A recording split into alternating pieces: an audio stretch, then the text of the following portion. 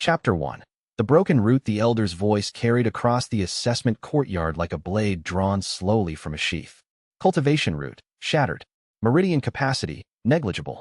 Spiritual affinity, none detected. A pause, and then the word that had been building for 3 years like a storm over dry land. Cripple. Xianxia was still kneeling in the center of the stone circle when the laughter started. Not all at once. It began with his cousin Xinwei. A sharp sound quickly swallowed, and then spread like fire finding dry grass until the outer ring of the Shun clan's annual assessment was alive with it. He kept his eyes level with the ground between his hands, the cold granite pressing patterns into his palms, and he let the sound wash over him.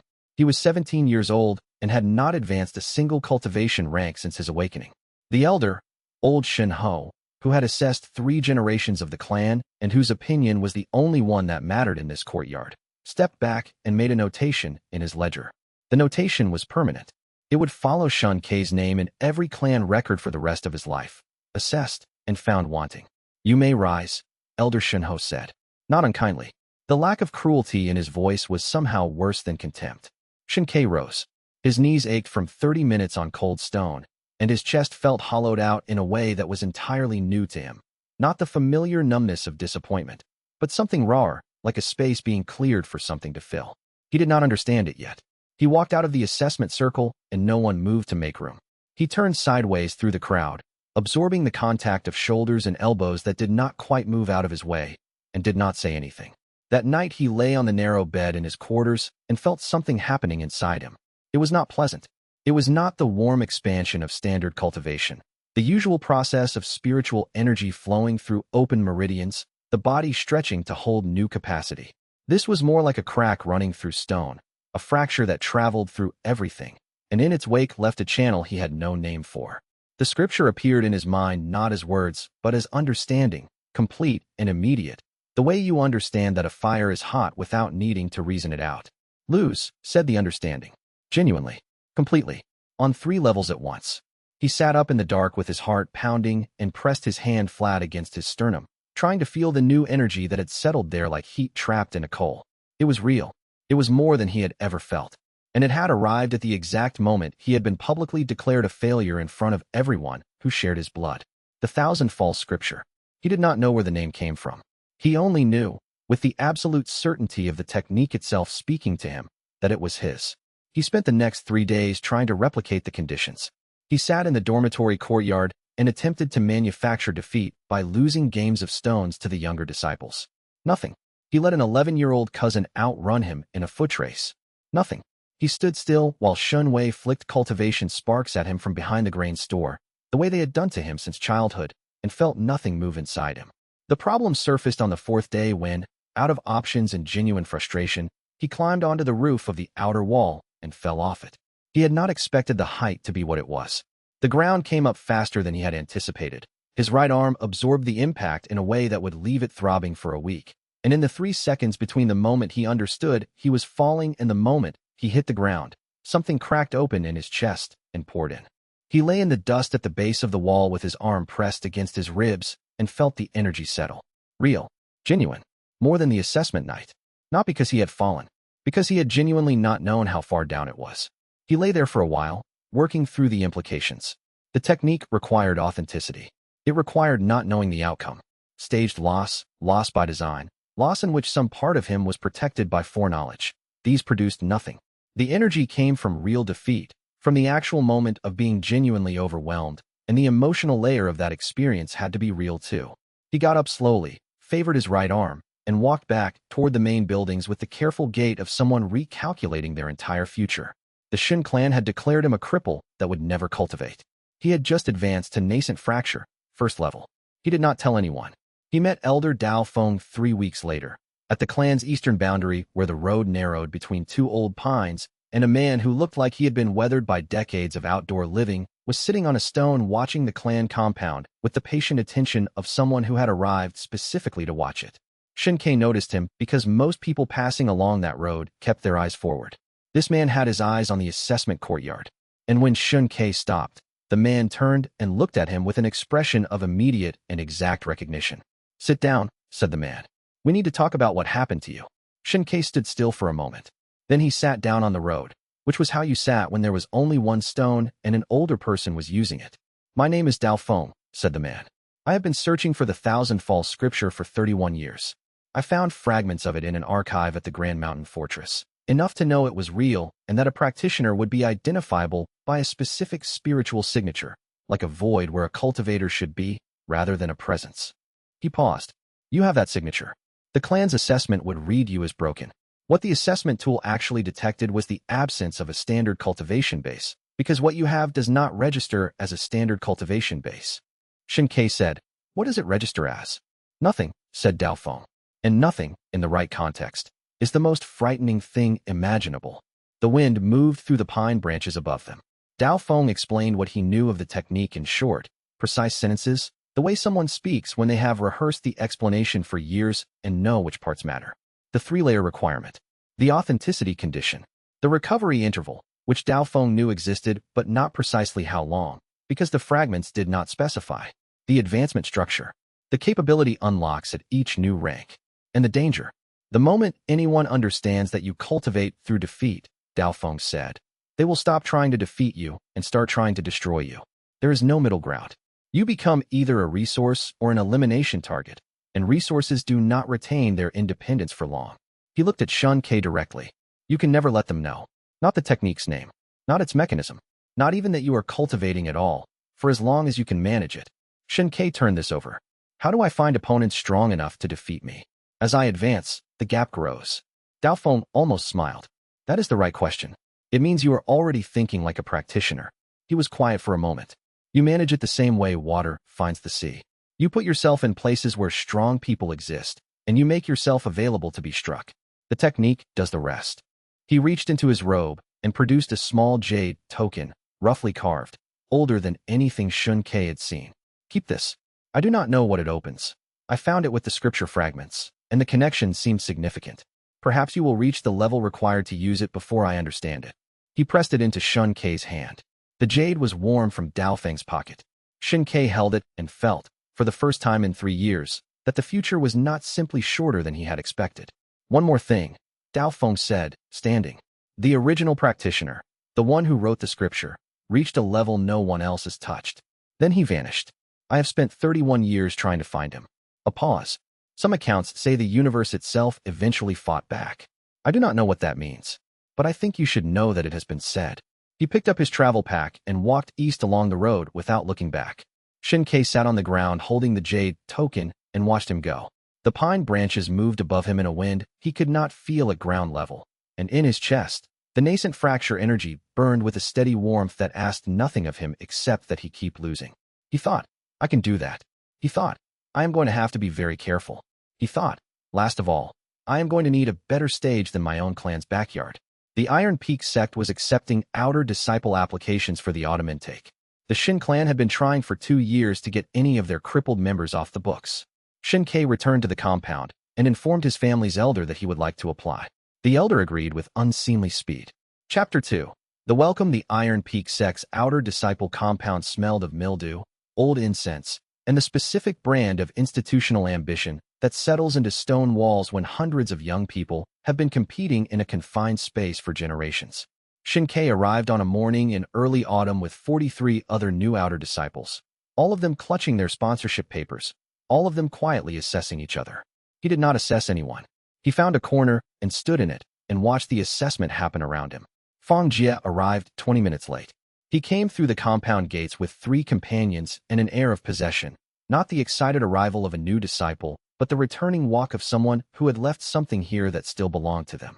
He was perhaps 20, core disciple badge on his collar, and he moved through the crowd of new outer disciples the way water moves through grass, without acknowledging that the grass was anything worth going around. He found Xianxia within 60 seconds, not by searching, by the simple elimination process of the genuinely arrogant. He scanned the compound for whoever looked most inconsequential and turned his attention there, because inconsequential things existed to be demonstrated on. You, Feng Jie said. Xianxia looked up. Outer disciple intake. Feng Jie asked, though the sponsorship papers in Xianxia's hand made the question rhetorical. Yes. Which clan? Shun. Feng Jie glanced at his companions, and something passed between them. The family that sponsored a cripple to meet their quota. He said it without particular heat, The way you state a known fact. That's right, Xianxia said. The lack of defensiveness seemed to bother Fang Jie more than argument would have. He stepped closer, and Xianxia let him come, cataloging the details his technique needed. The set of Fang Jie's shoulders, the cultivation level readable in the density of his spiritual pressure, low iron scar, maybe, or high shattered core, the genuine contempt in his expression, which was not performed for the audience, but simply present. The strike came without further preamble. Fang Jie's palm connected with the side of Xianxia's head hard enough to knock him 2 steps sideways and sit him down on the ground. The world tilted. His ear rang. The impact traveled through his skull and down his spine, and his vision blurred at the edges for 3 seconds. Real. Completely real. The cognitive layer activated immediately, his mind registering the absolute fact of Fang Jie's superiority with the clean clarity that the technique required. The emotional layer registered the specific shame of being struck in front of 43 witnesses on his first day in a new place where he had hoped, despite everything, for something different. Inside his chest, the nascent fracture energy pulsed. "Get up," Fang Jie said. Xianxia got up. His balance was slightly off, and he let it show. The audience of new outer disciples had gone very still. "You'll train in the outer yard," Fang Jie told him. "You'll volunteer as a sparring partner when the inner disciples need one. You'll make yourself useful, or you'll wash out in the first quarterly review." He paused. "Do you understand?" "Yes," Xianxia said. Fang Jie looked at him for a moment longer. There was something he expected to see in Xianxia's expression that was not there, some quality of fear or resentment that he was accustomed to producing and that Xianxia had not provided. And then he turned and walked away. Xianxia pressed the back of his hand to his ringing ear and looked at the dust on his robe. Nascent fracture. 3rd level now, he thought. The jump had been smaller than the assessment night, but cleaner. Less raw shock. More information. He could feel the difference between the 2 defeats in the quality of what settled into him. He was going to learn a great deal from Fang Jie. 3 days later he met xianxia. She appeared at the dormitory entrance in the early evening with a cloth wrapped around a cup of something warm and an expression of practical sympathy. She had clearly been watching and had clearly made a decision about what to do about what she had watched. She was perhaps 16, with the cultivation pressure of someone at nascent fracture peak, genuinely talented, not just diligent, and she moved with the comfortable confidence of someone who has grown up knowing how to be useful. "I saw what happened at intake," she said. "Fang Jie does that to every new outer disciple. It gets better when he has someone new to focus on." She held out the cup. "It's ginger broth. For the headache." Xianxia accepted it. The cup was warm enough to feel good against his palms, which had been cold all day. "Thank you." "Xianxia," she said. "Merchant family from Jing province. I'm not sponsored by anyone powerful either, if that helps." Quebec. He sipped the broth, which was strong and slightly too sweet, and genuinely warming. "It helps." She sat down on the step beside him without asking, which he noticed. People who sat down uninvited either wanted something or were comfortable enough to simply be present. She seemed to be the latter. "What rank are you at?" she asked, which was not a rude question among cultivators. It was just a fact of the world, like asking someone's trade. "None," Xianxia said. "My family's elder described me as a cripple." Xianxia looked at him for a moment. "And yet you're here." The sect needed the intake numbers. She did not offer reassurance, which was the correct response. False reassurance would have been worse than the silence. She looked at the compound wall opposite. "I'm at late nascent fracture. I expect to reach Hollow Pool by spring." She said it not as a boast, but as information, the way you tell someone what direction you're traveling so they know what speed to expect. "What are you going to do about the quarterly review?" Xianxia considered. "Find something I can do adequately enough to stay without drawing serious attention." She glanced sideways at him. "That's a strange goal." "It's the goal I have." She thought about this, seemed to find it acceptable in some way she did not explain, and stood. "There's a morning training session in the 3rd yard that the inner disciples mostly ignore. The techniques they teach there are basic, but they're real. It might help." She retrieved her empty cup from his hands. "See you around, Quebec." He watched her walk back into the dormitory and noted, with the clinical honesty his technique required, that her genuine care for a stranger had produced a quality of warmth in his chest that was entirely separate from cultivation energy, but that he suspected would be, in the long run, considerably more complicated. He filed it accordingly. What he did not file, because he was not yet honest enough with himself to do so, was that her pity had produced a faint but real cultivation response. A small twinge of the emotional layer activating at the specific quality of being seen as genuinely helpless by someone whose good opinion he had not yet stopped wanting. He would understand it later. For now, he finished sitting on the step in the cooling evening air and thought about quarterly reviews and strong opponents, and the specific art of being available to be hit. He had a plan. The plan required patience. Patience was, it turned out, the one resource he possessed without limit. Chapter 3. The Technique and Its Limits. Lu Rong found him on the fourth day. He was enormous, not tall exactly, but constructed with the kind of density that suggested all available space had been used, and he had the straightforward social approach of someone who has never found being direct to be a problem. He appeared in the third-yard morning training session, looked at the group of outer disciples attempting basic cultivation forms with varying degrees of competence, and selected xianxia by the simple mechanism of pointing at him. "You," Lu Rong said. "You're terrible at the horse stance." "I know," said xianxia. "Let me show you where you're wrong." What followed was 40 minutes of Lu Rong correcting xianxia's form by the most direct available method, demonstrating the correct position and then physically placing xianxia into it, which required contact, and the contact was not gentle. By the end of the session, xianxia's shoulders ached, and he had been knocked off balance 9 times, and helped back up each time by the same hands that had knocked him down. "Better," Lu Rong said at the end, which was clearly a lie and an affectionate one. "Same time tomorrow." It was not an invitation. It was a scheduling decision. "All right," xianxia said. What he understood, walking back to the dormitory with his shoulders throbbing, was that he had just acquired something more valuable than an opponent.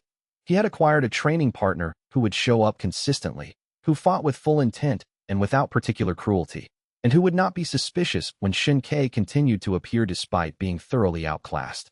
Lu Rong's personality made xianxia's repeated failures entirely legible. He was helping the weakest disciple in the intake, a good deed, and xianxia's lack of visible progress was simply a reflection of how far there was to go. The cover was perfect because it was real. Lu Rong genuinely wanted to help. xianxia genuinely needed the defeats. He advanced to nascent fracture 5th level within the first 2 weeks. The limit revealed itself on a cold morning in the 3rd week, when he made the mistake of trying to engineer it. He had been thinking about frequency. The technique had advanced him 4 times in 3 weeks, which felt slow. He understood that the cultivation system everyone else used was faster at early levels, where the threshold for advancement was lower. He wanted to know whether he could accelerate the process. He had begun to suspect that the 3-day interval was not rigid. Perhaps it was merely the period he naturally recovered in, and with willpower, he could absorb sooner. He went to Lu Rong's session and deliberately engaged at the lowest possible level, making himself as available as possible to be corrected and struck. He was not pretending to be worse than he was. He was genuinely performing at minimum capacity, holding nothing back in either direction, making every possible mistake and inviting every possible correction. Lu Rong, who was a good teacher, noticed something. "You're not actually trying today," he said, after the 4th correction in a row had produced no visible improvement. "I'm tired," xianxia said, which was true. "Tired is normal. This is different." Lu Rong stepped back and looked at him with the focused attention of someone who spends significant time observing how bodies move. "When you're tired, you fight like a tired person. Right now, you're fighting like you're waiting for something." xianxia absorbed this. "I'll focus." "Do that." He focused. And because he focused, the technique began actually producing something. The genuine effort, the real engagement, the authentic moment of being legitimately overwhelmed by Lu Rong's superior technique. The defeat registered, or began to, and then produced nothing. He finished the session with a persistent nausea behind his sternum that was not physical. He spent the afternoon sitting against the outer wall of the dormitory with his hand pressed to his chest, waiting for the nausea to pass, and understanding what it was. He had tried to absorb too soon. The cultivation energy that should have processed the defeat had instead encountered a system still saturated from the last absorption, and the result was a kind of spiritual indigestion, not quite sickness, but something that sat wrong in the channels. 3 days minimum, he thought. Not negotiable. Perhaps longer after larger defeats. He added it to the internal ledger he was beginning to build. The running manual of technique mechanics that Daofeng's fragments had not contained, assembled from his own body's responses. Recovery intervals. Quality thresholds. The relationship between emotional investment and cultivation yield. He understood, doing something no practitioner since the original had done, learning the technique from scratch through direct experience. The thought was both significant and immediately practical. He wrote nothing down. Writing created evidence, but he held each discovery in the careful way he had been trained by his clan's assessments to hold the things he could not afford to lose. He came close to discovery at the end of that month. The 3rd-yard training session had continued to be productive. Lu Rong was reliable. His techniques were genuinely superior, and xianxia had developed a stable schedule of absorptions that kept him advancing without overtaxing his recovery. He He was at Hollow Pool first level now, the second rank, the advancement having happened 4 days after a particularly thorough session where Lu Rong had decided that the most educational thing he could do was demonstrate a full combat sequence at full speed. The night of that advancement, alone in his dormitory room, Xianxia had felt the qualitative shift of reaching a new rank. Not just more energy, but a slight widening of the spiritual channel, a new capacity for storage that hadn't existed before. He had lain still for a long time feeling it settle. 2 days later, in a group exercise, a senior outer disciple threw a strike at him from the blind side. His body moved before his mind engaged.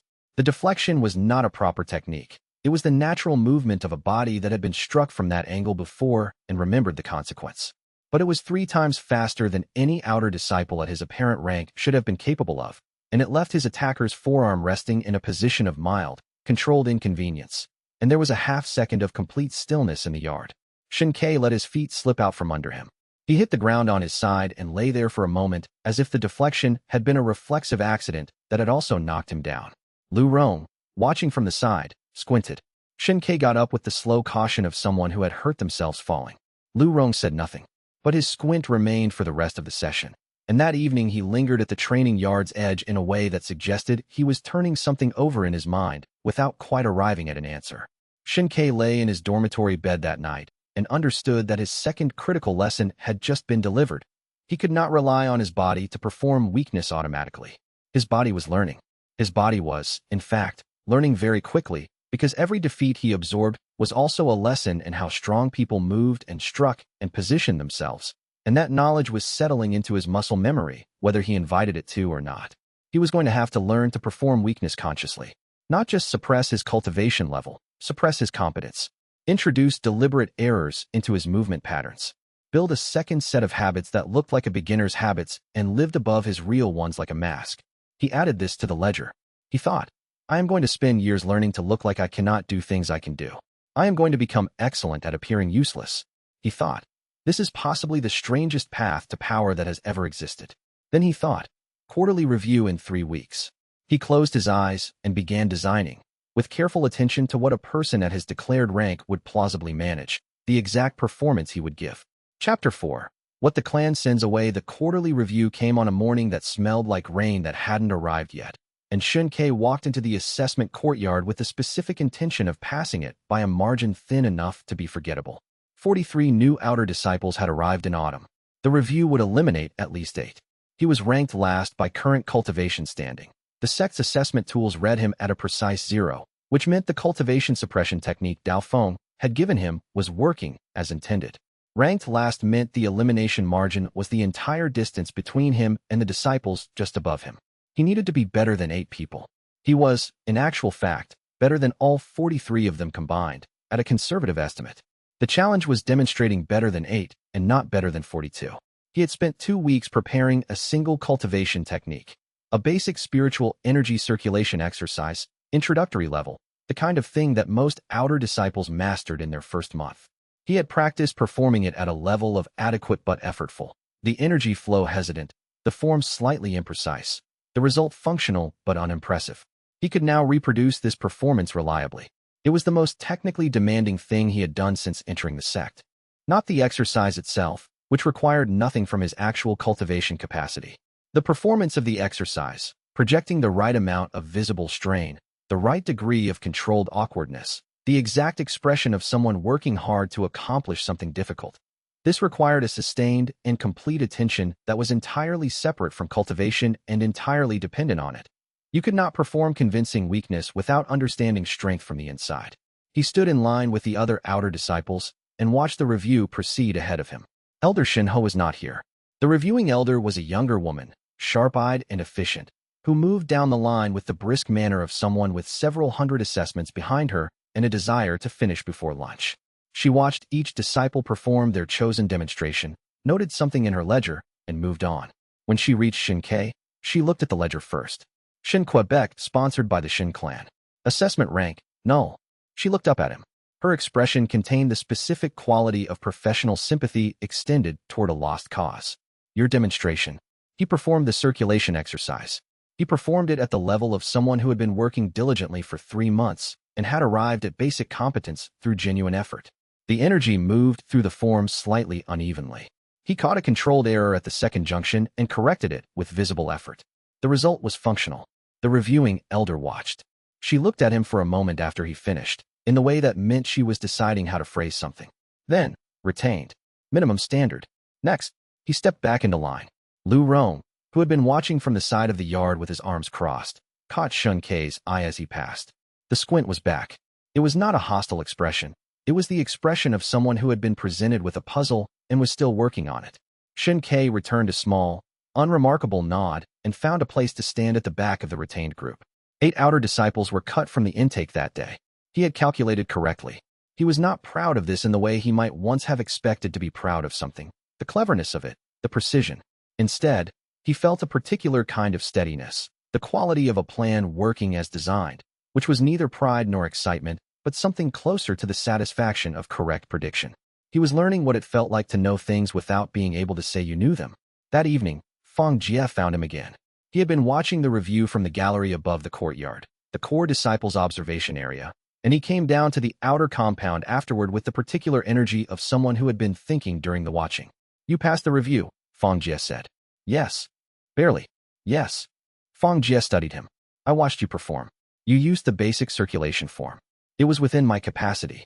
It's within every outer disciple's capacity after 2 weeks. Feng Jie paused. You've been here for 3 months. Xianxia kept his expression neutral. I struggle with the technique. I know you do. But Feng Jie's tone had acquired a quality that was slightly different from his usual flat contempt, something that was almost curiosity, if you stretch the word. He looked at Xianxia the way he had looked at him on intake day, searching for the quality he had expected to find and had not found. The quality of someone broken by being broken. Xianxia simply looked back. Lu Rong tells me you show up every morning. Feng Jie said finally. The sessions are useful. You're terrible at them. I'm improving. Feng Jie made a sound that was not quite a laugh. You're the most persistent cripple I've seen in 3 years at this sect. He seemed to have decided something. Come to the inner courtyard on the 3rd day of next week. There's a full contact session for inner disciples that outer disciples are sometimes permitted to observe. You'll watch and be available if a demonstration partner is needed. All right, Xianxia said. Feng Jie turned and walked back toward the inner ring. He had invited Xianxia to a session where he would likely be used as a demonstration target by Iron Scar level inner disciples. He had framed it as a mild beneficence, the kind of opportunity a core disciple might extend to a persistent outer disciple who had outlasted his expectations. Xianxia waited until Feng Jie was out of sight before he let the controlled expression relax. Not into a smile, he was too careful for that, but into the private recognition of how useful Feng Jie's contempt was going to be, and how important it was that the contempt remain real, undisturbed, and ongoing. In the dormitory that night, he wrote nothing down, composed nothing, recorded nothing. He simply lay on his back on the narrow bed and reviewed the internal ledger. 3 months in. Hollow pool 1st level. Cover intact. 3 separate potential risks identified and managed. Quarterly review survived. Xianxia had knocked on his door earlier with a small packet of dried fruit from the market. Congratulations on surviving, she had said. Barely surviving counts. She had not come inside, just extended the packet and waited for him to take it. He was eating the dried fruit now and thinking about the inner courtyard session and whether Iron Scar techniques absorbed more efficiently than Shattered Core techniques, or just more painfully.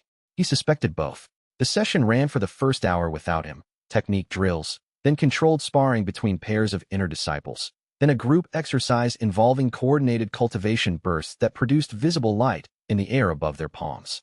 He watched and mapped the specific mechanics of Iron Scar technique application, the way the practitioners loaded energy into their strikes, the tells and shoulder position and weight distribution that preceded different attack types. He was storing. He would not use any of it visibly. But the thousand-fall scripture absorbed not just the energy of defeat, but the information embedded in it. Every technique that had genuinely overwhelmed him was leaving an impression in his body's memory, and the more he understood about how those techniques worked, the more precise his future defeats would be.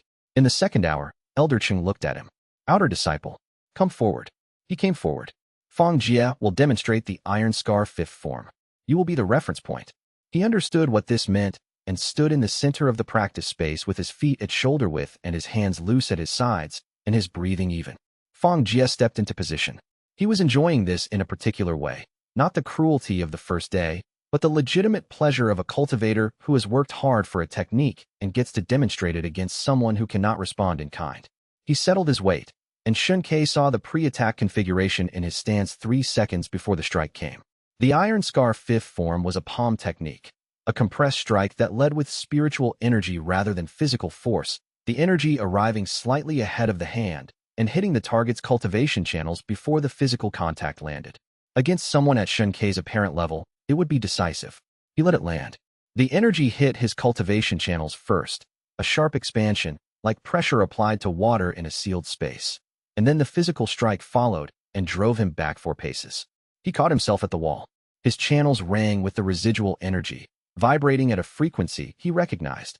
Iron Scar pressure, genuine, completely superior to his current cultivated capacity. His body registered inferiority on every layer simultaneously. Inside his chest, the hollow pool energy surged and then settled into something denser. He looked up. Fang Jia was watching him with that expression again. The searching quality, the looking for something he could not find. Recovery adequate, Elder Chung said, which was not a compliment. It was simply an assessment of the fact that he was still standing. She nodded to Fang Jia. Again, second form. The session continued for another 40 minutes. He was struck 6 more times, 3 times by Fang Jia demonstrating different forms, twice by other inner disciples practicing their accuracy against a stationary target, once by Elder Chung herself when she decided to illustrate a correction by performing the technique she was critiquing. Elder Cheng's strike was the most useful thing that had happened to him in 3 months. She was at the boundary of Iron Scar and Bone Mountain, and her cultivation pressure was categorically different from anything he had absorbed before. The defeat it produced was sharp and complete and left him on one knee in the center of the practice space for 30 seconds before he could stand again. When he stood, his hollow pool cultivation had advanced 3 levels in a single afternoon. The outer disciple can take impact without losing consciousness, Elder Chung noted, with the tone of someone recording a statistic. She wrote something in her ledger. Retain him for future demonstration purposes. He's more durable than average. She dismissed the session. Walking back to the outer compound afterward, Lu Rong materialized beside him. He had apparently been watching from the gallery above. That was the full Iron Scar sequence, Lu Rong said. And the Bone Mountain opening form from Elder Chung. He was quiet for a moment. You stayed on your feet through all of it. I fell on the last one, xianxia said. Yes, and got up in 30 seconds. The last outer disciple Elder Chung included in a demonstration session left on a stretcher. He looked at xianxia sideways.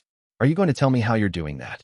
I'm not sure I know how I'm doing it, xianxia said, which was technically true in the sense that he did not know the exact mechanism by which genuine defeat produced cultivation energy, only that it did. Lu Rong made a sound that suggested he was not entirely convinced by this answer. I've been watching you for 3 months, he said, and I have seen no cultivation advancement by any standard I know how to measure.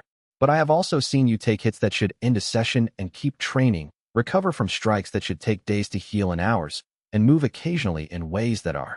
He paused, searching for the word. Inconsistent with your stated rank. xianxia walked for a moment without responding. I'm not accusing you of anything, Lu Rong said. I'm telling you that I've noticed, and that I haven't mentioned it to anyone, and that I don't plan to. He paused. I don't know what you're doing, but you show up every day and you work hard and you don't complain, and whatever else is happening, that's real. He glanced over. Just be more careful with the movement thing. The reflexes. They'll notice eventually. I know, xianxia said. I'm working on it. Good. Lu Rong stopped at the entrance to the outer compound. Same time tomorrow. I have a new correction for your footwork.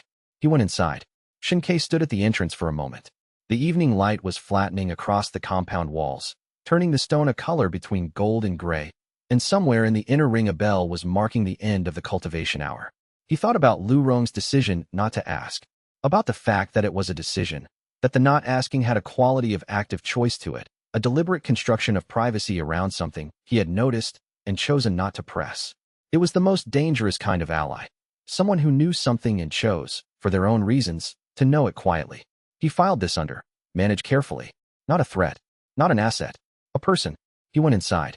In his room, he sat on the edge of the bed and felt the afternoon's gains settling through his cultivation base with the slow warmth of a fire finally catching. Hollow pool 4th level. The channels were wider now, more capable, able to hold more energy without the tightness that had characterized the early ranks. He could feel the shift in how his body managed its basic spiritual processes, slightly easier, slightly more efficient, The baseline experience of existence incrementally improved. This, he thought, was the strange grace of the technique. It required genuine suffering to produce genuine growth, but the growth was real. Every level he advanced was purchased at the price of authentic experience. There was no shortcut, no trick, no room for cleverness at the core of it, just the honest experience of being beaten by someone stronger and letting it change him. He thought about the quarterly review. He thought about Feng Jie's expression. He thought about Elder Cheng writing something in her ledger. He thought, the stage is too small. These people are not going to be strong enough for much longer. And when they stop being strong enough, I will need to find somewhere else. He thought, somewhere east. Dao Feng said east. Outside his window, the compound was settling into its evening patterns. The sound of late training, the smell of the communal kitchen, the specific quality of quiet that follows a day of effort.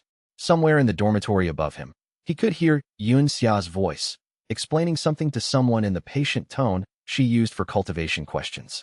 He listened to that voice for a moment without meaning to. Then he lay back on the bed and began planning, with careful attention to what was and was not currently possible. What came next? Chapter 6. The Farmer and the Seeds. There was a logic to it that took Xianxia 3 months to articulate clearly. He sat in the third-yard training space one morning before Lu Rong arrived. In the gray hour when the compound was warming itself up slowly, and the air smelled of cold stone and the damp that lives in walls overnight. He had been turning the problem over for a week. How to think about what he was doing in a way that was honest and usable and not merely a series of reactive decisions. He thought, I am a farmer. The defeats were seeds. Each one had to be genuine. You could not plant stones and expect grain. You could not plant in frozen ground and expect growth. The preparation was finding the soil, putting himself near people who were genuinely stronger, in situations where the encounter would be real. The planting was the defeat itself, complete, authentic, the full 3 layers engaged simultaneously. The interval was the growing season, the 3 days minimum where processing happened and the cultivation energy settled into his channels. And the harvest was advancement, qualitative shifts in what he could hold and what he could do and how the world looked to him afterward. The metaphor worked because it was honest about what the other seasons felt like. Nobody who farms pretends that the growing season is the good part. You plant, you wait, you watch the sky. The interesting work is in the planting and the harvest.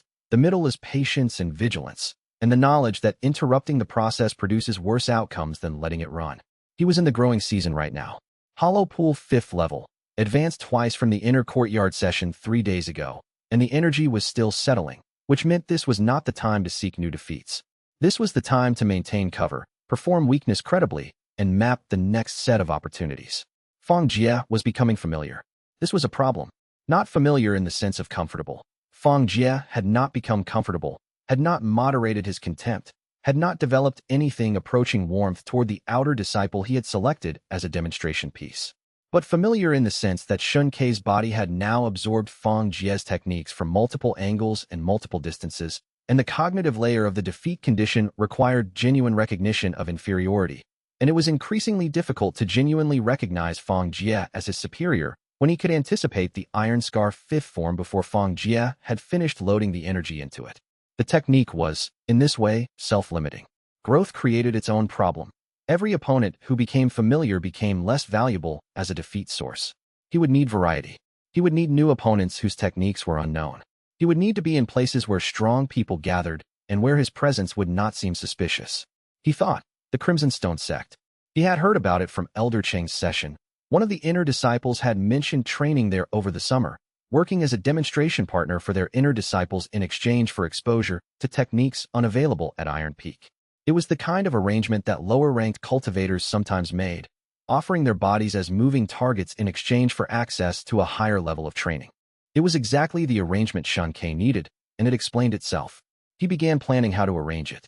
Xianxia found him mid-plan, appearing at the third-yard entrance with 2 cups and the expression of someone who has decided to ask a question they have been not asking for a while. She sat down beside him and extended 1 cup. He took it.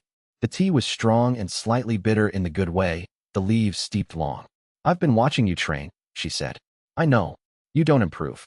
She said it without cruelty, the same way she said things like it will get better and barely survive in counts, as simple observations delivered for use. I have been doing this for 6 months and I know what improvement looks like, and you don't look like someone who is improving. I know I don't. But you show up every day. She looked at her cup. And you don't look like someone who is suffering through it. You look like someone who finds it. She searched for the word, useful, in ways I'm not following. Xianxia thought about this. He said, I learned from it. It doesn't translate into visible advancement, but I'm taking information from every session that I can use. This was true. It was not the whole truth, but it was true. What kind of information? She asked. How strong people move. How they load techniques. What their weight looks like before they strike. He paused. I'm building a library of how people fight at levels above mine. It won't help me right now, but I think it might help me eventually. Xianxia considered this. That's an odd cultivation strategy for someone at your level. I'm an odd case. You are, she agreed. She sipped her tea. I'm going to reach Hollow Pool's second level by the end of the week. I can feel the channel expanding. Congratulations, he said, and meant it, and also noted with the honest part of his mind that she would soon be visibly stronger than him by every metric the sect used to measure such things, and that her pity would shift quality as the gap between them grew. She looked at him. You said something once. About learning more from losing than winning. Yes. Do you actually believe that? He thought about the jade token in his inner pocket, the internal ledger of technique mechanics, the warmth in his channels from Hollow Pool 5th level, the quality of the growing season. He said, yes. She was quiet for a moment. Then I think you're either the most patient person I've ever met or you know something I don't. Probably both, he said, which was the same thing he had said the first time she asked a version of this question, and she remembered it because she almost smiled. She finished her tea and stood. I'm doing an evening session on cultivation breathing in the second courtyard. If you want to come, I won't assume you expect to advance from it. She went. He watched her go and added to the internal ledger a note about the quality of her pity and how it had shifted in 3 months from simple compassion to something more layered, more interested, more genuinely invested in whether he was going to be all right. The emotional texture of that investment produced, in his chest, a faint warmth that was entirely not cultivation-related. He filed this under, complicated. Important. Do not instrumentalize. He attended the evening breathing session and performed slightly below his actual capacity and did not advance. Chapter 7. The scriptures demand he found the limit the technique would not let him escape on a night in late winter, 2 weeks before the spring reassessment. He had been careful. He had been managing the 3-day intervals with precision, maintaining the performance of weakness, avoiding any situation that might expose his real capacity. He had absorbed 17 defeats in 4 months at the sect, advanced to Hollow Pool's 7th level, and understood his cultivation system well enough to have filled 6 imaginary pages of detailed notes that existed only in his memory. What he had not fully understood, until that night, was the third layer's dependency on the first 2. He sat in his dormitory room after the evening meal with the sect's basic cultivation manual, a copy borrowed from the inner library, advanced for outer disciples, but technically permitted, and he was reading a section on cultivation breathing techniques. Not for their content, which he had absorbed from Xianxia's session and already understood better than the manual described, but for the secondary information embedded in the text, details about meridian structure, energy flow patterns, channel development that the author had included as background and that gave him context for his own system's mechanics. He was reading. The cultivation energy in his channels was quiet. The compound was settling into its nighttime sounds. And he made an error he would not have made earlier. He stopped paying attention to his emotional state. The section of the manual was dry and technical. His attention had drifted into the analytical mode he used for planning, detached, systematic, efficient. He was reading as if the information were data to be processed rather than as a person who was doing something in the world with his time. And in that state of detached efficiency, he noticed the technique's absence. The channels were quiet. The warmth that had been present since Hollow Pool 5th level was still there, but it had the flat quality of something static, not growing, not processing, just present. The technique was running in maintenance mode. He set the manual down. He thought about what was different tonight from the nights when he felt the technique active, the engagement. On those nights he was not detached. He was planning the next defeat, which meant genuinely anticipating the encounter. The specific nervousness of finding himself in front of someone significantly stronger, the real apprehension of not knowing exactly how the session would go. Or he was recovering from a recent defeat, which meant his channels were actively processing, which required him to be present to the memory of what had happened. Or he was watching Lu Rong's form and genuinely registering the gap between what Lu Rong could do and what he could do. He was always, on the productive nights, emotionally engaged. The technique required it. Not just for the defeat itself, but for the whole surrounding ecology. The anticipation, the recovery, the observation, the planning. The emotional investment had to be real and continuous. The moment he became a system running coldly and efficiently was the moment the system stopped running well. He thought, I cannot become numb. Not as a moral position, as a technical requirement. The technique was designed for a person who felt things, because defeats only registered completely when the person experiencing them was fully present to the experience. And full presence required engagement, which required caring, which required, in the most practical possible sense, that he never stop caring about things. Every other cultivation path in existence trained the practitioner toward detachment. Still the mind. Quiet the heart. Let pain pass through you like wind through grass. The great cultivators were those who achieved emotional stillness in the face of overwhelming experience. He was the opposite. He was required to be completely alive to every experience. Not to suffer more than he needed to, but never to distance himself from the experience of being genuinely inferior, genuinely overwhelmed, genuinely hurt. He sat with this for a long time. Then he picked the manual back up and read it as a person who was interested in meridian structure and wanted to understand it better, not as a system processing data. He let himself be curious. He let himself find the technical detail genuinely interesting. Within 20 minutes, the channels had reactivated. Not from a defeat, from the simple fact of being present and engaged and genuinely in the experience of being alive in his situation. He added to the internal ledger, emotional engagement is not a side effect of the technique. It is the substrate. Detachment is not a neutral state for a thousand falls practitioner. It is a slow form of self-sabotage. He stayed awake another hour reading about meridian structures he didn't need to understand, because he found them genuinely interesting, and because it was important to find things genuinely interesting, and because the technique asked nothing of him except that he remain a person. This, he thought, was a very strange requirement for the path to ultimate power. He was beginning to think it was also the most important one. Chapter 8. The practice dummy. The arrangement with Crimson Stone sect was approved 4 weeks after xianxia submitted the request. The response came from Elder Chang, which surprised him. She had apparently filed his durability observation in a different ledger than he'd expected, or the sect had decided there was some minor political benefit in lending their remarkable outer disciple to Crimson Stone for a season. The specifics didn't matter. What mattered was the approval letter on his dormitory table and the instruction to present himself at the Crimson Stone outer compound on the first day of the 4th month. Lu Rong was the only person he told directly. The practice dummy arrangement, Lu Rong said, when xianxia explained. They were in the 3rd yard, between sets of form drills, and Lu Rong had the expression of someone working hard not to say something obvious. Yes. At Crimson Stone. Yes. They run advanced inner disciple sessions. Iron Scar and Bone Mountain practitioners. Lu Rong paused. You understand those sessions involve full contact demonstrations. I understand. And you are. Lu Rong gestured at him in a way that communicated, without specifying, the entire situation of his official cultivation rank. I'm durable, xianxia said. Lu Rong was quiet for a moment. You're something, he said. It was not a compliment in the normal sense. It was the expression of a man who had been observing something he did not understand for 4 months and had arrived at the conclusion that not understanding it was probably acceptable. When do you leave? 4th month, 1st day. I'll give you a full session on the 3rd form before you go. He looked at xianxia. Actually try to block it this time. I want to know if you've absorbed anything. xianxia demonstrated exactly the level of improvement appropriate to someone who had been doing the form for 4 months without natural talent. Modest, effortful, genuine. He blocked 3 of 5 strikes with technique that was clearly developing, and took the other 2 fully. Lu Rong watched. Then, you're better than you were. Thank you. Still terrible. He paused. But better. He sat down on the training ground's edge. Come back for the autumn intake. I'll be here. xianxia, who had not thought about coming back, filed this as something that mattered and would need to be managed. Then he went to pack his things.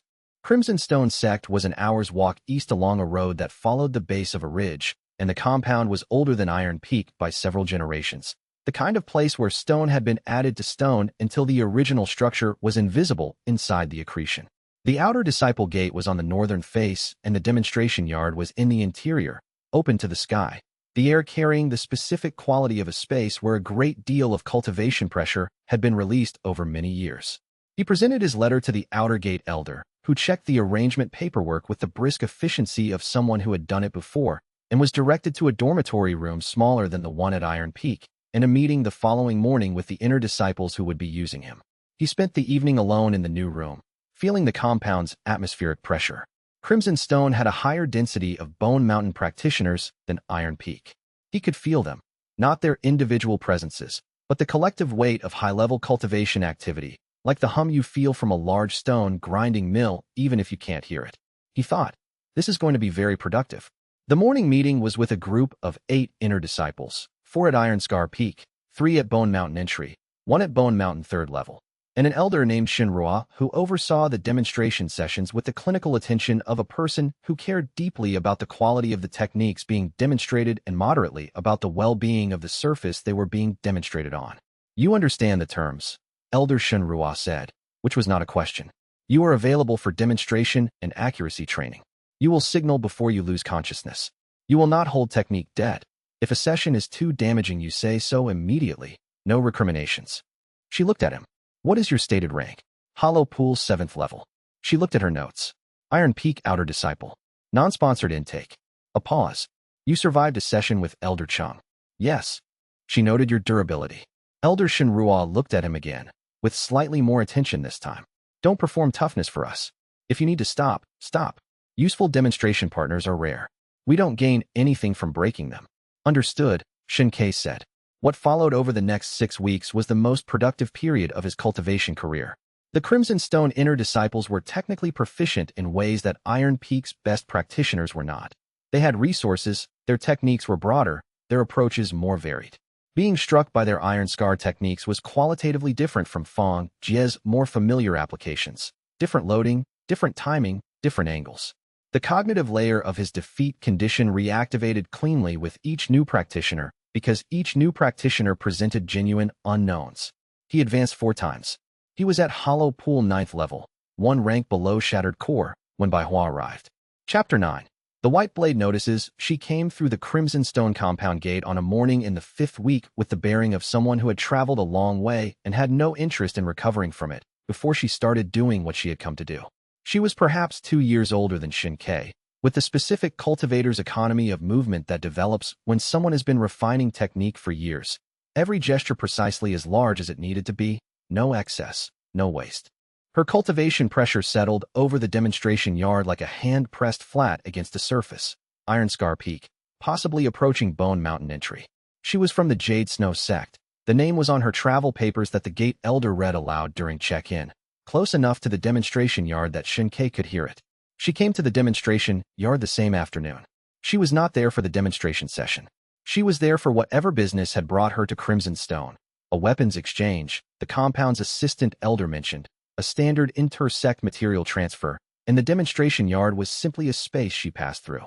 She paused when she saw it in operation. One of the Bone Mountain inner disciples was running an accuracy exercise on Xianxia. Strike to specific meridian points in succession, controlled but full force. The exercise designed to improve precision targeting. Xianxia was the target. He was taking each strike as they came, not moving, letting the impacts register at their full weight while his channels processed the information. He was aware of Baihua's arrival without looking at her. The quality of being observed by someone at that cultivation level was a distinct physical sensation, a slightly increased spiritual pressure, focused in the direction of the observer. He did not turn. He took the next strike and did not move and let the Bone Mountain pressure dissipate through his channels. The session ended 3 minutes later. He turned to collect his water cup from the wall ledge and found Baihua standing approximately 8 paces away, watching him with an expression he did not have a name for. Not contempt. He knew what contempt looked like. Not sympathy. Not curiosity exactly, though it had elements of all 3. She was frowning. Slightly. As if presented with a number that should be 0 and was not. He drank his water and waited. After a moment she said, "What rank are you?" "Hollow Pool 7th," he said, which was the safe answer by 2 full ranks. She looked at him a moment longer. Then, "Your heartbeat during that session was wrong." He did not respond. Most outer disciples at your level, most practitioners at your level, respond to Bone Mountain pressure strikes with a specific cardiac response. Elevated rate, a rhythmic spike at impact. Yours didn't. She tilted her head slightly. It was controlled. The exact control that comes from genuine familiarity, not from practice. He said, "I've been doing these sessions for 5 weeks. That's not long enough to produce that kind of familiarity." She was not accusing. Her tone was the tone of someone describing a fact to themselves, working out what it meant. "You're not afraid of the strikes. I've learned what to expect." "That's not what I mean." She paused. "You're not afraid of losing." He said nothing. She studied him for another moment, then seemed to arrive at a decision. She did not have enough information to proceed, and pressing the point would change the conditions in ways that made the information harder to get. She was intelligent enough to recognize that. "What is your name?" she asked. "Shin Quebec Iron Peak Sect." "Baihua, Jade Snow Sect." She looked at him once more, the frown still present but contained. "I'm here for 3 days. We may speak again." She walked away with the same economy of movement she had arrived with. Shin Kei finished his water and returned the cup to the ledge and spent the rest of the day performing the exact correct level of exhaustion for someone who had just absorbed 5 hours of Bone Mountain pressure strikes. That evening he sat alone and reviewed what had happened because it needed reviewing. She had noticed something real. Not the cultivation suppression, that was working, the false rank held. She had noticed the behavioral anomaly, the wrong cardiac response, the wrong quality of familiarity with strikes that should have been overwhelming. She had not been able to name what she was seeing, but she had been precise enough in her observation to know that something was incorrect. She was, he concluded, the most dangerous person he had encountered in 5 months of careful operation. Not dangerous in the way of Feng Jia, whose danger was direct and legible. Dangerous in the way of someone who had the pattern recognition to find something wrong with a situation that appeared completely normal. He thought, "I need to keep her at a distance." He thought, "Or I need to give her something real to look at that explains what she's seeing without explaining what it actually is." He filed this under monitor. Complex. He did not sleep well. The next morning, she was in the observation gallery above the demonstration yard. She watched the full session. She did not come down. On the 3rd morning, her last at Crimson Stone, she was there again. And at the end of the session, when Shun Kei was collecting his things, she came down from the gallery and said, "It would interest me to fight you directly, if you're willing." He considered this. A match against Bai Hua would produce a genuine and complete defeat. She was at Iron Scar Peak approaching Bone Mountain, which was exactly the right level for his current state. The cognitive layer would activate cleanly because her techniques were entirely unfamiliar. The emotional layer would activate because she had been watching him and he was acutely aware of being watched. He said, "The Crimson Stone Elder would need to approve a formal match between visiting and resident practitioners." "I've already arranged it," she said. He looked at her. She had anticipated his agreement. She had, apparently, filed the idea with the Elder this morning, before he had agreed to anything. He thought, "She is very good." He said, "Tomorrow morning, then." She nodded and went. He added to the internal ledger, "Bai Hua of Jade Snow Sect. Does not telegraph decisions. Makes arrangements before confirming participation. Observes before engaging. This is the kind of person who becomes an ongoing problem." He did not add, "This is also the kind of defeat I have been missing." But he thought it. Chapter 10. The shape of being seen. The match was scheduled for the demonstration yard at the 7th bell. Shin Kei arrived 3 minutes early and stood in the center of the practice space and felt the morning air against his arms and thought about what he knew about Bai Hua's technique from 3 days of observation. Extremely economical, no wasted movement. The white blade name presumably from a cutting precision style rather than a power style. She would fight to dismantle, not to overwhelm. She would find the structural weaknesses in his apparent form and use them. The problem, the useful problem, from his perspective, was that his apparent form was built over a real form that was considerably stronger, which meant her assessment of his structural weaknesses would identify weak points he had manufactured over real ones. She would strike where he had placed the weaknesses. The defeats would be genuine. She arrived at the 7th bell precisely, no ceremony. "Rules?" she asked. "Your discretion," he said, because it was the answer a practitioner at his apparent level gave to someone significantly above them. She nodded. "Yield at loss of consciousness or inability to continue. No killing intent." A pause. "I will fight at what I assess to be your level ceiling and adjust upward as needed." This was a courtesy he had not expected and did not want. If she fought him at the level she assessed his ceiling to be, the defeat might not register fully. The cognitive layer required genuine recognition of his inferiority, and if she was pulling her power to match his, the recognition might not be complete. He said, "Fight at your normal level."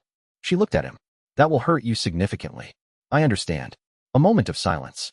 Something in her expression shifted, not into suspicion exactly, but into a heightened alertness, the kind that happens when a small inconsistency resolves into a larger pattern.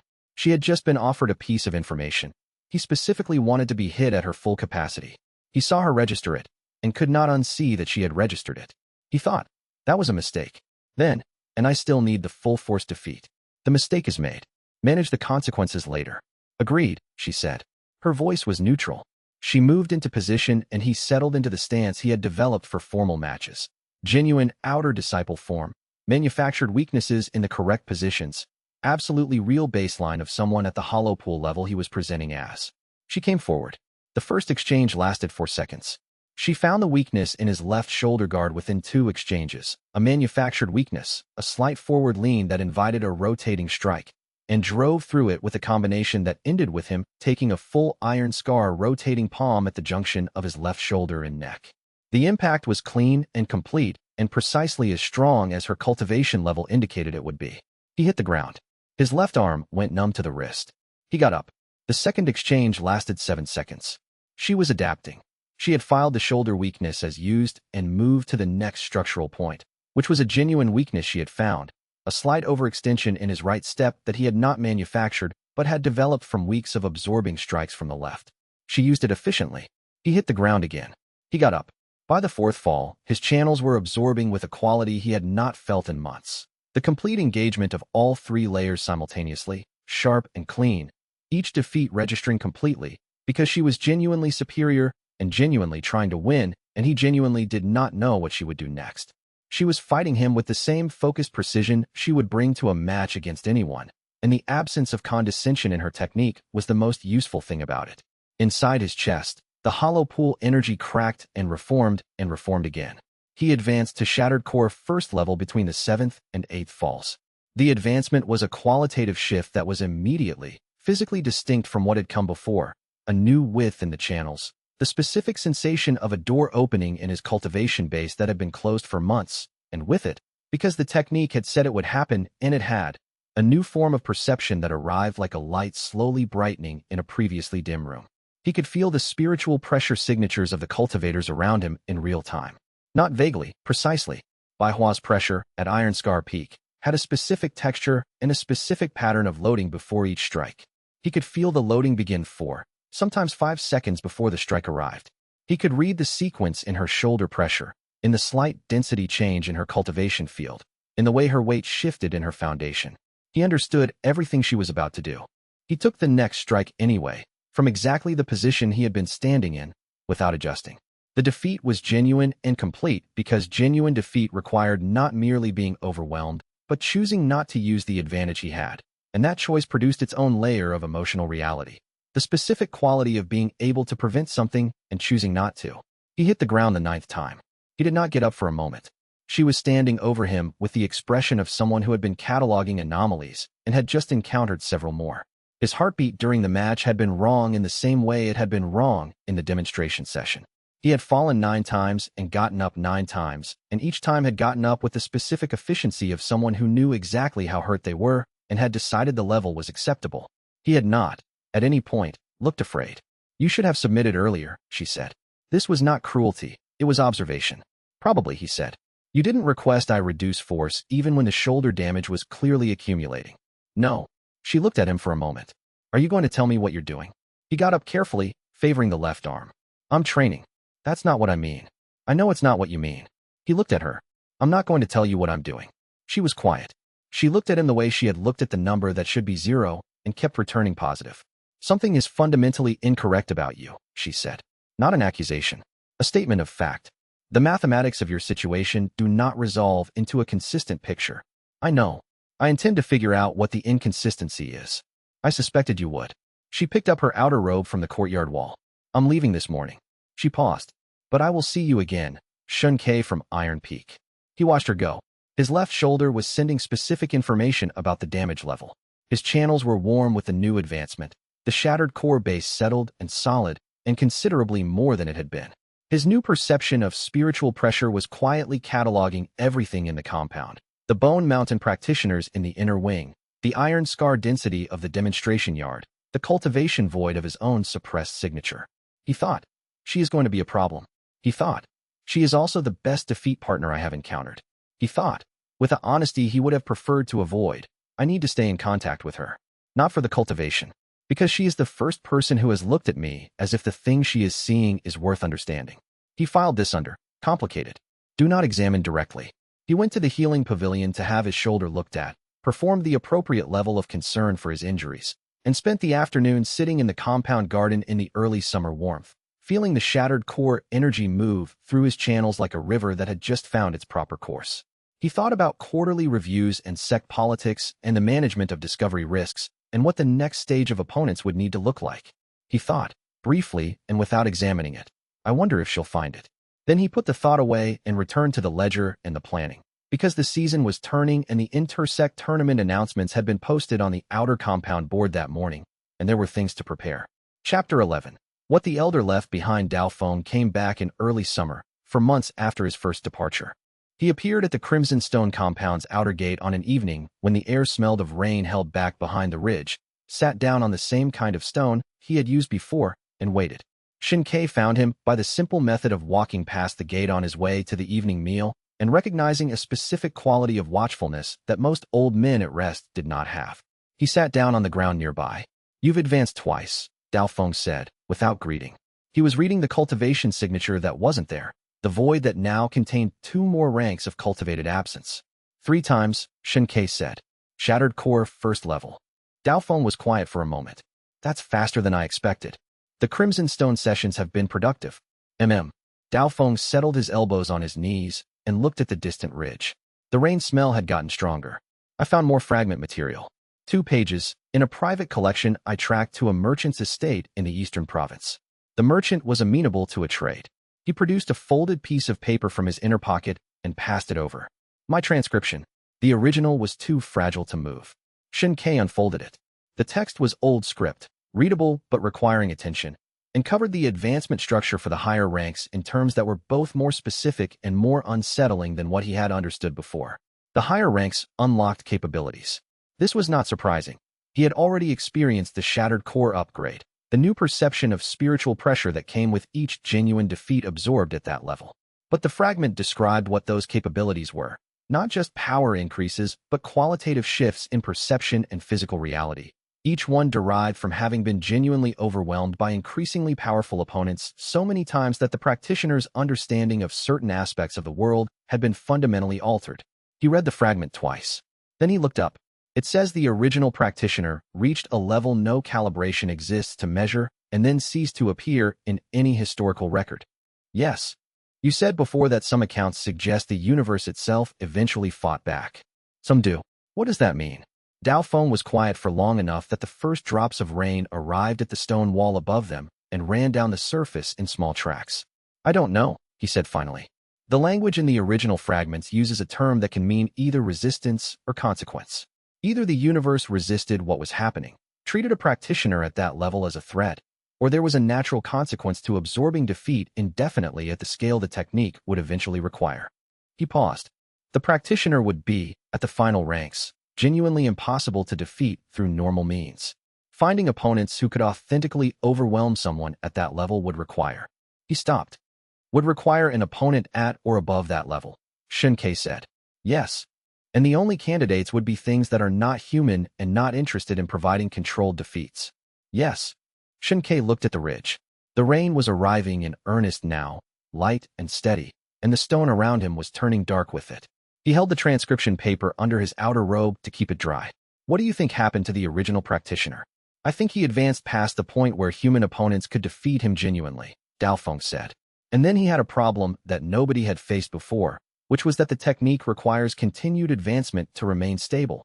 Stagnation at any rank for too long produces regression. And regression from a very high rank is. He stopped again. Catastrophic, Xianxia said. Presumably. Dao Feng stood, brushing water from his coat. I am telling you this because you should know what you are building toward. Not to discourage you. To ensure you plan for it. He looked down at Shun Quebec. You will eventually face a ceiling. The ceiling will not be gradual. It will be immediate and absolute. What you do at that point will determine everything. He pressed something into Xianxia's hand. It was the jade token. Xianxia had given it back to Dao Feng during their last meeting, asking him to investigate whether it opened anything in the archive materials he had access to. Dao Feng had spent 4 months with it and apparently found nothing. Keep it, Dao Feng said. I believe it requires the practitioner to hold it. Whatever it opens, it will open for you. My guess is the timing depends on advancement. He paused. When you reach 10,000 falls, perhaps. Or the rank below it. He looked at Xianxia for a moment with an expression that was older than his face. Don't become the practitioner the fragments describe. Whatever he was before, at the end, he was something the world had no vocabulary for. A pause. I believe you can do this differently. I have believed it since I found you. He walked out through the gate and east, which was the direction he always walked. Xianxia sat in the rain with the jade token warm in his closed hand and read the transcription again. He thought about ceilings, and about what happened when a technique designed for growth encountered a world that had run out of opponents large enough to make genuine defeat possible. He thought, I have perhaps 20 years before that becomes a real problem. Then, with the honest part of his mind, or less, the technique was producing faster results than he had initially modeled. He tucked the jade token and the transcription into his inner pocket and went to the evening meal, which was cold because he had been late and which he ate without complaint, because the ledger had just acquired several new and significant entries, and he needed the quiet time to work through them. Chapter 12. Fang Jie's welcome home. He returned to Iron Peak in the 7th month, which was when the Crimson Stone session arrangement expired, and spent the first week managing the administrative reintegration, representing himself to the outer compound elder, resuming his place in the quarterly standing, explaining his absence to the various disciples who had not expected to see him return. Lu Rong met him at the compound gate. You look the same, Lu Rong said. I feel the same, Xianxia said, which was a lie on the order of magnitude that qualified as fiction. Let's see. Lu Rong gestured toward the training yard. Third form. From the top. Xianxia performed the third form at exactly the level of development appropriate to an outer disciple who had been doing demonstration work at a higher level sect for 3 months. Improved body conditioning, better basic form, still technically below average for his apparent rank. Lu Rong watched with his arms crossed and the squint that had become familiar. Better, Lu Rong said. Thank you. The foundation is more solid. He was walking around Xianxia as he said it, the way he had done since the beginning, checking body position, weight distribution. He stopped in front of him. Your base is settled differently. It's not just conditioning. He paused. Your channels are denser. Xianxia kept his expression neutral. The Crimson Stone practice was intensive. Lu Rong stepped back. Elder Qing wants you in her demonstration session again. Thursday at the 8th bell. He paused. Fang Jia also wants to see you. He came by yesterday asking. I'll find him. He seemed. Lu Rong searched for the word. Interested. Not the usual kind of interested. The other kind. He looked at Shun Quebec. Be careful with that one. I will, Xianxia said. He found Fang Jia that afternoon.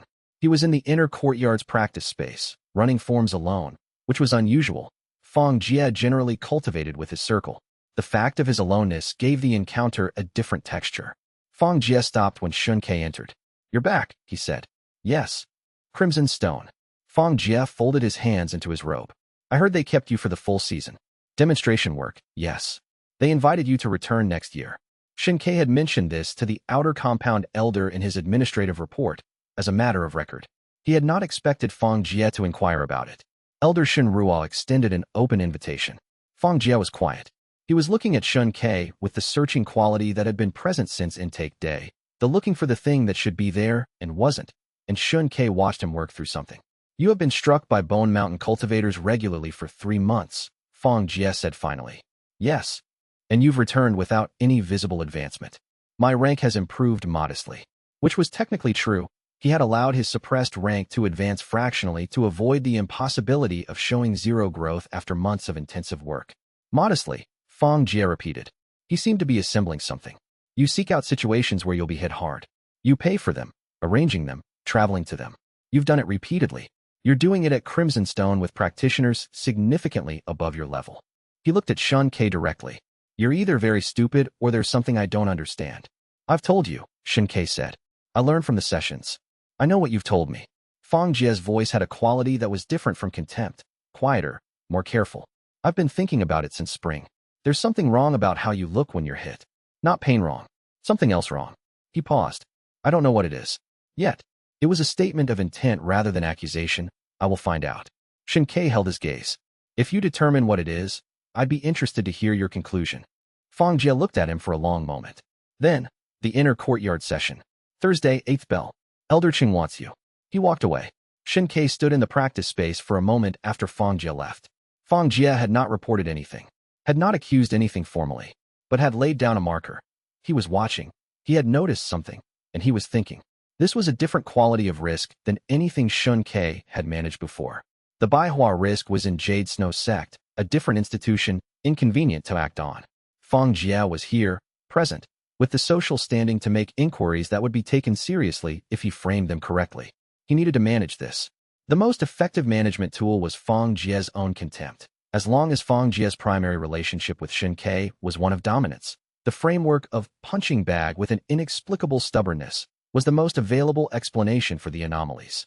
The moment the contempt diminished, if Shen Ke showed too much capability, or if Feng Jie became genuinely curious rather than dismissively suspicious, the framework would stop protecting him.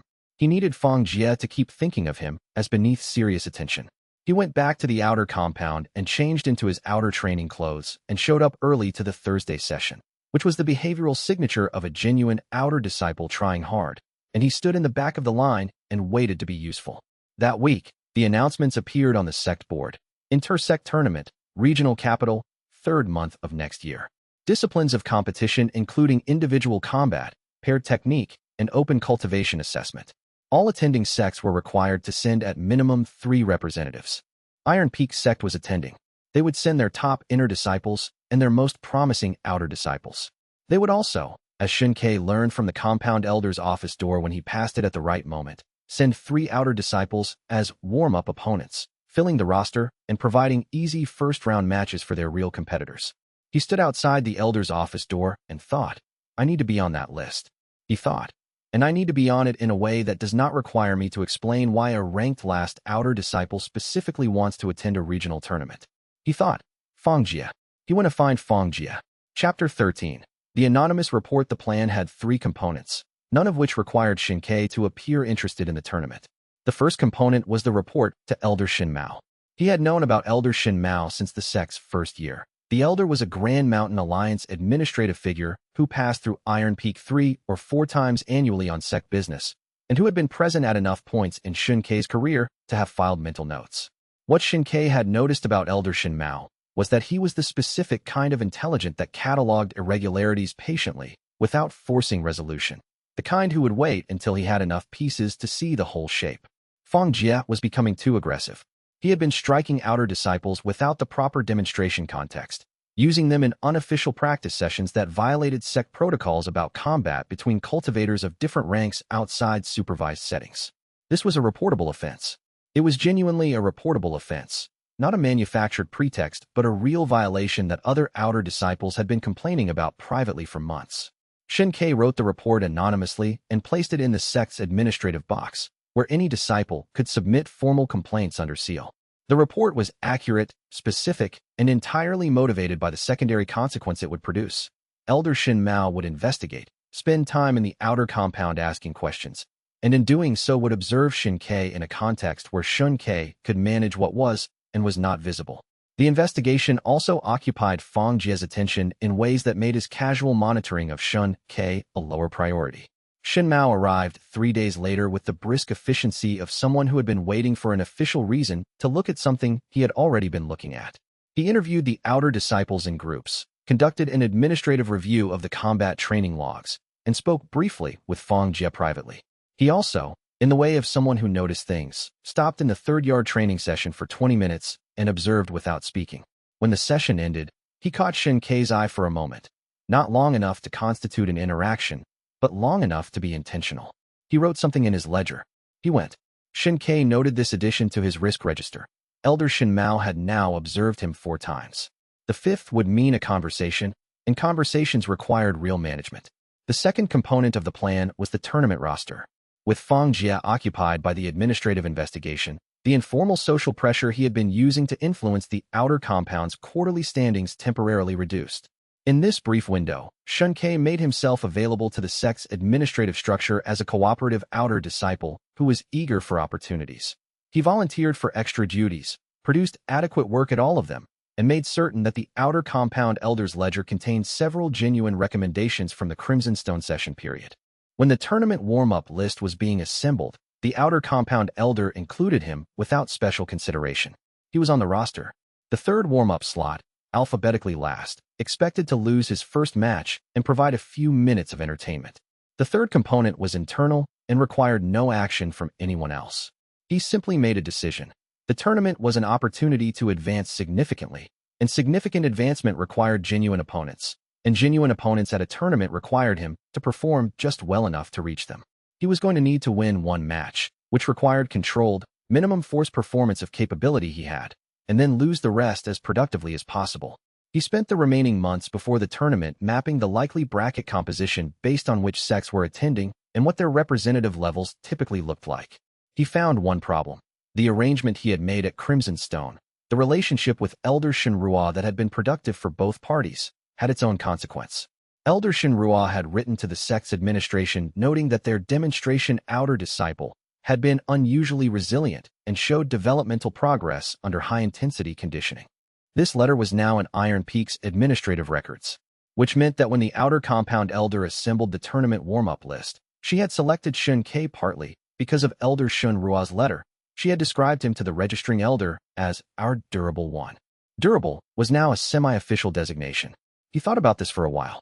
Durable was better than promising. It explained survival without implying capability. It was, in fact, an excellent cover word. He filed it accordingly. He was going to the tournament. He was going to lose several matches productively and advance significantly and return to Iron Peak a few cultivation ranks higher than when he left, which nobody would notice because his false rank would show no corresponding increase. He wrote nothing down. He sat in the evening quiet of the third-yard training space and thought about a tournament full of people who wanted to win and the very specific satisfaction of wanting exactly what they were offering. Chapter 14. The tournament roster. Iron Peak sent 12 cultivators to the regional tournament, which was held in the regional capital under the administrative auspices of the Provincial Cultivation Council. The capital was 2 days' travel, housed in a valley where 3 rivers met, and the spiritual pressure in the air was naturally higher than most of the surrounding province. Xianxia had never been this far from home. He had also never stood in a space with 87 other cultivators simultaneously, each of them carrying the specific pressure of their rank, the combined weight of cultivation energy settling over the registration courtyard like weather. He suppressed reflexively and stood in the warm-up group with the 2 other outer disciples who had been selected as roster fillers, and he mapped the room. The first thing he mapped was the brackets, which were posted on 3 boards along the eastern wall. Individual combat, divided by declared rank, each bracket showing preliminary seedings based on sect standing and known results. The second thing he mapped was by Hua. She was 40 meters away in the Jade Snow sect's registration cluster, speaking with her sect's administrative elder. She did not look in his direction. He could feel her cultivation pressure at this distance. Iron Scar Peak, approaching something. And he noted the familiar quality of being in a space with someone who was looking at a problem you happened to be part of. She had not looked at him. She was aware he was there. He went back to reading the brackets. The preliminary seedings placed him in the second lowest division based on his declared rank. His first match was against an outer disciple from a sect he didn't recognize, which based on the bracket positioning would be a genuine technical challenge at his apparent level. The opponent was at Hollow Pool Peak to Shattered Core entry range, legitimately above his stated ceiling. His second match, if he survived the first, was against a practitioner 3 ranks above his declared level, by design, because the tournament structure placed the warm-up level entrance against progressively stronger opponents to ensure clean early-round victories for the seeded competitors. He looked at the second-round matchup name, Iron Fist Chun, listed as an independent cultivator from a small school called the Stone and Water Academy, declared rank Shattered Core 9th level. He thought, that name is going to be useful. He filed it under Priority Target. Optimal defeat source for current rank advancement. The registration elder stamped his papers with the mechanical patience of someone 4 hours into an 8-hour job, looked at his declared rank, noted Outer Disciple, Iron Peak, warm-up roster, on the tournament record, and moved on to the next. He found a space in the competitor's dormitory. The tournament ran across 3 days and accommodation was included for all registered participants, and sat on the narrow bed in the room he had been assigned and thought about the next 3 days. 3 days. Multiple rounds per day, real opponents at each level above his declared rank, multiple genuine defeats available within the structure of a single event. He thought, this is the best 3 days of cultivation opportunity one have encountered since I understood what the technique was. He thought, I need to be very careful about how visibly I absorb the results. He went to the evening meal and sat with Lu Rong, who was representing Iron Peak as a genuine competitor in the Shattered Core division, and ate his dinner and listened to the competitive talk around him with the patient attention of someone who was interested in everything being said about cultivation techniques and nothing being said about personal ambitions. The Jade Snow entry is going to clean the Shattered Core division, Lu Rong said. She's fast. I've heard accounts. By Hua, Xianxia said. Lu Rong looked at him sideways. You know her? She visited Crimson Stone while I was there. I observed a session. A pause. She's very good. You were at a session she was part of? She watched a demonstration session. We spoke briefly. He considered what to add. She's the kind of cultivator who wants to understand things completely before she acts. Dangerous opponent. Yes. Lu Rong was quiet for a moment. You look like you're thinking about something else. I'm thinking about tomorrow. Your first round is against a shattered core entry from Verdant Creek sect. I know. Lu Rong put his cup down. Shin Quebec. You don't have to get hurt for my sake. I know Iron Peak put you on the warm-up roster, and I know what that means. If it gets too much in any round, yield early. There's no shame in it for someone at your rank. He paused. Everybody knows why you're here. I know why I'm here, Shin Kei said. Do you want to be here? The honest answer was, more than you understand. He said, it's the best cultivation opportunity I'll have all year. Lu Rong studied him for a moment. Then, you're the strangest cripple I've ever trained. I've been told. Get some rest. Lu Rong stood, picking up his cup. And yield early if you need to. I'll consider it, Shin Kei said. Chapter 15. The value of a genuine loss. The first match lasted 9 minutes. His opponent was a young woman from Verdant Creek, methodical, technically grounded, clearly trained rather than naturally gifted, at Shattered Core 3rd level, 2 ranks above his declared standing. She came at him with the composed efficiency of someone who had prepared for this match and expected a clear, controlled victory. He gave her exactly what she expected. He fought genuinely, not at his actual capacity, but at a level that would be real for someone at Hollow Pool 7th, which meant he was slow and slightly off angle and making the kinds of errors that came from a lack of match sparring experience at this level. The errors were real. They were the errors his body would have been making 6 months ago, before the Shattered Core advancement, and reproducing them now required the same sustained attention as any performance. She found his guard twice and put him down twice, and on the 3rd time he did not get up.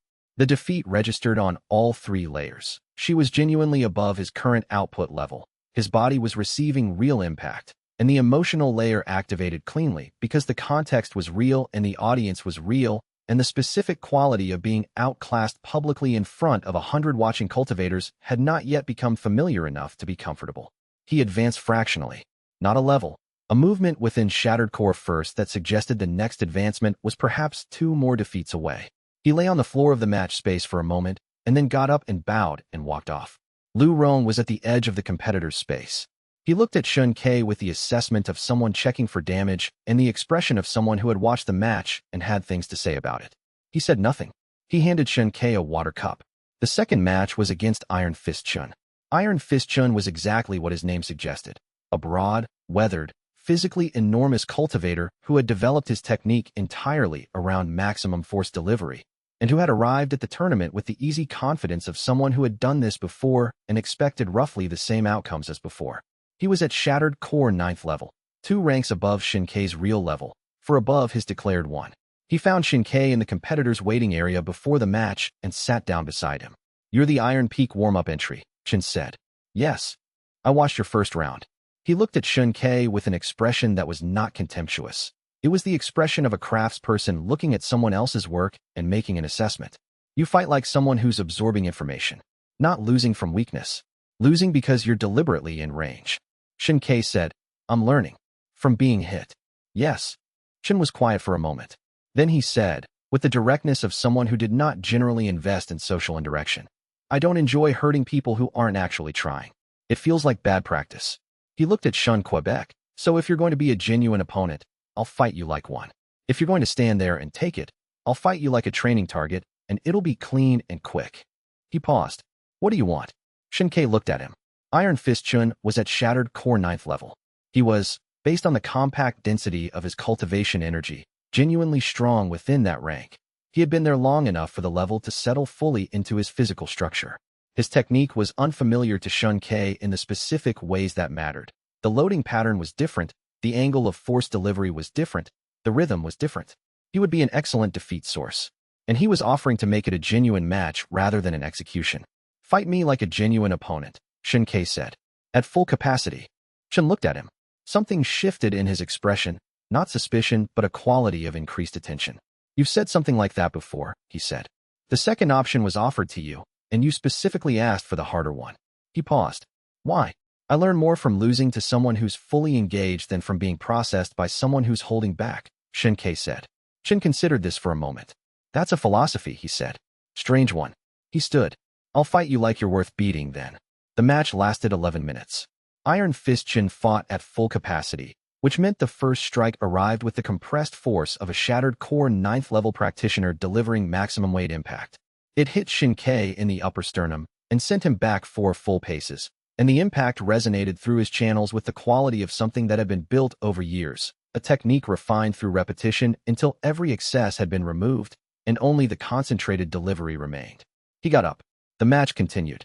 Chen was, as advertised, a genuine opponent.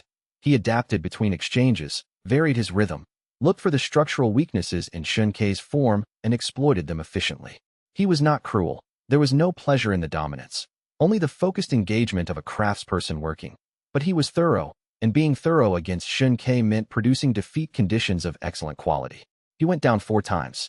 By the 4th fall, his channels were hot with the absorbed defeat energy, the emotional and cognitive layers registering cleanly, because Iron Fist Chen was genuinely, completely stronger, and both of them knew it. He advanced to Shattered Core 3rd level between the 4th and 5th exchanges. On the 5th exchange, he was mid-fall from a shoulder strike when he registered, with the new sharpened perception of Shattered Core 3rd, the exact loading pattern in Iron Fist Chen's follow-up technique. The way his weight shifted onto the left foot 0.3 of a second before the right arm loaded, the specific compression in his shoulder assembly that indicated a hook follow-up rather than the straight he had been using. He still fell. He deliberately fell the same way he had fallen before. But the information was there. The technique had deposited it cleanly. After the match, which Iron Fist Chen won by the clear margin of Xianxia being unable to rise for the 5th time, Chen came over. He sat down beside Xianxia on the floor of the match space, which was not the normal post-match behavior between competitors. "You're strange," Chen said. "I've been told. You took everything I had, and you kept getting up." He paused. "I've put down opponents at Shattered Core 7th level who didn't get up that many times." "Your technique is clean," Xianxia said. "It's worth being hit with." Chen looked at him for a long moment. Then, Stone and Water Academy. 3rd month, we take visiting practitioners who want intensive conditioning work. He stood. "Come if you want." He walked away. Xianxia sat on the floor of the match space and felt the Shattered Core 3rd level energy settle through his channels and thought. 2 defeats, 1 day, significant advancement, a new opponent resource identified for future use, and nobody has looked at any of it as anything other than a punching bag taking his medicine. He lay back on the match space floor and looked at the open sky above the tournament grounds and thought about Iron Fist Chen's even, professional efficiency and the quality of being fought like someone worth beating. He got up and went to find the schedule board. He had 1 more match today. Chapter 16. What xianxia sees. Xianxia reached Hollow Pool's 2nd level on the 2nd day of the tournament. She had not been competing. She was here as part of Iron Peak's genuine delegation, in the Inner Disciple Observer category, which granted her access to the main competition spaces and the option to challenge any competitor within 1 rank of her stated level in informal practice matches.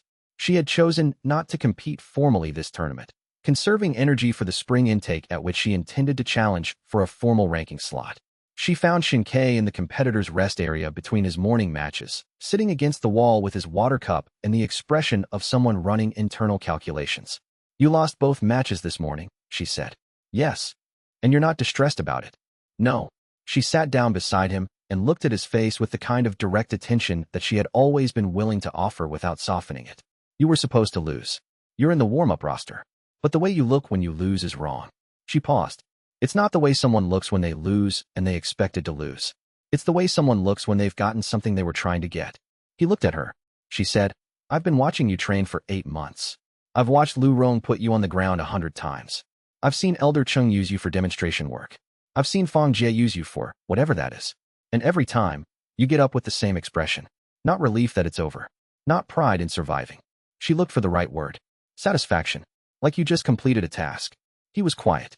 "I think you're learning something from it," she said, which was the same thing he had told her when she first asked, and which she was now saying back to him with a different weight. "I think you're learning something very specific.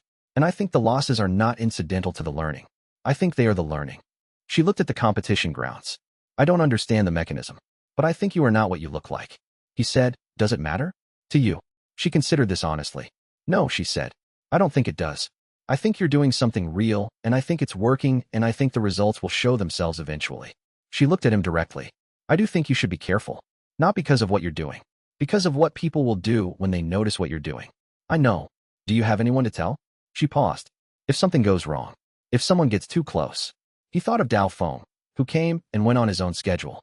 He thought of Elder Qing's ledger entry and Elder Shin Mao's notes, and Bai Hua's ongoing investigation. He said, I have a teacher.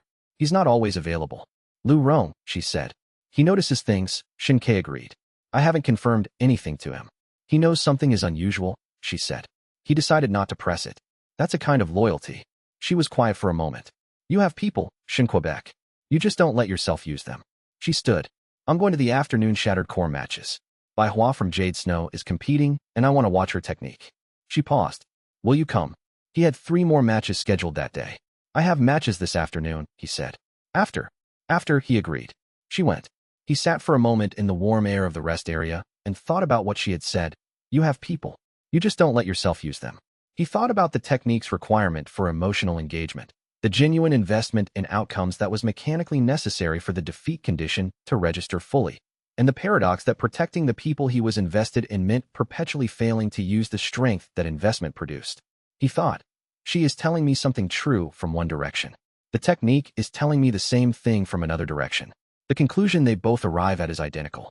He did not examine what the conclusion was, because examining it directly would require deciding what to do about it, and deciding what to do about it was not possible during a tournament with 3 more matches today. He went to his next match. The last match of the day was against Guan Wei, whose name had not been on the original bracket but had been added that morning, a late entrant whose sect registration had been delayed. Guan Wei's paper listed him at Iron Scar's 2nd level. This was either accurate or significantly understated. When Shun Ke stood in the match space across from him, he could feel the cultivation pressure of someone who occupied the Iron Scar rank with the settled density of someone who had been there for years rather than weeks. Guan Wei looked at him for approximately 1 second, assigned him to the category of warm-up match, and attacked. The first strike arrived before the starting signal and landed against Shun Ke's left shoulder with the compressed force of Iron Scar 2nd level technique applied without restraint. He was airborne briefly and landed on his side and slid 3 paces in the tournament match space's fine sand. And the entire impact, physical, cognitive, emotional, registered with a completeness he had not achieved in a single exchange since the early days. He lay in the sand and felt the defeat absorb. Then he got up. Guan Wei looked at him with the first genuine attention he had given the match. He had expected the outer disciple to stay down. He attacked again. The 2nd strike, the 3rd, the 4th, each one a genuinely overwhelming application of technique from someone who had no reason to calibrate his force downward. The emotional layer of Shun Ke's defeat condition activated at full intensity because the terror was real. Guan Wei was genuinely capable of seriously injuring him, and the awareness of that possibility was not performance. He advanced to Shattered Core 7th level across the course of the match. After the match, which ended on the 5th fall, Shun Ke not rising for 8 seconds, which was the longest he had remained down in any match. He lay on his back in the sand and looked up at the afternoon sky. His left side was informing him of several opinions about the recent events. The absorbed energy was warm and dense in his channels, the new level settling in with the characteristic quality of an advancement that had happened quickly and completely. When he got up, Guan Wei was already leaving the match space. He had not stayed. He had moved on to the next item on his schedule, which was apparently not, observe the outer disciple I just thoroughly defeated. Shin Ke watched him go. He thought, I need to find the afternoon Shattered Core matches and sit with xianxia and watch Bai Hua fight. I need to look like someone who has had a long day and wants to sit down, not like someone who just advanced 2 levels in one afternoon. He took a careful inventory of his expression and adjusted it to the appropriate version and went to find the afternoon competition grounds. Chapter 17. The arithmetic of feeling that evening, the 2nd night of the tournament. He sat on the window ledge of the dormitory room and worked through the arithmetic. He was at Shattered Core 7th level. His declared rank was Hollow Pool 7th. The gap between his real level and his stated level was now 4 ranks, which was manageable when managed carefully, but which was increasingly difficult to bridge with the normal explanations available to an outer disciple. The tournament had accelerated his timeline. He had planned for this, abstractly. He had known that a gathering of strong cultivators would produce rapid advancement. What he had not fully anticipated was how clearly the advancement would be visible in the secondary indicators that experienced cultivators could read even through cultivation suppression. The speed of his recovery, the quality of his movement, the specific way he occupied space. These were harder to fake than cultivation level, because they were bodily and continuous rather than discrete measurements that could be filtered through a suppression technique. Bai Hua had noticed these indicators at Crimson Stone. Fang Jie had noticed something at Iron Peak. Elder Shun Mao had his ledger. And now xianxia had said plainly, "You are not what you look like." The accumulation of noticers was becoming a structural problem. He thought through each one separately. Xianxia. She had said she didn't care about the mechanism, only about the result. She was not going to report anything. She was asking whether he was safe, not whether she should be concerned. She was a genuine ally if he chose to use her as one, which the technique's requirement for emotional engagement suggested he should. But using her as an ally required giving her more information than he currently had, and more information meant more exposure surface. Lu Rong. Operating on a don't ask don't tell arrangement that was stable as long as nothing forced the question. Elder Shin Mao. A risk that would materialize eventually. No immediate action required, but needed ongoing management. Fang Jia. The most immediate risk, because he was present, had motive, and was actively investigating. The management tool was his own contempt, which was still functional, but had been showing strain since the Crimson Stone period. Bai Hua. An ongoing investigation from a distance, low immediate risk, high eventual risk.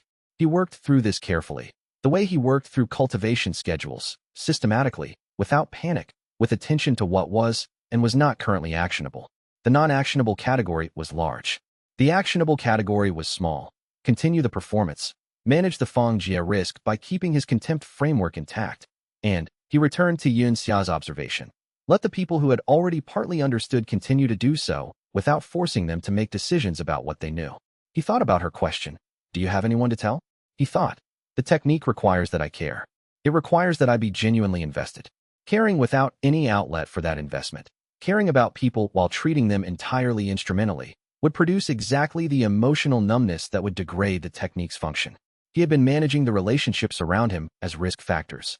He had been managing xianxia as a useful emotional investment generator. He had been managing Lu Rong as a convenient defeat source and cover provider. These were all accurate assessments, and they were all missing something. He thought about Dao Feng's saying, "The original practitioner reached a level no one else has touched, and then did not have anyone." He thought, the technique is designed for a person, not a system, not a manager of resources. A person who feels things genuinely and whose genuine feelings produce genuine defeats, and whose genuine defeats produce genuine advancement. The moment I start managing my relationships instead of being in them, I am degrading the substrate the whole thing runs on. He sat on the window ledge for a long time. Outside, the regional capital's lights were the scattered arrangement of a town that had grown without a plan, warm and irregular below the mountain's dark face. He thought, I will talk to xianxia. Not tonight. Not here. Not with the tournament still running and the risk register still in active management mode. But when it is less acute, I will tell her something real. Not everything. Not the technique. Not the mechanism. But something that is true and not managed. He thought, that is probably the strangest cultivation decision I have ever made. Then he went to sleep, which was the cultivation-adjacent behavior of someone who had advanced 4 times in one day and whose channels needed the quiet of deep rest to process it fully. Chapter 18. The only match that matters. The third day brought the Shattered Core final round, which Shun Ke watched from the observation gallery. xianxia was beside him. They had not spoken much since the previous evening. The tournament's rhythm did not encourage extended conversation, but her presence had the quality of someone who had decided something and was comfortable with the decision. She watched the matches without comment, which was also the kind of company he found genuinely useful. Bai Hua competed in the third match of the morning session. She was against a Jade Moon Sect cultivator at Iron Scar 3rd level, a genuine challenge for someone at her current rank. She fought with the precision Shin Ke had seen in the Crimson Stone demonstration and the quality that was specific to her. She assessed the entire match in the first exchange, identified the structural problem in her opponent's technique, a slight over-rotation in the left hip that appeared at the third step of his preferred combination, and dismantled everything through that single point. The match lasted 4 minutes. Her opponent yielded after the third knockdown. She was not watching Shin Quebec. She was, he knew, aware that he was watching her. She's good, xianxia said. Very. You look at her like she's a problem you're working on. He was quiet. She looks at you the same way, xianxia said. When she thinks you're not watching. He had not known xianxia was tracking that. He filed it, more observant than she presents. He said, she noticed something at Crimson Stone. Something wrong. Something inconsistent. xianxia was quiet for a moment. How inconsistent? She can't name it yet. He watched the next match begin below. 2 practitioners he did not know, at Iron Scar entry, unfamiliar techniques. He observed automatically, cataloging. She's the kind who will keep looking until she can name it. Should I be worried? Not on your behalf. He paused. On mine, eventually. She looked at him. Then we should think about it. We. She looked back at the competition grounds. Don't be obtuse about this. You just told me something real. That counts. She picked up her cup. You'll figure out by Hua. What I'm more concerned about is the elder. Elder Shen Mao. He's been in the competitor's administrative area for 2 days. She tilted her head. More than his normal tournament administrative function would require. He had not noticed Elder Shen Mao's presence at the tournament. He turned this over. He's building the file, he said. That's my read too. He thought. She has been doing her own intelligence work. He thought. This is what she meant by you have people, you just don't use them. She has been watching my risk register for me, from an angle I wasn't monitoring. Thank you, he said. She looked surprised for a moment. He had not thanked her for specific help before, only for ordinary kindnesses. Then she nodded. Manage him before the tournament ends. He'll have more to work with after 3 days of watching you compete. He'll have the match records. Loss in the first round to Verdant Creek, loss to Iron Fist Chun, loss to Guanwei. Nothing anomalous in the outcomes. No, but he'll have watched you absorb Guanwei's full Iron Scar strikes without losing consciousness, which does not match your declared rank, and he'll have that observation in his ledger. She paused. You should give him something to file that explains the survival rate without explaining the actual reason. He looked at her. What would you suggest? She thought for a moment. A cultivation anomaly. Not advancement. Just constitutional durability, which is a known variant in practitioners who develop through physical conditioning rather than standard cultivation. Your years of demonstration work could be framed as creating an unusually robust physical base even in the absence of normal cultivation advancement. She paused. It's not entirely false. It was not, in fact, false at all. His body was genuinely durable in ways that had nothing to do with the technique and everything to do with having absorbed thousands of genuine strikes from progressively stronger practitioners over 2 years.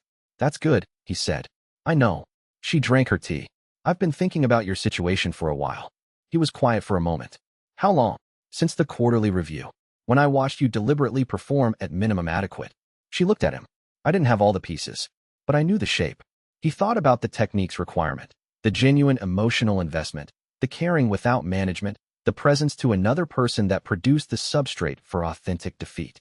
He thought about what it meant that xianxia had been thinking about his situation for months and had been choosing not to press it, and had now, at the right moment, simply said what she knew. He thought, this is someone being loyal before they've been asked to be. He said, when the tournament is over, I will tell you more than I have told you so far. She looked at him with the particular quality of someone who is receiving something they did not ask for and are choosing to hold it carefully. She said, okay. Below them, a match ended. The crowd moved. The afternoon schedule was posted. Shin Kei read it automatically and found, without particular surprise, that the tournament's final day general competition included an open challenge category for non-divisional matches.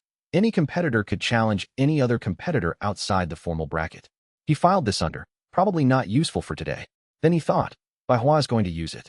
He looked down at the competition grounds and thought about the arithmetic of visibility and the specific cost of being genuinely seen by someone who intended to understand what they were seeing.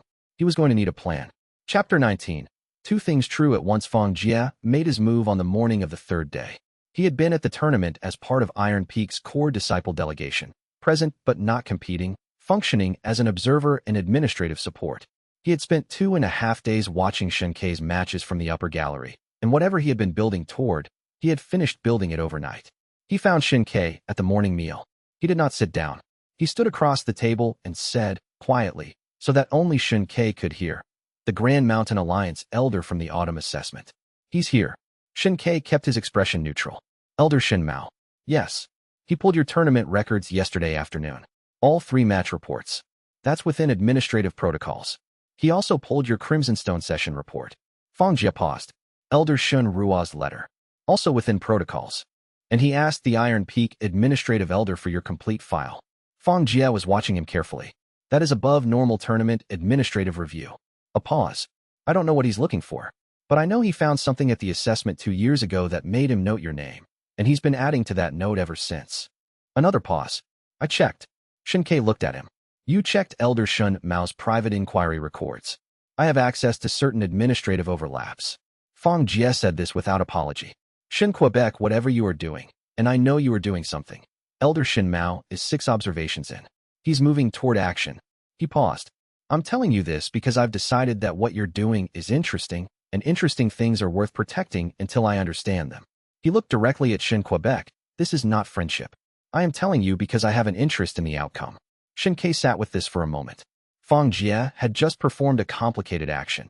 He had used improperly accessed administrative records to warn Shin Ke about a genuine risk for stated self-interested reasons that did not preclude the possibility of other reasons. The action was not kind. It was also not cruel. It was the kind of thing someone did when they had decided that an anomaly was worth watching rather than reporting. Thank you, Shin Ke said. Feng Jie nodded once, which was the response of someone receiving gratitude they expected but were not entirely comfortable with, and walked away. Shin Ke finished his morning meal and thought about the two things that were simultaneously true. Feng Jie was still a risk, was perhaps the most complex risk in his environment, because his motivations were genuinely unclear, and Feng Jie had just done something that no risk purely managed by contempt would have done. He went to find Elder Shin Mao. He found him in the administrative area of the competition grounds, a covered pavilion off the main tournament space where the sect elders who were not competing maintained their administrative presence during the 3-day event. Shin Mao was seated at a small desk reviewing papers, the kind of deliberate administrative activity that allowed someone to be present without being conspicuous. Shin Ke said, "Elder, I understand you've reviewed my tournament records." Shin Mao looked up. He was neither surprised nor unsurprised. Both reactions would have revealed how much he had been expecting this approach. His expression was the controlled neutrality of a very good administrator. "Your records are available for review. Standard practice. I wanted to speak with you directly," Shin Ke said. "I understand I've appeared in your notes several times." A pause. "You've been attentive." "I've tried to be." Shin Ke sat down without being invited. A slight social assertion, carefully calibrated. "I think you're trying to resolve an inconsistency. My match records show outcomes consistent with my rank, but my survival rate in high-contact work is inconsistent with my declared level." Shin Mao looked at him. "That's an accurate summary." "The explanation is constitutional," Shin Ke said. "I've spent 2 years in intensive physical conditioning, demonstration work, sustained high-contact training. I have a durable physical base that developed through that conditioning rather than through standard cultivation advancement. The durability is genuine. The advancement isn't there." He paused. "I've had my meridian structure checked twice by different elders in the past year. Both confirmed. Unusually dense physical channel reinforcement from repeated high-force impact. No corresponding cultivation progression." This was technically true. He had the reinforcement. The constitutional durability was real. The absence of advancement in the standard channels was also real because his advancement happened in the 1,000-fall structure, not the standard one. Shin Mao listened without expression. "I know it looks anomalous," Shin Ke said. "I think the anomaly is genuinely boring when explained. I wanted to offer the explanation before you spent more administrative time on it." Shin Mao was quiet for a moment. "You're very direct about this. I've been told that's unusual for outer disciples navigating administrative attention." He paused. "I don't have anything to hide that I'm aware of. If you have specific questions, I'm happy to answer them." This was true in the same way all his explanations to Shin Mao were true. Accurate at the level of the stated claim, silent on the level of the mechanism. Constitutional durability, true. No standard cultivation advancement, true. Nothing to hide, also true, in the specific and limited sense that what he was hiding was a lost technique that was not covered by any sect protocol Shin Mao had jurisdiction over. Shin Mao looked at him for a long time. He said, "I'll file the constitutional durability notation." A pause. "It doesn't fully explain the Guanwei match. Guanwei struck me with iron scar techniques at full capacity, and I went down on the 5th impact rather than the 1st, Shin Ke said. The durability extends to impact tolerance. My channels handle force distribution better than a standard hollow pool practitioner's would." He paused. "I recognize that sounds implausible. I don't have a better answer." Shin Mao looked at his ledger. He looked at Shin Quebec. He wrote something, and the writing had the quality of a notation rather than a conclusion. "I'll note the constitutional explanation as the current working understanding." He looked up. "If you advance materially in the near future, we may speak again." "Understood," Shin Ke said. He stood, bowed the appropriate amount, and left the administrative pavilion. Walking back to the competitor's dormitory, he thought, that bought perhaps a year. The constitutional explanation would satisfy most of what Shin Mao had observed. What it would not satisfy was what Shin Mao had noticed in his eyes during the assessment, and what Bai Hua had noticed in his heartbeat, and what Xianxia had noticed in the quality of his expression after each defeat. Those were not explicable by constitutional durability. Those required him to keep advancing without being seen advancing, indefinitely, in front of people who were very good at noticing things. He thought, "I am very tired of doing two things at once. Then he went to the afternoon session, because there were still 2 matches left, and one of them was the open challenge that Bai Hua had filed that morning. Chapter 20. Everything Dao Feng left behind. The open challenge was the last event of the tournament's final afternoon. Bai Hua had filed it formally, which meant it was on the schedule board, which meant everyone at the tournament who was interested in the Jade Snow prodigy fighting an unknown Iron Peak outer disciple had time to arrange themselves in the observation gallery. The gallery was approximately 3/4 full when they walked into the match space. Xianxia looked at the watching crowd and thought, perfect. Public loss was worth more than private loss. The emotional layer activated more completely when the stakes included genuine public humiliation rather than just private defeat, because public humiliation involved caring about the opinions of people who were watching, and caring was the substrate. He cared what people thought, not about the fight, not about the loss, but about the aggregate judgment of the gallery, the story they would tell each other afterward, the narrative he was maintaining. He needed them to see what they expected, a persistent, durable outer disciple who absorbed excellent beatings and kept getting up until he couldn't. He needed it so much that wanting it was real. Bai Hua was standing across the match space from him with the expression she always wore in competition. Fully present, fully analytical, processing. The Shun Mao interaction, she said, when he was close enough to hear without the gallery hearing. You told him something that wasn't false. He looked at her. Constitutional durability. It's true, and it explains enough to satisfy an administrative filing. She paused. It doesn't explain what I've noticed. I know it doesn't, he said. So this match isn't going to clarify anything. No. She was quiet for a moment. Then why agree to it? He thought. Because you're Iron Scar Peak approaching Bone Mountain, and I'm at Shattered Core's 7th level from an excellent day and a half of tournament work, and the defeat you are about to deliver is the most valuable thing I will encounter this week. He said, because you asked. She looked at him with the expression of the number that kept returning positive. That's not an answer. It's the answer I have. She looked at him for another moment. Then, fight me the same way you fought Iron Fist Chun. Like I'm worth beating. She stepped back into position. He stepped into position. She came forward. She was different from Iron Fist Chun in every technical particular. Where Chun delivered force in straight compressed lines, Bai Hua delivered force in cutting rotations, techniques built for maximum information gathering about an opponent while maximizing damage efficiency. The first exchange was a diagnostic. She landed a rotating palm to his right forearm, felt the resistance it met, and adjusted her entire assessment of his durability in real time. She hit harder on the second exchange. He went down. He got up. The match ran for 14 minutes, which was long for a match at this disparity of declared rank. The gallery was murmuring, which he was aware of as a background register of the emotional environment he was operating in. He was going down on every third or fourth exchange and getting up and going back to position, and his channels were absorbing with the focused efficiency of someone who has arrived at the optimal defeat rate, frequent enough to generate consistent cultivation energy, not so rapid that recovery was compromised.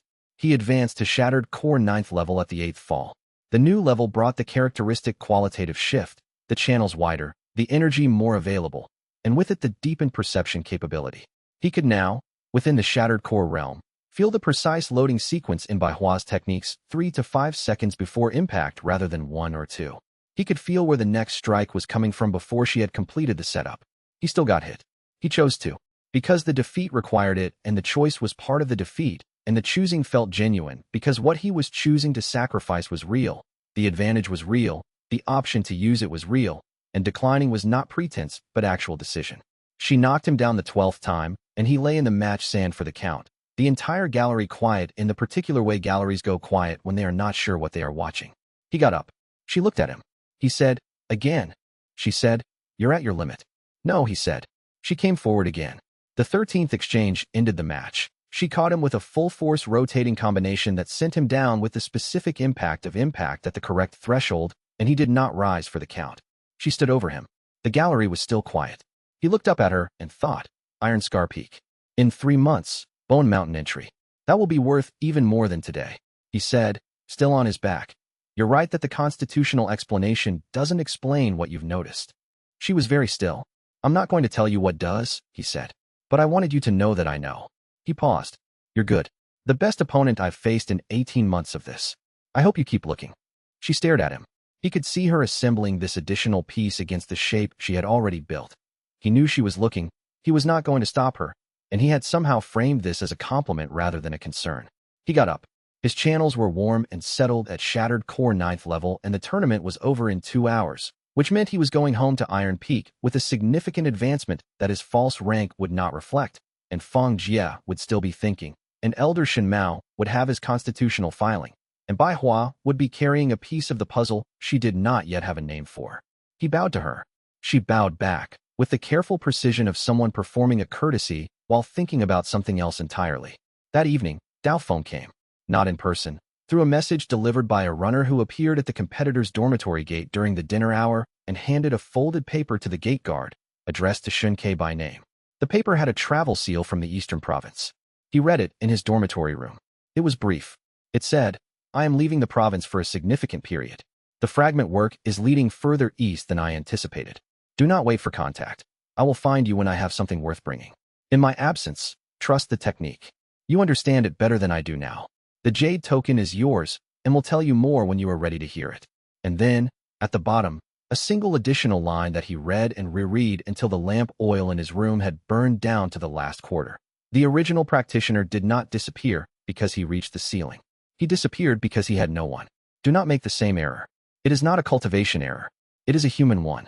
Xunkei folded the paper and held it in his hands in the dimming room. He thought about the tournament, about xianxia and her months of quiet watching, about Lu Rong and his deliberate not knowing, about Iron Fist Chun and the offered cup of tea, about Bai Hua's expression when she looked at the number that kept returning positive. He thought about the original practitioner, whoever he had been, whatever he had built, wherever he had gone, alone at the end of something that had required him to keep feeling in order to advance, and what it meant to keep feeling in the absence of anyone to feel with. He thought, Dao Feng is telling me something important from a direction I was not expecting. He thought, I am going to need to be less afraid of the things I'm managing. The next morning, the tournament delegation packed their things and began the 2-day road home. Xunkei walked with Lu Rong in the morning and with xianxia in the afternoon. He did not tell her anything specific about the technique. He told her about Dao Feng, that there was someone who had been guiding him, that that person had just departed for an extended period, and that the absence of that guidance felt different than he had expected it to feel. She walked beside him without saying anything for a long while. Then, "Is this the person you'd tell if something went wrong?" He was. She was quiet. "Then tell Lu Rong. Not everything. Just enough." He thought about this for the rest of the afternoon walk. By the time Iron Peak Sec's outer wall came into view above the tree line, the familiar stone against the familiar ridge, he had decided she was right. He thought, the tournament changed something. Not in the cultivation. In the accounting of what I have and what it costs to refuse to use it. He thought, there is a kind of defeat that doesn't come from being physically overwhelmed, and I have been avoiding it for a year, and it has cost me more than I understood. He filed this, finally, not as a risk, but as a fact. He was not alone in this unless he chose to be. The outer wall gate opened. He walked through it into the compound that smelled of cooking fires and old cultivation incense, and the specific autumn quality of somewhere that had been a home long enough to smell like one. He walked to the third-yard training space and waited. Lu Rong appeared 15 minutes later, as expected. He always trained the evening of a travel day, shaking off-road stiffness. He looked at Xunkei standing in the training yard in the last of the afternoon light and said, "You want to talk?" "Yes," Xunkei said. Lu Rong sat down on the edge of the training ground. He did not say anything. He waited, which was the kind of thing a person did when they had been waiting for something for a while and recognized its arrival. Xunkei sat down across from him in the cooling air and said, "What I'm going to tell you is not all of it. It may never be all of it. But it's more than nothing, and I think you've earned more than nothing." He paused. "I've been advancing. Not through standard cultivation. Through a different mechanism that requires, among other things, that I take real damage from real opponents who are genuinely stronger than me." He looked at Lu Rong. "The technique is real, and it's working. Everything you've noticed is accurate. And I need you to understand that I cannot tell you more than this, and that what I'm asking is for you to continue not asking." Lu Rong was quiet for a long time. Then, "How strong are you, actually? I'll tell you when it's safe to say. Is it dangerous? The technique, or the current situation? Both. Both, yes. But manageable, I think, if I'm careful." He paused. "I have been less careful about the human parts than I should have been." Lu Rong looked at him for a long moment. Then he reached over and knocked Xunkei's shoulder with the back of his hand. Not hard, not a training tap, just contact, and said, "Same time tomorrow. I'll go lighter on the third form." He stood. "Get some sleep. You look like you've advanced more in 3 days than in the previous year." "Something like that," Xunkei said. Lu Rong went inside. The The training yard was quiet, and the last of the daylight was going. The stones still warm from the afternoon, and somewhere in the inner ring a bell rang for the evening cultivation hour. Xianxia sat in the quiet for a while and felt, for the first time in a year, the specific sensation of being exactly where he was without performing being somewhere else. It was, he thought, very close to what the technique needed from him all along. He stayed until the cold started to settle in, and then he went inside. Chapter 21. The warm-up roster winter passed, and the tournament announcement appeared again on the sect board, this time with the specific formality of a major regional event, the provincial tournament of the Iron Ridge Alliance, hosted in the regional capital, drawing representatives from every significant sect in the province and several from beyond it. First-round prizes. Elder Observation. The kind of gathering that changed careers. Iron Peak sect registered 12 participants. 3 of the 12 were listed under the warm-up roster. Xianxia was the first name on the list. He read his own name on the board in the gray morning light and noted the sect's logic with professional clarity. He had been to the previous tournament. He had survived multiple high-level matches without permanent injury, and Elder Shinrua's durable designation had apparently propagated into Iron Peak's administrative shorthand.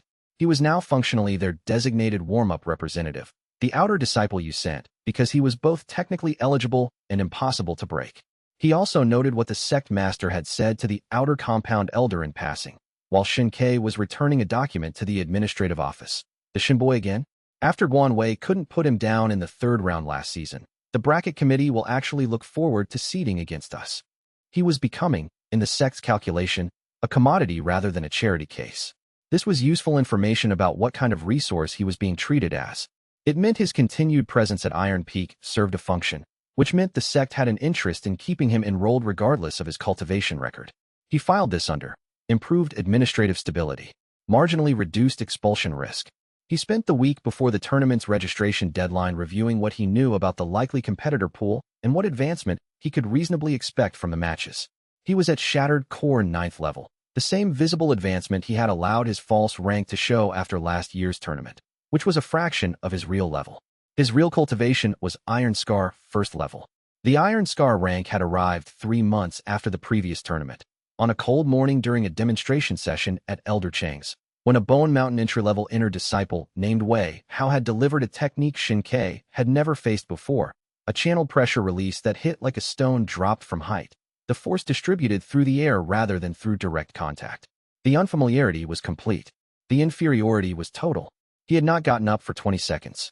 What had arrived with the advancement was the new capability. The ability to read spiritual pressure signatures in real time had sharpened into something almost combat predictive. He could now feel, not merely the loading of techniques, but the intent behind them. The cultivator's attention organizing around a specific target before the technique was loaded, like hearing a breath before the words. Against familiar opponents, this was extraordinary. Against unfamiliar ones, it gave him the half-second of advanced knowledge that meant the difference between absorbing impact correctly and absorbing it badly. He suppressed it completely in every observed context. He went to the tournament as the warm-up roster entry. The registration courtyard was larger than last year. The major tournament drew more sects, more spectators, more administrative personnel. Xianxia processed through registration with the quiet efficiency of someone who had done it before, received his bracket assignment without expression, and found a space in the competitor's area to read the posted matches. His first-round opponent was an outer disciple from Cloudstone sect at Shattered Core 6th level, 3 ranks above his declared standing, meaningfully above his current false rank, and genuinely below his real level. He scanned the rest of the bracket.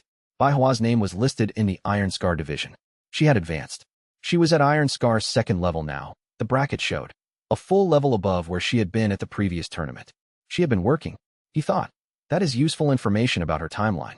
He also thought, with the honesty the technique required, I was hoping to see that name. He went to find his dormitory assignment. Chapter 22.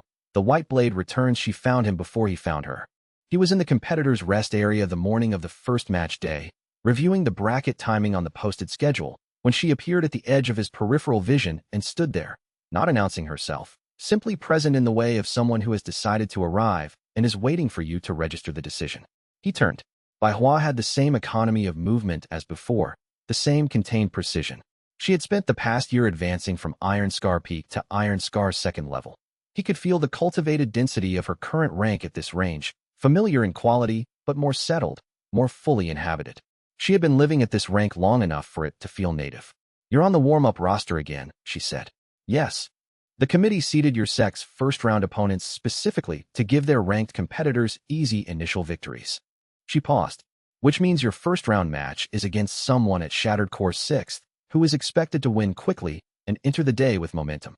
That's the function of the warm-up slot." "Yes."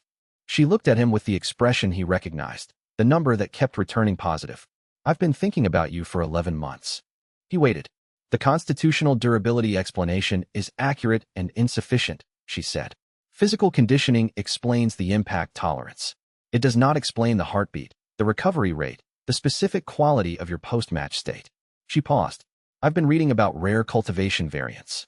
There are documented cases of practitioners who develop through unconventional pathways, not the standard energy progression, but alternative mechanisms that produce real cultivation advancement without the standard signature." She looked at him directly. "Most of those variants are theoretical. One of them is listed in the Grand Mountain Alliance's restricted archives as empirically possible but unconfirmed." He kept his expression neutral. "I accessed the restricted archive listing," she said. "The entry is 3 lines. It describes a technique that develops through genuine physical and emotional engagement with inferiority. The entry is flagged as unconfirmed because the Alliance never found a practitioner. The flag was added 40 years ago." She paused. "Elder Shin Mao updated the flag notation 8 months ago. The cold in Shen Kei's chest was genuine. Shin Mao had found the archive entry and connected it to his inquiry. The constitutional explanation had not satisfied him. It had merely sent him to look in a different place. Bai Hua said, "I'm not going to report what I suspect. I want to be clear about that." She tilted her head slightly. "But I want you to understand that the investigation is not going to stop simply because it's inconvenient." She paused. "And I want to fight you again. Formally. Open challenge, same as last year. At my current level." He looked at her. Iron Scar 2nd level. 2 full ranks above his fake rank. 1 rank below his real level. A genuine defeat from Bai Hua at Iron Scar 2nd would advance him significantly within his current rank. He said, "Submit the open challenge." "I'll accept it." She nodded once and walked away. He stood in the rest area for a moment, processing. The archive entry. Shin Mao's update. Bai Hua's investigation, now 11 months old and closing. The layers of exposure risk had just compacted significantly, not into immediacy, but into a progression that would arrive at a point of decision within, he estimated, 2 years. He thought, "I need to be further along when that point arrives."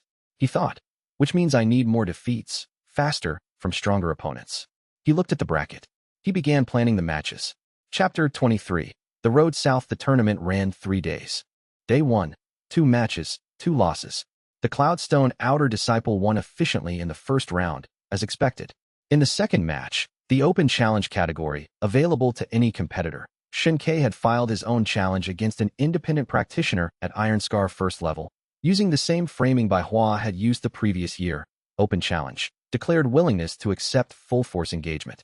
The independent practitioner, a methodical man from the Eastern Hills named Practitioner Su, had agreed with the professional interest of someone who practiced precision combat and found the prospect of a willing demonstration partner useful.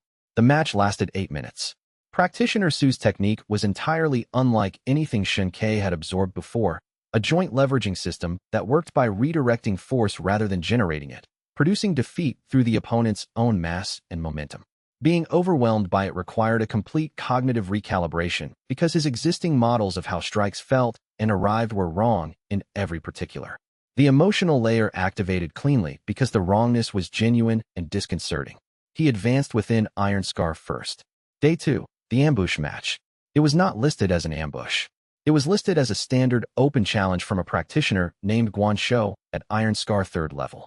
What Shen Kei discovered when he arrived at the match space was that Guan Shou was Guan Wei's older brother, visibly related, with a similar build and a similar quality of indifferent superiority, and that Guan Wei was in the observation gallery watching with the focused attention of someone who had asked his brother to produce a specific kind of data. He thought, Guan Wei noticed something last year. He sent someone to test the hypothesis. He took his position. Guan Shou fought at full Iron Scar 3rd level without ceremony or assessment. No diagnostic exchange, just full capacity application from the first movement. The technique was different from Guan Wei's. Where Guan Wei had used compressed linear force, Guan Shou used something with rotational components, the strikes arriving in combinations that changed direction mid-delivery. Completely unfamiliar. He went down 5 times. By the fifth fall, his channels were generating substantial heat. He was advancing, within Iron Scar first, moving toward Iron Scar second faster than the standard progression. He got up from the fifth fall and looked at Guan Shou and said, "Again." Guan Shou looked at him with an expression identical to the one Guan Wei had worn at the previous tournament.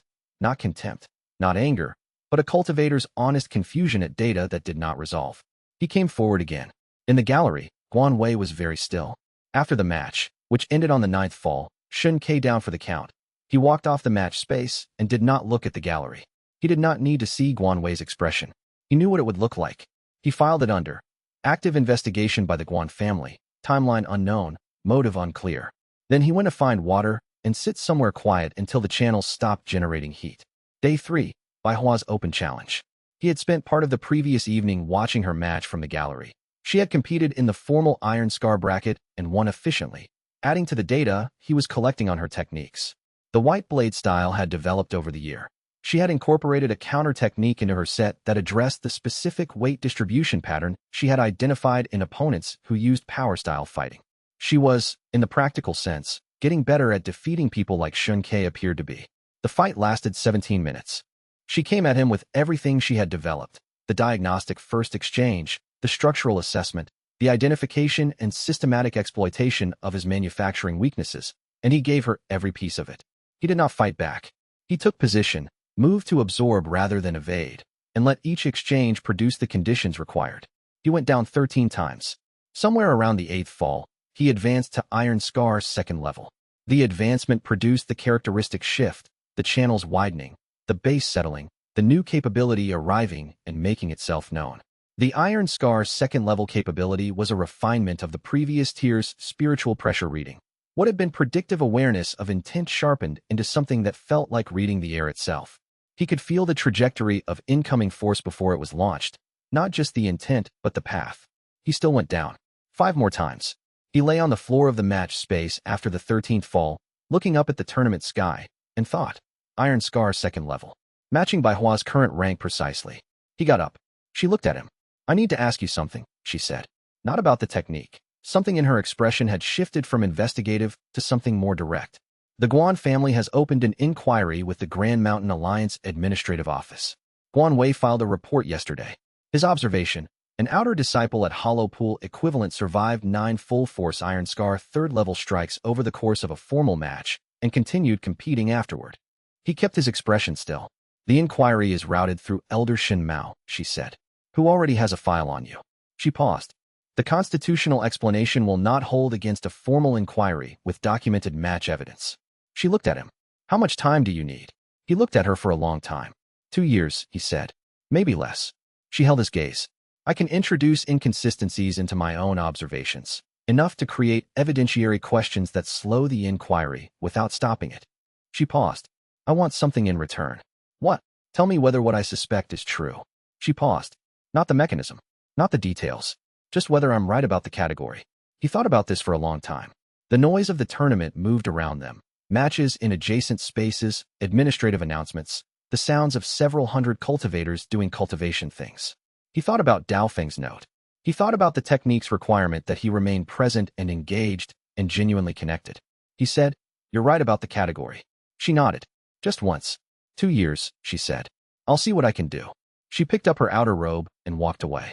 He stood in the empty match space and thought. She just became something different in the register. Not a risk being managed. A person who made a choice. He filed it under significant. Handle carefully. Do not instrumentalize. He went to close out his tournament registration. Chapter 24. Iron Fist Chin School. He went to the Stone and Water Academy in the 3rd month. The academy was a 2-hour walk east along a road that eventually became a path, and then became a set of directions given by a farmer who knew the place by the single large rock at the entrance. Take the eastern fork past the 3 pines. Turn at the flat stone. You'll hear it before you see it. He heard it before he saw it. The impact sound of serious cultivation training. The specific quality of force meeting force at high intensity, conducted in the open air without the stone and plaster dampening of sect compounds. The Stone and Water Academy was a clearing. A large one, with good southern exposure and a stream running through the eastern edge, and Iron Fist Chin standing in the middle of it demonstrating a technique to 3 students who were watching with the focused attention of people who intended to apply what they were watching. Chin noticed him when he entered the clearing. Iron Peak, he said. Xianxia. Xianxia said. I remember. He finished the demonstration, a controlled follow-through on the technique he had been showing, and sent his students to practice the form while he walked over. He looked at Xianxia with the professional assessment of someone who had spent 30 seconds evaluating him at the tournament and had arrived at an approximate number. You've advanced. Somewhat, Xianxia said. Chen studied him. More than somewhat. He tilted his head. Still not much by the numbers. But the quality is different. He looked at him directly. What rank did you write on the registration form? Shattered core ninth. Chen looked at the stream. My school doesn't use registration forms. We use what we see. He paused. What I see is someone at a rank significantly above Shattered core ninth. In the neighborhood of Iron Scar, possibly higher. He looked at Shun Quebec. You want to train here? Yes. The arrangement is open. Visiting practitioners can train, spar, and use the facilities in exchange for a modest weekly fee and participation in communal sessions. He paused. I don't ask about cultivation methods. I don't file administrative reports. What happens in the clearing stays in the clearing.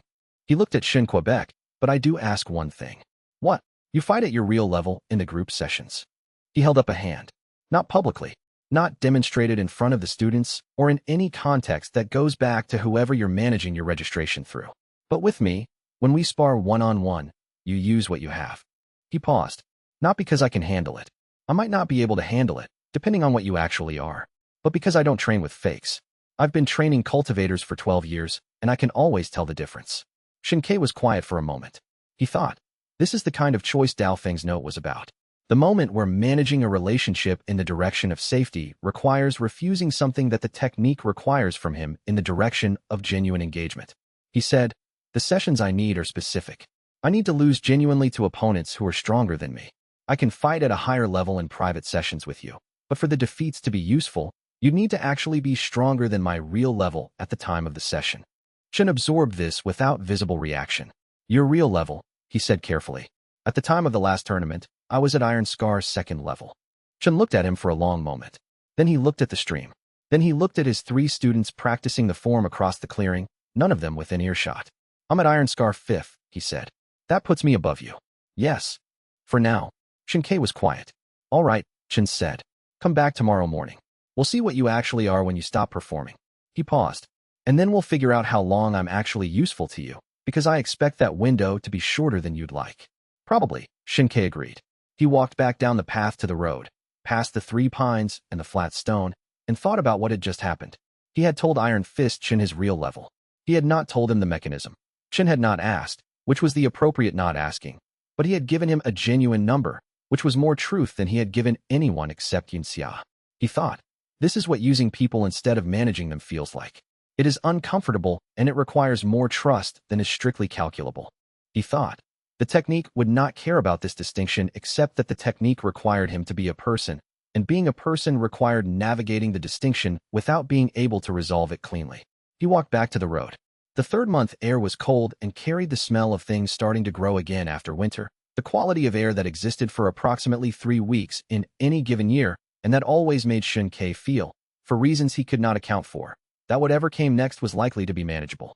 Chapter 25. The correct way to lose Iron Fist. Chen fought at Iron Scar 5th level, and the difference was immediately apparent. Not the force alone. Xianxia had been hit with equivalent force from other sources and understood the physical scale. The difference was the accumulated technique. 12 years of refining a combat system past every inefficiency, the stone and water style at full application from someone who had lived in it long enough for every pattern to be native rather than trained. The techniques arrived with a quality of inevitability that earlier opponents had not achieved. Not faster, cleaner. The way a door closes correctly when the hinges are aligned. He went down on the 3rd exchange, the 5th, the 7th. Iron Fist. Chen paused after the 8th. You're not fighting back, he said. No, not fighting back, because I'm overwhelmed. Not fighting back as a practice.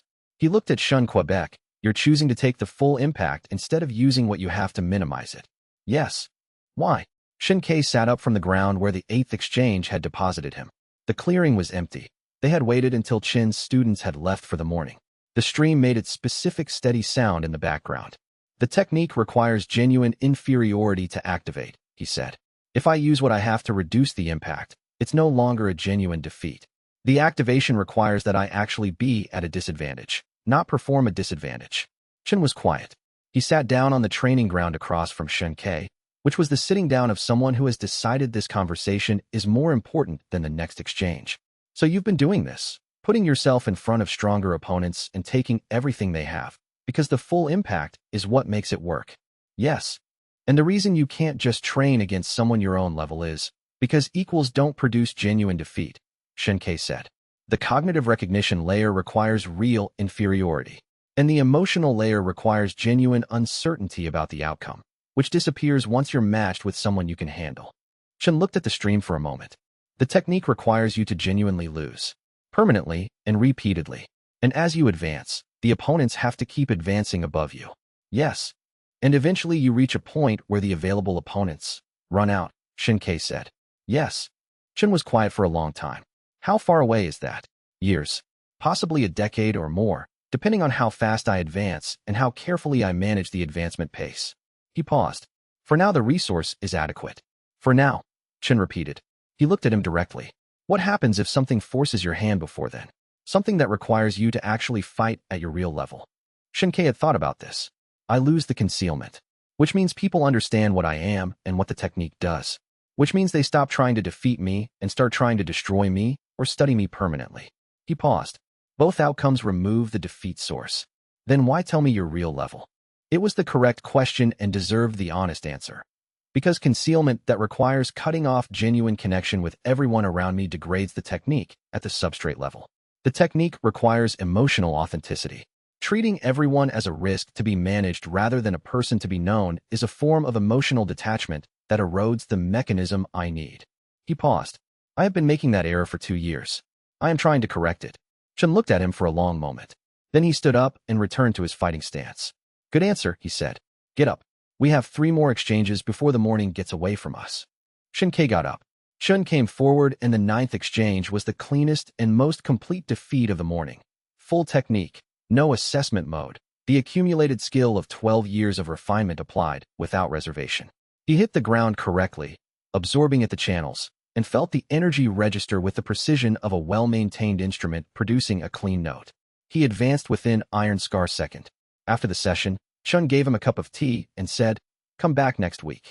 I'll have one of the students demonstrate a technique variation that might give you something you haven't absorbed before." He paused. "And bring xianxia." xianxia looked at him. "She visits sometimes. We've spoken." Chen looked at him with the expression of someone who has assembled adjacent information into a picture and is letting you know they have assembled it without explaining what picture they arrived at. She'd benefit from the training environment, and you'd benefit from having her here. He didn't explain what the benefit would be. He didn't need to. Chapter 26. What the match tells you. Xianxia had been visiting the Stone and Water Academy for 2 months before xianxia told her it was there. She let him know this with the particular gentleness she reserved for pointing out things he should already understand. They were walking the road east from Iron Peak on a morning in late spring, the path wide enough for 2 people side by side, and she said, "I know about the clearing. Iron Fist Chen mentioned the school when I was at the autumn market in the Eastern District. I've been going since the 5th month." He processed this. "You didn't tell me you were going," he said. "You didn't tell me you were going," she said. "We were both going and not telling each other, which seems like a waste of a conversation we could have had." He looked at the road ahead of them. "What do you think of it?"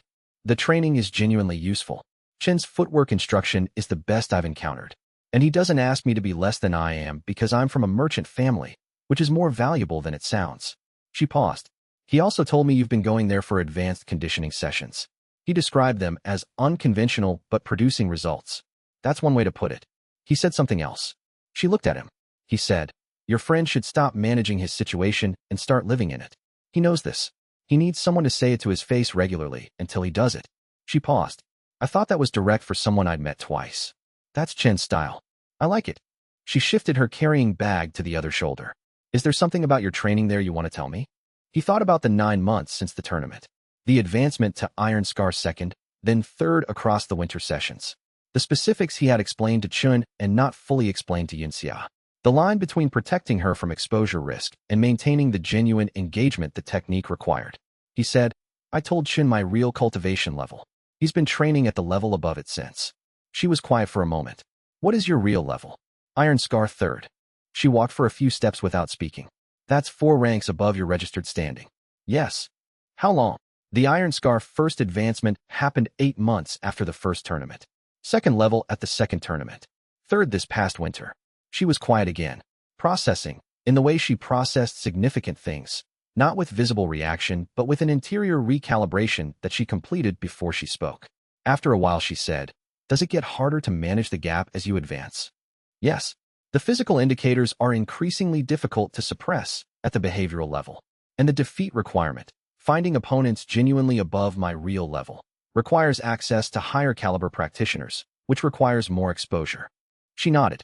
What's the ceiling on Iron Scar? How many sublevels? 9 standard levels per rank, same as all the others. And after Iron Scar? Bone Mountain. Then Collapsed Heaven. Then, he stopped. She looked at him. Then what? Higher, he said. She was quiet for a long moment. How high does it go? I don't have a complete picture of the upper ranks. This was partially true. He had the Jade Token's activation pending, and Dao Feng's fragments covering the lower and middle ranks, and the sense from those fragments that the upper structure was something he would understand when he needed to. What I know is that the current phase of the technique, finding opponents at the rank above mine, is sustainable for years. But not indefinitely. Not indefinitely. She looked at the road. What happens at the ceiling? He said, with the honesty the technique required, I don't know yet. Dao Feng thought the original practitioner reached a point where genuine defeat became impossible and the system became unstable. He paused.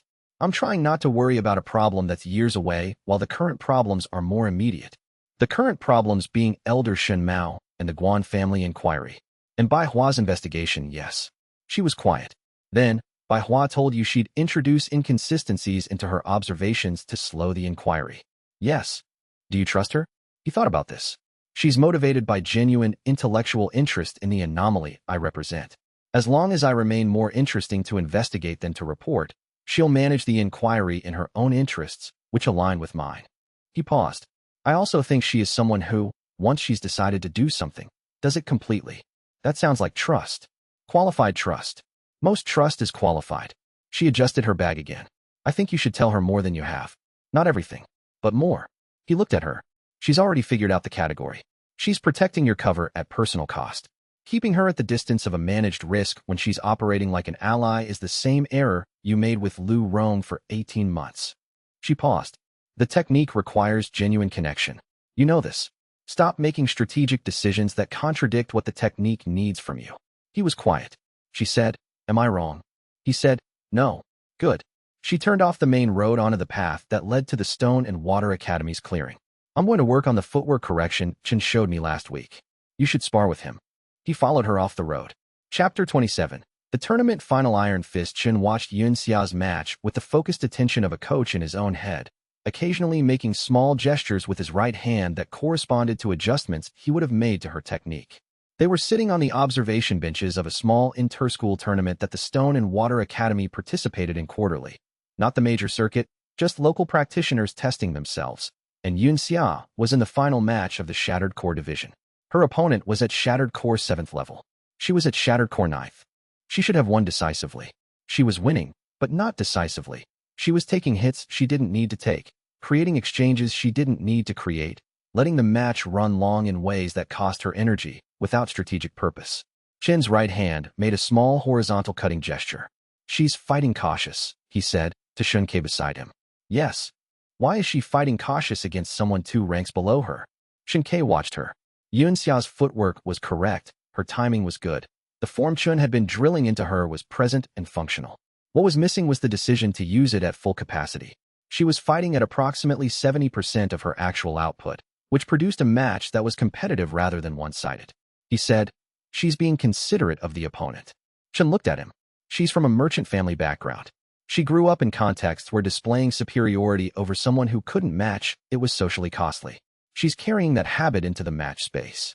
He paused. It protects her socially and costs her cultivational efficiency. Chen absorbed this. Can you fix it? I don't know. He thought about the way she had told him, 2 months ago, that he needed to stop managing his situation and start living in it. She knows it's a problem. Knowing it and correcting the habit are different things. Below them, the match's final exchange ran. Xiao won it. Correctly, efficiently, but it had taken 30 seconds longer than it needed to. Her opponent yielded with genuine exhaustion rather than decisive overwhelm. She came off the match space and found them in the stands. She sat down beside Shen-Kei and picked up her water cup and drank it without speaking for a moment. Then, too cautious, Yes, Chen said. I know. She looked at the match space below them. I keep running the social calculation in the middle of the fight. Someone who isn't a threat gets the measured response instead of the full one. The middle of a match is the wrong time for social calculation, Chen said. I know that too. She was quiet. It's not strategic. It's reflexive, Xianxia said. You told me to stop making strategic decisions that contradict what I need from a technical standpoint. The habit you're describing is the same error in a different direction. She looked at him. Are you pointing my own advice at me? Yes. She was quiet for a moment. Then she almost smiled. The almost smile she produced when something was correct enough to be uncomfortable. Fair, she said. Chen stood up. Next week's session. Full pressure from the second exchange. No assessment phase for opponents below your rank. He picked up his own bag. You both have the same problem from opposite ends. He underuses his real level to protect his cover. You underuse yours to protect the opponent's feelings. He looked at them. The solution is the same. Be genuinely in the fight. He walked off toward the road. Xianxia watched him go. Then she looked at Shen Quebec. Are we very obvious? To someone watching, Xianxia said, probably yes. Is that a problem? He thought about it. Not here, he said. In a managed context, it would require calculation. Here it's just true. He paused. I've been trying to do less calculation about things that are just true. She put her cup down and looked at the empty match space. Dao Feng's note, she said. The part about the original practitioner disappearing because he had no one. She looked at him. I've been thinking about it. So have I. It's not just about cultivation, she said. Is it? No, he said. It's not just about cultivation. She picked up her bag. Come on. Chun will walk ahead and be insufferably correct about everything for the whole road home. She stood. Unless you want to stay and think about it. I've been thinking about it for 9 months, he said. I think I understand it. He stood up and they walked toward the road, where Chun was already visible in the middle distance, moving at the steady pace of someone who had somewhere to be and no inclination to rush. Chapter 28. Iron Scar 5th. The advancement to Iron Scar 5th happened in a session at the Stone and Water Academy on a morning in early autumn. It was not the session Xianxia had expected to produce the breakthrough. He had been expecting it the following week, when Shun had mentioned a visiting practitioner at Iron Scar 7th, who sometimes trained at the school, a better gap differential than Shin's current Iron Scar 5th, which he had technically now matched. But Shun had spent the morning working on a technique variant, a version of his stone and water core strike modified for practitioners with different baseline body types, and he had asked Xianxia to serve as the demonstration for the incorrect version, because showing students what not to do required someone who could take the incorrectly loaded version of the technique without injury. The incorrectly loaded version, as it turned out, produced a different force profile from the correct one. It delivered more impact to the channels themselves rather than the surface musculature, because the loading inefficiency redirected energy inward. For the students, this produced the bruising that indicated they had the technique wrong. For Xianxia, it produced a defeat that registered differently from the correct version, not physically worse, but cognitively more disorienting, because the force arrived in channels he expected to be buffered and wasn't. The surprise was genuine. The cognitive layer activated with the clean clarity of actual inferiority rather than expected impact. He went down. He lay on the ground and felt the advancement settle. Iron Scar 5th level. The new capability arrived. The spiritual pressure reading had refined again, and what had been trajectory prediction, knowing where a strike was going, became something wider. He could feel the ambient defeat states of the people around him, not their cultivation levels, their vulnerability, the places where they were genuinely uncertain, genuinely inferior in something they were trying, the quality of authentic struggle in the air around him. He lay on the ground processing this and thought, the technique is building a perception of genuine loss in everything around me. I can feel where people are actually trying and actually finding the limits of what they can do. He sat up. Shun was demonstrating the correction to his students and had not noticed that Xianxia had remained on the ground for longer than usual. He was explaining the technical difference between the incorrect and correct loading pattern with the patient precision of a good teacher. Xianxia stood up, which was when Shin looked over. He assessed in 1 second what had happened, not the advancement itself, but the quality of Xianxia's post-impact state. He returned to his students. Later, after the students left, Shin said, "You matched me." "Yes." "Iron Scar 5th." "Yes." Shin sat down on the training ground edge. "So the useful sessions at my level are limited," Xianxia said. "I can still work with you for technique exposure. Your style has variants I haven't fully absorbed. But for the defeat condition itself, I need the Iron Scar 7th practitioner." "Practitioner Tsong." Shin considered. "He visits monthly. I can arrange more frequent access if I explain I have a conditioning student who would benefit from his level." He paused. Song doesn't ask many questions. Does he know your open arrangement with visiting practitioners? He knows I run a different kind of school. Chen looked at him. Shin Quebec. I need to ask you something directly. He waited. How long are you going to stay registered at Iron Peak at your current false rank? Chen's voice was the same tone he used for technique corrections. Direct, non-judgmental, interested in accuracy. Not whether you should. Whether you have a timeline. He thought about this. Until I can no longer suppress adequately. Or until the inquiry resolves into something that forces a decision. He paused. Or until I advance to a level where the concealment becomes structurally impossible regardless of the suppression technique. Which is when, Bone Mountain and above, the secondary indicators become very difficult to suppress. Physical conditioning at that level produces visible changes that standard suppression doesn't address. He paused. A year, maybe 2, depending on the advancement rate. Chen nodded. And when that happens? I don't know yet. Chen was quiet. Then, you should have a plan for that before it happens. Because the gap between managing it at Iron Scar and managing it at Bone Mountain is the difference between a slow problem and a sudden one. It was the kind of thing Dao Feng would have said. Shin K filed it as important and not yet fully solved. I'll think about it, he said. Do more than think, Chen said. He stood up. Next week, Song. Chapter 29. The practitioner at the top practitioner Tsang was 67 years old and had been at Iron Scar 7th for 11 years and showed absolutely no interest in advancing further. He explained this without prompting on the morning of their first session. He had advanced as high as his current technique structure could take him efficiently, and further advancement would require rebuilding the technique foundation rather than refining it. And at 67, he had decided that refinement was more satisfying than reconstruction.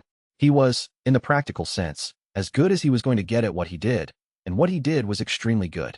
He demonstrated this in the first exchange.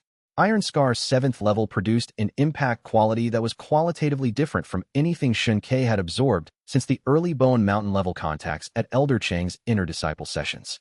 Not louder, more precise. Every component of Tsang's technique was at peak efficiency. The loading was optimized, the delivery was optimized, the follow-through was optimized. There was no excess anywhere in the system. It was like being struck by water at high pressure. No wasted force, all of it arriving at exactly the point intended. He went down on the first exchange. He went down on the second. By the third, he had understood the rhythm, not to avoid the strikes, but to absorb them correctly, which was different.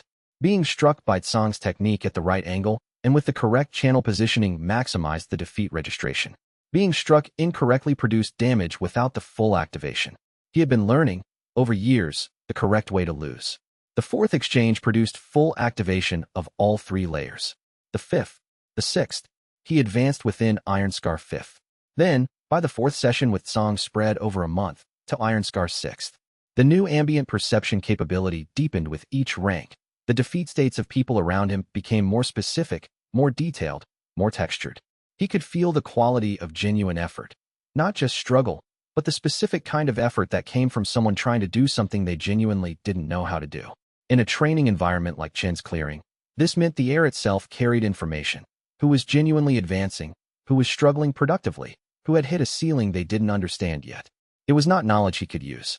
Not obviously, but it was presence to something real, the world's authentic struggle, and it connected him, in a way that was beyond technique, to the texture of being genuinely alive in a place where things were genuinely difficult. He mentioned this to Xianxia on the walk home from the 4th session with Tsang. She listened and said, "So you can feel when people are genuinely trying." Yes. And Chen's students. They're all genuinely trying. The quality varies by student and day, but none of them are in the clearing for reasons other than real effort. She walked for a moment. Can you feel it with me? He said, yes. You've had it since the morning we left Iron Peak for the tournament. She was quiet. What does it feel like? He thought about how to answer this. It was not something the technique had given him vocabulary for. The perception was not designed for description. It was designed for awareness. He said, like a specific kind of warmth in the direction of wherever you are. It doesn't change much. It's very steady. She didn't say anything for a while.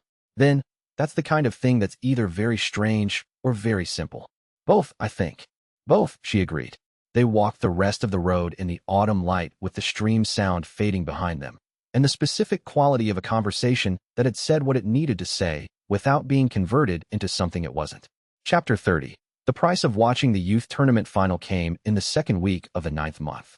Xianxia had entered the annual Iron Peak Inner Disciple Rankings tournament. A formal competition, not just the local interschool circuit, and had fought her way to the final without particular difficulty once she had stopped managing her output downward. The final was against a core disciple named Xianxia, who was at Iron Scar first level and significantly more experienced in formal competition. Xianxia watched from the outer stands. He had been watching all her matches. He had been in the outer stands for each of them, in the same section, at approximately the same seat, which meant that anyone watching the audience as well as the match space would have noticed the pattern. He had noted this as a minor exposure variable and had decided, after the third match, that the minor exposure was acceptable and the reasons for accepting it were not fully strategic. He was watching because he wanted to watch. The final was everything the previous matches had not been. Xianxia was technically superior, experienced in formal settings, and entirely willing to use full capacity against a shattered core opponent. She fought Xianxia with the same compressed precision she would have brought to any opponent. Xianxia fought back. Not carefully. Not at 70%. At full capacity. The footwork Chun had drilled into her. The timing she had been developing for 2 years. The decision Chun had told her to make from the second exchange. Everything applied without reservation. The match was 32 minutes. Xianxia sat in the outer stands and watched his new perception of defeat states operate in real time. Both practitioners at their genuine limits. Both experiencing authentic uncertainty about the outcome. Both present in the match in the way that generated the substrate the technique required from participants. The air above the match space had a quality he had come to associate with genuine cultivation encounters. Not just force, but presence. Xianxia won. Xianxia went down in the final exchange and did not rise for the count. It was a clean technical victory, no controversy. The result of a more experienced practitioner executing at their ceiling against a less experienced one executing at hers. He watched her stand. She had the specific expression of someone who had lost a match they fought entirely. Not the disappointed expression of having fought below their capability, but the settled expression of someone who had given the full measure and found it was the smaller measure. There was a kind of peace in it. He left the stands and met her at the competitor's exit. She was still processing, the post-match quiet she always had, the interior recalibration running. He fell into step beside her without saying anything, and they walked toward the outer compound. After a while she said, "That's what it feels like to fight all the way and still lose." "Yes. It feels different from the other kind." "Yes." She walked for a moment. "You feel it every time, don't you? The real version." She looked at him. "Every defeat you deliberately engineer to be complete and genuine. That's what that felt like." "Yes." She was quiet. "I don't know whether to call that brave or something else." "I'm not sure it's either," he said. "It's just what the technique requires. The bravery, if it is bravery, is in deciding to do it again after you know what it costs." She stopped walking. He stopped too. She looked at him with an expression he did not have a name for. Not pity, not sympathy, something more present than both. She said, "You've been doing this for 3 years." "Yes. And you're going to keep doing it. For as long as the technique requires it. Which is, indefinitely, probably.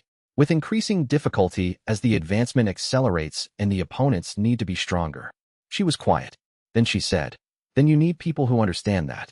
Not just people who know about it. People who actually understand what it costs you every time." She looked at him directly. "I understand it now. I wanted you to know that." He held her gaze.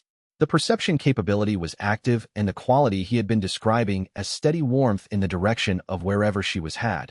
In this moment, the quality of something he did not have adequate vocabulary for. He said, "I know." She nodded once and started walking again. He fell into step beside her. Above them the early autumn sky was the clear blue that came before the cold, and somewhere behind the ridge a bell was ringing for the inner compound's cultivation hour, and the road back to the outer compound was empty except for them, and the specific quality of a conversation that had been completed in fewer words than it contained. He thought, the technique requires genuine feeling. It requires genuine connection. It requires, in the plainest possible terms, that the practitioner remain a person. He thought, I am becoming better at this. He thought, she is part of the reason. He did not say any of these things. He walked. The bell finished ringing. The autumn light settled into the warm late afternoon quality that the province had for approximately 3 weeks in any given year. He thought, I have people. I am using them. The ledger is more honest now. He walked home. Chapter 31. The best offer he'd ever received. The scout found him at the main gate of Iron Peak, the morning after the rankings tournament.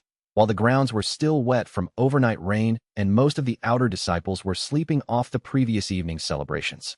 She was a woman in her late 40s, with the compact, unhurried movement of someone who assessed practitioners for a living and no longer found the work interesting enough to rush. She wore Crimson Stone Sect's administrative colors, not a cultivator herself, just someone who handled logistics. She had a document case under one arm and a list. "Xianxia," she said. It was not a question. Yes.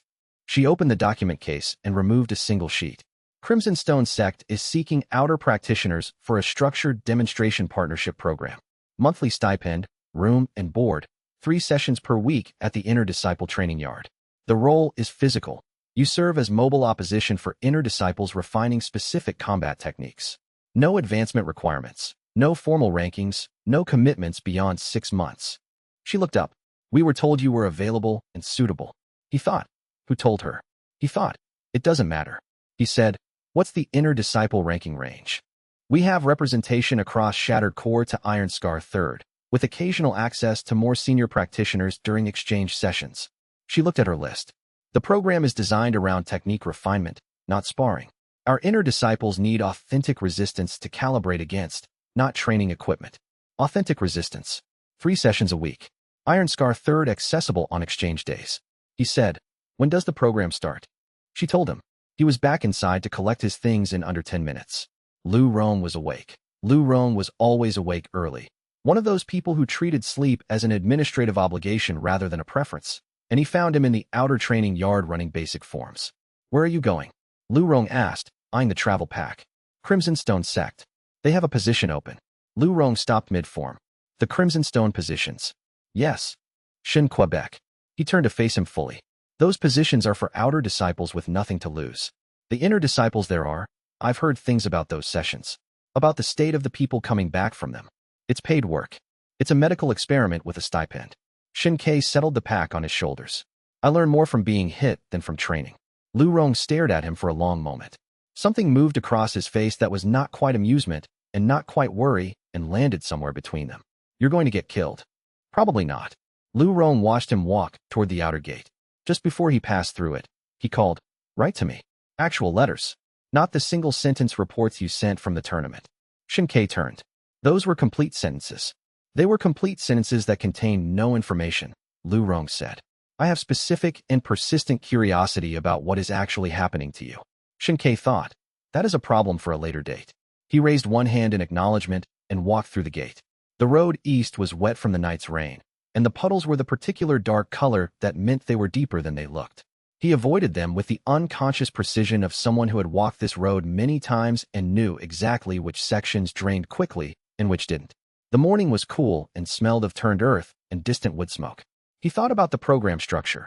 3 sessions per week, inner disciples at Shattered Core through Iron Scar 3rd, exchange days with more senior practitioners. The genuine resistance the woman had described. Authentic opposition for technique calibration, not a performance. People who would hit him because they needed to, not because they enjoyed it, which was actually better. There was a cleanliness to professional context. The intent was cleaner. The technique registered it differently. He had been at Iron Scar 6th for 3 weeks. The advancement to 7th was somewhere ahead of him. He thought about the ambient defeat state perception, which he had been developing since the advancement to 5th, the ability to feel the quality of genuine struggle and uncertainty in the people around him. 3 sessions a week at Crimson Stone, cycling through inner disciples of different techniques and styles, would give him a breadth of material he hadn't had since the tournament season. And the exchange days were something else entirely. He thought, "I will be home in 6 months having advanced at least twice." He walked east. Chapter 32, A Professional Arrangement. The Crimson Stone Inner Disciple Training Yard was organized with the efficiency of a facility that ran the same program every season and had long since stopped adjusting for individual differences. There were 6 demonstration partners active when Shin Kei arrived, outer disciples from various small sects, each with the specific quality of practitioners who had made a practical calculation about how to keep advancing when the conventional paths were closing. They acknowledged him with the minimal nod of professionals sharing a workspace and went back to their own preparations. The sessions ran in the mornings, 3 days per week, starting at the 7th bell. An inner disciple would arrive, present a technique focus to the session coordinator, and spend the next 2 hours running that technique against a rotating demonstration partner. The coordinator matched style to partner, attempt to technique, rest interval to visible condition. It was, in the most technical sense, extremely well managed. The first session was a Shattered Core 3rd inner disciple working on a sweep-heavy combination that required a mobile target who would genuinely commit weight to a stance before the sweep was launched. If the target knew the sweep was coming, they compensated automatically, and the technique lost its calibration data. Xianxia didn't know the specific timing, and his genuine body mechanics were correct for the weight distribution the sweep targeted. He went down 4 times in the first hour, each time with the quality of impact that came from a technique doing exactly what it was designed to do. He advanced within shattered core before the second session. He thought, I need to be careful about the rate. He thought, I also need to stop suppressing that thought. The arrangement produced a useful variety. In any given week, he might face a closing speed combination, a pressure layering technique, a grappling-focused application, or a range suppression drill. Every technique was different enough to keep the cognitive layer of the defeat condition active. Each one presented a genuine problem he had not fully processed before, and his mind's recognition of authentic inferiority ran cleanly. The physical overwhelm was consistent. The emotional layer was the interesting variable. He found, to his own slight surprise, that he genuinely cared about the outcomes here in a way that was different from the tournament context. The inner disciples were not performing. They were working. They came to the yard with specific technical problems they needed to solve, and when a combination landed correctly, they had the particular satisfaction of confirmed mechanics rather than competitive triumph. He found himself interested in their problems. He found himself paying attention to the techniques from the inside in a way that generated more than cultivation energy. It generated comprehension. He was building a library. By the end of the first month, he had advanced twice. He was careful about when and how he showed recovery. On the walk between sessions, he moved with the deliberate slowness of someone whose ribs were tight, which they were. At meals, he favored his left side, which he genuinely needed to. The practical damage from 3 sessions a week was real enough that he didn't have to manufacture the behavioral indicators. The suppression technique handled the cultivation level, but the body recorded the impact honestly. His bunkroom neighbor had started leaving a bottle of liniment oil outside his door every Sunday morning without comment. He used it. It helped. Elder Shin Mao arrived at Crimson Stone in the middle of the 3rd week on administrative business, some resource exchange agreement between the 2 sects that required a formal Grand Mountain Alliance witness. He came through the training yard on his way to the coordination offices, and he saw Shin Quebec. He stopped walking. Xianxia was between sessions, sitting on a bench with a wet cloth on his forearm where a sweep had landed at an angle that stressed the bone. He looked up at Elder Shin Mao. He said, Elder. Shin Mao looked at him for a long moment. He was a careful man, not unkind, not hostile, but thorough in the specific way of someone who had been filing observations long enough that he recognized patterns even when he couldn't name them. He said, What brought you to Crimson Stone?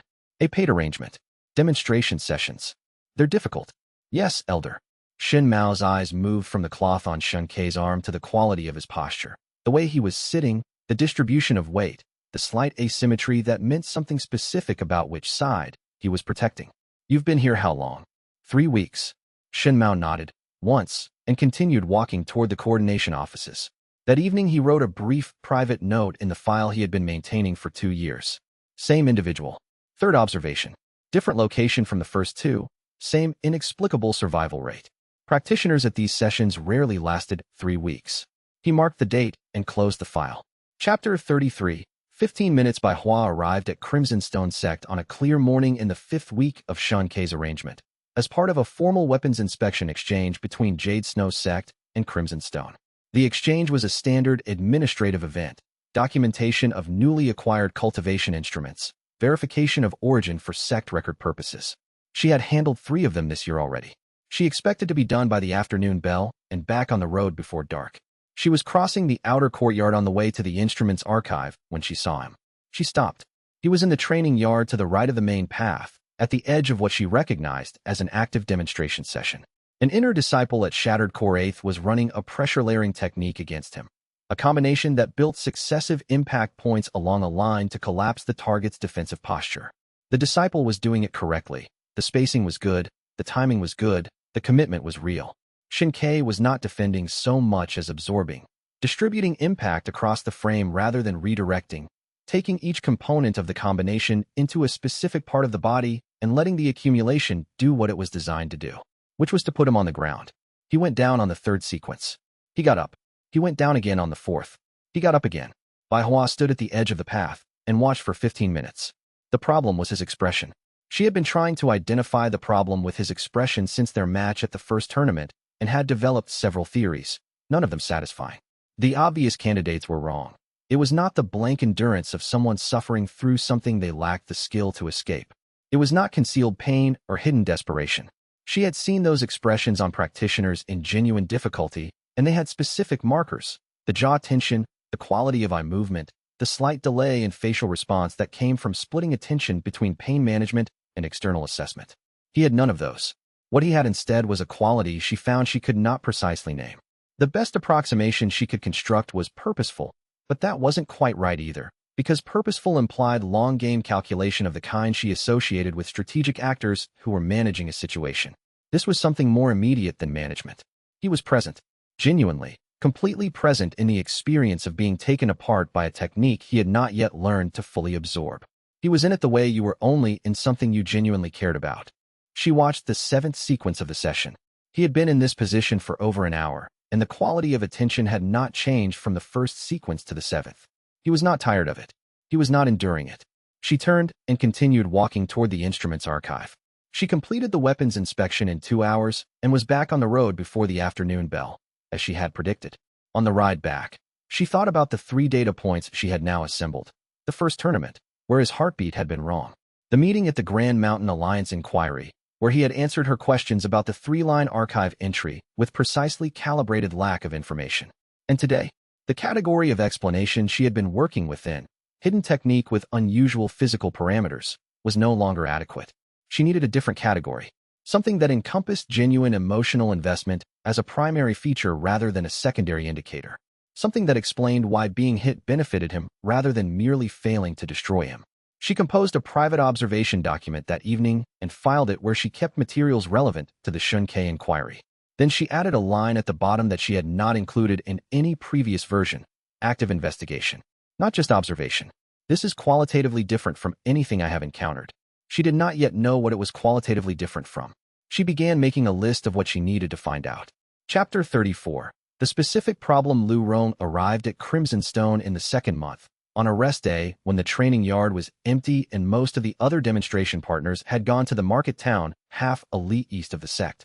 He had ridden from Iron Peak without sending word ahead, which was consistent with his general approach to communication, which was to do it in person when it mattered. xianxia found him in the outer courtyard, sitting on the lowest step of the main hall with a cup of water and the specific expression of someone who had been waiting long enough to recalibrate their approach. "You wrote twice in 6 weeks, Lu Rong said. Once to say you arrived, once to say you were, and I quote, proceeding. I don't know what that means." xianxia sat down on the step beside him. "It means the arrangement is working as expected." "Working how? What does that look like?" 3 sessions per week. Different techniques. Varied practitioners." Lu Rong looked at him. "You know, when you describe your life, it sounds like someone reading back a shipping manifest." "That's not unfair. There's a reason I came in person." He set down the water cup. "My cultivation has stalled." xianxia looked at him. "For months," Lu Rong said. "I was at Shattered Core 4th, advancing steadily, and then 4 months ago it stopped. I've run every standard diagnostic. I've tried 3 different cultivation patterns. I consulted with 2 elders at Iron Peak and 1 visiting master from a Northern Alliance. Nothing works. They all give me the same answer: patience, continue training. Some practitioners plateau and recover. The scripture doesn't always move in a straight line." He paused. "That's not what's happening." "How do you know?" "Because a plateau feels like a wall. This feels like something bent." He put a hand to his upper back, just below the shoulder. "Here. When I circulate cultivation energy through the secondary meridian tree on this side, there's a resistance point that wasn't there before. It started approximately 3 months before the stall. I noticed it but thought it was just tightness from the sparring load. Then the advancement stopped." xianxia went quiet. He thought about the meridian topology for Shattered Core 4th. He thought about the secondary meridian branch that ran from the mid-spine through the upper back, the one that bore increased load during the 4th to 5th level advancement, because the primary cultivation channel expanded and the secondary tree needed to redistribute. He thought about the injury Lu Rong had taken 8 months ago in a group sparring session, the one that had left his right shoulder higher than his left for 2 weeks afterward. He thought about what happened to secondary meridian tissue that had been slightly misaligned during a growth period and then subjected to cultivation pressure. He said, without thinking, "The secondary meridian under your right shoulder blade sustained micro-displacement in that sparring injury last autumn. If the displacement wasn't fully resolved before you entered the 4th to 5th preparation stage, the meridian would be carrying the load at an inefficient angle. The resistance you're feeling isn't a wall. It's a structural misalignment running interference on the energy distribution. He paused. You need to work the displacement out before the meridian can bear the advancement load cleanly. Specific manual pressure at 3 points along the line, combined with very slow energy circulation rather than full pressure cultivation, maybe 10 sessions over a month. Silence. Lu Rong was looking at him. Shin Kei heard what he had just said. The diagnostic precision, the anatomical specificity, the specific treatment protocol. Things you knew if you were a senior cultivation physician, or an elder with 30 years of practice, or someone whose cultivation level gave them the meridian reading capability that came from enough genuine defeat absorption to have built a library of technique knowledge from the inside out. Things you did not know if you were an outer disciple at Shattered Core Third Apparent. He said, quickly, there was a senior elder at the autumn exchange sessions at Iron Peak. Before I left, he was discussing a similar case with the Healing Hall administrator. I was walking past. The situation you're describing sounded like what he was talking about. He paused. Probably coincidence. It might not be the same thing. Lu Rong looked at him for a long time. He said, probably coincidence. He said it without any quality of conviction. He tried the protocol anyway, because he had nothing else to try, because his cultivation had been stalled for 4 months, and because Shin Kei's description had named something he had been feeling for months with a specificity that could not have been produced by overheard conversation. A week later he sat down and wrote a letter. Short. 2 lines. I broke through. Shattered Core Fifth. And then, underneath. Who are you, actually? Shin Kei read the letter twice. He did not write back for 3 days, and when he did, he wrote about the session schedule at Crimson Stone and a particularly effective technique combination he had been on the receiving end of, and nothing else. He thought, I have bought a few more months of ambiguity. He thought, Lu Rong is going to ask again. He thought, the question is going to get harder to deflect the longer this goes on. He folded the letter and put it with the others. Chapter 35. What Fang Jie costs. Iron Peak's administrative notice arrived in the 6th week. His arrangement at Crimson Stone had exceeded its approved duration.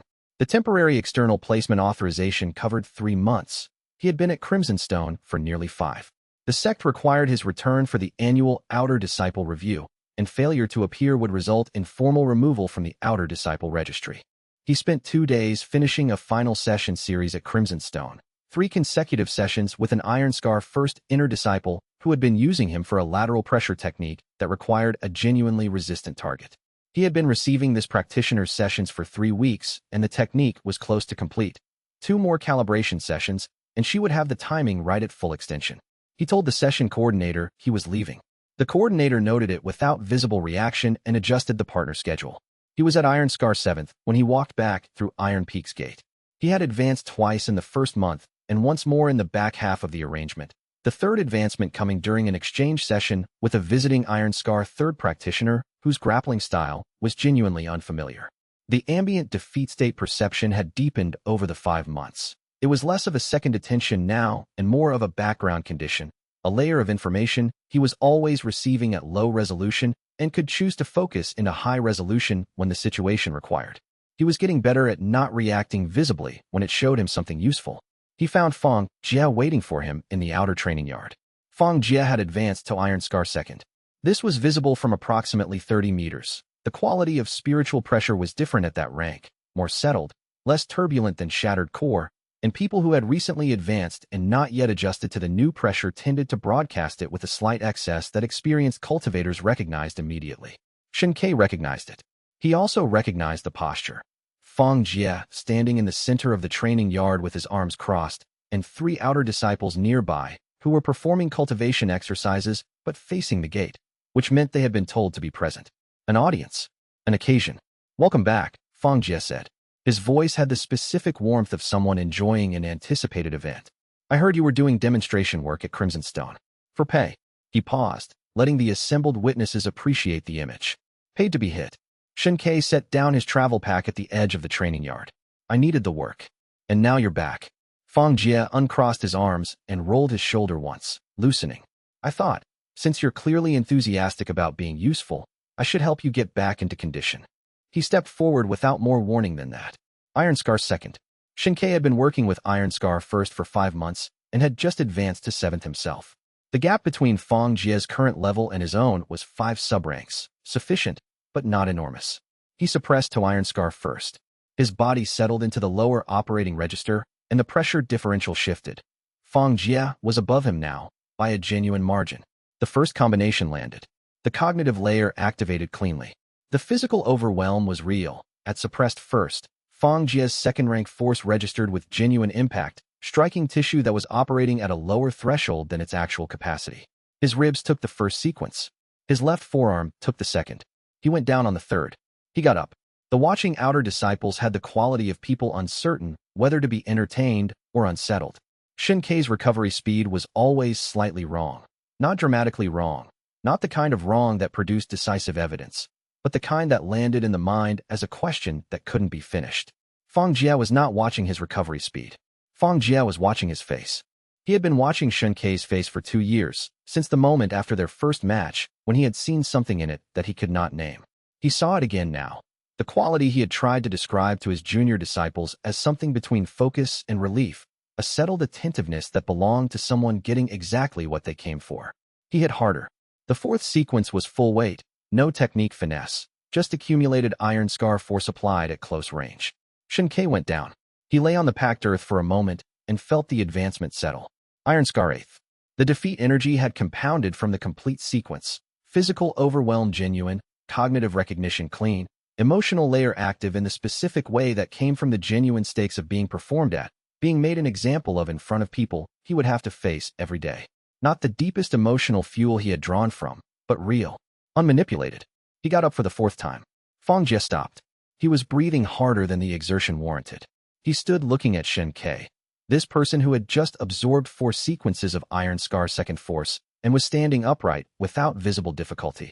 And the expression that crossed his face was the one he always found in these moments. Not amusement, not contempt, something close to unease. He said, "What's wrong with you?" Xianxia picked up his travel pack. "I'm resilient." "That's not resilience." He looked at Fang Jie for a moment. Fang Jie had advanced to Iron Scar second and was still useful. The problem with useful things was that they started generating questions when you used them. He needed Fang Jie to stay useful long enough to advance twice more. He needed Fang Jie to stop generating questions.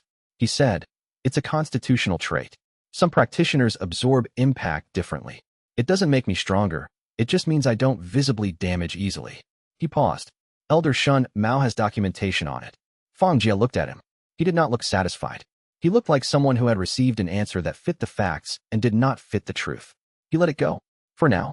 Xianxia walked to the dormitory, put down his pack, and sat on the edge of his bunk. He thought, Iron Scar 8th. He thought, Fang Jie is noticing. The constitutional durability explanation had held for 2 years, but it was aging. At some point. Not this year, maybe not next year, but at some foreseeable point, Fang Jie's observations were going to coalesce into something he couldn't deflect with documentation. He thought, I need Fang Jie to keep advancing faster than I can manage the cover. The more Fang Jie advanced, the more useful he was. The more useful he was, the more Xianxia needed him. The more Xianxia needed him, the more he had to interact with him. The more they interacted, the more the questions accumulated. He thought, some problems are only solvable by the problem getting worse first. He lay back on the bunk, looked at the ceiling, and began working out what Fang Jie would need to do to advance to Iron Scar 3rd faster than expected. Chapter 36. The performance of potential. The inner disciple advancement trials ran over 2 days at the start of the 9th month, when the autumn light came in low and amber through the training hall windows and made everyone look slightly more serious than they were. Xianxia had submitted his application 4 weeks earlier. The process required 1 written statement of intent, 1 demonstration of at least 1 cultivation technique at the practitioner's current registered rank, and 1 sparring match against a designated inner disciple opponent. The elders reviewed the application, assigned an opponent, and decided on the day of the match whether advancement was appropriate. He submitted the form because outer disciples who did not periodically attempt advancement were flagged as stagnant and sometimes recommended for release from the sect. He had been at Iron Peak for nearly 3 years. A 3rd consecutive non-attempt would generate administrative questions. His assigned opponent was a Shattered Core 7th inner disciple named Wei Rong, a methodical, technically clean practitioner with a reputation for disciplined pressure work. Xianxia had seen him fight twice in group training contexts. He was not imaginative, but he was consistent, and consistent was harder to manage at reduced output than creative was. He operated at 40%. The calculation required attention. Too low and the match ended too quickly, signaling either spectacular weakness or deliberate non-effort. Too high and the technical quality of his movement would register clearly to anyone watching for it. 40% put him in the range of a practitioner who had genuine talent, had been working hard, and had not yet figured out how to translate effort into advancement. Potential, in the language of sect evaluation, meant not yet, but not implausible. Wei Rong opened with the pressure layering combination that was apparently the standard opening for this kind of demonstration. xianxia had received approximately 40 variants of it at Crimson Stone across 5 months and could, at real output, dismantle all of them before the second sequence landed. At 40%, the second sequence reached him.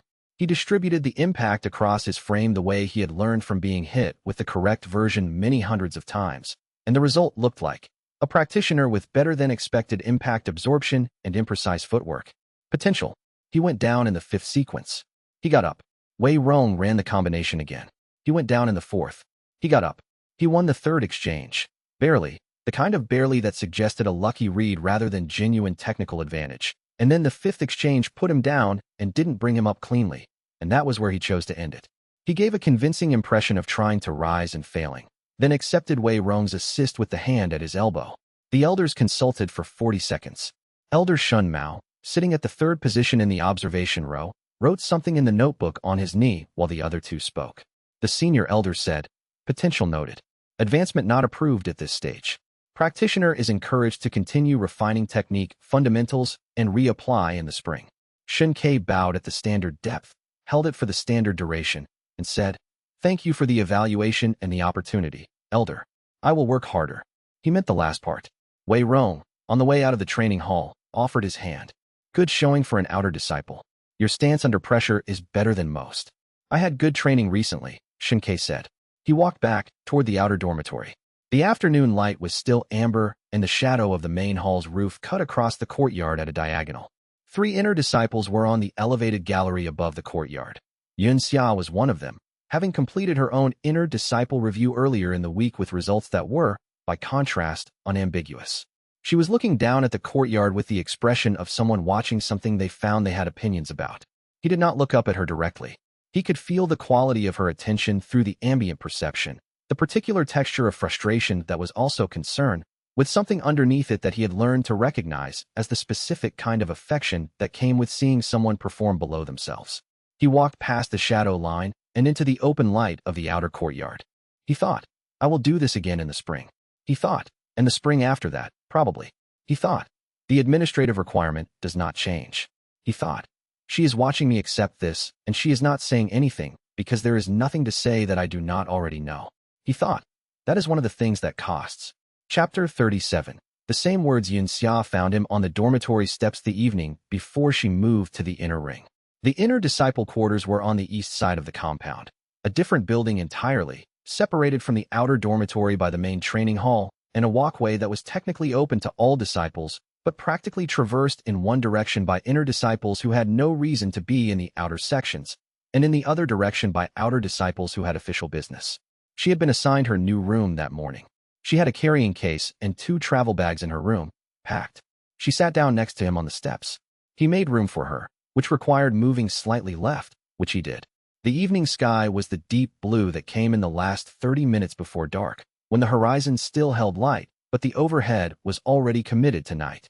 A cooking smell came from the main hall kitchen. The evening meal would be served in 40 minutes. She said, "I'm moving tomorrow morning." "I know. Are you staying?" He considered the question in the way she had learned to recognize, not as a social reflex, but as an actual calculation. "For the near future." "Yes." "Why?" "I'm learning something no one else is learning here." He looked at the darkening sky. "The sect structure provides cover that would be harder to maintain if I move to an independent arrangement. And there are still practitioners here whose techniques are useful to me." She was quiet for a moment. "Do you know what bothers me about the way you just answered that?" "No. You said useful to me instead of people I know." "Lu Rong is here. I'll still come back to train. Iron Fist Chun is 2 hours east. You have connections here." She paused. "When you describe your circumstances, you describe resources, not people." He thought about this. "The technique requires genuine connection. You've reminded me of this several times." "I know. I'm wondering if reminding you is the right approach, or if it's just an external input you add to the calculation." He looked at her. She said, "I'm not angry. I'm thinking about whether what I do actually reaches you or whether it goes into the model."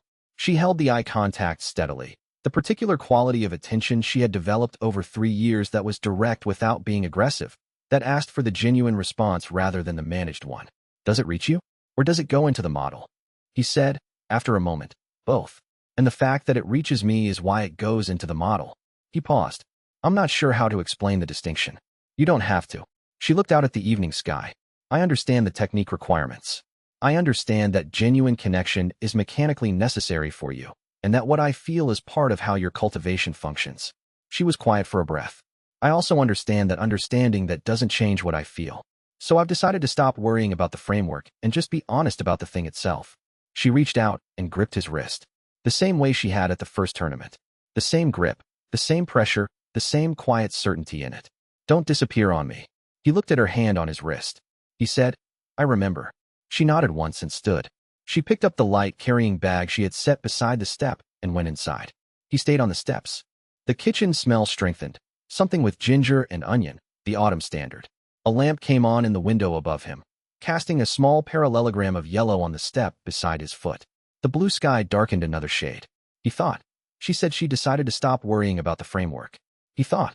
That is a choice I have not made yet. He thought.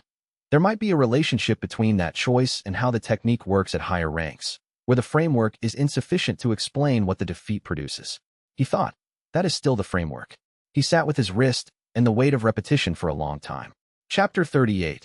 The Third Eye. The Grand Mountain Alliance sent a formal talent assessment delegation to Iron Peak in the second week of the 10th month, a standard event, part of the Alliance's regional cultivation monitoring program. One senior elder, one documentation specialist, one assistant with the assessment instruments.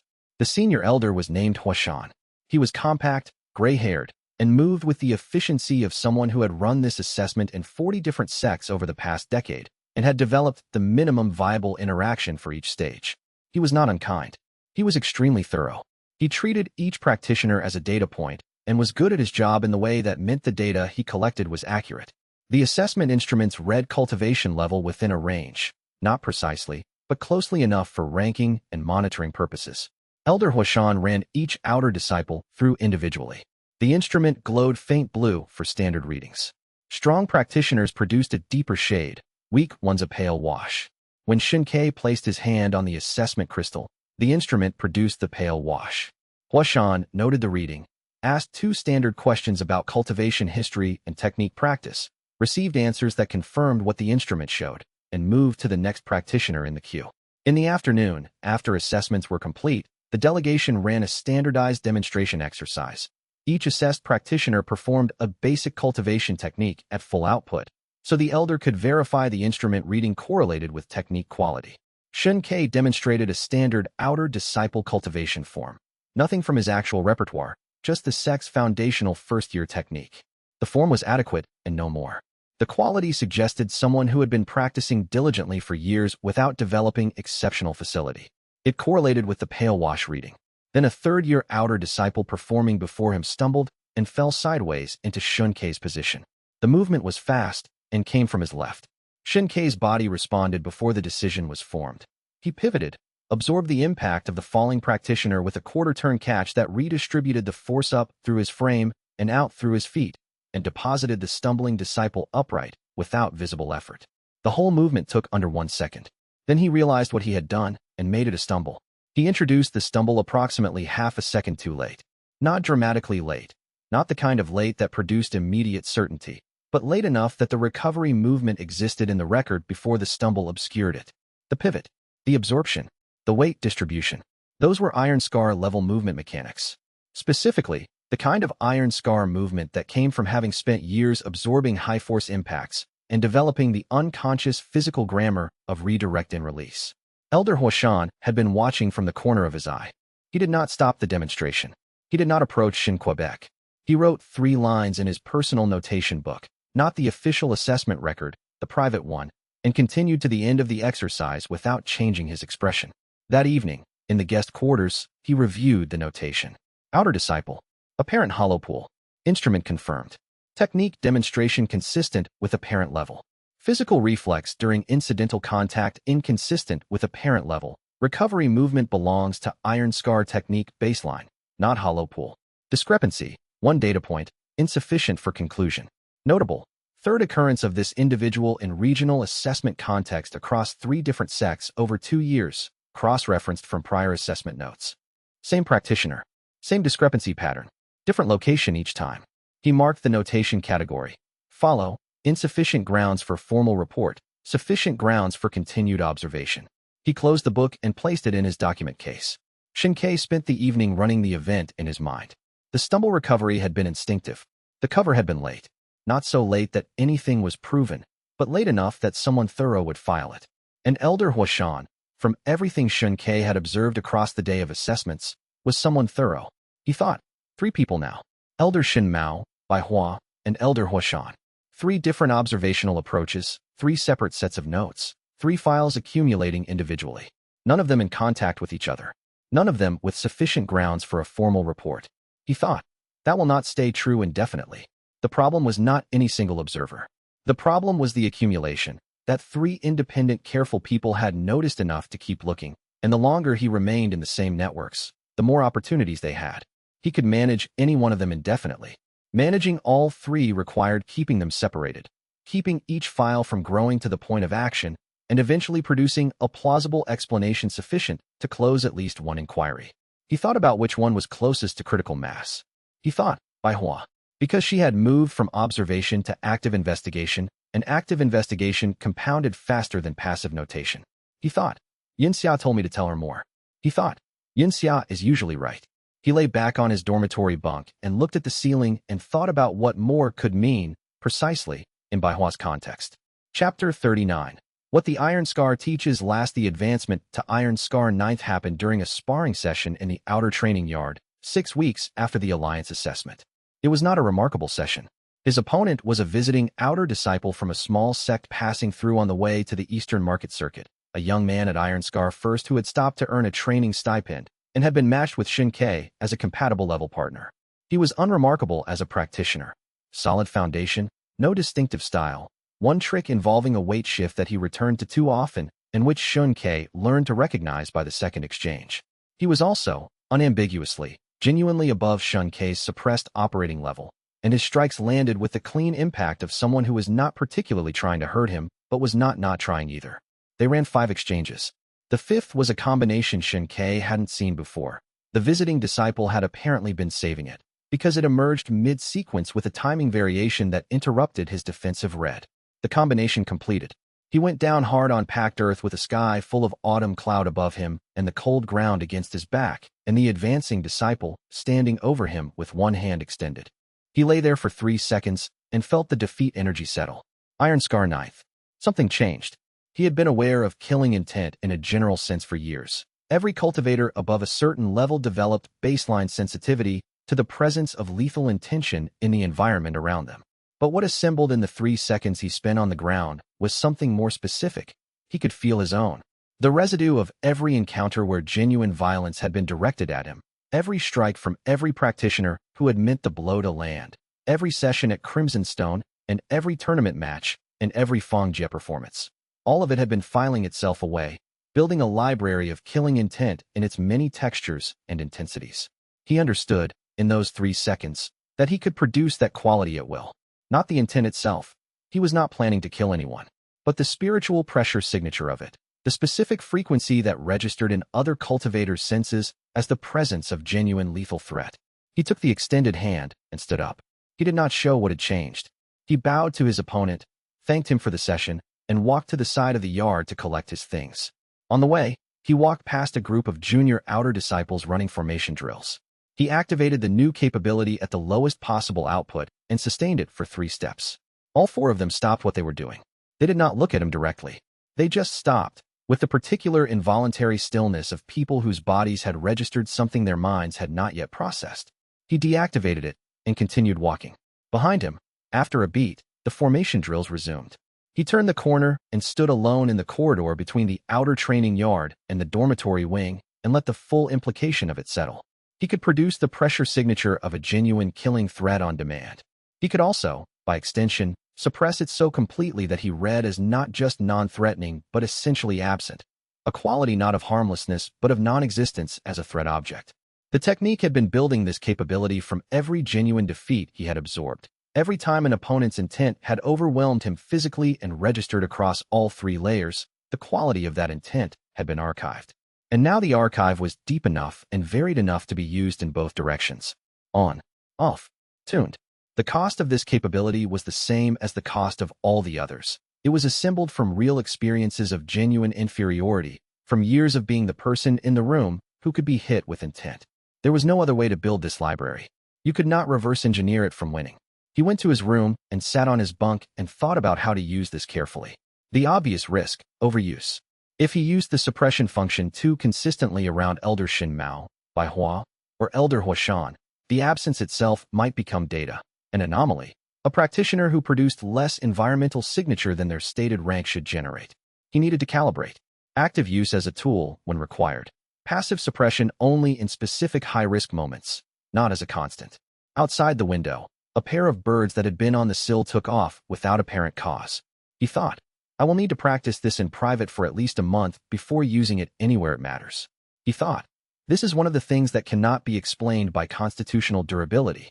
Chapter 40. A name for later Lord Shatian's son arrived at Iron Peak Sect on the 23rd day of the 11th month, with a retinue of 9 and no advance notice. Sha Yunlong was 24 years old, newly elevated to Bone Mountain 2nd level, and had the particular quality of a young man who had grown up being told that his father owned everything in his field of vision and had decided to take that information seriously. He was not stupid. Shun Ke assessed him in the first 30 seconds of the courtyard encounter and concluded he was probably quite capable, but he wore his capability with the loose confidence of someone who had never needed to conceal it. The sect master greeted the delegation at the main gate with 4 senior elders and a visible effort to project dignity while clearly uncertain of the visit's purpose.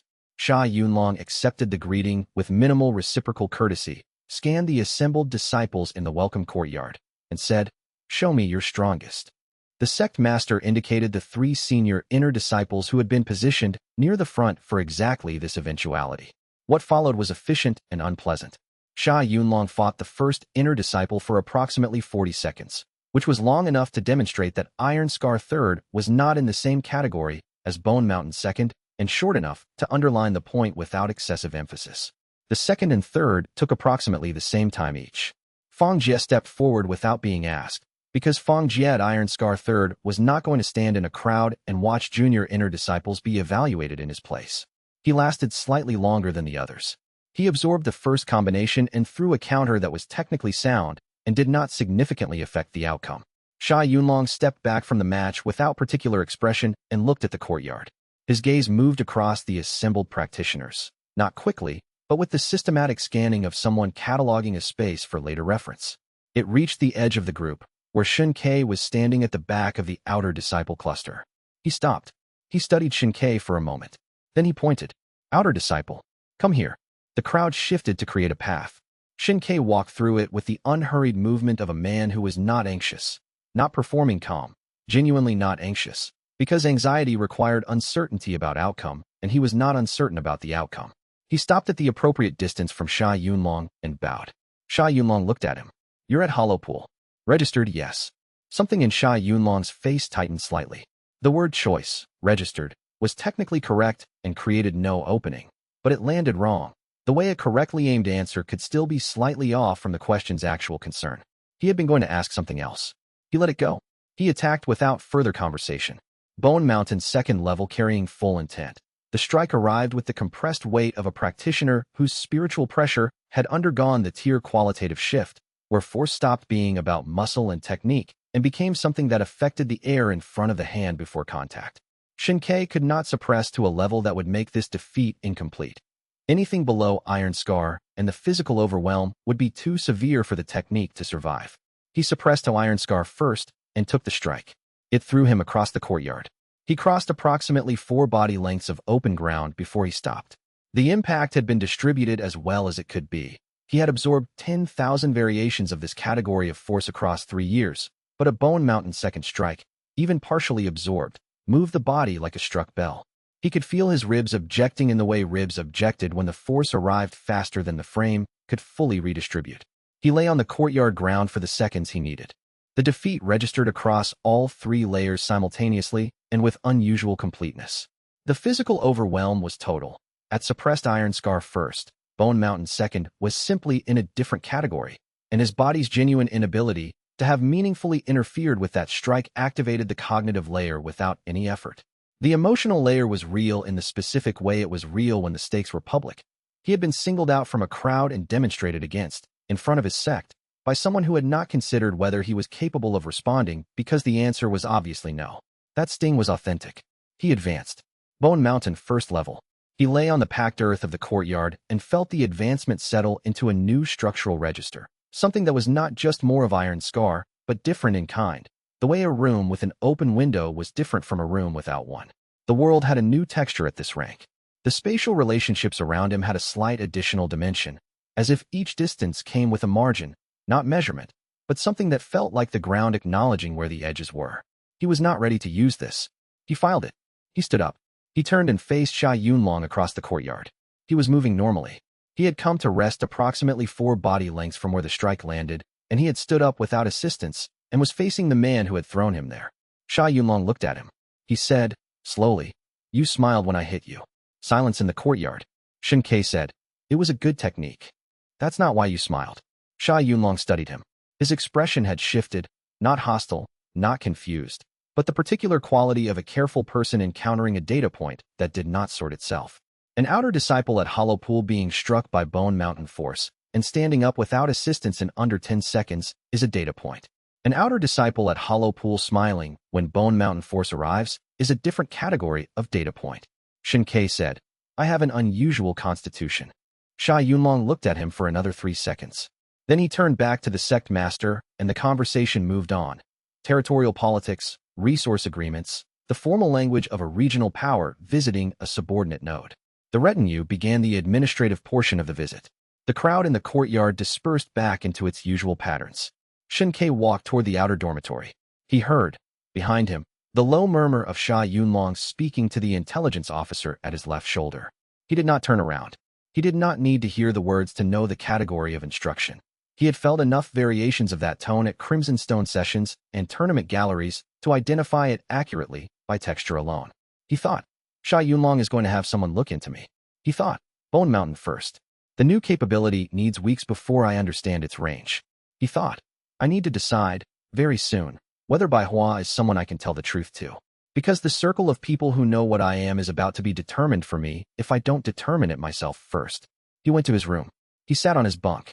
Outside the window, the last light of the 11th month was gray and flat and cold, and the courtyard below had gone quiet. And somewhere in the administrative wing of the sect, a young man with a good memory was telling someone with a pen to write down the name Shun Quebec, Chapter 41. The political season, the winter, brought news the way winter always brought things, slowly, with the cold, accumulating until the weight of it became impossible to ignore. 3 power structures had been competing for provincial dominance since before Xianxia had arrived at Iron Peak, but the competition had been abstract for most of his time here, the kind of large-scale geopolitics that outer disciples discussed in dormitory corridors without any particular sense that the outcome would affect them personally. The Sha Tian Warlord Alliance had military supremacy and was expanding east. The Grand Mountain Alliance had cultivation authority and was losing it incrementally to the Sha Tian's demonstrated willingness to use force where the Grand Mountain Alliance preferred negotiation. The Rising Frost Kingdom, smallest of the 3 but geographically central, was running out of room to be independent without choosing a side. Xia Yunlong's visit to Iron Peak had been a data point in this larger picture. The Sha Tian Alliance was identifying nodes, small sects, independent schools, regional cultivation families, and signaling expectations. Iron Peak sect was a small node. The sect master had spent most of the 11th month in administrative meetings with the senior elders, and the tone of those meetings, which Xianxia could read through the ambient perception capability with reasonable accuracy from the far end of a corridor, was the specific quality of people working out how to defer a decision without appearing to defer it. He paid attention. He had been paying attention to the political landscape since Xia Yunlong's intelligence officer had written his name down. The landscape contained, if read correctly, a category of resource he had not fully exploited yet: political defeat. Being dismissed, being used, being seen as irrelevant, being treated as a piece in someone else's game rather than a person with agency. These produced, in the emotional layer of the technique, a specific and useful texture. Not the sharp, hot quality of combat defeat. Something slower and heavier, with more layers. He had been thinking about this since the tournament season. The intellectual framework had been solidifying across the autumn. The technique's third layer required genuine emotional investment in the outcome. Political outcomes affected him genuinely because the people around him were affected. Xianxia's standing depended on the sect's standing. The sect's standing depended on the political choices being made in those administrative meetings. Therefore, what happened at the macro level produced real stakes in the emotional layer at the personal level, and real stakes meant real cultivation potential. The cultivation world was not separate from the political world. It was built on top of the same ground.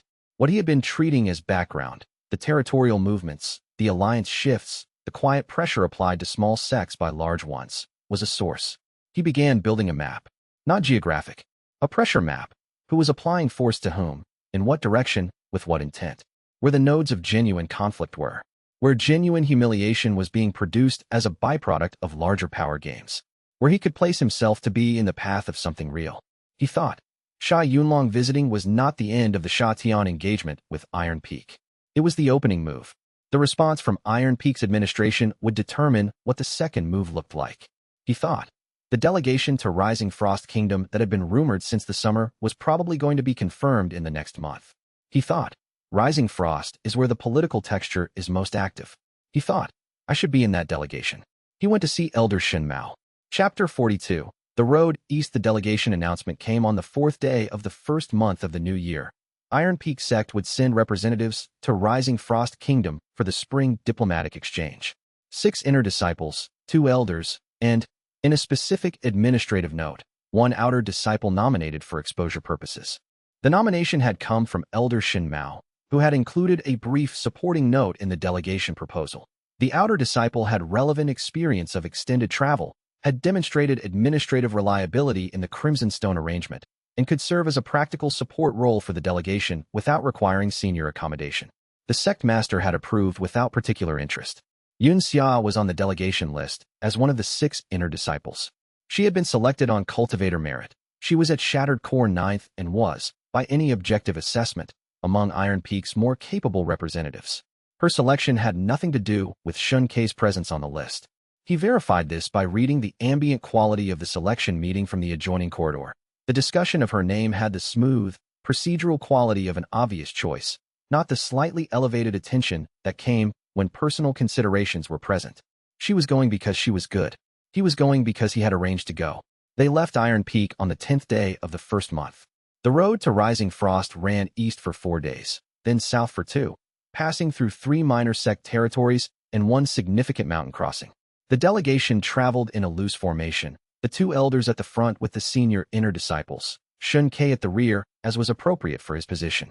Xianxia came to the rear of the formation approximately an hour into the first day. She didn't say anything immediately. She fell into step beside him and looked at the road ahead for a while. How did you end up on the list? She said.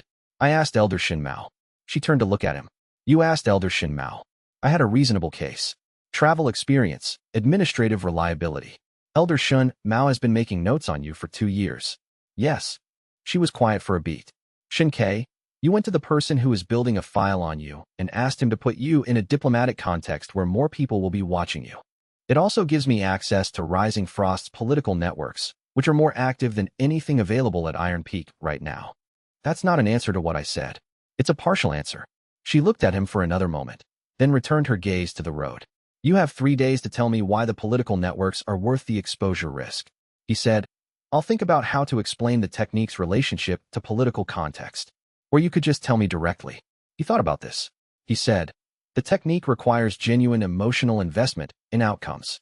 Political outcomes produce genuine emotional stakes because the people I care about are affected by them. Being placed in the position of a piece on someone else's board, being dismissed or used or seen as irrelevant. That registers on the 3rd layer as authentically as combat defeat does, and sometimes more deeply. He paused. Rising Frost is a kingdom being pressed from multiple directions simultaneously. Every interaction, there will have real stakes attached to it.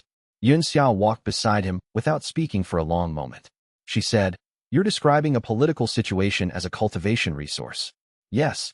And the people whose situation it is. Also yes. That bothers me a little. He said, I know. It bothers me too. He looked at the road. I am not doing it to exploit them. I am doing it because the technique has this requirement and I have to go where genuine stakes exist. The people whose stakes they are would have the stakes regardless of whether I was present. I am not producing the situation. You're benefiting from it. I benefit from every defeat I absorb from someone who has real reasons to hit me. The person hitting me has their own reasons. I have my reasons. The exchange is real for both of us. He paused. I haven't found a version of this technique that doesn't involve genuine human situations. I've looked. She was quiet again. Then, I didn't say it was wrong. I said it bothered me a little. I know the difference. She glanced at him sideways, and there was something in her expression that wasn't quite a smile, but lived in the same vicinity. Keep talking like that, and you'll run out of honest things to say. He said, I have a limited supply. She said, I know. She slowed her pace slightly, settling into the rhythm of the road. The first month light was pale and cold, and the road ahead was empty of traffic for as far as he could see, and she was walking beside him with the particular ease of someone who had decided to be where they were. They talked for most of the first day. Chapter 43. Ambush at the mountain pass. The attack came on the morning of the third day, at the mountain crossing where the road narrowed to single file between a cliff face and a drop. 7 practitioners, none of them carrying sect identification. The configuration was professional. 2 blocking the front of the narrow passage, 2 blocking the rear, 3 coming from the cliffside through a descending rope access that had clearly been prepared in advance. They had targeted the delegation's supply chest, which was a reasonable inference. A diplomatic delegation carrying significant resource value was a standard target on unprotected mountain crossings. The 2 elders at the front engaged the forward blockers immediately. The 3 inner disciples behind them folded into defensive positioning. Xianxia, 2 positions ahead of xianxia in the column, was in the gap between the forward engagement and the rope access attackers. 3 cultivators came off the ropes. The first 2 went for the supply chest. The third went directly for the nearest practitioner, which was xianxia. He was at Iron Scar second. She was at Shattered Core ninth. xianxia watched. The decision took under a second and was the worst second he had experienced since he had understood what the technique required of him. He was at Bone Mountain first, at real output. He could resolve the engagement in the rope access attackers section of the pass in under 30 seconds and do it in a way that looked like a Bone Mountain practitioner doing exactly what a Bone Mountain practitioner would do. He could step in front of xianxia and the attacker would stop because the gap would be visible and nothing useful came from continuing. He stood still. She stepped to the left, taking the attacker's opening strike across her right forearm instead of her face, which was a good read and cost her a bruise rather than a broken orbit. She followed the deflection with a counter that drove the attacker into the cliff face, creating a moment of genuine advantage, and she took it. She was faster than the attacker expected for her apparent rank. The follow-through was clean. 30 seconds of combat. She resolved her attacker. The inner disciples resolved theirs. The elders broke through the forward blockers. The ambush failed. He had not moved. Afterwards, while the delegation regrouped and the elders made an inventory of the supply chest's contents, xianxia came to him. Her forearm was bleeding where the attacker's strike had cut through the outer robe fabric. She unwound the cloth with her other hand, examining the cut. He had a basic wound kit. He opened it. She held her arm out without speaking. He applied the dressing. His hands were steady. He worked with the calm precision of someone whose control over their physical state was, by now, essentially complete. But somewhere beneath that steadiness, behind the professional efficiency of applying pressure and binding cloth, there was a weight he was not going to discuss. He had watched a man with an iron scar technique go for her face and had stood still. He had done the right thing by the technique, by the cover, by the larger calculus. He knew this. He also knew what her face had looked like for the 2 seconds before she read the deflection correctly. He finished the dressing. She flexed her fingers, testing the binding. You didn't move, she said. No. She didn't say anything else. She was looking at her bandaged forearm with the careful expression of someone identifying something they understood and were choosing to leave unsaid for now. He absorbed 4 genuine strikes during the engagement. 1 from the rear blocker who got through the column before the elders could close the pass. 3 from a cascade when the supply chest was dropped, and the resulting chaos produced close-range combatants from multiple directions. None of the strikes were high caliber. But the cumulative genuine fear, the actual knowledge that people he cared about were in real physical danger and he was standing idle, produced something in the emotional layer that was thicker and more sustained than combat defeat produced. He advanced to Bone Mountain second that evening, in his tent, while the delegation camped in a defensible clearing below the mountain crossing. He lay in the dark and felt the advancement's new texture settle and thought about the 2 seconds on her face before the deflection landed. He thought, this is what the technique costs. Not in the abstract. In the specific. He thought, I knew this. I knew this was what it would cost. He thought, knowing it and experiencing it are different things. Chapter 44. The 12-second pause Rising Frost capital was larger than anything xianxia had spent significant time in.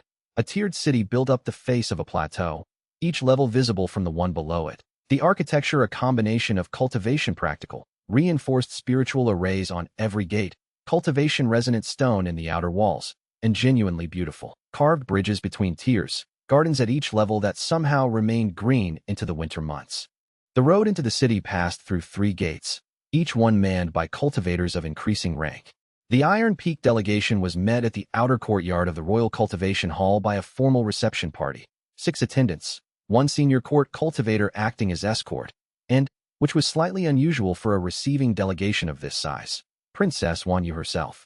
The delegation had not expected the princess at the outer courtyard. Delegations of Iron Peak's standing were typically received by a court administrator and escorted to appropriate guest quarters, with a formal audience scheduled for 2 days later. The princess's presence was a statement. The question was what it was a statement about. She stood at the courtyard's center with the particular stillness of someone who did not need to demonstrate authority through posture, because the authority was simply present. She was 22, dark-haired, dressed in the formal reception colors of Rising Frost without any of the additional ornamentation that court functions typically required. She assessed each member of the delegation as they entered the courtyard with the efficient economy of someone who did this regularly and had long since stopped being impressed by the surface details. She reached xianxia. She stopped. Not visibly. She did not halt her reception movement or change her posture. But the quality of attention shifted. He could feel it through the ambient perception, which at Bone Mountain Second had developed a finer granularity in reading the emotional states of the people around him. Her attention had the particular texture of genuine analytical interest combined with something he could only describe as recognition of an anomaly she had not yet classified. Her eyes rested on him for longer than the standard read-and-move-on duration.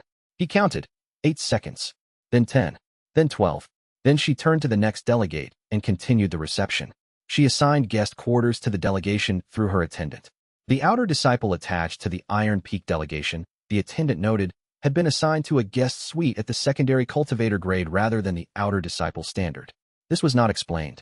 The suite was on the 3rd tier, with a window that looked west across the city's layered lights at dusk. The bedding was silk.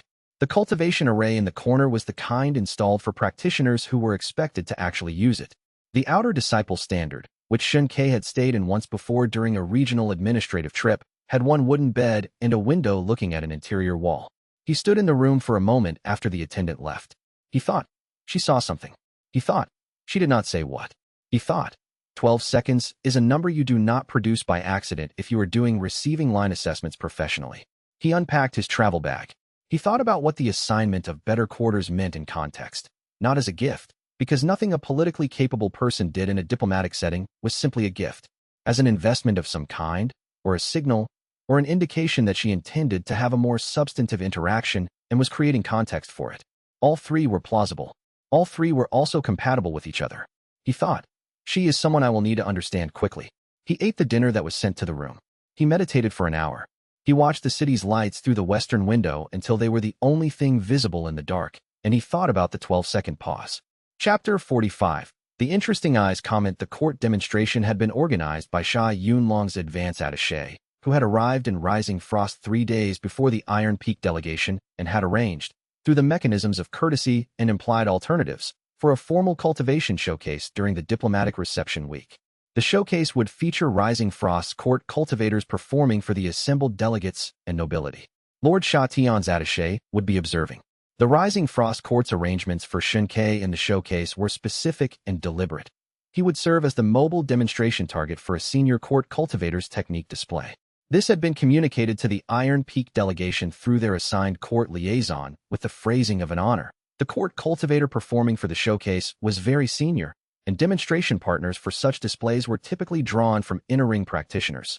But in light of the Iron Peak outer disciple's unique resilience, an exception had been made. The Iron Peak elder had passed this along to xianxia without visible expression.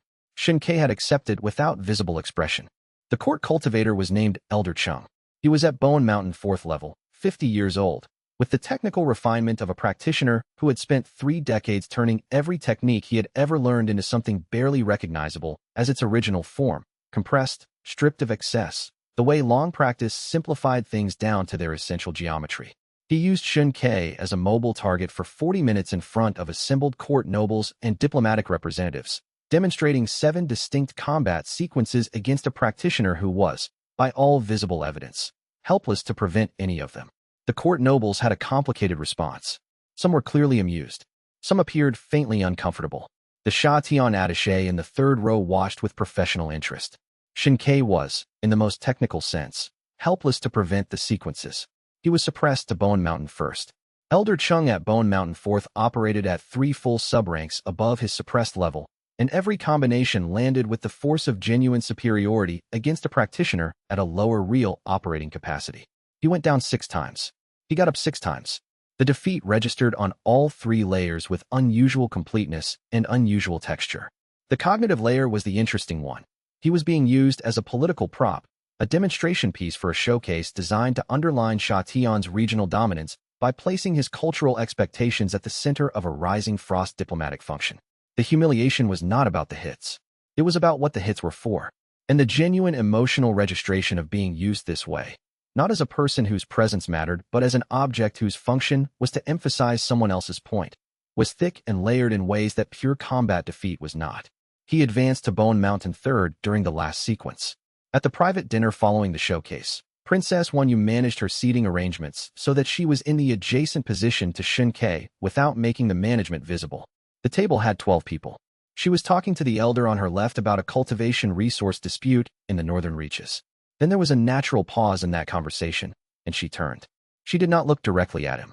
She picked up her teacup. She said, very quietly, without looking at him, "You have interesting eyes for someone losing." He said nothing. She sipped her tea. She appeared to be reviewing something across the table. Then, most practitioners in a demonstration position either avoid eye contact or perform suffering. You do neither. Your eyes track the room during the sequences. You are watching everyone watching you. She set down the cup. That is not the eye behavior of a victim. He waited. She said, "I am not asking you to explain yourself. I am noting an observation."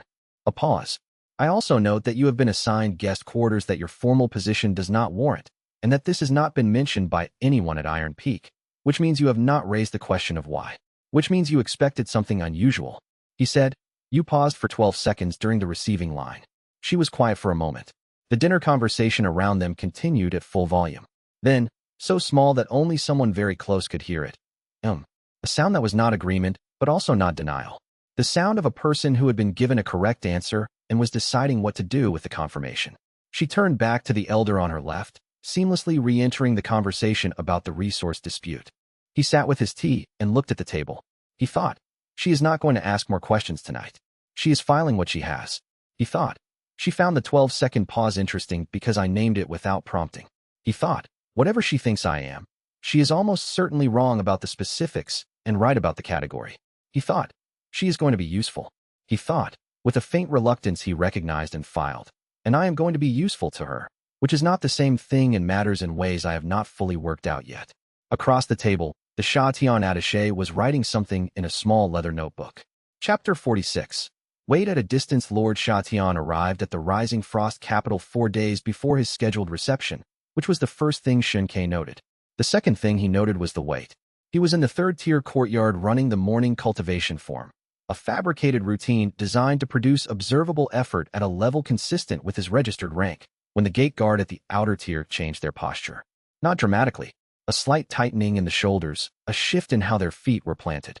He looked south. The advance retinue was visible on the southern road, still half a li out. At that distance, in open air, the spiritual pressure of a collapsed heaven cultivator was not something you heard or saw. It was something that registered in the body's own cultivation substrate. The way barometric pressure registered before you were aware of weather, a faint insistence at the base of the sternum that something significant was approaching and the body should prepare its orientation. At 100 meters, the outer disciples in the lower courtyard started failing their forms. It was not a dramatic failure. Most of them simply lost the thread of their circulation mid-sequence and stood with their hands slightly apart. Cultivation disrupted by the ambient pressure of a practitioner whose fundamental energy output was in a categorically different register from anything they regularly encountered. Some of them looked around for the cause. A few sat down. The body's response to collapsed heaven's spiritual pressure, when that pressure was not being deliberately suppressed, was involuntary. It was the cultivation world's version of thunder felt in the chest before the sound arrived. Xianxia completed his form without disruption. He completed it because at Bone Mountain Third, his cultivation density was high enough to hold its own circulation stable against ambient pressure at this distance. But he did not perform that stability visibly. He let his hands become slightly unsteady. He let the circulation lose rhythm at the third transition point and require a moment to recover. He looked, to the casual observer, like an outer disciple working hard against the pressure rather than someone holding easily through it. The gates opened for Sha Tian's retinue. He came through on foot, which was a statement. Cultivators of sufficient rank entered capitals on foot to demonstrate that the city's scale did not require them to economize effort. He was broader than Xianxia had expected from the political descriptions, with the physical density that came from decades of genuine combat cultivation rather than the refinery of a court practitioner. His retinue numbered 30, and every one of them was at Bone Mountain or above. Xianxia watched him cross the outer courtyard toward the inner reception wing. He thought, collapsed heaven fourth, maybe fifth. He thought, a single strike from that man at full output would produce more cultivation energy in one absorption than 2 months of regular sessions. He thought, the challenge is access, not intent. Sha Tian strikes subordinates only by accident or by decision. Neither is readily engineered without creating exactly the kind of investigation he cannot afford. He began calculating. He thought, what produces a reflexive backhand from a man who controls his energy output at all times? Startlement. Violation of proximal space without warning. The kind of intrusion that triggers the body's response before the mind can apply the deliberate control that suppresses it. He thought, spilled liquid is a classic because it creates a tactile violation, something wet arriving where dry was expected. He thought, corridor, single occupant space, reasonable chance of proximity.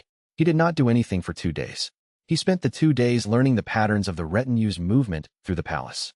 Chapter 47. The T on the robe. The corridor was on the second tier, between the cultivation equipment storage and the administrative wing.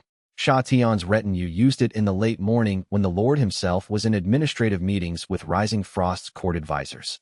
This meant that at the end of those meetings, for approximately a 15-minute window, Sha Tian walked through that corridor without his full retinue around him.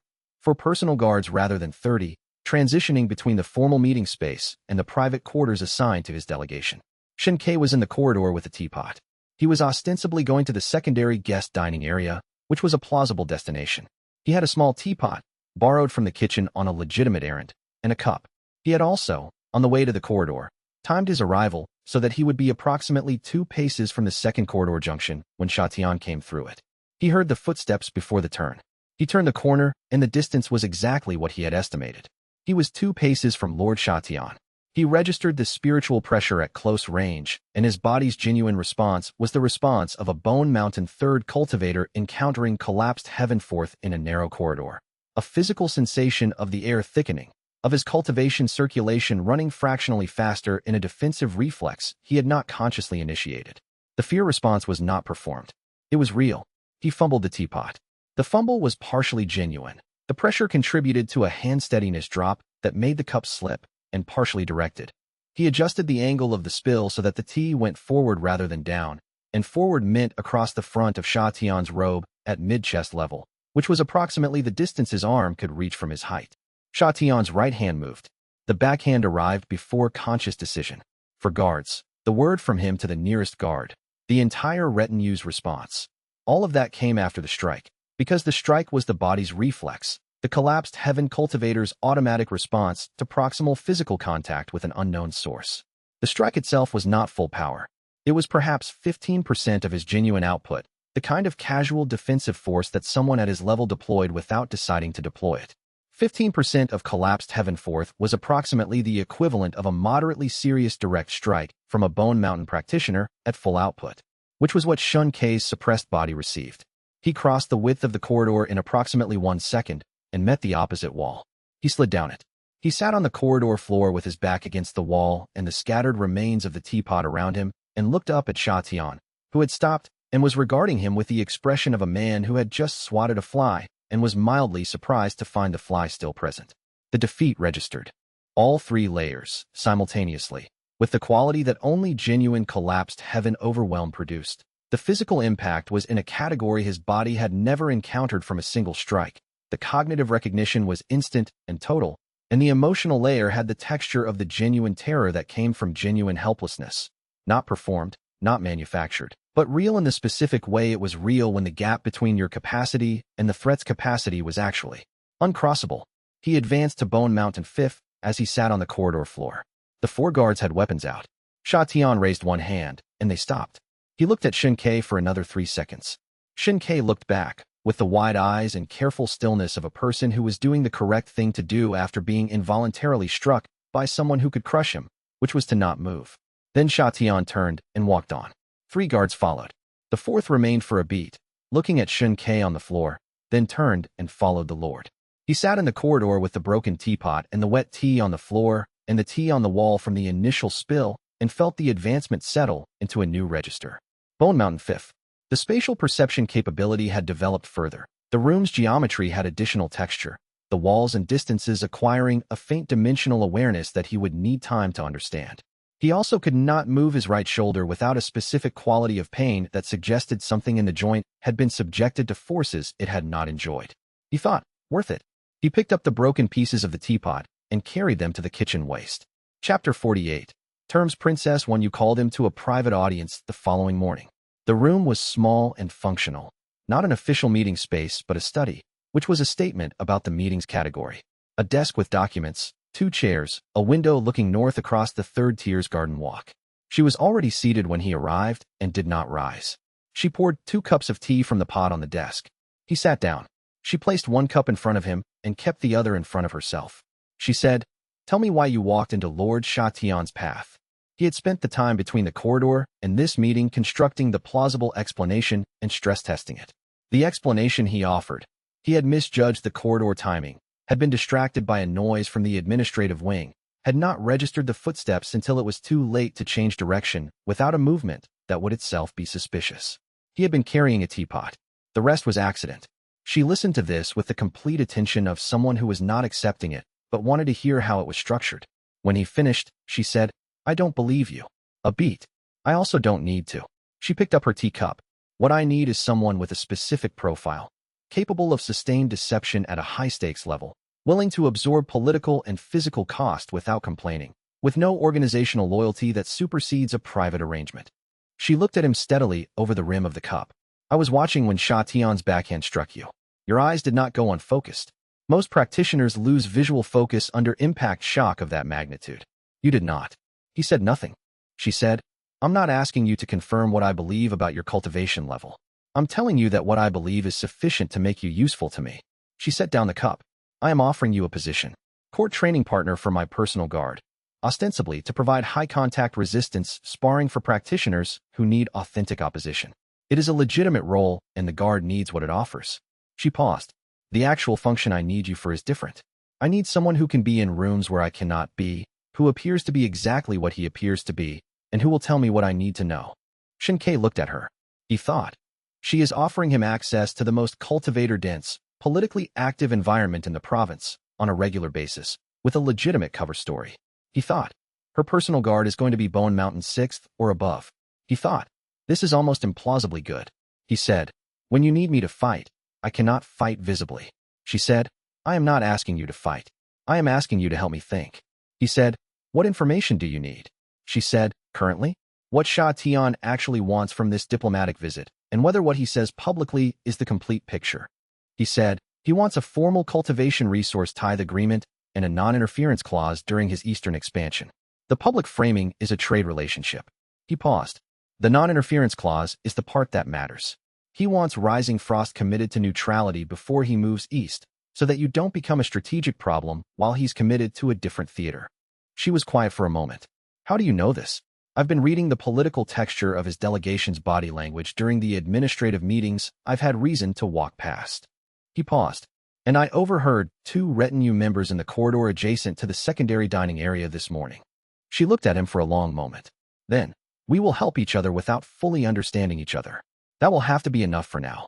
He said, "Agreed." She refilled his teacup. The meeting was over. Chapter 49. The guard's purpose when used personal guard numbered 8. 7 were Bone Mountain level practitioners, 5th through 8th, and 1 was collapsed heaven first. A woman named Instructor Lung, who had been training the guard's cultivation for the past 4 years and ran the regular sessions with the focused efficiency of someone who treated the training environment as a precision instrument. She was precise about everything. arrival times, session structure, the acceptable range of technique error, what she called the cost of sloppy habit. When xianxia arrived at the first session, she assessed his registered rank against his apparent body state, said nothing for 3 seconds, and then assigned him to a rotation opposite a Bone Mountain 5th guard practitioner named Wei Jian. Wei Jian hit hard, with technique and genuine intent, in the specific way of someone who was told this was a training exercise, but who had the professional quality of not letting that reduce his output, because reduced output taught bad habits. He ran 3 complete sequences before xianxia went down. This was approximately twice as long as he would have lasted if he had been at registered rank, and Instructor Lung noted the timing without visible comment. He advanced within Bone Mountain 5th by the 4th session. He was now running the sessions against Wei Jian at suppressed Bone Mountain 3rd, maintaining a plausible gap rather than the implausible one that would result from suppressing all the way down to registered rank. The cover here was different from the sect environment.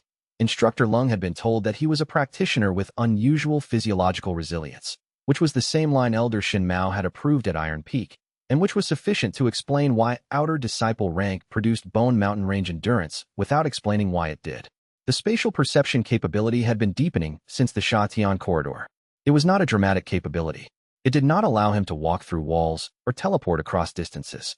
What it did was give him a faint but consistent supplementary sense of the geometry of the space he occupied and the spaces immediately adjacent to it. Which corners concealed what, which walls were thin or thick, which doors opened to larger spaces, and which to smaller.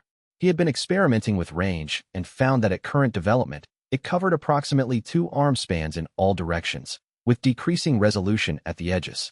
During the 4th session, while Wei Jian ran a pressure suppression technique that required xianxia to hold a stationary position against an overwhelming force load, he became aware of the wall behind him at a resolution he had not previously had.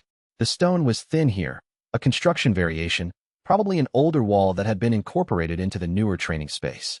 On the other side was a narrow passage. He filed this for later.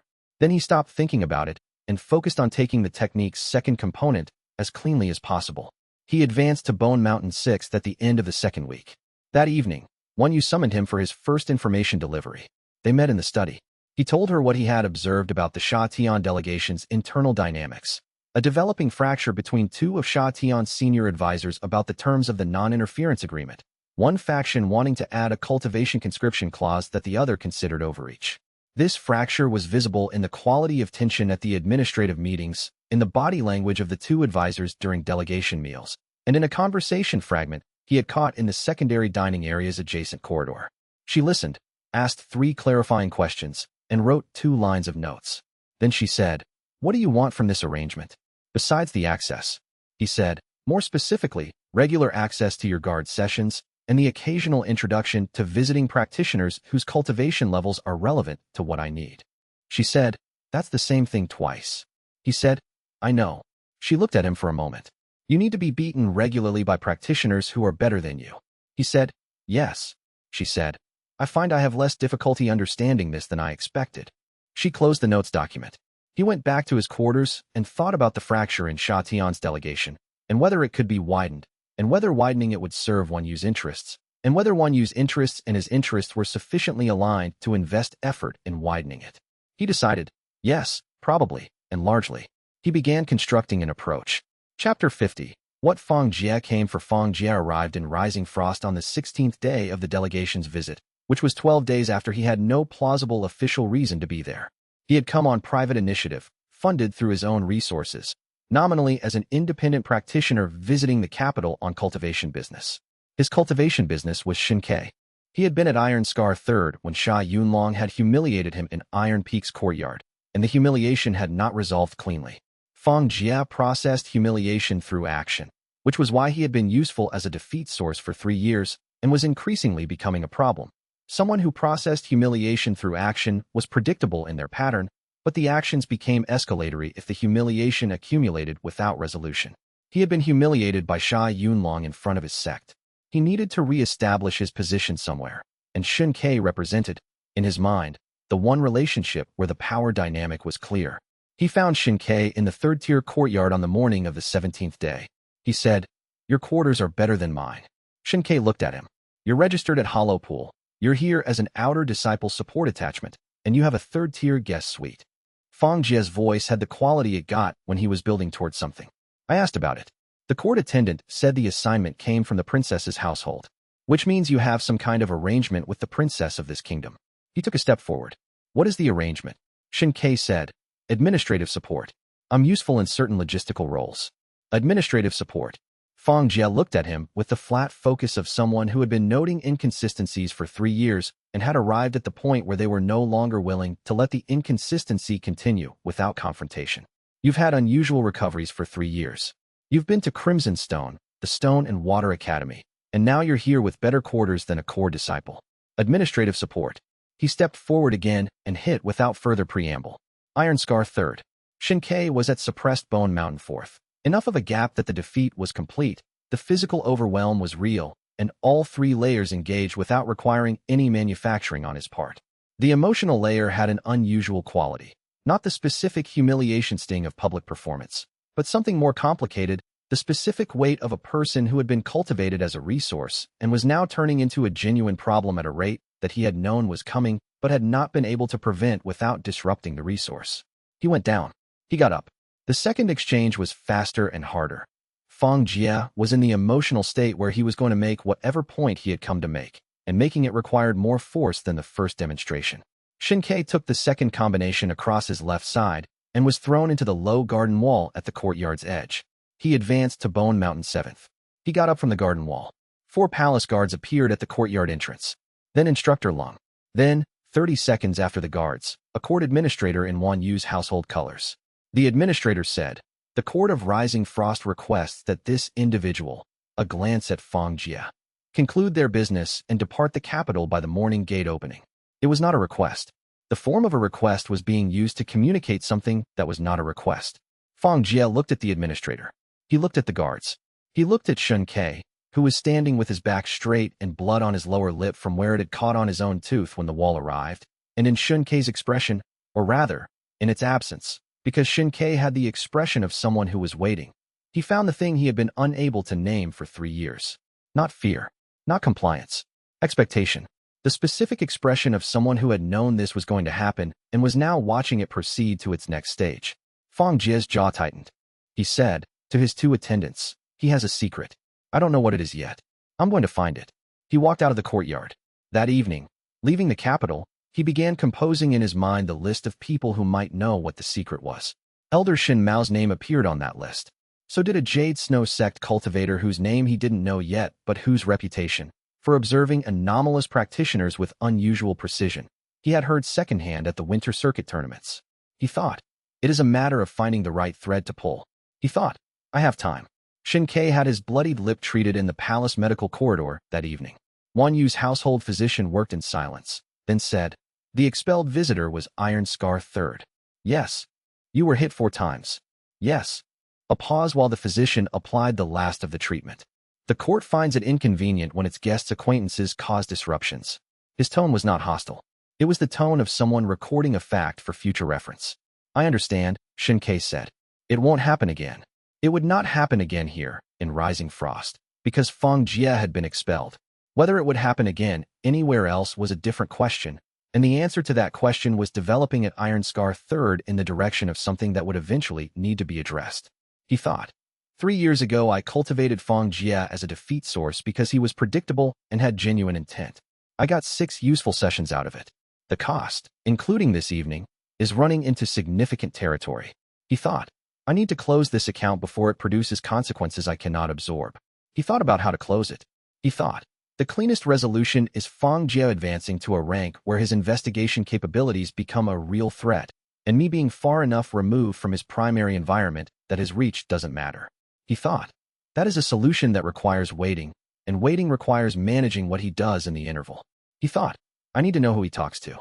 Chapter 51. The friendly enemy Master Qing Lung arrived in the capital 3 days after Sha Tian's formal diplomatic opening ceremonies, which was precise enough that he had clearly timed it. He was Grand Mountain Alliance. Elegant, unhurried, with the particular social facility of someone who treated every room as a stage that had been specifically arranged for him.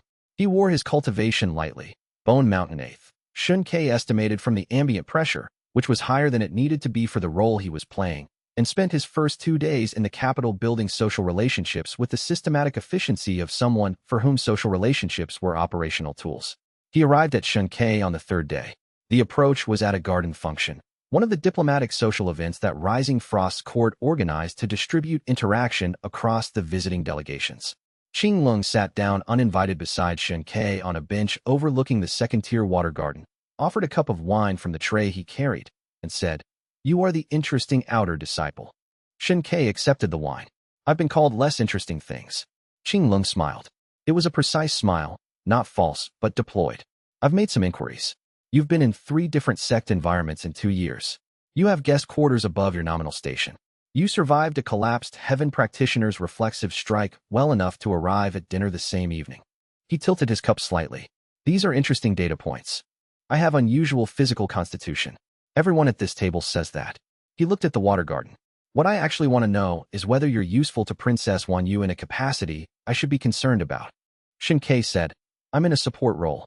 Administrative and logistical. The sound was one of polite disbelief. "What I am proposing is a straightforward information exchange. I tell you things that are useful to you about the Grand Mountain Alliance's position in this situation. You tell me things that are useful to me about Rising Frost's position." He looked at Shun Quebec transparently, without the framing of information exchange. Just 2 practitioners talking at a diplomatic function. He had recognized the manipulation within the first 2 sentences. The transparently framing was the tell. People who were genuinely transparent did not announce it. The announcement was a technique for lowering the other party's guard by suggesting that the speaker had abandoned theirs. He filed Qinglong as sophisticated, effective, specifically motivated to access Wan Yu's inner circle through an apparently low-value channel, and therefore someone who should receive information that was true but pointed in the wrong direction. He said, "The Grand Mountain Alliance's delegation is operating under unusual pressure because your primary representative was in negotiations with Sha Tian's faction before arriving here, and the Rising Frost Court is aware of this. You're not here to offer an independent position. You're here to determine whether Rising Frost can be moved." He paused. "What I don't know is which outcome your specific faction within the alliance prefers." Qinglong was quiet for 3 seconds. Then he smiled again, and this time the smile was slightly different, less deployed, more genuine. "You are more useful than you appear. People keep saying that, too. What do you need?" "Nothing, currently." He stood. "I'll know when I do." He walked away from the bench toward the inner garden path. He spent the next hour building a map of what Qinglong could be given that was true, not operationally useful, and would read as credible intelligence. The kind of information that would confirm for Qinglong that the channel was productive while actually advancing Rising Frost's interests by giving the Grand Mountain Alliance a slightly distorted picture of where Wan Yu's priorities lay. He would tell Wan Yu about the contact that evening. She would understand immediately. He was fairly confident she would find it useful. Chapter 52. The cost of being taught xianxia came to him 12 days into the capital visit with the particular energy of someone who had been thinking about something for a while and had decided to act on it. She was at Shattered Core 9th, advancing through the traditional path with the straightforward effectiveness of someone who was naturally talented and worked consistently and had no reason to hide either of those things. She had spent the Rising Frost visit in the inner disciple rotation, attending cultivation exchange sessions, observing court practitioners, absorbing everything with the alert receptiveness that was, he had always thought, one of her most genuine qualities. She absorbed the world without performing about the absorption. She sat down across from him in his 3rd-tier suite and said, "I've been thinking about your advancement." He said, "Have you? You've been at Hollowpool for years. Your registered rank hasn't changed since we arrived at Iron Peak." She looked at him directly. "I know why that is. But your formal advancement has to look like it's progressing, or the administrative reviews will start producing problems." She paused. "I want to help you work through the cultivation foundation stages. Not the real stages, the visible ones. So you can produce evidence of movement when the assessments happen." He looked at her. She said, "I have time here. You have the situation you have. And I want to do something that's actually useful for you, rather than just knowing about the situation you're in." He thought, the offer is genuine and also structurally impossible to accept well. She was going to sit across from him and explain cultivation fundamentals that she had mastered at 14, that he had internalized at a deeper level than she had, because his technique absorbed them from the inside out through years of being on the receiving end of every variation of them. He was going to pretend to struggle with concepts he could teach her in his sleep. And the pretending was going to be difficult not because it required technical skill, but because her earnest, uncomplicated care was going to be entirely real while he sat in front of it wearing a mask made of incompetence. He said, "Yes." She opened the cultivation practice manual she had brought. They worked for 2 hours. She explained the second stage circulation pattern, the one where the energy pathway split and required the practitioner to maintain 2 simultaneous flows, with the calm patience of someone who had been doing this naturally for years and was choosing to articulate the steps precisely for someone else's benefit. She washed his hands. She corrected the angle of his left hand twice. She drew a diagram in the margin of the manual's page. She said, "The split isn't something you force. You just create the space for it, and the energy fills the space. It's more like opening a gate than pushing water." He performed the second stage circulation at approximately the level of a mid-hollow pool practitioner encountering it for the 3rd time. He produced the correct errors, slightly too much force on the secondary pathway, a half-beat delay at the junction point, the recovery hesitation that came from not yet having built the kinesthetic memory. The performance was technically adequate. The emotional experience was the most layered thing he had absorbed in months. She had spent 4 years watching him lose. She had spent 4 years knowing more than he appeared to know about what was happening to him, and she had chosen, every time, to be present rather than to demand the full truth. And now she was sitting across from him with genuine care and a cultivation manual, explaining something he had understood at a cellular level since before she had met him, because she wanted to do something useful for him. The gap between what she saw and what was real was the gap he lived in every day, but her seeing it while caring about it produced a texture that no physical defeat had access to. He advanced to Bone Mountain 8th. She did not see the advancement happen. She was watching his hands at the junction point and saying, "There. Yes, better. Hold that for 3 breaths." She was satisfied with what she saw, which was genuine if misdirected satisfaction, and that satisfaction was also material, because the emotional layer of the technique did not distinguish between his feelings and his feelings about her feelings, and both were real. He held the gate posture for 3 breaths. He thought, the technique requires genuine connection. He thought, you cannot receive genuine care while performing. At some point, the performance is what you are receiving, not care. He thought, this is one of the places where the framework is insufficient. He thought, she is sitting across from me with a manual and genuine intentions, and I am not receiving her genuine intentions at full resolution because some part of me is operating the mask. He thought, I don't know how to fix that and still survive. She looked up and found him looking at her. She said, "What?" He said, "Nothing. The gate approach helps." She said, "Good." She turned the manual page. The next stage is the absorption of the secondary flow back into the primary at the end of the circulation cycle. It's counterintuitive because you'd expect to close the gate again, but actually, he watched her explain. He thought, I remember. Chapter 53, an excellent problem.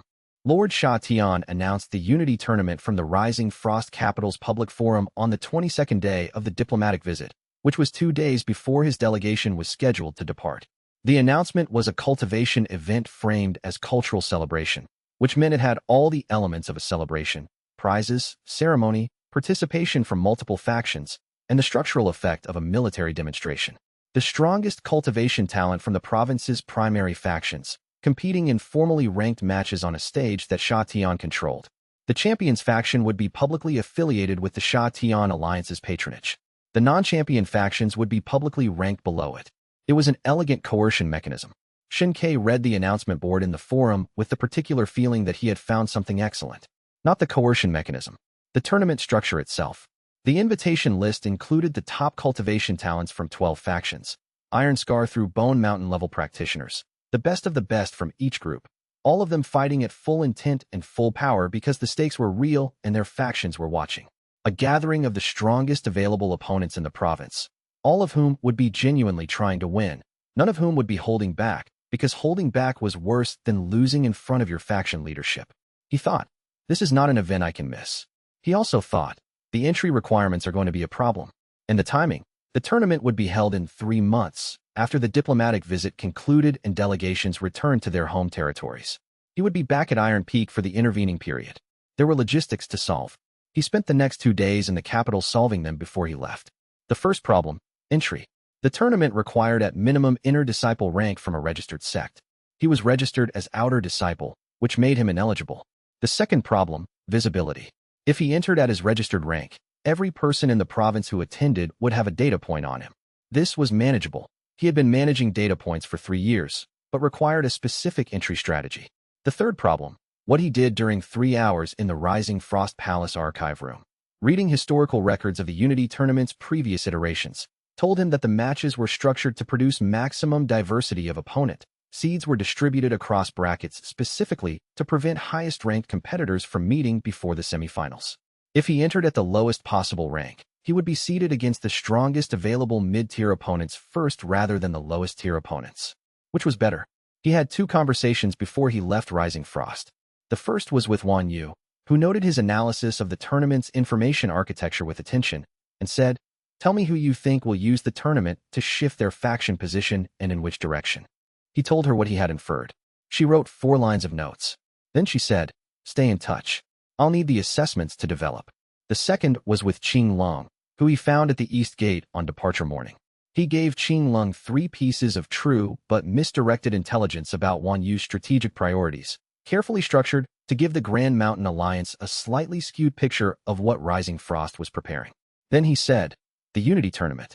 Tell me which Grand Mountain Alliance practitioners are entering and what their entry ranks will be." Qing Long looked at him. Then he smiled, the genuine version of his smile. "You want them to enter at lower ranks than their real level so that the bracket structure produces better match distribution." Xianxia said, "I want to know what to expect." Qing Long said, "I'll send word." Chapter 54. The fifth note: the return to Iron Peak lasted 3 weeks before the first administration problem surfaced. The Unity tournament required inner disciple rank for participation from Iron Peak's delegation. Xianxia was outer disciple. The sect's formal response to the tournament invitation, which included a roster submission, was due in 6 weeks. He went to Elder Shin Mao. He waited for Elder Shin Mao in the administrative corridor outside his office for 30 minutes, which was the appropriate waiting time for an outer disciple requesting access to a senior elder on non-emergency business. When the door opened and the elder who had been inside left, he entered. Elder Shin Mao was at his desk, writing. He did not look up immediately. When he did, his expression was neutral, the neutral of a careful person encountering something they had filed under ongoing and had therefore been expecting at some point. He said, "Shin Quebec. Elder." He sat in the chair across the desk when Elder Shun Mao indicated it. He said, "I have information about a cultivation resource location in the eastern reaches that I acquired during the Rising Frost visit. A secondary spirit stone formation, not under any faction's formal claim, approximately 2 days east of the capital." He paused. "I'm willing to provide the exact location, with the formation characteristics, to the sect's resource department, in exchange for a temporary rank endorsement for the Unity tournament roster." Shin Mao looked at him. The silence had the quality of something being processed at speed. He had 5 notes about Xianxia in a private file that he had been maintaining for 3 years. The notes described a pattern: same individual, different contexts, consistent, inexplicable survival rate, for separate instances of physical or technical behavior inconsistent with stated rank. He had never had sufficient grounds to file a formal report. He had sufficient grounds to find the pattern's development worth watching. He said, "How did you locate a spirit stone formation in Rising Frost's eastern reaches?" "I was given access to the palace archive during the diplomatic visit. The formation is recorded in a geological survey from 40 years ago, not followed up because the survey team's report was filed under a different jurisdiction category." He paused. "It hasn't been claimed." Shin Mao said, "Show me the coordinates." Xianxia produced a written copy he had prepared in advance. Shin Mao read it, checked it against a reference document in his desk drawer, and was quiet for 4 seconds. Then he picked up his pen. He wrote a temporary rank endorsement on the appropriate sect form, signed it, pressed the sect seal, and placed it on the desk facing Shin Quebec. He did not push it across immediately. He said, "The formation." Xianxia handed over a second document with the full location and characteristics. Shin Mao took it, read it, and pushed the endorsement across. He also, that evening, opened the private file and wrote a 5th note. Subject approached with an exchange, genuine resource information in exchange for tournament access. The resource information is accurate, verified against archive. The tournament access provides him with opponents from 12 factions at peak competition level. He specifically requested this access. The request pattern continues consistent with previous notes. This individual engineers situations that expose him to high-caliber opposition. The why remains unclear. Continuing observation. He closed the file. He thought about it for another minute, then opened it again and added 1 line. Refer to Elder Huashan's notation at first opportunity. He closed the file. Chapter 55. At the very bottom, the Unity Tournament's entry roster, when published 3 weeks before the event, listed Xianxia as an independent practitioner affiliated with Iron Peak Sect at Hollow Pool 3rd level. This was 2 levels below his already fraudulent registered rank, which was itself 4 full ranks below his actual capability. He had asked the tournament's administrative section, through the independent practitioner pathway, to list him at the rank he declared rather than his formal registration, a technical provision for independents whose sect affiliation was nominal rather than cultivational. The registrar had shrugged and written down what he said. Hollow Pool Third produced a bracket seed that guaranteed, in the first round, an opponent who considered the match a free point. This was structurally ideal.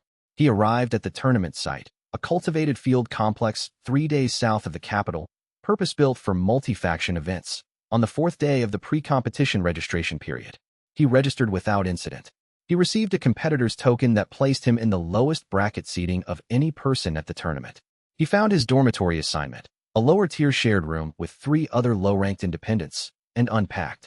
He spent the registration period mapping the bracket structure, identifying the strongest competitors and their likely paths through the rounds, and calculating which match outcomes would be most valuable given the 3-day recovery interval.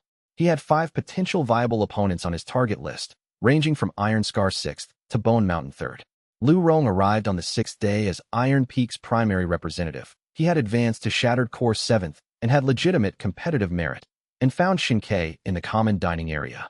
He sat down across from him without preamble and said, "Hollow Pool 3rd. Yes. You have been in Iron Peak for 3 years, Crimson Stone for 5 months, Rising Frost for a month, and your registered rank has not moved." He looked at him steadily. "You answered my letter about the cultivation blockage with a description of a session at Crimson Stone. You did not answer the question I asked." Xianxia said, "Which question? Who are you, actually?" He looked at Lu Rong across the dining table. The afternoon light came through the compound windows at an angle that caught the steam rising from the tea between them. Lu Rong was his friend, genuinely, not as a resource. The ambient perception was not required to read the quality of this. 3 years of consistent letters, of Lu Rong showing up in person when it mattered, of a friendship that had accumulated without Xianxia managing it, because he had never been able to entirely treat it as something to be managed. He said, "Someone who learns differently than other people learn. I'm not going to give you the full picture right now. I'm telling you that so you know I'm not claiming to have nothing to tell." Lu Rong was quiet for a beat. He said, "Okay." He said, "Watch my matches." Lu Rong said, "I plan to." He picked up his teacup. "My bracket has me against a Shattered Core 8th in the first round. I want to win." "You will. Don't tell me I'll win and then not explain how you know." Xianxia said, "Her technique has a timing gap in the 3rd sequence. She recovers the footwork late. You'll see it in the first exchange." Lu Rong stared at him. Then he said, slowly, "You've never seen her fight.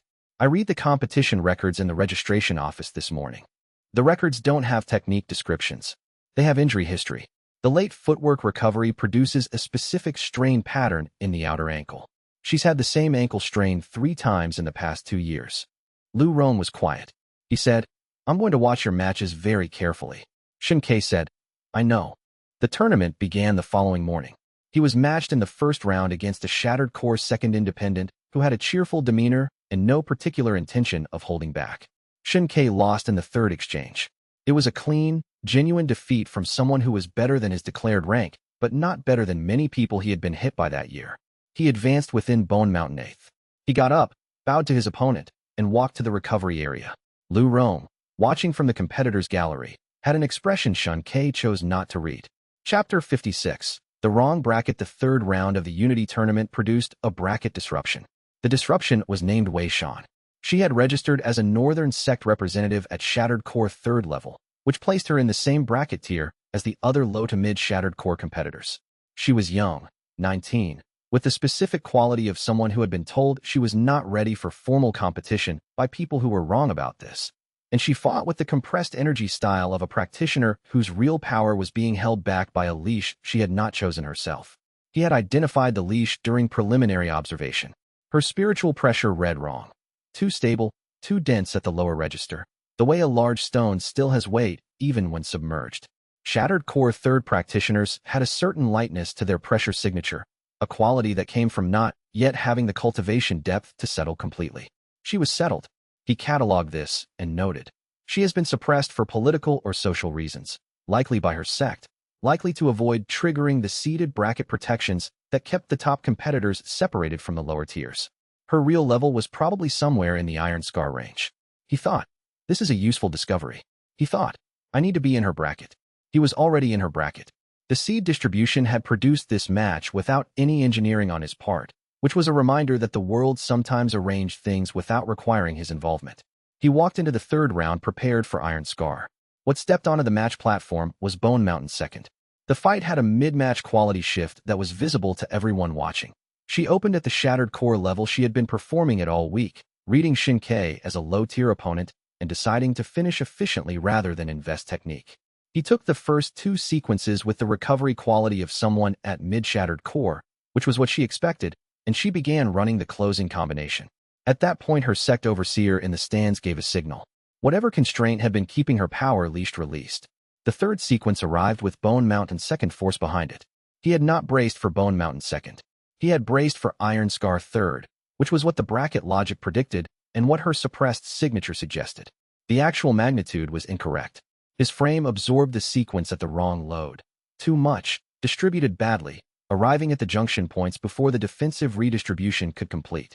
He was thrown clear of the platform entirely. He hit the ground 4 meters past the platform's edge. He was aware of the impact in the way one was aware of things that were too large to be processed immediately, a single overwhelming sensation that the body's systems registered and queued for later. He lay on the tournament grounds and felt the defeat register across all 3 layers with the specific quality of genuine surprise. He had genuinely not known this was coming, which was rarer than it had once been, and which produced a cultivation response of unusual density. He advanced to Bone Mountain ninth. He was not conscious for the advancement. He was not conscious for approximately the next 4 hours. Chapter 57. What she already knows. He came back to consciousness in a medical room at the tournament compound. The light was afternoon, later afternoon than when the match had been, which meant several hours had passed. The ceiling was white. His ribs had the specific quality of ribs that had been treated for impact damage, a tight, managed ache where previously there had been something worse. His right hand had been bandaged. He turned his head. Princess Wanyu was seated in the chair to his left, reading a document. She was not performing attendance. She was actually reading, making periodic notes in the margin with a small brush, with the focused quality of someone doing work. When he moved, she looked up and set the document on her knee without closing it. She said, "The medical assessment says significant impact, but no permanent damage. You'll be mobile tomorrow morning." She studied him. The match was unusual. Wei Shan's sect withheld her real level from the registration and only released it partway through the engagement, which is a violation of the tournament's fair competition code. There will be a formal dispute. He said, "How did the tournament end?" Sha Tian's champion won the final. As expected. And the political result. Sha Tian announced the formal Unity Alliance structure with submission requirements for all factions that placed below the champion's tier in the tournament results. She paused. Rising Frost's representative finished in the top 8, which we had arranged to ensure, so we are in the second category rather than the third. It buys us time and a degree of formal standing. He looked at the ceiling. He thought, the tournament produced what it was designed to produce, and Rising Frost has navigated it with the margin one you needed. He thought, I advanced to Bone Mountain ninth. He thought, the Wei Shan surprise was the narrative question resolving. He had been building toward an advancement from a genuine, unexpected overwhelm for 3 rounds, and it arrived in the form he couldn't have predicted. He said, "Why are you here?" She set the document on the side table and looked at him. "Because you are an intelligence operative whose value depends on his functional state, and a medical room visit from the court he's working with is administratively appropriate." She paused. "Also because I know what you are doing. Not all of it. But I know you are doing something, and I know it involves what happens to you when you lose. And the match today was something more than the pattern I've been observing." He waited. She said, "My theory is that you have a cultivation technique that derives benefit from physical adversity, not simply endurance, but something that converts the experience of being genuinely overwhelmed into advancement energy." She looked at him. "I believe this because your improvement rate is inconsistent with every other explanation. I believe it is more specific than simple resilience because your behavioral profile during losing matches is the profile of someone executing a strategy rather than someone surviving." He said, "That's a good theory." She said, "Is it correct?" He said, "Partially." She was quiet for a moment. "Then, what part is wrong?" He thought about this. He said, "The part where you said genuinely overwhelmed. You have the physical component correct, but it requires 2 other conditions simultaneously. And the second condition involves the mind recognizing the genuine superiority in real time. And the third condition involves actually caring about the outcome." He paused. "All 3 at once. Anyone missing and nothing happens." She processed this. "The third condition, actually caring about the outcome. Yes. Which means if you stopped caring about outcomes, the technique would fail. Yes. She was quiet for a longer moment. Then, that is the most unusual cultivation limitation I have heard of. Another pause. It is also the one most consistent with everything I have observed about you. He said, what do you want? She said, what I told you in the study. Court training partner for my guard, intelligence operative for situations requiring your specific profile. She looked at him. What I am adding now is, I know enough that you do not need to manage me as carefully as you have been. I am not going to expose you.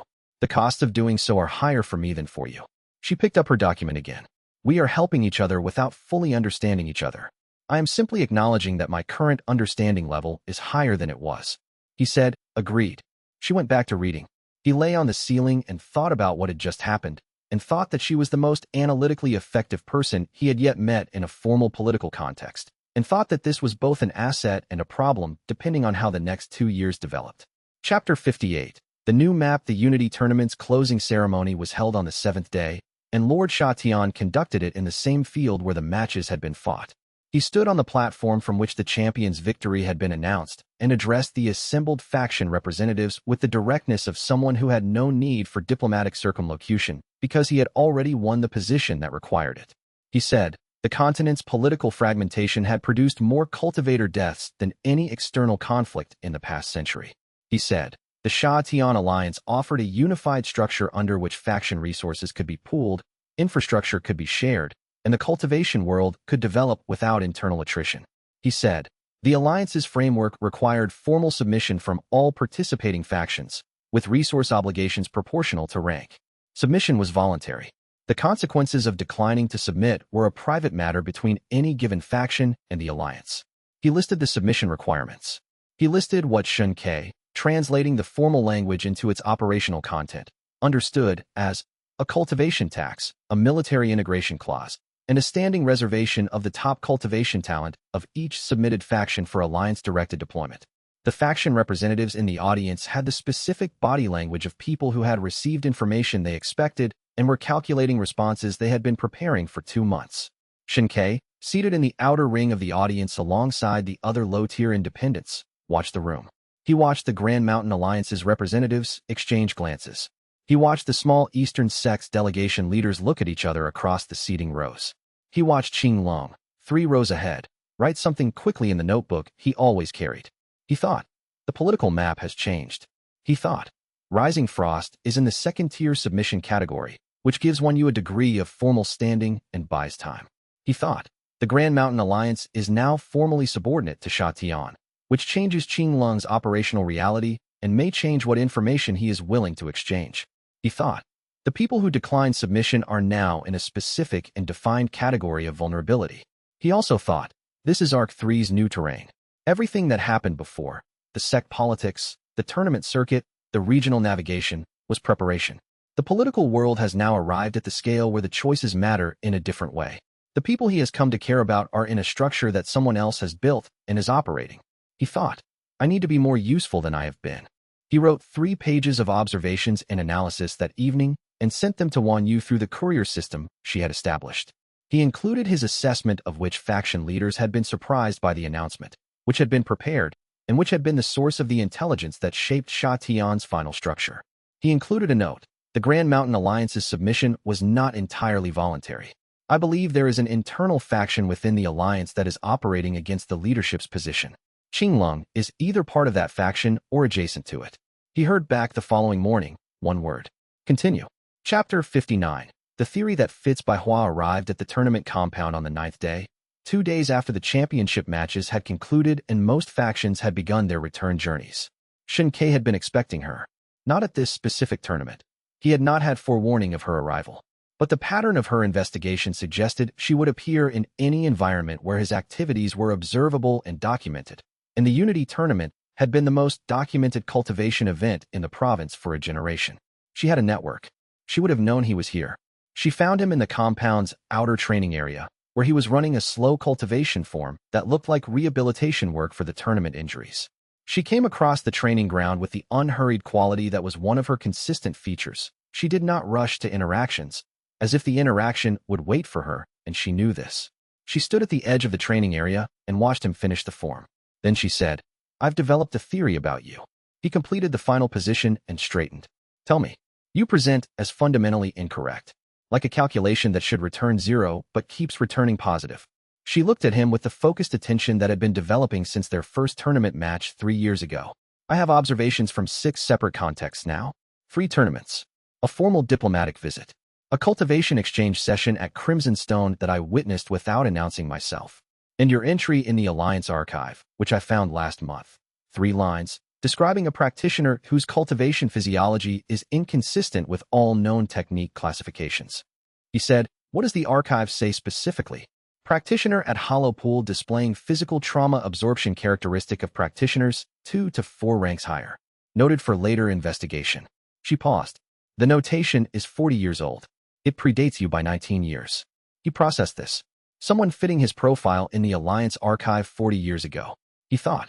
Daofeng had been searching for 1,000 false practitioners for decades. He thought. The archive notation might describe a different practitioner entirely, or it might describe the system detecting the technique signature even before he had entered the cultivator world. He said, while you're resolving it, would you like to fight me? I will lose, of course. She looked at him for a moment. The expression she had when she was sorting something, a slight compression around the eyes, a quality of weighing. Then, tomorrow. Yes. She turned and walked back across the training ground. He watched her go and thought, she has been investigating this for 3 years. She has more data than anyone except Wanyu. And she came here specifically to fight me, having first told me her theory, which means she wants to produce a data point, and she wants me to know she's producing it. She is not trying to surprise him. She is trying to show him that she can investigate him openly, and he cannot stop her. He thought, she is right that I cannot stop her. He thought, I need to decide what Xianxia told me months ago to decide. How much to tell her, and when. He thought, not yet. After the match. He would decide after the match. Chapter 60. What she found by Hua fought at full power. This was notable because most practitioners who fought xianxia in formal contexts, tournaments, demonstration sessions, the structured matches of sect life, fought with a held-back quality, the reserve of people who did not particularly want to injure an outer disciple who was going to lose anyway. Bai Hua had no held-back quality. She came onto the practice ground with the specific energy of someone who had been building toward this fight for 3 years and intended to produce every data point it could generate. She was at collapsed heaven first level. He discovered this in the first seconds of the match. Her opening sequence had the density of a practitioner who had recently made the tier transition, the slightly uncontrolled excess of someone whose energy output was still calibrating to its new baseline. The tier shift to collapsed heaven was visible in the quality of her attacks in a way she probably wasn't aware of, a pattern he could read because he had been studying collapsed heaven spatial pressure since watching Sha Tian cross the outer courtyard 6 weeks ago. He suppressed to Bone Mountain 3rd. This was the lowest suppression he could maintain while keeping all 3 defeat layer conditions cleanly active against collapsed heaven 1st. She found his positioning errors inside 60 seconds. The pressure layering technique she had been refining since their first tournament fight was 3 years more developed now, and she applied it with the precision of someone who had spent those years on exactly this problem. Every sequence had purpose. She was not fighting him. She was investigating him while the fight was happening, looking for the point where his response patterns stopped fitting the Bone Mountain 3rd profile he was performing. She found it at the 3rd sequence. His absorption of her 3rd combination was too clean for Bone Mountain 3rd. He distributed the impact with a technique density that Bone Mountain 3rd did not produce, and she felt the difference through the contact points. She said nothing. She ran the 4th sequence. He went down on the 5th. He lay on the practice ground with the Bone Mountain 9th defeat energy, settling into the accumulated reserve, not an advancement yet.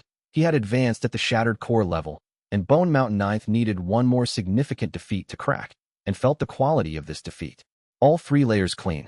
The cognitive layer had the specific texture of being outthought by someone who was genuinely more analytically capable than the version of himself he was currently performing. She had found the inconsistency. She had found it and continued fighting rather than stopping, which meant she had filed it and kept collecting. She stood over him. She said, with an expression he did not have a name for, "You are not afraid of me." He waited. She said, "You are afraid of nothing.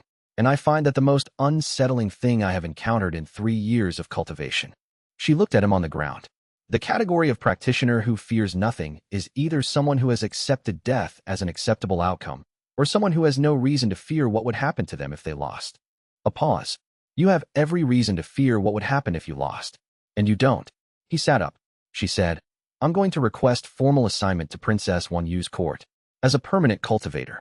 She said it with the quality of something that had been decided rather than proposed. The resources there will allow me to continue this investigation in a structured context. She looked at him. I will find the answer. He said, I know. She turned and walked away. He sat on the practice ground for another 30 seconds, and in those 30 seconds the accumulated defeat energy from the sequence cracked open the Bone Mountain ninth barrier, and he advanced. Collapsed heaven first. The world changed. He was still sitting on the practice ground, but the ground was different. Not visually. The dirt was the same dirt. The afternoon light was the same pale quality of autumn tournament season. But the spatial relationships had acquired a new dimension. The practice ground's boundaries were present in a way that went beyond the visual, each edge registering as an edge rather than a line, the corners having a genuine corner quality rather than a visual right angle. The air between himself and the compound walls was no longer uniform. It had texture, a layered quality that his new perception could read as the specific geometry of the space. And for a moment, 3 seconds, perhaps 4, the near wall of the compound shifted slightly. Not much, a hand-width of apparent movement, as if the wall had briefly decided to be in a slightly different position. Then it settled back. He looked at his hand. He looked at the wall. He thought, this is the capability. Reality warping in the immediate vicinity. Collapsed heaven's specific capability. The one that explained why collapsed heaven practitioners had the combat reputation of being disorienting to fight, not because of the power level, but because the spatial reality around them was unreliable. He thought, I need to understand this before anyone else sees it. He thought, Bai Hua is coming to Rising Frost. He thought, she is going to find the answer. I need to decide whether she finds it on my terms or hers. He stood up from the practice ground and looked at the compound wall, which was now exactly where it should be. He thought, the choice I've been deferring, how much to tell her, when, on what terms, has a deadline now. And the deadline has been set by her, not by me. He walked back to the dormitory. He thought, Xianxia told me months ago to tell her more. He thought, she was right. She was right several months ago, and I knew she was right then. He thought, sometimes knowing you should do something is not the same as being ready to do it. He thought, I am almost ready. Chapter 61. The right kind of invisible Wan Yu's new strategic posture took shape over the 2 months following the Unity tournament, and Shun-Kei watched it assemble with the particular appreciation of someone who had been waiting for the person running the operation to recognize what she had. The formal submission to the Unity Alliance had changed Rising Frost's position. No longer a neutral node in a contest between 3 powers, but an acknowledged subordinate of Sha Tian with a defined ranking, defined obligations, and a defined margin of autonomous action within those obligations. The margin was not large. What was large, larger than Sha Tian's intelligence apparatus had likely modeled, was Wan Yu's willingness to operate precisely at the edge of that margin without going over. She called him to the study on the 3rd day of the 2nd month. She said, Rising Frost cannot match Sha Tian's military output. It cannot match the Grand Mountain Alliance's formal cultivation authority. What it can do is no more than either of them about what the other one is actually doing. She folded her hands on the desk. I am building an intelligence structure. You are part of it. The part that is particularly useful is the part where everyone who sees you concludes they are looking at an outer disciple in a support role, which is the most invisible in the right way profile available to me. He said, what do you need currently? A map of who Sha Tian's intelligence apparatus has identified as threats within the formal submission structure. Not the public list. The working list. He thought about the retinue members he had been reading since Sha Tian's arrival in Rising Frost. He thought about the 3 information exchanges he had conducted with Qing Lung since the tournament. He thought about a specific conversation he had overheard in a corridor adjacent to the secondary administrative wing, between 2 retinue members who had not checked whether the corridor had another entrance. He said, the working threat list has 4 categories: military non-compliance risk, cultivation talent acquisition priority, intelligence apparatus infiltration concern, and political leverage candidates. He paused. Rising Frost is in the political leverage category, not the military risk category, which is why your formal submission was accepted rather than rejected as performative. Sha Tian doesn't want to pacify you. He wants to be able to use you. She was quiet for 3 seconds. Then, that is more specific than I expected. I've been collecting. Yes. She looked at him. There is a Grand Mountain Alliance representative arriving next week. Former regional elder, now operating as an envoy for administrative exchange business. She paused. His personal notation files contain observations about you from multiple contexts over 3 years. He said, Elder Shen Mao. She looked at him. You knew he was coming. I suspected. He has been building a file. At some point, he was going to arrive in the environment where the subject of his file was most accessible. He thought about it. He will want to assess what I'm doing here and whether it constitutes a reportable anomaly. The meeting will be a careful exchange of technically accurate information that produces no actionable evidence for either party.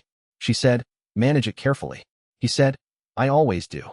Chapter 62. The sixth note. Elder Shen Mao arrived in Rising Frost on the 7th day of the 2nd month.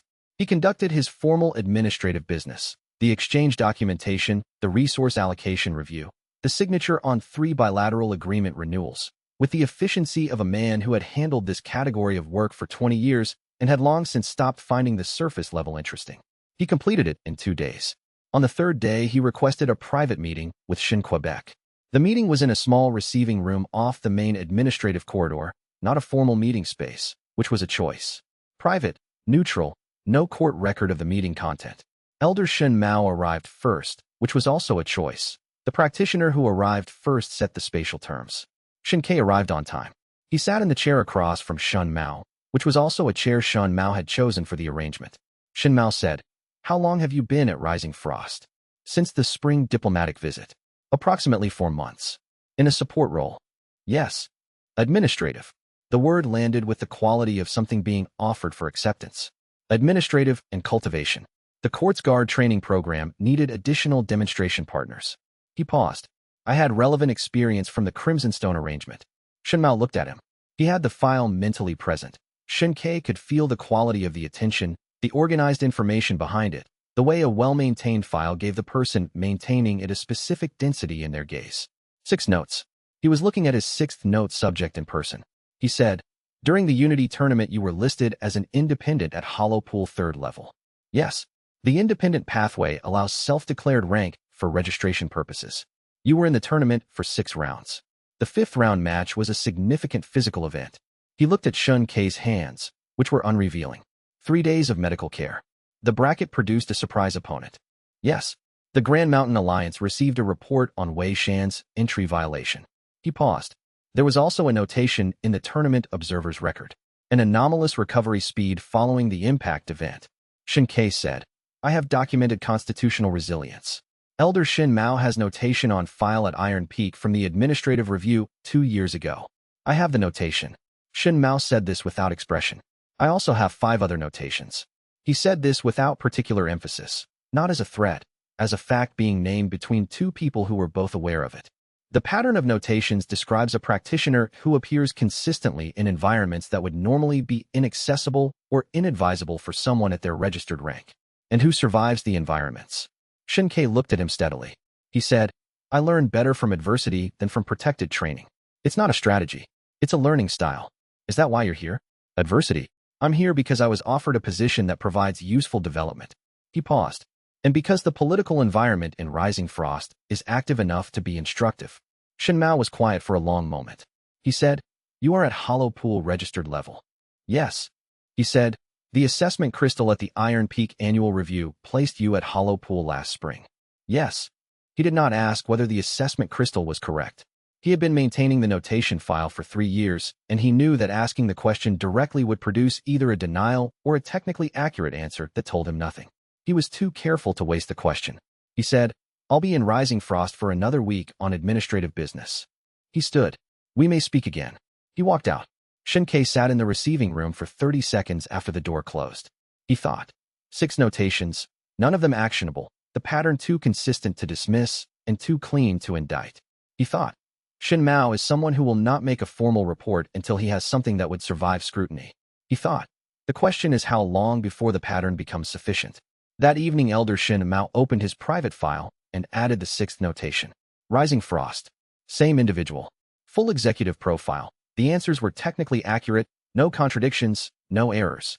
The explanation offered, constitutional resilience, learning style, position with court guard, was internally consistent and verifiable at each point. The pattern across all 6 contexts is either an elaborate and sustained performance or a genuine anomaly, with an explanation I have not yet identified. Recommending cross-reference with Elder Huashan's tournament notation. File open. He closed the notebook. He thought, one more data point. Just one more specific, verifiable data point. He had been thinking this for 2 years. Chapter 63. The man with the mirror, the name, reached him through Yu's intelligence network 12 days before the practitioner arrived. Jing Sheng, Mirror Saint, Grand Mountain Alliance cultivation specialist, assigned to regional intelligence audit work following the Unity Alliance's new organizational structure, which had absorbed the Grand Mountain Alliance into Sha Tian's broader network and given Sha Tian's information apparatus access to the Grand Mountain Alliance's most sophisticated observational tools. The briefing Yu provided was specific. Jing Sheng practiced mirror cultivation, a technique that created a spiritual reflection of the target, bypassing standard cultivation suppression to read true rank, emotional state, and technique composition. He was, by all available accounts, the most effective cultivation-level identification instrument available to either Sha Tian or the Grand Mountain Alliance.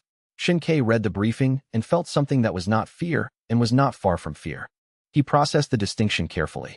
He was not afraid of Jing Sheng's power level. The briefing put him at collapsed heaven second, one sublevel above Shen Ke's current real level, which was a genuine gap, but a manageable one in terms of combat. He was not afraid of him as a threat to physical safety. He was afraid of him as a threat to the one thing that physical combat couldn't address: exposure. The cultivation suppression technique that Dao Feng had taught him worked by compressing his true cultivation into a false signature. It was, by every standard measure he had encountered, undetectable. It had survived assessment crystals, visiting Grand Mountain Alliance elders, and 4 years of regular interaction with practitioners from multiple factions. Mirror cultivation did not work through standard measures. It worked by creating a reflection, and a reflection did not capture the compressed signature. It captured the shape of the space the practitioner occupied in the spiritual landscape. If the reflection showed not a false rank but a genuine absence, or an anomaly, or anything that did not fit the suppression's output, it would tell Jing Sheng something that nothing else had been able to tell him. He spent 3 days thinking about this. The problem was genuinely novel. Every other threat he had managed was threatable through the defeat source. Being caught in an investigation meant engineering an outcome through the relationships involved. Being identified as a threat meant producing a genuine defeat that advanced him past the threatening capability. Being suspected by Elder Shin Mao or by Hua meant providing enough legitimate ambiguity to defer the conclusion. Jing Sheng's technique did not generate information through relationships or conclusions. It generated it directly from a reflection of what was already there. There was no intermediate that could be managed. The only variable was what the reflection showed. He did not know what the reflection would show. He knew what the suppression technique produced when it interacted with standard detection methods. He did not know what it produced when it interacted with mirror cultivation, because no mirror cultivation practitioner had ever attempted to read him before. He thought, I need to know what Jing Sheng will see before he sees it. He thought, the only way to know what the reflection shows is to be in the reflection. He thought, this is the first threat I have encountered that I cannot take a beating from to resolve. He thought, I need to be in the same room as him, as quickly as possible, before he reads anyone else who might provide him with a baseline context for what I am. Chapter 64. What the Mirror Shows. The Grand Mountain Alliance reception dinner was held in Rising Frost's formal hall on the 3rd day after Jing Sheng's arrival, as part of the standard diplomatic integration schedule under the Unity Alliance's new administrative structure. Jing Sheng moved through the reception with the systematic efficiency of someone who was doing work. He did not appear to be doing work. He appeared to be a diplomat attending a dinner, exchanging pleasantries, accepting wine, maintaining appropriate social interaction at appropriate social distance. But the pattern of his movement, which Shen Ke tracked from the moment Jing Sheng entered the hall, was the pattern of someone who had a methodology and was executing it. He mirrored approximately one practitioner every 12 minutes. The mirror technique was not visible to standard perception: no light, no sound, no particular change in the air. What Shen Ke could detect, at collapsed heaven level with the spatial perception capability active at its current range, was a brief spatial disturbance at the point of contact, a tiny discontinuity in the geometry of the room around the target as their spiritual signature was briefly reflected and read. A professional interaction. Then Jing Sheng moved on. He was working towards Shen Ke's position in the hall. He reached him at the 40-minute mark. They had been introduced formally at the dinner's opening, a standard procedure. Jing Sheng had assessed him in 2 seconds and filed him as a low-level court functionary who did not warrant attention beyond the social minimum. This was the correct response to his presented profile, and Shen Ke had been somewhat reassured by the accuracy of the assessment. Now, with the hall's social noise at normal volume and 6 other diplomatic groups within conversational distance, Jing Sheng stood at a comfortable speaking distance from him and asked a procedural question about Rising Frost's training program administration. Shen Ke answered the question. At the same moment, Jingxing activated the mirror technique. What Jingxing encountered was not a false lower rank. The cultivation suppression technique, when it interacted with mirror cultivation's reflective mechanism, produced something the technique was not designed for and did not know how to represent. It could not mirror a false signature because the false signature it expected, something small, bounded, clearly readable, was not present. What was present was a kind of absence, a negative space that the mirror could not fill, a shape in the spiritual landscape defined entirely by what was not there. The mirror showed him a void. Jingxing's expression did not change. He completed the procedural conversation with perfect social smoothness, excused himself after an appropriate interval, and moved to the next diplomatic cluster. Shen Ke watched him go. He thought. The mirror showed him something unexpected. He thought. Jingxing is too good at this to have an immediately visible response to unexpected data. The response is happening internally, and it is being filed. He thought. The question is what the void told him. He did not know what the void told him. He did not know if the void was more or less threatening than a false rank would have been. A false lower rank would have confirmed, practitioner with cultivation suppression active, hiding something, probably a ranking fraud. The void confirmed, practitioner whose spiritual signature does not fit any known category, which was a category of information that was both more ambiguous and more alarming. He thought, I need to understand what the void means to a mirror cultivation practitioner before Jingxing has time to assemble a framework around it. He spent the rest of the reception across the room from Jingxing, available for ordinary social interaction, confirming by his visible behavior that he had no awareness of being investigated. He smiled at appropriate moments. He refilled his wine cup once at a point where doing so produced a natural movement across 3 conversational clusters. He listened more than he spoke.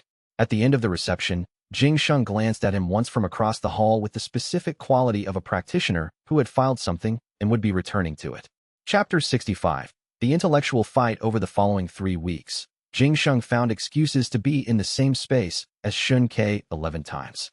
The excuses were good. A court administrative function that they were both technically assigned to attend. A cultivation exchange demonstration in the outer training area. A standard social encounter in the dining hall. A chance encounter in the gardens, which was not a chance encounter, but constructed to be indistinguishable from one at standard social distance. Each time, Jingxing activated the mirror technique. Each time, he encountered the void. Shen Ke recognized what was happening by the 3rd encounter. He spent the interval between encounters thinking about it. The intellectual problem was genuinely interesting and also genuinely dangerous, which made the thinking both more urgent and more absorbing than it would have been at lower stakes. Jingxing was a practitioner whose entire toolkit was built around information acquisition, and he had encountered a subject that his information acquisition mechanism could not process. His response would be to work around the mechanism, supplement the failed technical tool with behavioral observation, contextual inference, historical research, and cross-referencing with other data sources. This was what a competent investigator did when their primary instrument failed. Shen Ke needed to manage what every supplementary source showed. Behavioral observation. He maintained consistent presentation, the outer disciple in court support function, nothing in his daily pattern outside the range of a practitioner at his presented level. This was sustainable indefinitely. Contextual inference. Jingxing would be inferring from the context in which Shen Ke appeared. Court assignment. Better than nominal guest quarters. Access to the princess's study. These were anomalous for a hollow pool outer disciple and would be flagged. He could not remove the contextual anomalies. They were necessary for his operational role, but he could produce a plausible alternative explanation. A practitioner of value for non-cultivation reasons, administrative skill, information network, specific local knowledge, was sometimes given access above their nominal cultivation station. Historical research. This was the category he could not fully control. Jingxing had access to Grand Mountain Alliance archives. If he followed the trail of Elder Huashan's tournament notation, Elder Shin Mao's file, and the 40-year-old archive entry by Hua had found, he would arrive at the same place by Hua had arrived. The 1,000 false scripture. He needed to know when Jingxing reached the archive. He spent 3 days thinking about how to know this without asking in a way that announced he was trying to know it. He arrived at Qinglong. The Grand Mountain Alliance's representative in Rising Frost had been a productive information exchange for 3 months, and Qinglong was, for reasons he had not fully mapped, operating against his own faction's central leadership. Jingxing, newly arrived under Sha Tian's administrative integration, was technically Qinglong's superior in the new structure. But if the internal factional division Shen Ke had identified at the tournament was real, Jingxing and Qinglong were on opposite sides of it. He met Qing Lung at a garden function and said, in the course of a conversation about cultivation resource allocation, the new Alliance audit representative has been conducting mirror assessments. I understand this is standard procedure. Has he accessed the historical archive series? Qing Lung looked at him sideways with the particular expression of someone receiving a question that confirms they have been correctly read. He said, that is not the first question I expected from a court support functionary. Xianxia said, I'm asking for Princess Wanyu. This was partially true. Qing Lung said, he requested access to the regional investigation files 3 days ago, including Elder Shen Mao's cross-reference notation. A pause. Including a 40-year archive entry that had been recently cross-referenced in connection with a notation from the last tournament cycle. He had 2 weeks before Jing Sheng had a complete enough picture to act. He spent those 2 weeks managing what Jing Sheng perceived with the sustained concentration of someone defusing something that would not announce when it had reached the critical threshold. He gave nothing away. He showed nothing. He was more exhausted at the end of each day than he was after a full session with the court guard. He thought, physical defeat is tiring in the body. This is tiring in a way the body does not have a category for. He also thought, Jing Sheng is extremely good at this. Better than anyone I have tried to manage before. He thought, if this is what being investigated by a genuine expert feels like, then the intellectual component of the defeat condition is activating in ways I had not previously mapped. He thought, I am genuinely afraid of what he will find. And genuine fear is the emotional layer. He thought, this is going to produce cultivation energy. Even this. He thought, with equal measures of professional satisfaction and something that was approximately dark humor, the technique never stops. Chapter 66. What the archive tells Jing Sheng found the Dao phone connection on the 18th day. Xianxia knew this because Qing Lung sent a 3-character message through their agreed courier code, which translated to Archive Accessed, Relevant Section. He knew what the relevant section contained. Elder Dao Feng's cultivation history was well documented in the Grand Mountain Alliance's central records. For decades of wandering investigation, a specific focus on lost technique research, a known inquiry into the thousand-false scripture that the Alliance had considered harmless because the technique was presumed extinct.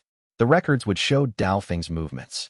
The movements would show, for years ago, Eastern Province, Iron Peak Sect region, extended stay.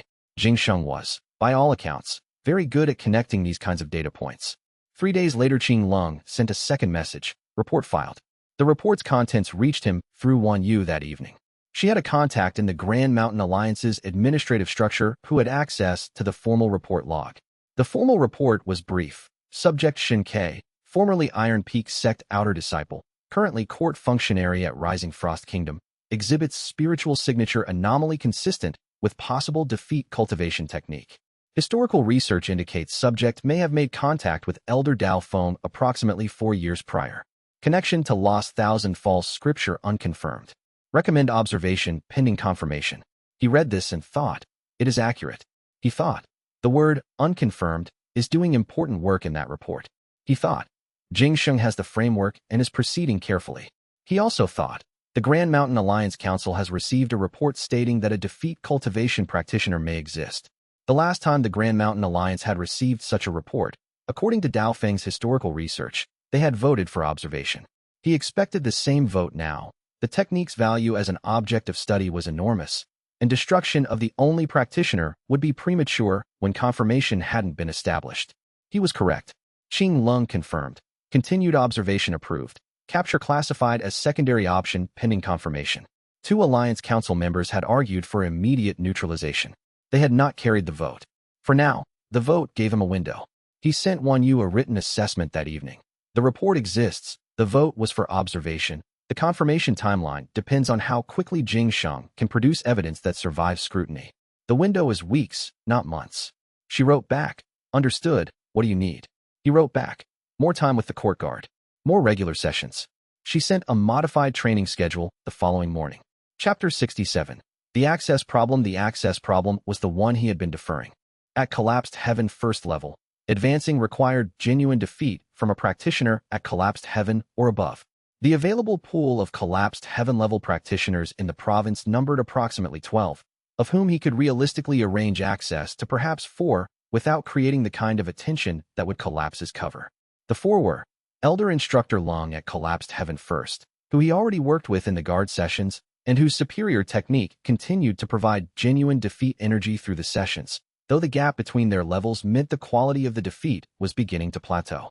Lord Xianxia himself, who was accessible only through engineered accident and who was under increased surveillance now that Jing Sheng's investigation was active. A Grand Mountain Alliance master named Elder Chow who had come to Rising Frost as part of the administrative integration and whose cultivation level was collapsed heaven third, genuinely superior, inaccessible through any legitimate route. And Jing Sheng, who was at collapsed heaven second and who was currently trying to expose him. He could not approach Elder Chow without raising questions he could not answer. He could not approach Jing Sheng for obvious reasons. He had been working with Instructor Long for 3 months. The sessions were still producing advancement energy. He was at collapsed heaven second, having advanced once within the tier from the cumulative intellectual and physical defeat energy of the Jing Sheng period. But the quality of genuine inferiority was becoming more difficult to sustain. He was beginning to read her techniques in advance, which reduced the cognitive layer's clean activation. He needed the surprise component to remain genuine, and surprise degraded with familiarity. The Sha Tian option was the highest quality available, and also the most structurally dangerous. He spent 3 days constructing the approach. The engineered accident method, proximity with a liquid spill, had worked once and could not be repeated in a way that would survive scrutiny if he were already under investigation as a potential 1,000 Falls practitioner. A second accidental proximity event with Sha Tian, producing a second accidental strike, with both Jing Sheng and Elder Shin Mao present in the same city, was an operational failure rather than a strategy. He needed a different mechanism.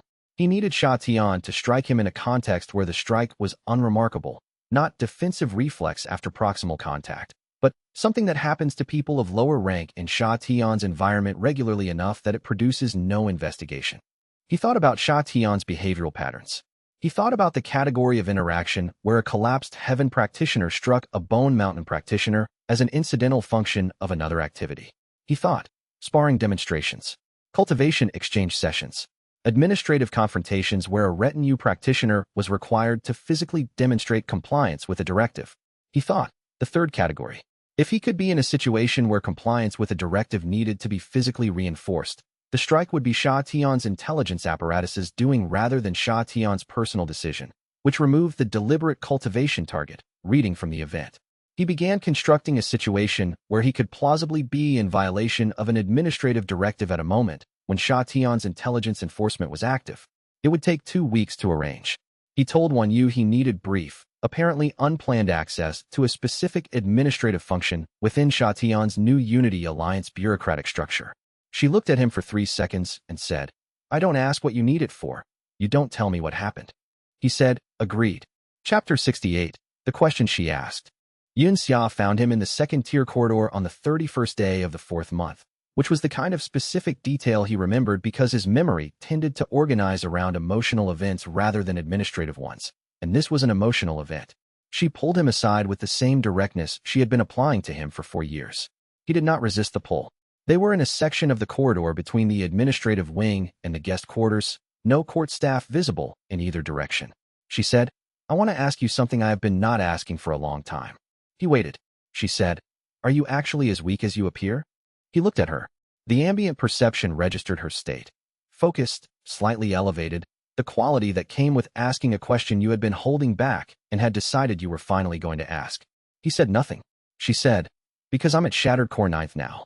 And I've been thinking about what it means to be Shattered Core 9th in the same environment as someone who I know has a different kind of cultivation." She held his gaze. "I've been thinking about whether I am almost strong enough to protect you, and whether that has ever been something you needed from me." She paused. "Protection." He looked at her. She said, "I know. I thought so." He said, "What do you think you know?" She said, "That you are not weak. That what appears to be weakness is something else. That the Shattered Core 9th I've reached through 4 years of consistent effort is not approaching what you actually have." She looked at him quietly. "I don't know what you have. I know that you're not endangered by the people and situations I worry about you in. And I know that you know this and don't tell me." He was quiet for a moment. He said, "What you feel when you worry about me, is that something you want me to resolve?" She looked at him. "What? If I told you the complete truth, you would stop worrying about some of the things you worry about. Is that something you want?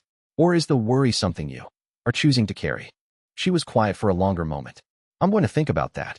She looked at the corridor. "But I want you to know that I am asking because I want to be useful in the right way, not the wrong way." She paused. "I've been protecting the wrong version of you for years. the version that needed protection from physical harm. Maybe what you actually need protection from is something I haven't been attending to. He said, What do you mean? She looked at him directly. I mean, you are managing more than a person should manage alone, and what I offer you by being present is different from what I thought I was offering. And I want to offer the right thing. She held his gaze. So tell me, or tell me when you're ready. She walked away down the corridor. He stood where he was for a minute. He thought, she has been paying attention in ways I have not been accounting for. He thought, the technique requires genuine connection, and genuine connection means the other person is also in the relationship, not just serving a function in mind. He thought, what she is asking for is what Zhongqing described when Zhongqing said, I kept something. He thought, I don't know how to give her what she's asking for while keeping everything else stable. He thought, I need to think about this. He thought, for now, he needed to stay focused. Jingsheng, the Shatian approach, the 2-week construction window. He thought, thinking about this for now means deferring what she asked, which is itself a data point about how I handle the things that are genuinely hard. He walked toward the administrative wing. Chapter 69. The wall. The advancement happened on an ordinary morning. He was walking through the ruined eastern wing of the palace, a section that had been damaged in an older conflict and partially rebuilt, the construction leaving a number of inconsistent structural elements. Walls that had been repaired with different materials, doorways that had been partially blocked, corridors that had been narrowed to create new room configurations.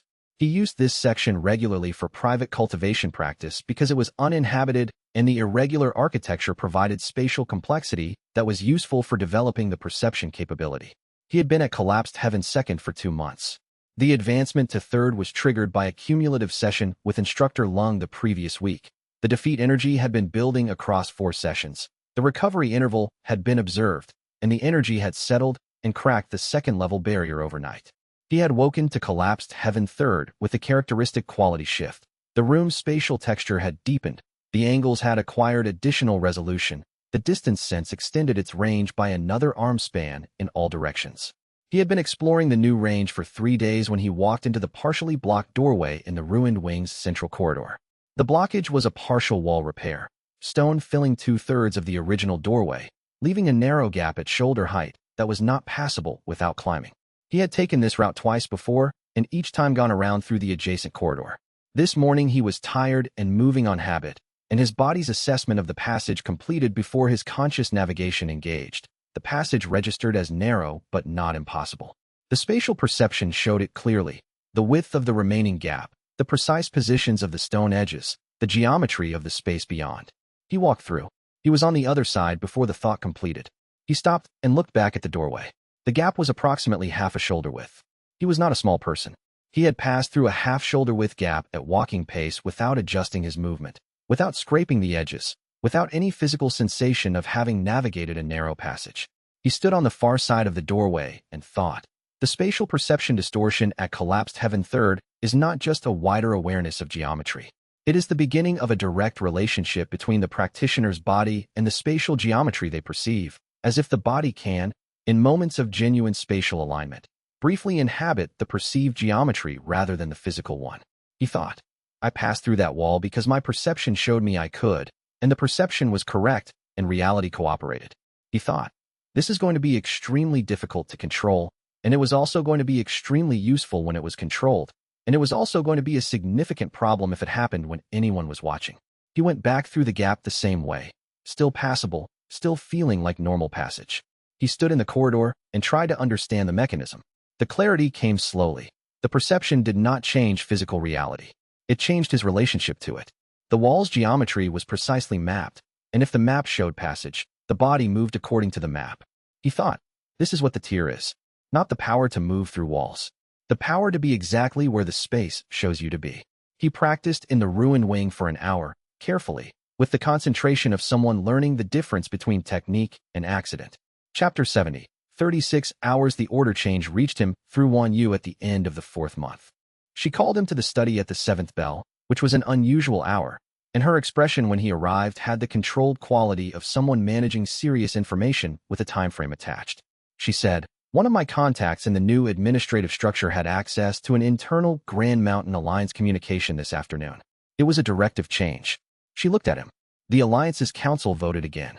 The observation authorization has been revised to capture authorization. She paused. Jingsheng has 3 days before his current assignment concludes, and he's expected to return with a result. He calculated. 3 days minus the time the communication had traveled before Wan Yu's contact accessed it, minus the time it had taken her to call him. 36 hours. Perhaps slightly more. He thought through the problem. Direct conflict with Jing Sheng was not viable. Any direct confrontation would trigger the mirror technique at close range with full power, and full power mirror technique at that proximity might produce a clear reading rather than a void, depending on how the technique interacted with collapsed heaven range cultivation density rather than suppressed lower rank density. He had not tested this. Testing it in a conflict situation was not prudent. Running was not viable. Running from a collapsed heaven second practitioner in a court environment he knew well was a statement that confirmed everything the Alliance suspected. And running abandoned Rising Frost, abandoned the arrangement with Wan Yu, and abandoned the defeat source infrastructure he had been building for 3 months. Engineering a situation where he was unavailable to capture for the duration of the 3 days was viable, but would only delay the problem. The cleanest option produced itself in approximately 4 minutes of working through the decision tree. He needed to be somewhere that Jing Sheng could not execute a capture operation when the deadline arrived. Somewhere with a legitimate reason to hold him, with a higher organizational authority than the Grand Mountain Alliance, in a context that would make Jing Sheng's capture operation an act of aggression against a structure that Sha Tian had just absorbed and was trying to stabilize. He needed to be in Sha Tian's custody before Jing Sheng's deadline arrived. Not permanently, not as a genuine prisoner. In Sha Tian's custody in a way that was publicly visible, had a reason for the custody that was unrelated to cultivation status, and could be resolved through a diplomatic exchange that would return him within a few days. He thought, this requires Wan Yu to have a Sha Tian operative she has been holding in a separate matter. He looked at her. She was looking at him with the particular expression that came when she had followed his thinking and arrived at the same place. She said, I have a Sha Tian intelligence asset who has been in court protective custody for 6 weeks. Unrelated matter. He said, I need to be visibly in Sha Tian's custody within 20 hours. She said, I can arrange a situation where you appear to have accessed a restricted administrative function without authorization. Their enforcement apparatus will detain you for questioning. She paused. The process will not be pleasant. He said, I know. She said, and when you are in custody? He said, I advance. She was quiet for a moment. Then she wrote 2 notes and sealed them and handed them to her courier. He went to his room and spent 30 minutes preparing for the detention. He thought, the problem with engineering a situation to be beaten by Sha Tian's enforcement practitioners is that they will be professional about it. No personal feeling, no genuine humiliation, just competent force applied to a detainee who has violated an administrative line. The cognitive layer will activate. They are genuinely superior, and the physical overwhelm will be real. The emotional layer is the question. He needed to find genuine stakes in the situation. He thought, Wan Yu is managing a diplomatic exchange on a timeline, and if it fails, the consequences for Rising Frost's political standing are significant. He thought, xianxia is in this city and he is about to engineer his own detention and she does not know. He thought, these are real stakes and they belong to real people and his emotional investment in their outcomes was genuine whether or not it served the technique. He thought, the technique has always known the difference between manufactured and real. I should stop worrying about whether I'm doing this for the right reasons and focus on whether the reasons I actually have are sufficient. They were. He went asleep. In the morning, he would walk into a restricted administrative function and stay long enough to be caught. Chapter 71. The professional. He walked into the Sha Tian Alliance's administrative annex at the 7th bell, when the staff was changing over and the duty roster was briefly ambiguous about which officer held signing authority for restricted documentation. The function he accessed was a cultivation resource allocation record, 1 tier above his court clearance, and he spent 11 minutes reviewing it with the unhurried focus of someone who had not fully thought through what he was doing. He did not take notes. He did not copy anything. He simply sat at the reading desk in the restricted archive, visible through the window to anyone passing in the corridor, and waited. The enforcement practitioners arrived in 4 minutes. There were 2 of them, collapsed heaven first level, matching the rank he had estimated for Sha Tian's mid-tier intelligence operatives. They were methodical in the way that practitioners trained specifically for custody operations were methodical, efficient movement, no wasted energy, no visible emotion attached to the task. The senior one told him he was in violation of Alliance administrative code and that he would need to come with them. The junior one positioned himself to the left, which was the correct position relative to Shun Kei's dominant hand. He let them take him without resistance, which was itself slightly suspicious. Most people pushed back at least verbally, so he said, with the panic of someone who had just understood what was happening. I was only reviewing the figures. I had access to the level below this. I thought the clearance extended. They did not respond to this. They escorted him through the administrative wing and into the interrogation section that Sha Tian's apparatus had established in the eastern quarter of the palace complex. He thought, this is going to be thorough. He was correct. The first session was 3 hours. The interrogators were different practitioners, not the ones who had detained him, which was standard procedure, separating apprehension from questioning to ensure the questioners had no personal investment in the arrest. These two were collapsed heaven second and third. He could feel the difference in cultivation pressure the moment they entered the room, a sustained weight in the air, as if the space had become slightly denser around him. At his current collapsed heaven third, the gap was present and genuine. He did not have to manufacture the cognitive recognition of inferiority. It settled over him naturally, an accurate assessment of the relative positions. The first session established his story and found its inconsistencies. He had prepared inconsistencies that were explicable, but not immediately so, the kind that suggested confusion rather than planning. A minor wrong detail about which administrator had told him his clearance extended. A slight hesitation before he produced his court identification papers. The interrogators noted these and returned to them at intervals, testing whether the inconsistencies remained consistent across repetition, which was how you distinguished genuine confusion from fabricated confusion. He let his hands shake, not as performance. The techniques they applied to ensure accurate physiological response detection required a genuine autonomic response, and genuine autonomic response required that he actually be afraid. He was, in fact, afraid, not of the interrogation, but of what it was protecting against. Jing Sheng's capture order. The timeline. One you managing a diplomatic asset exchange whose success he could not directly observe from inside this room. These were real fears attached to real stakes, and the interrogator's instruments responded to them accurately. The second session began at the 14th hour.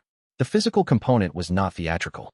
Sha Tian's practitioners did not inflict pain as a demonstration of power. They applied precisely calibrated pressure to produce physiological states that corresponded to specific emotional responses, which they then questioned through. The strikes were exact. Collapsed heaven second and third technique applied to a practitioner at collapsed heaven third in interrogation conditions meant genuine physical overwhelm, not torture. Competent, measured, professional force. The cognitive layer was clean. He could not read their techniques in advance. Their cultivation was superior, their precision was real, and the specific methodologies of alliance interrogation practice were unfamiliar in ways that prevented the anticipatory processing his spatial perception usually generated. He was genuinely being processed by people who were better at this than he was. He felt it as clearly as he felt the strikes. The emotional layer was the richest vein. Wanyu was outside this building running a diplomatic exchange with hours to execute it. Xianxia was somewhere in the capital and did not know he was here. The situation had real people attached to it with real stakes, and he had built those attachments genuinely, across years, through actual connection, and the weight of them in the interrogation room was not manufactured. By the 36th hour, the defeat energy had been accumulating across every session and building toward resolution. He felt the barrier approaching the way he always felt it. A sensation like pressure equalizing across a membrane, a sense that everything behind it was ready to resolve into the next configuration. The interrogator who had just demonstrated exactly why Shun Kei's explanation for the clearance confusion was factually impossible paused for his response. Collapsed Heaven Fourth arrived quietly, without announcement, while he maintained his expression of exhausted, frightened confusion. The spatial perception deepened by a fractional register. The room acquired additional texture. The interrogator's cultivation pressure, which had been genuinely heavy, became something he could feel more precisely without it weighing less. He said, I think there may have been a misunderstanding about the documentation category. The interrogator made a notation. At the 46th hour, a formal diplomatic notice arrived from Rising Frost Court. He was a court functionary of Princess Wanyu's household, and Rising Frost wished to formally address any administrative violations through the established tributary channel rather than through detention of court personnel. Enclosed was documentation of the Sha Tian intelligence asset currently in Rising Frost Court protective custody, and a proposal for immediate bilateral resolution. The exchange completed at the 48th hour. He was released to Wanyu's courier with a formal notation in his file. Administrative clearance violation, resolved, and a bruise along his left jaw that ran from ear to chin and had developed the deep purple color that indicated something structural had been affected beneath the surface. Wanyu's courier said nothing during the walk back. He held the cold morning air against the bruise with 2 fingers, and felt collapsed heaven forth settle completely into his meridians like heat distributed through stone. The stones did not look different. They were different. He thought, it worked. He thought. Jing Sheng has 11 hours before his capture authorization expires. He went to find breakfast. Chapter 72. Negative space. Jing Sheng found him in the dining hall. He had been expecting this. The diplomatic exchange was public record and Jing Sheng would have known about it within an hour of completion. His intelligence network inside Sha Tian's apparatus was, by Shen Kei's estimation, better than Sha Tian himself realized. The fact that Shen Kei had been in Sha Tian's custody when the capture authorization was in effect was an operational loss for Jing Sheng that he would need to assess directly, which meant proximity, which meant the mirror technique.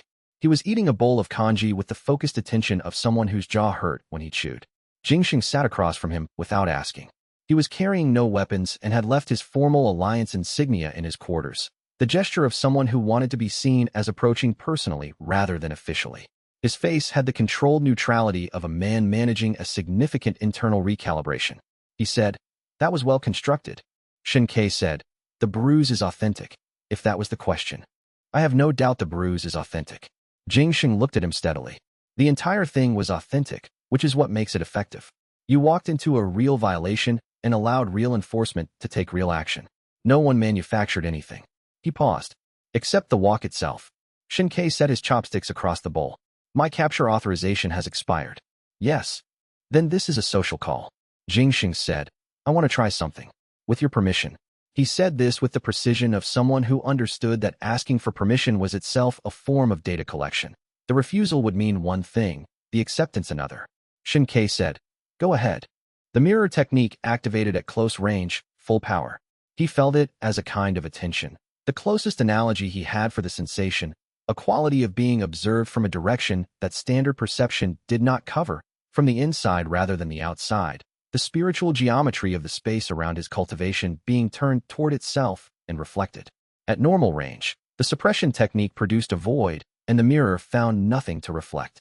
At close range with full power, something different happened. The mirror found the void, and then it found what was behind the void. He saw Jing Sheng's expression change. Not dramatically, not in a way that anyone watching from across the room would have noticed. A single shift in the quality of his attention, as if something he had been theorizing had resolved into certainty in a way that was larger than he had expected it to be. His eyes did not move from Shen Kei's face, but the focus behind them deepened into something that was not quite assessment anymore. Something that recognized. Jing Sheng said, very quietly, after a long moment, "It reads as negative." Shen Kei said nothing.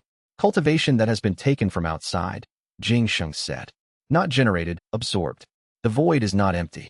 It is the shape of an absence, the shape of power that registers as negative because it was converted from someone else's defeat state rather than developed from within." He stopped speaking. He seemed to be doing something internal, processing, perhaps, or simply sitting with what he had just seen. The mirror cannot read you because there is nothing to reflect. You are a hole in the spiritual landscape, shaped like a person. Shen Kei picked up his chopsticks. Jing Sheng said, "I know what you are." He said it without triumph, without horror. He said it with the specific quality of someone who had spent weeks pursuing a conclusion and had now arrived at it, and was discovering that knowing the answer was not what he had thought it would feel like. "I know what you practice and how it works and approximately how long you have been practicing it." He finished the last of the kanji. The bruise along his jaw pulsed dully when he swallowed. Jing Sheng said, "I do not know yet what to do with that." He stood. "But I will." He walked out of the dining hall with the careful movement of someone going somewhere private to think. Shen Kei sat with the empty bowl in front of him and looked at the wall. He thought, "He will think for some hours, and he will make contact with someone. The question is who." He thought, "The contact will tell me what Jing Sheng decides the information is worth." He thought, "He knows. After everything, he knows." He thought, this was always where this was going. He put the bowl on the return tray and went to find the court physician about his jaw. Chapter 73. Across the courtyard, he saw them the following morning from the gallery that ran above the east courtyard. He had been there for other reasons. There was a section of the gallery where two structural walls created a natural acoustic dead zone, and he used it occasionally for private practice of the spatial perception.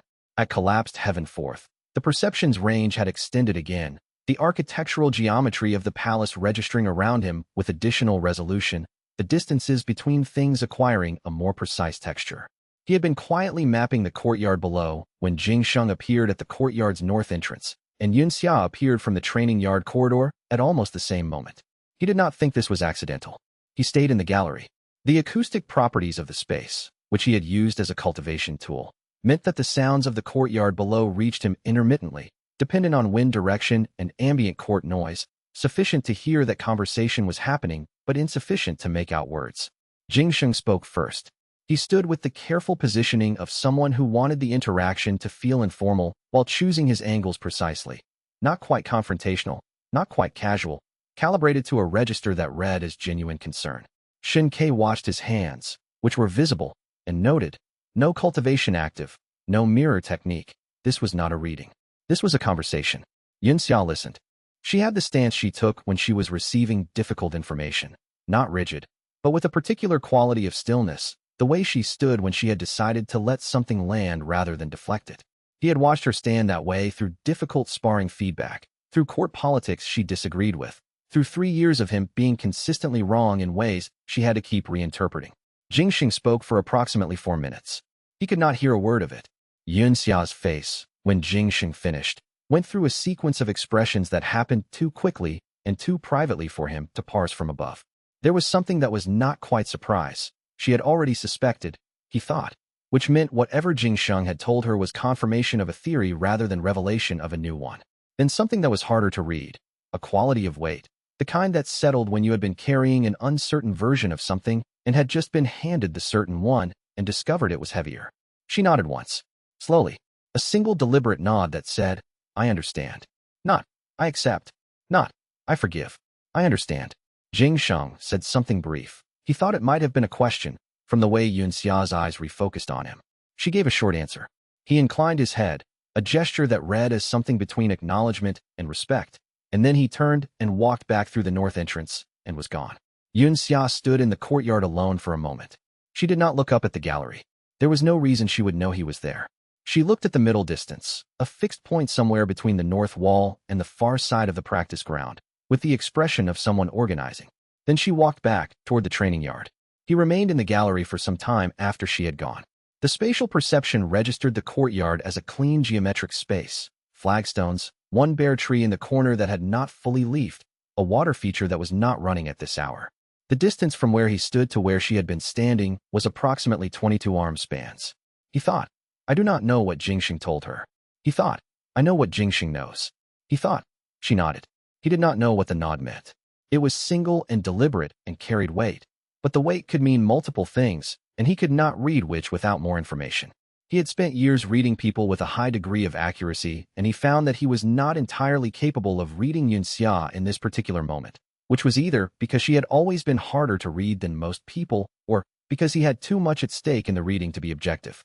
He thought, I will know tonight or tomorrow. She will come, or she will not come, and whichever is the answer. He went back to his practice and stayed in the gallery for another hour, but the spatial perception was less precise than usual. He was having difficulty concentrating on architectural geometry. Chapter 74. The true level she came that night. He had left his lamp on. Not as a signal, he told himself, just because the hour was early enough that putting it out would have been unusual, and he heard her footsteps in the outer corridor before the knock. 3 knocks, precise and evenly spaced, the way she knocked when she was being deliberate about something. He said, Come in. She sat in the chair across from his desk without removing her outer robe, which meant she did not expect to stay long. She looked at him for a moment before she spoke. Her face was the organized face she wore after she had spent several hours deciding what to say and how to say it. She said, I need to ask you something, and I need the answer to be true. He said, All right. She said, Are you deliberately losing? The room was quiet enough that he could hear the lamp. Outside, somewhere in the palace's northern wing, a door closed. He said, Yes. She absorbed this. He watched her absorb it. Not with visible shock, but with the quality of someone who had already run the possibility several times and was now receiving confirmation and discovering that confirmation was different from theory in some ways she had not fully anticipated. She said, Is it making you stronger? He said, Yes. She said, How much stronger? He thought, This is the question. Not yes or no. How much? He said, I am currently at collapsed heaven 4th level. She was quiet. He did not fill the quiet. He had said the thing, and it was true, and whatever she did with it was her own, and the space between saying it and hearing her response was something he had to simply sit in without trying to manage it. Yunxia stood up. Not to leave. She stood up the way people stood up when their body made a decision before their mind had finished processing, a movement that belonged to somewhere else. And then she seemed to realize she had stood up, and she looked down at the floor, and then she sat back down, not in the chair but on the floor, directly where she was, her legs folded under her, her back upright, and she looked at his desk rather than at him. He waited. She was at Shattered Core Ninth. He was at Collapsed Heaven Fourth. Those were not levels separated by a matter of effort and dedication.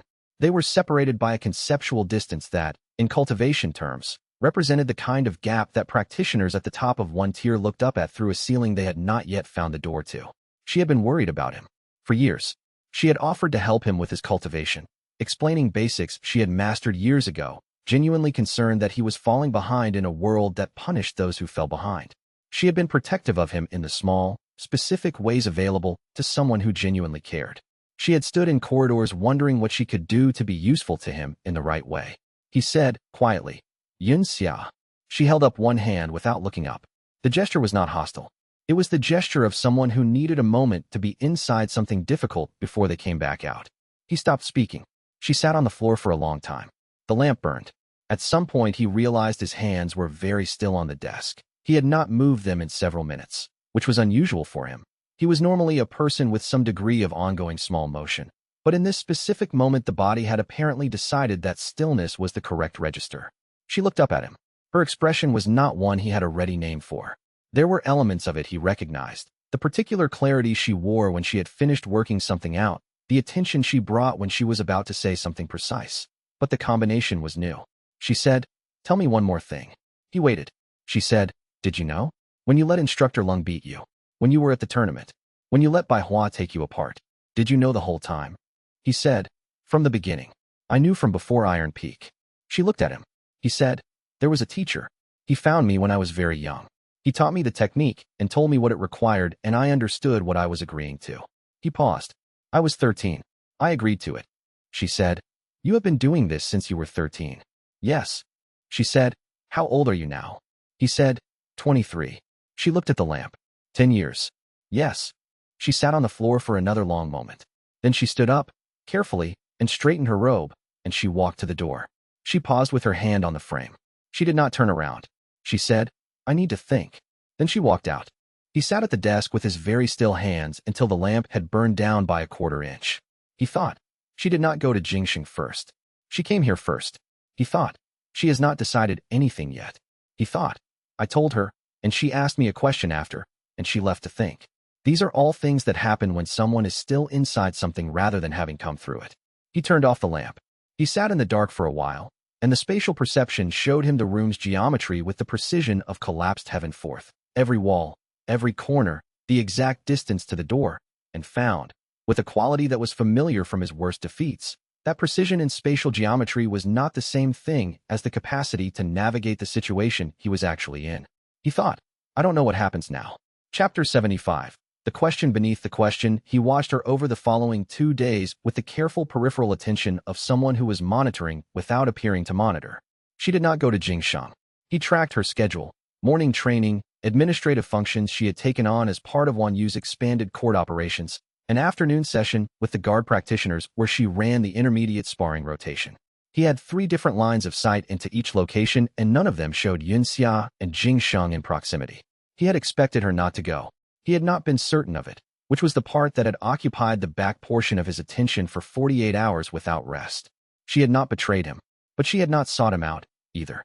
The daily rhythm of their interaction, the small consistencies of proximity, the moments of contact in corridor and training yard, and shared administrative function that he had calibrated carefully to not quite nothing, had been replaced by the specific quality of someone maintaining correct professional distance while they processed something. He understood the distance. He was not sure what to do with understanding it. On the morning of the 3rd day, she appeared at the door of the room where he was reviewing the week's guard rotation assignments and said, "Can I ask you something?" He said, "Yes." She came in and stood by the window rather than sitting. The standing position of someone who intended to ask something and then leave, not someone who intended to stay and talk. The light through the window was the yellow-white of mid-morning, flat and even. She was still wearing her training clothes, which meant she had come from the yard directly. She said, "When we were in situations. The road to Rising Frost. After the tournament. The session when I was trying to teach you basics." She was looking at the window. when those situations were emotionally significant between us. Was that useful to you? For the technique. He held the question. It was precisely the right question, and it was the harder one to answer than the one she had asked 2 nights ago. Are you deliberately losing? And yes. Is it making you stronger? And yes. Those were direct. This one had a shape that required more from him than directness. He said, sometimes the weight of a situation activated the emotional layer more completely. Not because I had planned for it to. Because the situations were actually weighted. She looked at him. That is not quite answering what I asked. He said, the emotional layer requires genuine investment. You cannot manufacture it. When things that happened between us registered on the emotional layer, it was because they were real, not because I was using them as a tool. He paused. I cannot tell you those moments did not contribute to advancement, because the technique does not separate out which emotions are useful and which are personal. It uses what it finds. He stopped. I did not plan to feel what I felt in those moments. I also do not know how to prove that. She was quiet. He said, the honest answer is, yes, and I did not arrange it.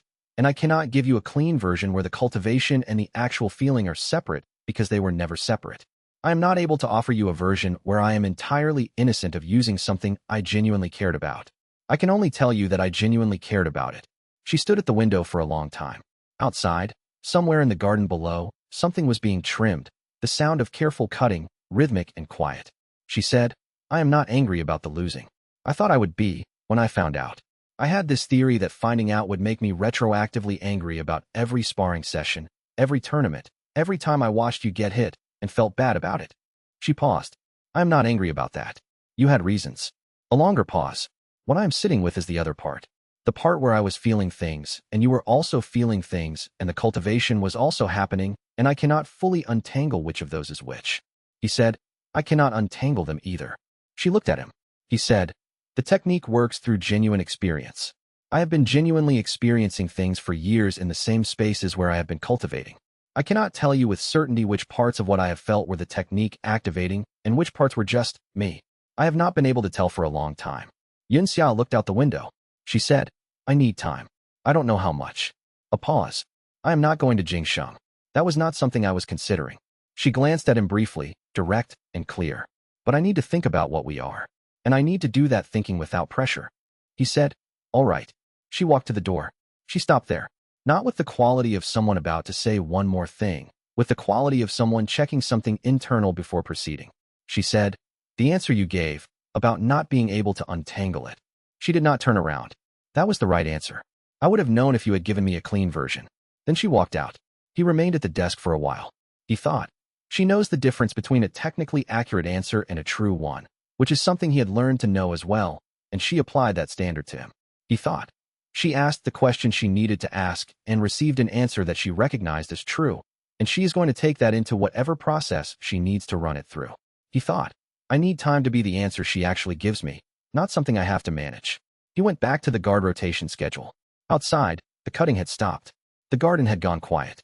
Chapter 76. The copy elder Shin Mao arrived in the capital at the 23rd day of the 5th month with 2 practitioners he had not brought on his previous visit. Shin Ke knew they were coming 4 hours before they arrived. Xinglung's network had its own lines into the Grand Mountain Alliance's travel records, and Xinglung passed what he gathered to Wan Yu's court through the arrangement they had established. By the time Elder Shun Mao's travel party passed through the outer gate, Shin Ke had already identified both additional practitioners from Wan Yu's archive. Research specialists from the Alliance's Sealed Documentation Division, the section that maintained physical custody of historically significant cultivation texts. He thought. They found something written. That evening, Wan Yu called him to the study. She placed a single sheet on the desk, a summary from her court contact in the Alliance's administrative structure, received an hour before. She said, the Alliance's sealed archive in the Northern Mountain Complex has a partial copy of something called the Thousand Falls Scripture. It had been catalogued as a historical fragment, provenance unknown, unverifiable cultivation claims. Someone recently re-examined it in light of Jing Sheng's investigation report and concluded the claims were not unverifiable after all. She looked at him. They concluded they had a practitioner. He read the summary. It was brief. The technique is confirmed extant. Subject Shin Ke matches mechanism described in archive fragment. Alliance internal vote. 3 factions. Elimination. 2 council members. Study. 3 council members. Extraction under controlled conditions. For council members, including Jing Sheng's faction representative, with the specific proposal authored by Xianxia himself. One Yu said, extraction under controlled conditions means capture and research. Yes. Non-lethal, according to the proposal. He set the summary down. Non-lethal during extraction. After extraction, the vote is unresolved. He was quiet for a moment. Elder Shin Mao is in the extraction faction. The two additional practitioners he brought are documentation specialists. They can verify and copy technique mechanisms. The dispute is between Shin Mao, who does not believe extraction through non-lethal means is feasible without damaging the mechanism itself, and Jing Sheng, who believes he has enough of the mechanism mapped to guide a controlled process. One Yu said, who is correct? He thought about it. He said, Jing Sheng has the better of the theoretical argument. He is wrong in practice. The three-layer defeat condition means that any controlled capture environment will not produce genuine defeat from the practitioner's perspective. The moment the extraction is managed, the emotional layer ceases to register authentically. He paused. He does not know this yet. His model is incomplete in one specific place. She looked at him steadily. He said, I am going to speak with him directly. She said, is that safe? No, he said. It is also necessary. Chapter 77. The mutual interest arrangement. He found Jing Sheng in the East Gardens at the 7th bell of the following morning, which was where Jing Sheng conducted his private cultivation practice. He knew this because he had observed it 3 times and confirmed it as a genuine pattern rather than a staged location choice. Jing Sheng heard him approaching and completed the technique he was running before turning.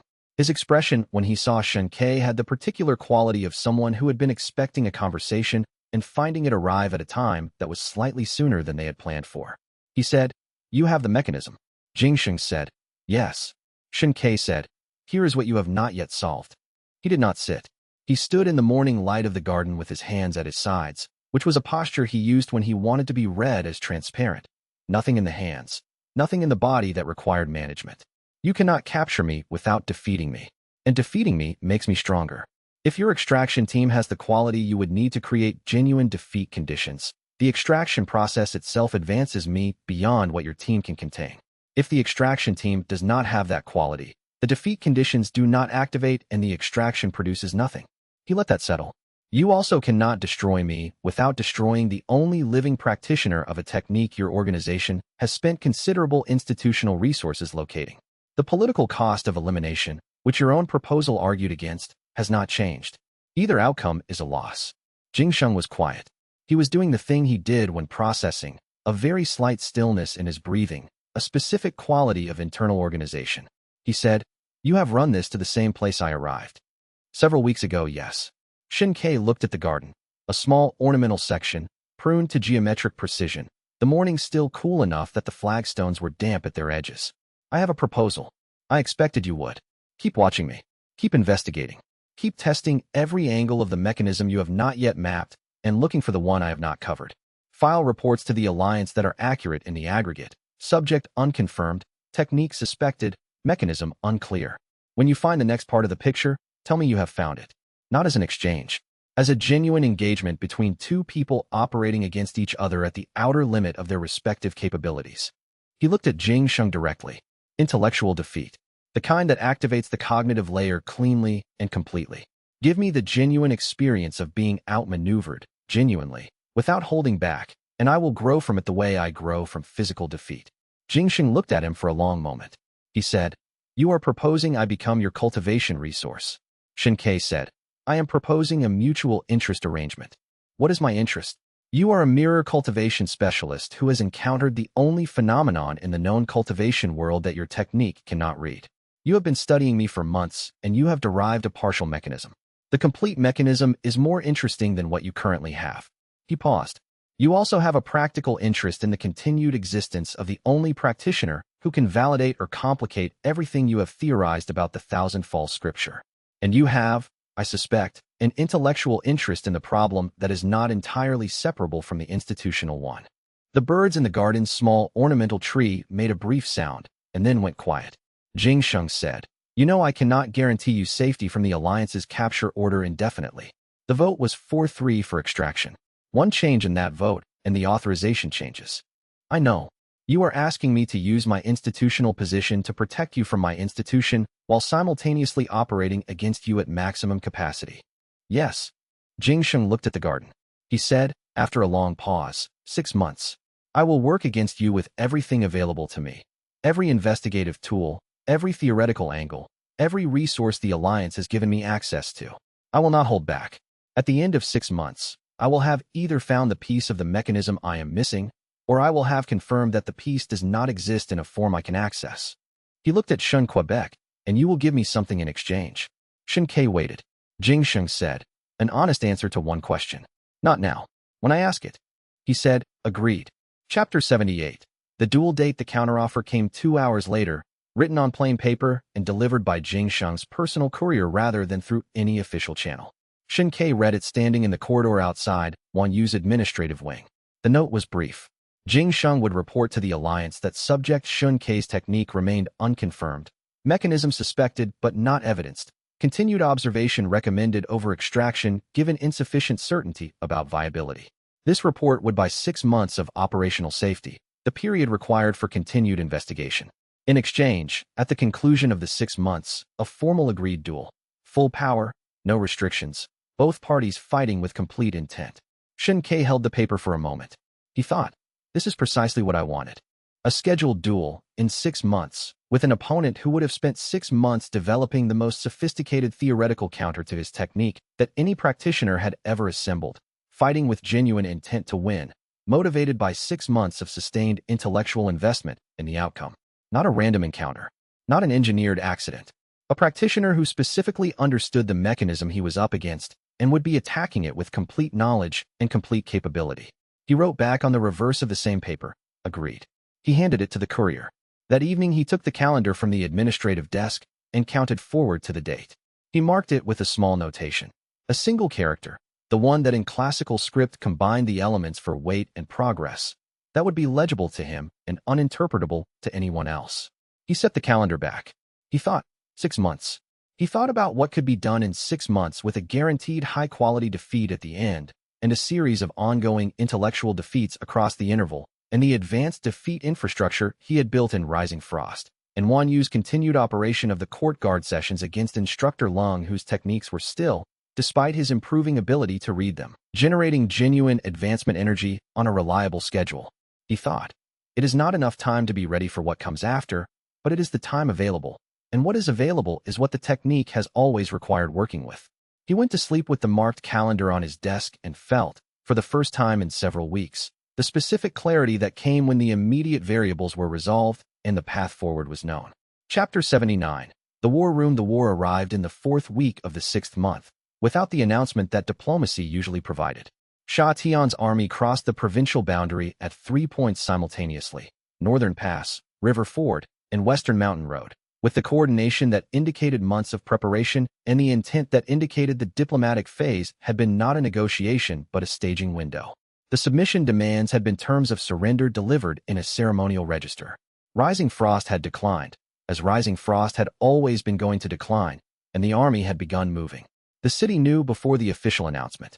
Ke felt it in the court's morning rhythm, a specific quality of accelerated decision-making, the kind that happened when a large organization was transitioning from contingency planning to active response. He was in the administrative wing when Wan Yu's courier found him with a 3-word summons. The war room was in the inner palace's secure section. When he arrived, 8 people were already present. Wan Yu at the map table, Bai Hua standing at the eastern wall with her arms folded and her expression closed, 2 court military officers, the chief administrative officer, Qing Lung from the Alliance's representative function, and Instructor Lung in formal cultivation armor that Ke had not seen her wear before. Wan Yu said, without preamble, 3 incursion points. Sha Tian's forward forces are estimated at Bone Mountain to collapsed Heaven Mix. Timeline to city gates is 4 days at their current advance rate if the northern defensive line holds, 2 days if it doesn't. She looked at each person in turn. The survey was fast and professional, the kind that collected specific data rather than giving reassurance. She reached Quebec. She said, I need to know if you can actually fight. He had thought about how he would answer this question when it arrived.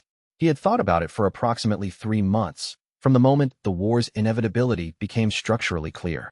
He said, not visibly.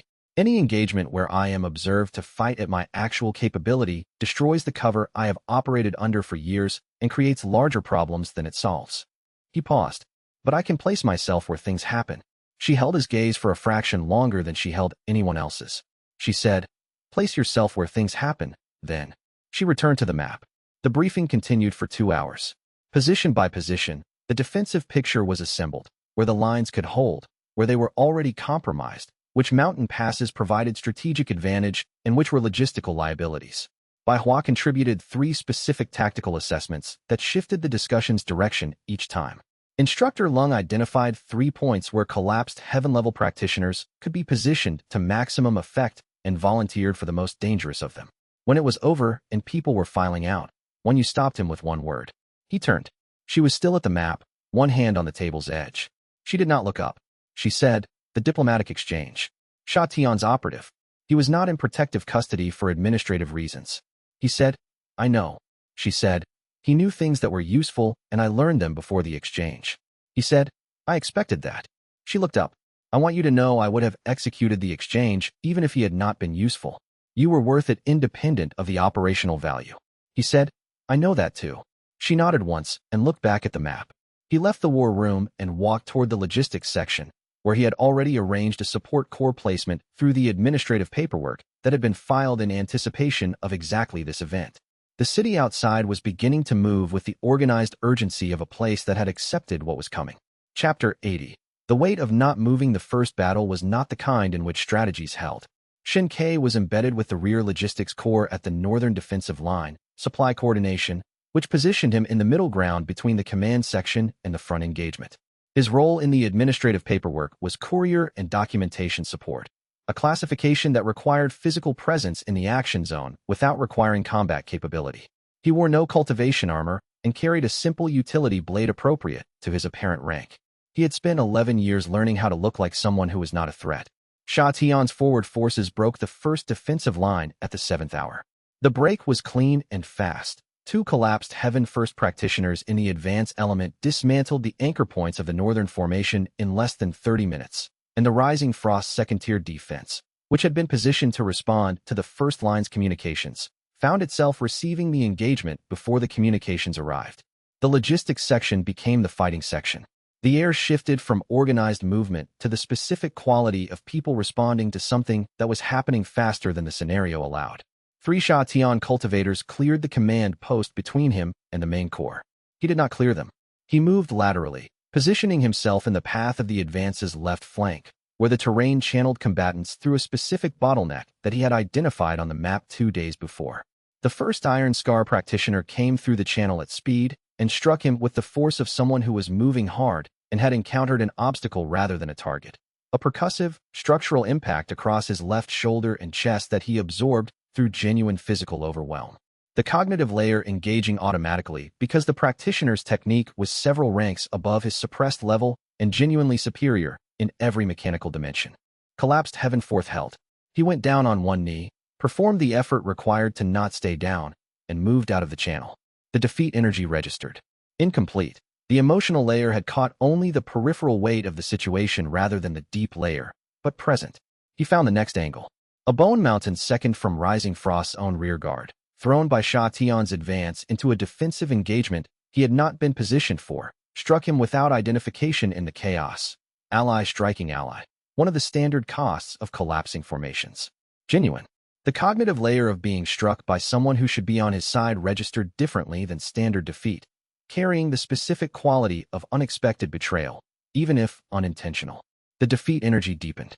Over 3 hours, working through the chaos methodically, he absorbed genuine engagements from 6 different combatants at varying levels. The advancement pressure built slowly, the way it built during sustained defeat sessions rather than single high-intensity events. By the afternoon's end, Collapsed Heaven Fifth had arrived with the characteristic deepening of perception range, the room's spatial texture resolving to an additional degree of precision. He went back to the logistics section and helped organize the medical supply transfer to the field station. At the 7th bell of the afternoon, a courier found him with the information he had been monitoring for since the day's start. Xianxia's position. She was with the inner cultivator corps, which had been holding the 3rd defensive line. The 3rd line had been engaged by a Sha Tian element that had flanked around the 2nd. 3 Sha Tian cultivators, Iron Scar 2nd, Iron Scar 3rd, and 1 at Bone Mountain 1st, had broken through and were engaging the inner core at close range. He was close enough to reach her in 4 minutes. He did not move. He stood in the logistics section with the courier's report in his hand and the spatial perception, now extended to collapsed heaven fifth range, registering the fighting to the north with specific, terrible accuracy, and he did not move. He thought, she is at shattered core ninth. She is engaged with 3 opponents. She has the spatial reading from her shattered core development, which means she can feel attacks before they launch and compensate for quality gaps through anticipation. He thought, the margin is narrow. He thought, the margin is real. He thought, if I move there, I expose everything. Not just to Xianxia's forces, to everyone on both sides. To Wan Yu, who is watching her assets, and Bai Hua, who is watching him, and Qing Long, who is watching everything, and Jing Sheng, who is somewhere on this battlefield reading the cultivators around him. I expose everything, and everything falls apart, and the next decade of my cultivation is consumed by managing the consequences. He thought, she has survived worse margins than this. He stood still. The fighting to the north took 12 more minutes. He tracked it through the perception with the focused attention of someone performing the most difficult calibration of his career, the assessment of whether to act versus the assessment of what acting would cost.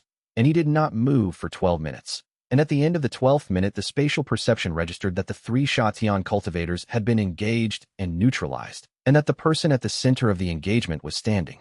He exhaled. The defeat energy from the next 6 hours of the battle's continuation registered on all 3 layers. Collapsed Heaven 6th arrived during a concentrated engagement with the Xianxia rear element. Collapsed Heaven 7th arrived as the battle's end phase settled, triggered by the sustained emotional weight of an entire day of watching something real be dismantled without being able to stop it. By the time the battle concluded and he was sitting outside the medical tent in the dark, he was at Collapsed Heaven 7th and felt the specific quality of someone who had grown significantly during the course of an event they had not wanted to happen. He was sitting on the ground with his back against the outer wall of the tent, his knees up, his forearms resting on them, when a runner arrived and held out a letter. The runner said, "Someone in the logistics supply train asked me to deliver this. He said he'd been holding it for 3 weeks. Said the communication routes were disrupted." He took the letter. The runner left. The handwriting on the envelope was Dao Feng's. He broke the seal. The message was short, a single line, written in Dao Feng's cramped, careful characters, with the specific pressure of someone writing quickly under difficult conditions. Run. They found the original scripture. The first practitioner did not vanish. He is still alive, and he knows you exist. He sat outside the medical tent for a long time after reading it. Around him, the aftermath of the battle settled into the sounds of organized recovery, the low voices of medical practitioners, the movement of supply carts, the occasional distant call for someone needed somewhere else. The night was cold enough to be felt at the skin. He read the letter twice more. He thought, the first practitioner. He thought, Dao Feng has been researching this for 40 years, and he found something he felt required a one-line letter and the word run.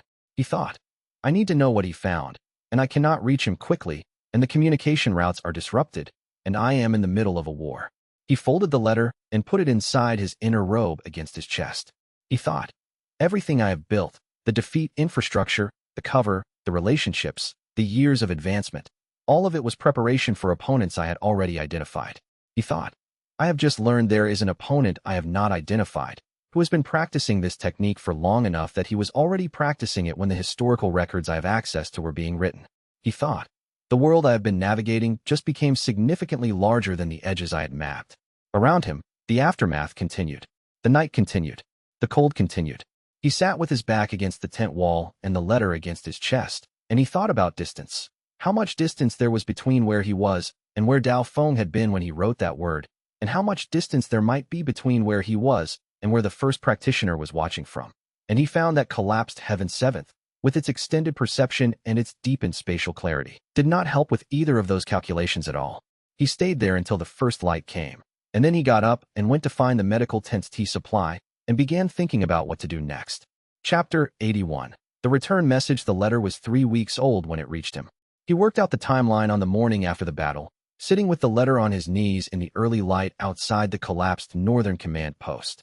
Dao Feng had written it during the 2nd week of the 5th month, 3 weeks before the battle, 4 weeks before the current date.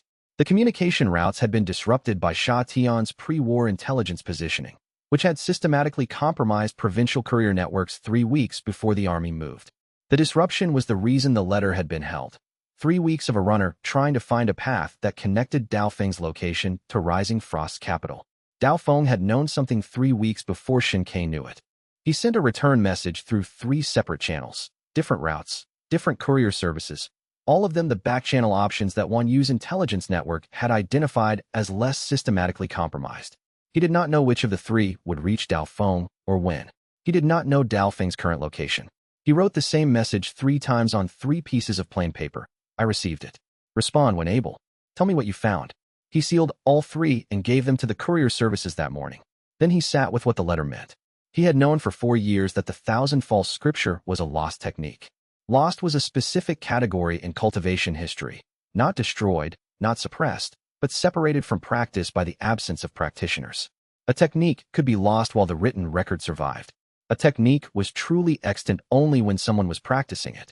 The assumption underlying 4 years of his cultivation, the assumption underlying every risk he had taken with his cover, every careful management of Shun Mao's file and Jing Sheng's investigation and Bai Hua's observations, was that he was the practitioner. Unique, singular, the only living holder of the technique. The first practitioner is still alive. The implications assembled themselves slowly, in order of significance. First, the technique had been tested across an incomprehensible time span by someone who had advanced along the same path xianxia was walking. This meant the path had been walked before. It also meant the risks Dao Feng had described in abstract terms, the long-term costs, the things the technique took from the practitioner alongside the power it gave, were not theoretical. Someone had lived them. Someone was still living them. Second, a practitioner who had been absorbing genuine defeats for long enough to still be alive in a cultivation world that typically measured advanced lifespans in centuries was someone whose cultivation level was not comparable to anything in the known landscape. Collapsed Heaven 7th, which Shun Ke had reached the previous evening through a day of genuine battle-level defeats, was a point somewhere in the middle of the technique's known development trajectory.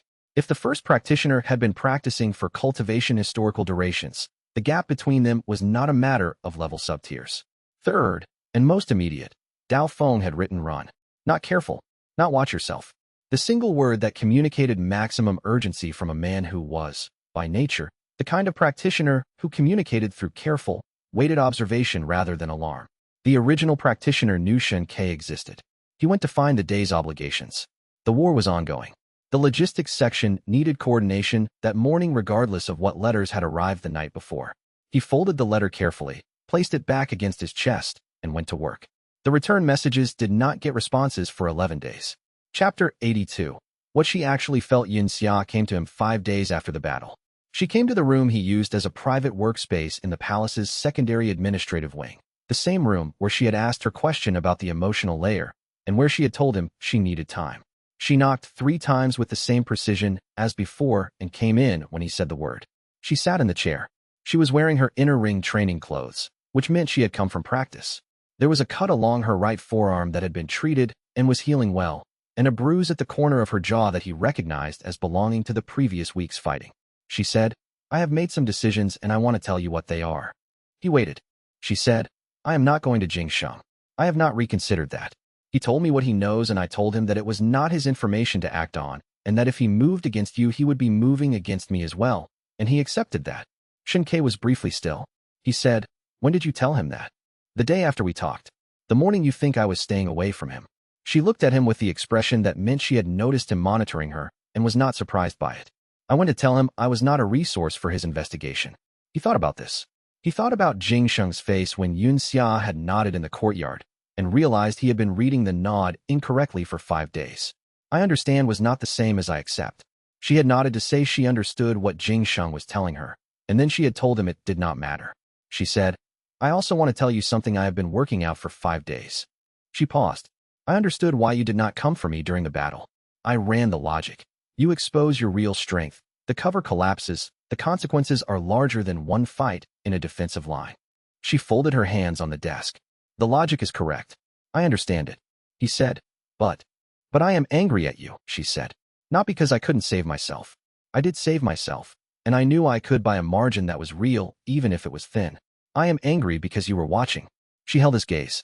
You were standing there, close enough to feel the whole fight through that perception of yours, and you chose not to come. And that was the right choice. And I am angry at you for making the right choice. He said nothing. She said, I have been thinking about what it means to cultivate the way you cultivate. Every day walking toward the thing that hurts you. Every year finding something genuinely superior and standing in front of it until the defeat is real. You don't cultivate by accumulating strength and then deploying it. You cultivate by staying open to losing. She was quiet for a moment. I think that is the strangest form of courage I have ever encountered. Most people cultivate to stop being afraid. You've spent 11 years going toward fear on purpose. She looked at him.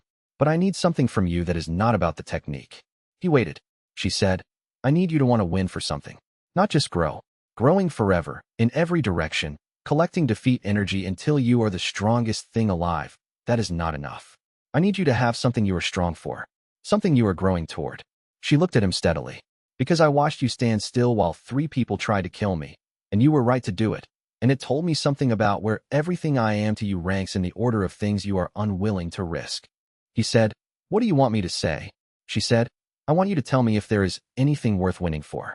Not worth growing for. Worth winning for. He was quiet for a long time. He said, the letter I received after the battle. He stopped. There is a practitioner who has been using this technique longer than any history I have access to. He is still alive. The specific risk he represents is that the technique, continued without limit, may take things from the practitioner that do not grow back. He looked at his hands on the desk. I do not know yet what those things are. I know that Dao Feng found the information urgent enough to write run and try to get it to me before the communication routes closed. He looked up. If there is something worth winning for, I would like it to still be there when I need to name it. She looked at him. He said, I am telling you this because you asked me for the truth, and this is the part one of not told anyone. Not one you. Not Bai Hua. He paused. You asked me to want to win for something. The honest answer is that I am afraid of what this technique costs at the end of the path. And you are the specific fear inside that larger fear. I am afraid of reaching the place where the technique has taken the parts that let me care about what I care about. He stopped. That is the closest I can come to telling you what I am growing toward. Xianxia was quiet for a long time. She said, that is not nothing. She stood up and straightened her training clothes and looked at the wall for a moment with the expression of someone who had received the answer they needed and was deciding what to do with it. She said, I still need time. The other questions are not resolved. She looked at him briefly. But that is not nothing. She left. He sat with the sentence for a while, turning it over. It was precisely calibrated. Not a resolution, not a rejection, not a promise of anything specific. It was an accurate assessment of where they were. He thought, she is the most exact person I know. Chapter 83. The man who arrived. Dao Feng arrived in the capital on the 17th day of the 6th month. He came on foot, traveling through the city's outer worker gate with false documentation and a market trader's pack. He was wearing a common laborer's clothing and had spent what appeared to be recent effort on appearing unremarkable, the kind of effort that was immediately visible to someone who knew what the person behind the effort looked like. Xianxia met him in the market district. They walked for 20 minutes without speaking, taking turns through 3 intersecting alleys that Xianxia used for private movement within the city, until they reached the small room he kept under a different name in the eastern residential quarter. Dao Feng sat on the edge of the sleeping platform and looked at his hands for a moment. He looked 10 years older than he had at their last meeting, which had been 14 months ago. The specific kind of aging that came from sustained exertion rather than time. Not gray hair and slower movement, but a quality of compressed expenditure, as if the interval since their last meeting had been longer from the inside than from the outside. Xianxia brought water and waited. Dao Feng said, he calls himself the Hollow Emperor. The name arrived without context. Xianxia did not know the name from any cultivation history he had accessed. He said, tell me what you found. Dao Feng said, the thousand-fall scripture in the Grand Mountain Alliance's archive is not the original. It is a transcription, incomplete, made from a secondary source. The original text has been in continuous circulation among practitioners for longer than the Alliance's archive has existed. He paused. The original practitioner created the technique. Not found it. Not discovered a mechanism that existed independently. Created it, deliberately. From a theoretical framework, he developed over 20 years of structured research into the nature of genuine defeat and its relationship to cultivation energy. He said, how long ago? Dao Feng said, by the best dating I was able to reconstruct from 4 separate historical sources, 960 years. Xianxia was quiet. 960 years was not a number that fit in a normal cultivation lifespan, even accounting for the extended longevity that came with high rank advancement. The longest-lived cultivators in current history were measured in centuries, not close to a millennium. Dao Feng said, he has been absorbing defeats continuously for close to 1,000 years. The defeat mass he has accumulated is not comparable to anything the cultivation world has produced since. The technique works by converting genuine defeat energy into advancement energy, as you know.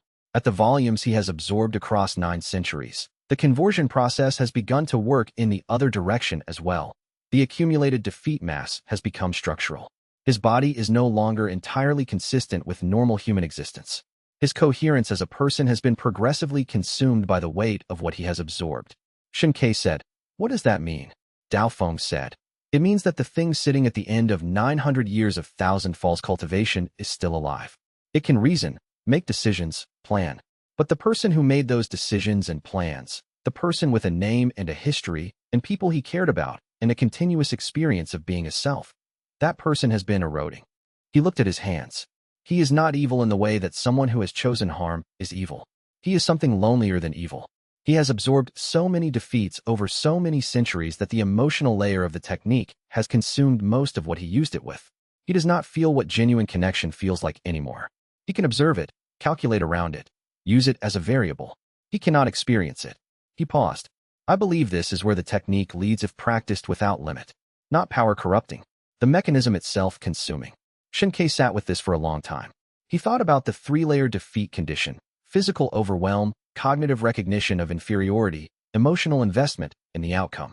He thought about the emotional layer, how it required genuine care, genuine stakes, genuine people. He thought about what happened to the emotional layer if it was used as fuel often enough across long enough. He thought, I have been doing this for 11 years. He has been doing it for 960. He said, he knows I exist. Dao Feng said, he follows the defeat echoes. Every major conversion event produces a residual signature, subtle enough that standard detection cannot find it, specific enough that someone who knows precisely what they are looking for can track it across vast distances. He has been following these echoes for centuries, identifying each new practitioner, ensuring they either serve him or disappear before they grow beyond his capacity to manage. Xianxia said, how long has he known? Dao Feng said, I estimate several months, possibly longer. He looked up. He has not moved against you yet.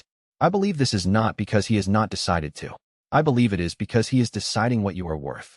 Chapter 84. The Echo. He spent 3 days after Dao Feng's arrival working through the implications of what the defeat echoes meant. The problem was structural and immediate. He had been managing observable evidence of his cultivation for 4 years with considerable success. Every cultivator who had noticed something inconsistent, Shen Mao's file, Baihua's notations, Jing Sheng's void readings, One Yu's partial theory, had been manageable because they were working from incomplete information and through social and institutional channels that could be navigated with care. The Hollow Emperor was not working through incomplete information. He was reading direct physical evidence that propagated outward from Xianxia's cultivation events, invisible to everything Xianxia could detect, carrying the precise signature of the technique in action. He could not suppress the echoes. He had discussed this with Dao Feng for 2 hours on the first day, working through every mechanism the 1,000 false scripture described, and every application he had derived through direct experience, and arrived at the same conclusion from multiple angles. The echoes were a product of the conversion process itself, not an additional output that could be filtered. Suppressing the technique to prevent echoes meant not cultivating. Not cultivating meant staying at collapsed Heaven 7th while the war with Sha Tian was ongoing, and the Hollow Emperor was now a confirmed active variable. He could manage the information available to everyone else. He could not manage the information available to someone tracking defeat echoes across the cultivation landscape. Dao Feng, when he presented this analysis, said, yes. Xianxia said, he is known for months and has not acted. Correct. He wants something from me that he cannot get by eliminating me. Dao Feng said, I believe so. The practitioners before you, the ones he found in previous centuries, were at much lower levels when he found them. Your advancement rate has been faster than any historical practitioner he has encountered. By the time he identified your echoes, you were already at a level that changed the available options. He paused. He is patient in the way that 9 centuries of existence makes someone patient. He is watching you develop and making calculations. Xianxia said, what calculations? Dao Feng said, whether you are more valuable as a resource, as a successor, or as a threat that needs to be removed before it grows large enough to be unmanageable. He looked at him. He is the only person who has ever faced this exact question about another 1,000 false practitioner and had time to think carefully about it. Xianxia thought about the man at the end of 9 centuries. He thought about watching an opponent for months, learning them through the residual signature of their cultivation, reading the pattern of their advancement, and the quality of their defeat sources and the rate at which they were growing. He thought about what someone at the Hollow Emperor's level would be able to infer from 9 months of defeat echo data. He thought, he knows my rate of advancement. He knows my defeat sources and their quality. He can estimate my current level within a narrow range. He knows that I am in Rising Frost, in the middle of a war, with Sha Tian's army against me and the Grand Mountain Alliance's investigation suspended but present, and whatever additional variables his calculation includes. He thought, he has been watching me the way I watch people, the way I read a room, the way I build a picture from everything available before I move. He said, when he contacts me, how will I know? Dao Feng said, you will know. He will not be subtle about the initial contact. He has not needed to be subtle about initial contacts for several centuries. He looked at Shun Ke with the quality of a teacher who has reached the end of what he can usefully provide. I have given you everything I've found. What comes after this is territory I cannot map for you. Shun Ke said, I understand. Dao Feng said, there is one more thing. He waited. Dao Feng said, the practitioners who served him, the ones who chose service over disappearance, they advanced quickly under his guidance. He provided defeat sources of a quality unavailable to independent practitioners. He knows how to accelerate the technique far beyond what you have managed alone. He paused. I am telling you this because it will be part of his offer, and because the offer will not be entirely false. He can give you what he says he can give you. Shun Ke was quiet for a moment. He said, and the ones who served him, where are they now? Dao Feng did not answer immediately. He said, there are no records of them after a certain point in their service. Chapter 85. What she cannot lie about. The 23rd day of the war began like the others. Logistics coordination, supply assessment, a brief orientation meeting with the senior administrative staff in the secondary command post that had been established after the first one fell. The morning had the quality of organized exhaustion. People doing what needed doing, efficiently, with the specific competence of an organization that had stopped having the luxury of doing things at less than full capacity. When you called him to the study at the 6th bell of the afternoon, she was standing at the map table rather than sitting, which meant the meeting was going to be short or the content was difficult or both. She looked at him for a moment when he entered with the particular quality that meant she had been preparing what she was about to say and had decided on the version she was going to use. She said, I have sent a covert emissary to the Grand Mountain Alliance. He waited. She said, a formal proposal for mutual defense against Sha Tian. If the Alliance and Rising Frost coordinate their resources, military, cultivation, intelligence, we are a credible counterforce to Sha Tian's unified command. Separately, we are not. She looked at the map. The Alliance's preliminary response arrived 2 hours ago. He said, what is the price? She said, you. Transferred to Alliance custody for study. The room was quiet enough to hear the lamp and the distant sound of construction in the outer ward where the 3rd defensive position was being rebuilt. She said, I want you to know that I will refuse if you ask me to. The emissary has a contingency instruction. If the price is rejected, continue to the fallback proposal, which does not include you, but is also significantly less attractive to the Alliance. She paused. I will not lie to you about what refusing costs me. The fallback proposal has perhaps a 40% chance of achieving partial defensive coordination. The primary proposal, with you, has a 70% chance of full coordination, which may be sufficient to stop Sha Tian's advance before the inner ring falls. He said, 30%. The gap between outcomes. He said, the gap in probability between a world where you refuse them and a world where you accept. She said, yes. He looked at the map. The defensive lines, the advanced positions, the symbols that represented people at specific points in a military engagement that was 3 weeks into determining whether Rising Frost continued to exist as an independent political entity. He thought about what 40% versus 70% meant in terms of the people those symbols represented. He said, what do you want on the other side of this war? Not strategically, not for Rising Frost. You personally. She looked at him. He said, I am asking because the answer is relevant. She was quiet for a moment. Then she said, I want to still have a kingdom, and I want the people who help me keep it to be alive. She held his gaze. Including you. He said, refuse them. She did not look relieved. She had not been hoping for a particular answer. She had genuinely been prepared for either. What she looked was the thing she looked when she had received accurate information and could proceed on it. She said, you have a plan. He said, I have an approach.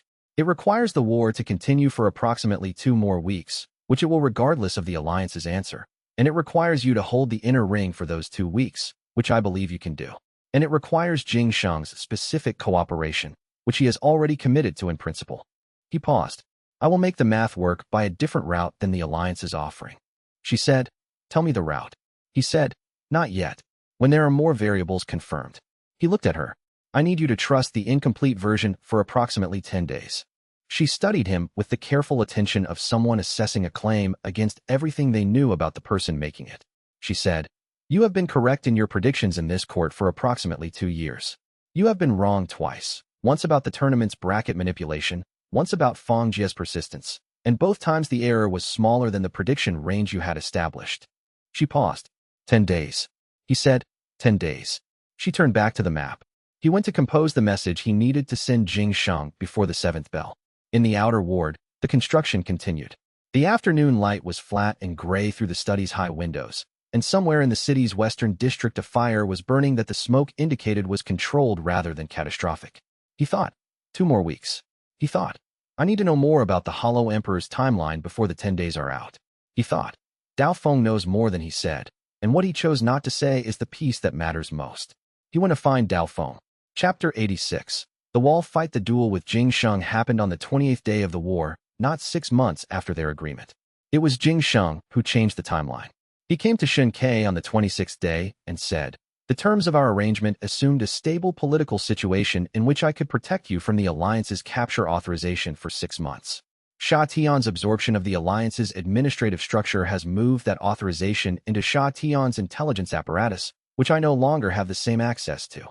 He was standing in the secondary command post's outer corridor with the quality of someone who had already run this problem from every angle before bringing it out. "The original protection I offered expires within the week regardless of what I do. The duel was the component that gave you the most protection. I am suggesting we execute it now." Shen Ke said, 2 days. Jing Sheng said, 2 days.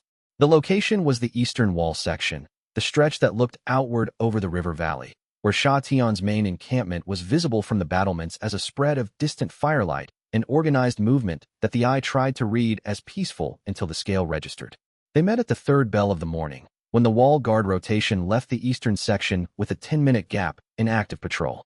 Bai Hua was there. She did not say anything about being there. She had simply arrived before either of them and taken a position at the section's north end, visible and stationary.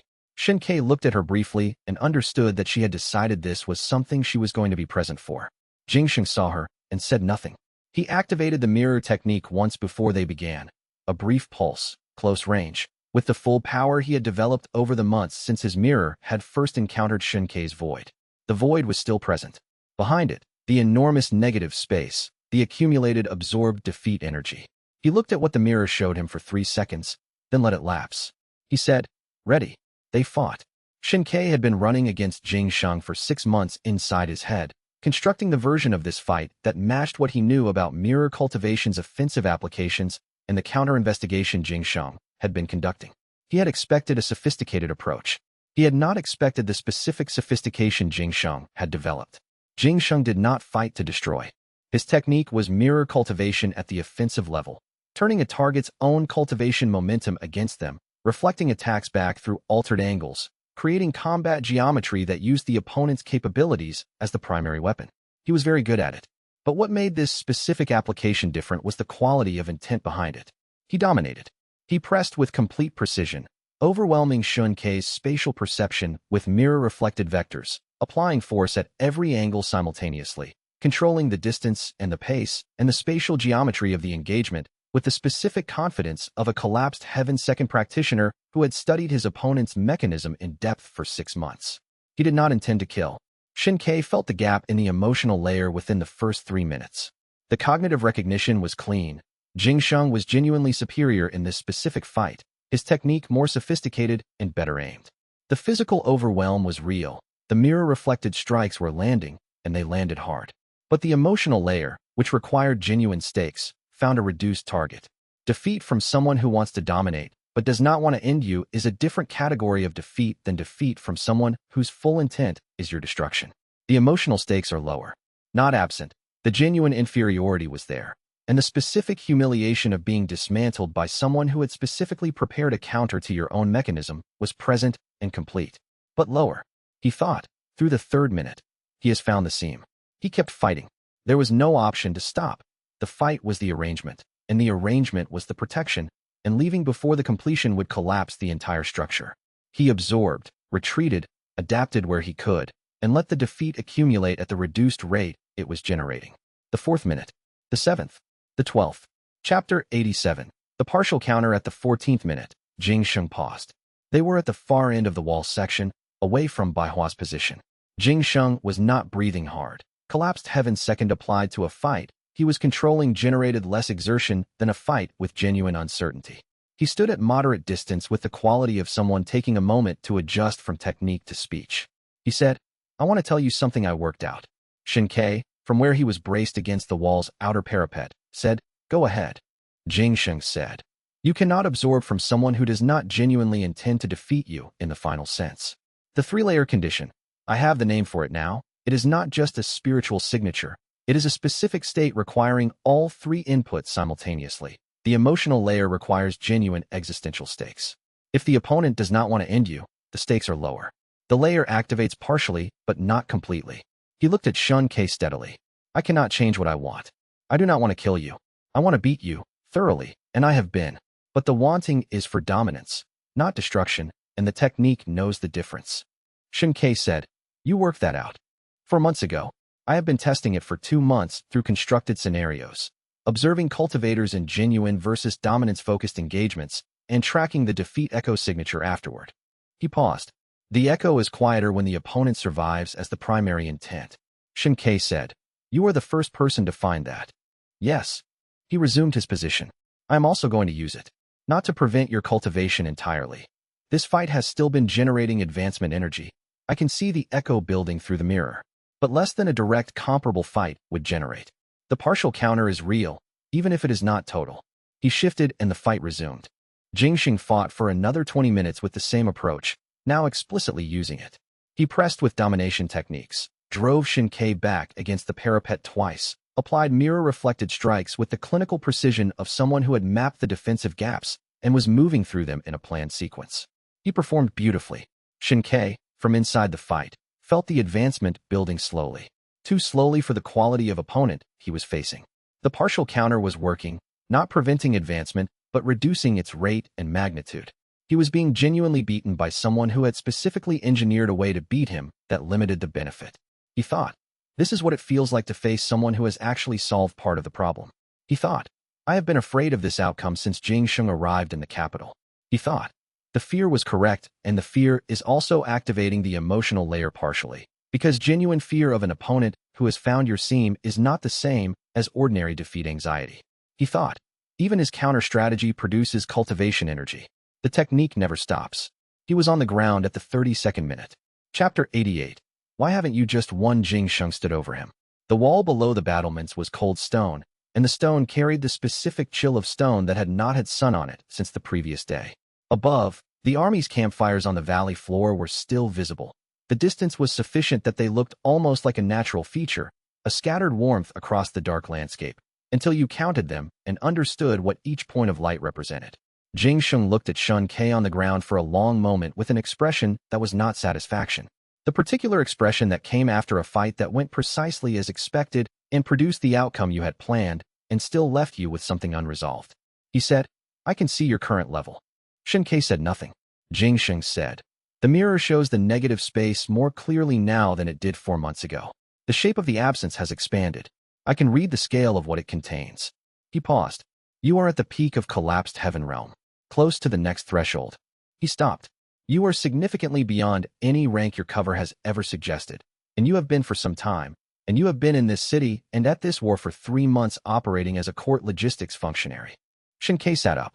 The wall's chill was through his outer robe by now, and the bruise along his lower right side was going to be deeply inconvenient for the next week, and the spatial perception at collapsed heaven 8th, which had arrived midway through the fight's 22nd minute as the accumulated defeat energy from the month's battle and this engagement reached critical mass, showed the wall section's geometry with a precision that extended another fractional measure in all directions. Jing Sheng said, "You could have ended Sha Tian's campaign, not alone, not without consequences to your cover, but in combination with one used court assets and this cultivation level. The strategic balance is not what everyone in that war room believes it is." He looked at him. "Why haven't you just won? You could end this war. You could end every conflict you have been navigating for years. Why are you still doing this?" Xianxia looked at the distant fires. He said, Because I am not done growing yet. Jingsheng was quiet. He said, there is a practitioner who has been using this technique for approximately 960 years. He is still alive. He has tracked me through the defeat echoes my cultivation produces. He is currently making a decision about what to do with me. He looked at Jingsheng. Collapsed Heaven 8th, which is where I am, is not an adequate position from which to navigate that situation. I need more advancement before the Hollow Emperor decides I am either useful enough to approach or dangerous enough to eliminate. Jingsheng was still for a long moment. He said, slowly, that is either the most dangerous thing I have ever heard or the most admirable. Xianxia got up from the wall and straightened his robe. He said, it is both. I have been working with that combination for 11 years, and I have not resolved the ratio yet. Baihua was still at the north end of the section. She had watched the entire fight from that position and had not moved or spoken. She looked at Xianxia as he stood, and her expression had the quality it always had at the end of an engagement she had observed, filing, assessing, adjusting the model she maintained. She said, the Hollow Emperor. He looked at her. She said, I heard that name once. 3 years ago, from an itinerant cultivator who claimed to have encountered something in the northern mountain passage that read his spiritual signature and told him to find somewhere else to be. She paused. At the time I dismissed it as panic-generated mythology. I am revising that assessment. Jingsheng said, as am I. Xianxia looked at both of them. He said, neither of you is in the category of people I intended to involve in this. Baihua said, you did not involve us. We observed you and arrived at involvement independently. He looked at her for a moment. Then at Jingsheng. He said, all right. Chapter 89. The report he did not file. Jingsheng spent the day after the duel writing a report for the Grand Mountain Alliance's now merged administrative structure under Shatian's authority. Xianxia did not know the contents of the report until 3 days later, when Wan Yu's contact in the administrative office relayed the summary. The report said, duel with subject Xianxia completed per previously authorized investigation protocol. Technique mechanism remains unconfirmed. Subject's cultivation level at suppressed presentation consistent with registered rank. No verifiable evidence of advancement beyond stated level. Mirror cultivation reading produced void signature. Negative space consistent with constitutional cultivation anomaly, not evidence of independent technique. Recommend continued classification as low priority observation. No further action indicated at this time. Xianxia read this twice. He sent Jingsheng a 3-character message through Wan Yu's court courier. I received it. Jingsheng sent back a 2-character response. The question. He thought about this for a moment. The one honest answer to one question that he had agreed to provide. He thought, Jingsheng has decided this is the moment to use it. You want to find him. Jingsheng was in the East Gardens again. The same location, the same early morning practice hour. He finished his technique before turning, which was his habit. Xianxia said, you filed a false report. Jingsheng said, I filed a report containing no technically false statements that produced a specific impression. He paused. It is not the same thing. Xianxia looked at him. Jingsheng said, I have been studying the thousand-fall scripture for 6 months. In that time, I have arrived at one unavoidable conclusion about every faction's available strategic position relative to a practitioner at your advancement trajectory. He looked at the garden. Opposing you is the most expensive option that exists. At your current rate, you are approximately 2 years from a level at which any organized faction response becomes untenable. Every organization that invests resources in capturing or eliminating you before that point is accepting a certain cost now for an uncertain benefit later, while also destroying the only living evidence of a technique that may be the most strategically significant cultivation development in 4 centuries. He looked at Shun Quebec. I decided the correct allocation of my institutional position was not to contribute to that investment. Xianxia said, the question. Jingsheng said, yes. He looked at him directly. The one honest answer. Here is the question. Of all the things the Thousand Falls technique has cost you, things it takes rather than gives, which one do you actually fear losing? The morning was cold. The garden's ornamental tree had not yet leafed. The sound of construction from the outer ward continued. Xianxia said, the parts that make defeat feel like something. Jingsheng was quiet. Xianxia said, the technique works through genuine experience. Genuine experience requires the capacity to feel what happens. I have been afraid, since I learned about the Hollow Emperor, that the mechanism that generates cultivation energy and the mechanism that generates genuine feeling are the same mechanism, and that the technique, continued long enough, consumes one in service of the other. He looked at the garden. The Hollow Emperor stopped feeling what human connection feels like approximately 400 years into his practice. I have been practicing for 11 years. The rate at which that consumption progresses, whether it is a slow gradient or a sudden threshold, is the specific thing I do not know. Jingsheng received this. He processed it with the careful attention of someone receiving the answer to a question they had carried for months and taking it seriously. He said, "That is an honest answer." Shen Ke said, "You asked for one." Jingsheng said, "Yes." A pause. "I also want you to know, the void the mirror shows has not changed in quality over the 6 months I have been reading it. The negative space is larger. You have grown, but its texture is not different. It still reads as negative against an intact positive, not eroding." Shen Ke looked at him. Jingsheng said, "I have no way to know if that is meaningful. I am telling you that it is the data I have." He said, "I know." He paused. "Thank you." They stood in the cold garden for a moment. Then Jingsheng returned to his practice, and Shen Ke went back to the day's obligations. Chapter 90. The man who stopped. He appeared among a group of wandering cultivators who arrived at Rising Frost's outer gate on the 31st day of the war, during a lull in the advance that had given both sides 3 days to rest and reorganize. The group was 23 practitioners from various small sects and independent lines who had been caught between Sha Tian's advance and Rising Frost's defensive response, and had chosen to attach themselves to the Rising Frost resistance rather than withdraw east and wait out the conflict. They were processed through the gate registration together, a collective entry into the city's temporary cultivator intake system. Shen Ke saw the name in Wan Yu's morning registration summary because Wan Yu flagged independent cultivators of collapsed heaven level and above, and there was one in the group at collapsed heaven first. The name was Zongqing. He went to the intake hall. The wandering cultivators were in the secondary hall being processed by Wan Yu's administrative team. Most of them were Iron Scar and Bone Mountain level, capable practitioners, genuinely useful for the defensive effort. Shen Ke walked through the room looking at faces until he found the one he was looking for. Zongqing was sitting on the far bench from the intake desk. He was approximately 40 years old in appearance, which meant his actual age was likely older given that cultivator appearance did not map directly to chronological time. He was dressed in the plain traveling clothes of an independent practitioner, nothing specific to any sect or faction. He was sitting with his hands loose on his knees, looking at the floor, with the specific quality of someone who had been traveling a long way and had arrived where they were going and was not yet ready to start doing whatever came next. He looked up when Shen Ke reached him. He looked at him for a long moment. He said, "You're younger than I expected." Shen Ke said, "You were looking for me." "Yes." He did not make it a question. He said, "I found you the same way he finds practitioners, the defeat echoes, the residual signature, the shape of converted defeat energy in the cultivation landscape. You have been generating them for years. Anyone who knows what they look like can follow them to the source." He paused. "I have been following yours for 8 months. I moved slowly because I wanted to be sure of what I was walking toward before I arrived." Shen Ke said, "You practiced the 1,000 false scripture." Zongqing said, "For 23 years. I stopped 6 years ago." He looked at his hands. "I am going to tell you why, and I am going to tell you what I kept when I stopped, and those two things together are the reason I came here." Shen Ke sat down on the bench. Zongqing said, "I knew a practitioner who did not stop. I watched him over 8 years. We were not allies, not enemies. We occupied the same cultivation landscape for 8 years without formal arrangement, and I watched how the technique moved through him as his advancement continued." He was quiet for a moment. "He was a good person when I found him. Careful, genuine, deeply invested in the specific people around him in a way that was clearly not strategic.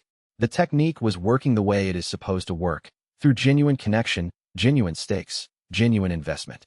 He looked at Shun Quebec. By the 7th year, he was having difficulty remembering why those connections mattered. Not the people themselves. He could describe them, recall events, function in the relationships. But the weight of why they mattered had become something he had to reconstruct each time rather than something he simply felt. Shen Ke said nothing. Zongqing said, "That is not the Hollow Emperor's timeline. That is a much faster erosion than 9 centuries. I believe the rate depends on how the technique is practiced, specifically, whether the practitioner is using genuine connection as a cultivation resource deliberately, or whether the cultivation and the connection are running parallel without the practitioner actively managing the distinction." He said, "And you?" Zongqing said, "I chose to stop before I reached the point that practitioner reached. I have less power than I would have if I had continued. I also," he stopped. He looked at the far wall of the hall. "I kept something. The capacity to feel what the connection actually is, rather than the echo of what it was, rather than the calculation of what it's worth." He looked at Shun Ke across the bench. "I do not know if you can practice this technique long-term and keep what I kept, But I know it is possible to stop before you lose it, if you choose the right moment. Xianxia said, You are not telling me to stop. Zongqing said, No.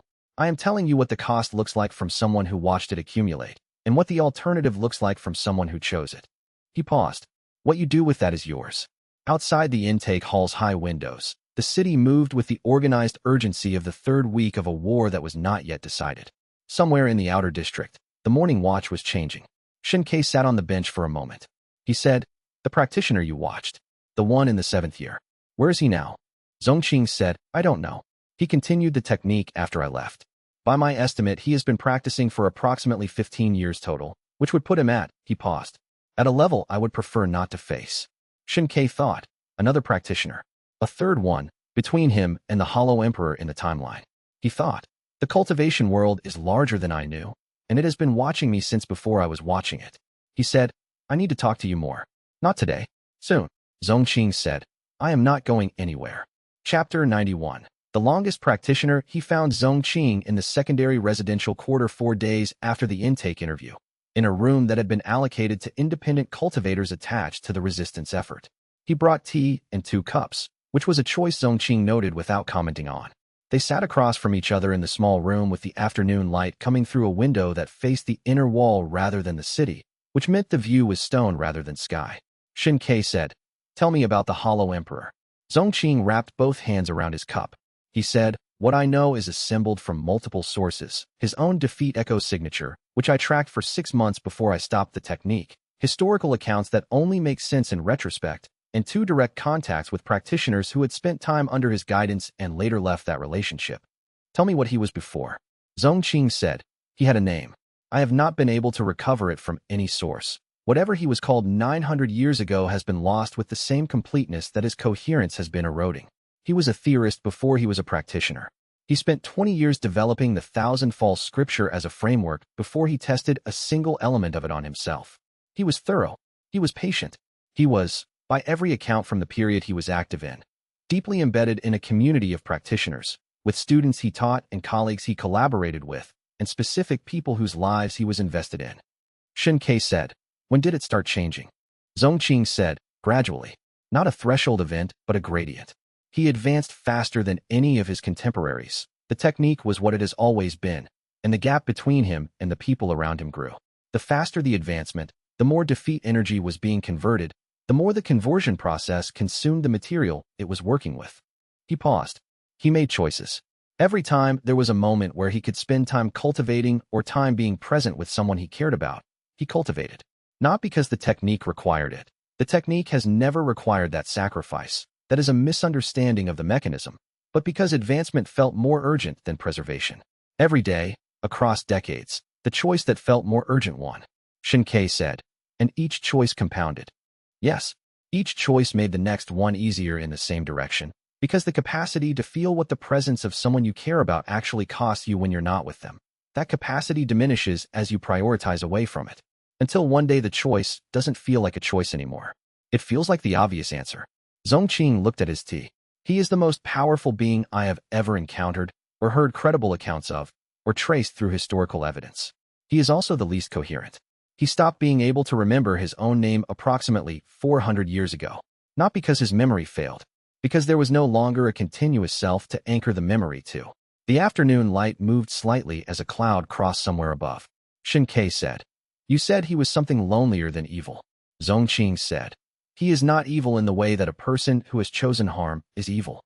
He did not choose to become what he is. He chose to advance when he could have been present, repeatedly, across centuries, and the choice is compounded. The result is not an intent. It is an accumulation. He looked at Shun Quebec. He tracks new Thousand Falls practitioners because they represent the only contact he can have with something that resembles his original state. The defeat echoes from a practicing cultivator are the closest thing, in his current experience, to the texture of what he was before the technique consumed his capacity for it. He cannot feel what connection feels like. He can feel the residue of what it looks like. Xianxia sat with this for a long time. He thought about the choices. Not the dramatic ones. Not a single decision to prioritize power over everything else. Not a monologue about what mattered. Just the daily accumulation of the moment when advancing felt more urgent than being present, repeated across decades. Each one individually defensible, collectively catastrophic. He thought, I have already made some of those choices. He thought. I do not know how many. He said, you kept something when you stopped. Zhongqing said, yes. What did it feel like? When you realized you still had it? Zhongqing was quiet for a long moment. He said, like standing in a room I had been afraid was empty, and finding someone there. He looked across the table. That is not an answer you can cultivate toward. It is an answer you can only find by not cultivating for something. Xianxia finished his tea. He sat through the rest of the afternoon with Zhongqing saying nothing in particular, talking about the resistance effort and the city's defensive posture and the quality of the tea and the architectural style of the residential quarters' upper balconies, which were a distinctive local construction method that neither of them had seen in other provinces. He stayed until the evening bell and then went back to his own work. He thought about the choices for most of the night. Chapter 92. The second wall. Xianxia personally led the assault on the second defensive wall on the 37th day. His spiritual pressure arrived before he did. At collapsed heaven fourth, the peak of the alliance's military superiority, the pressure registered through Xianxia's perception as a specific quality in the air several li before Xianxia's vanguard appeared at the outer boundary. A dense, organized weight, the kind that came from someone who had spent decades learning to project capability as a statement. The outer ring cultivators felt it at 200 meters and adjusted their stances without being told why. Xianxia's assault element included 3 of his senior cultivation specialists. Xianxia, from the logistics section's position behind the second wall, identified them by their pressure signatures through the fight's early phase. All 3 at collapsed heaven first or second, different technique flavors, all deployed with the specific confidence of practitioners whose lord was fighting alongside them. The second wall held for 4 hours. Xianxia moved through the engagement as he had moved through the first battle. Logistics support, non-strategic positioning, unremarkable movement through the zones of chaos that opened and closed as the defensive lines pushed and collapsed. He took genuine hits from cultivators on both sides of the engagement, who paid him no more attention than the logistics crate that had been upended 3 meters to his left. The first genuine defeat of the assault came from a Bone Mountain third practitioner in Xianxia's secondary element, an iron scar technique applied with a Bone Mountain cultivator's force, landing across his upper back before he could fully clear the angle. The physical overwhelm was real and sudden.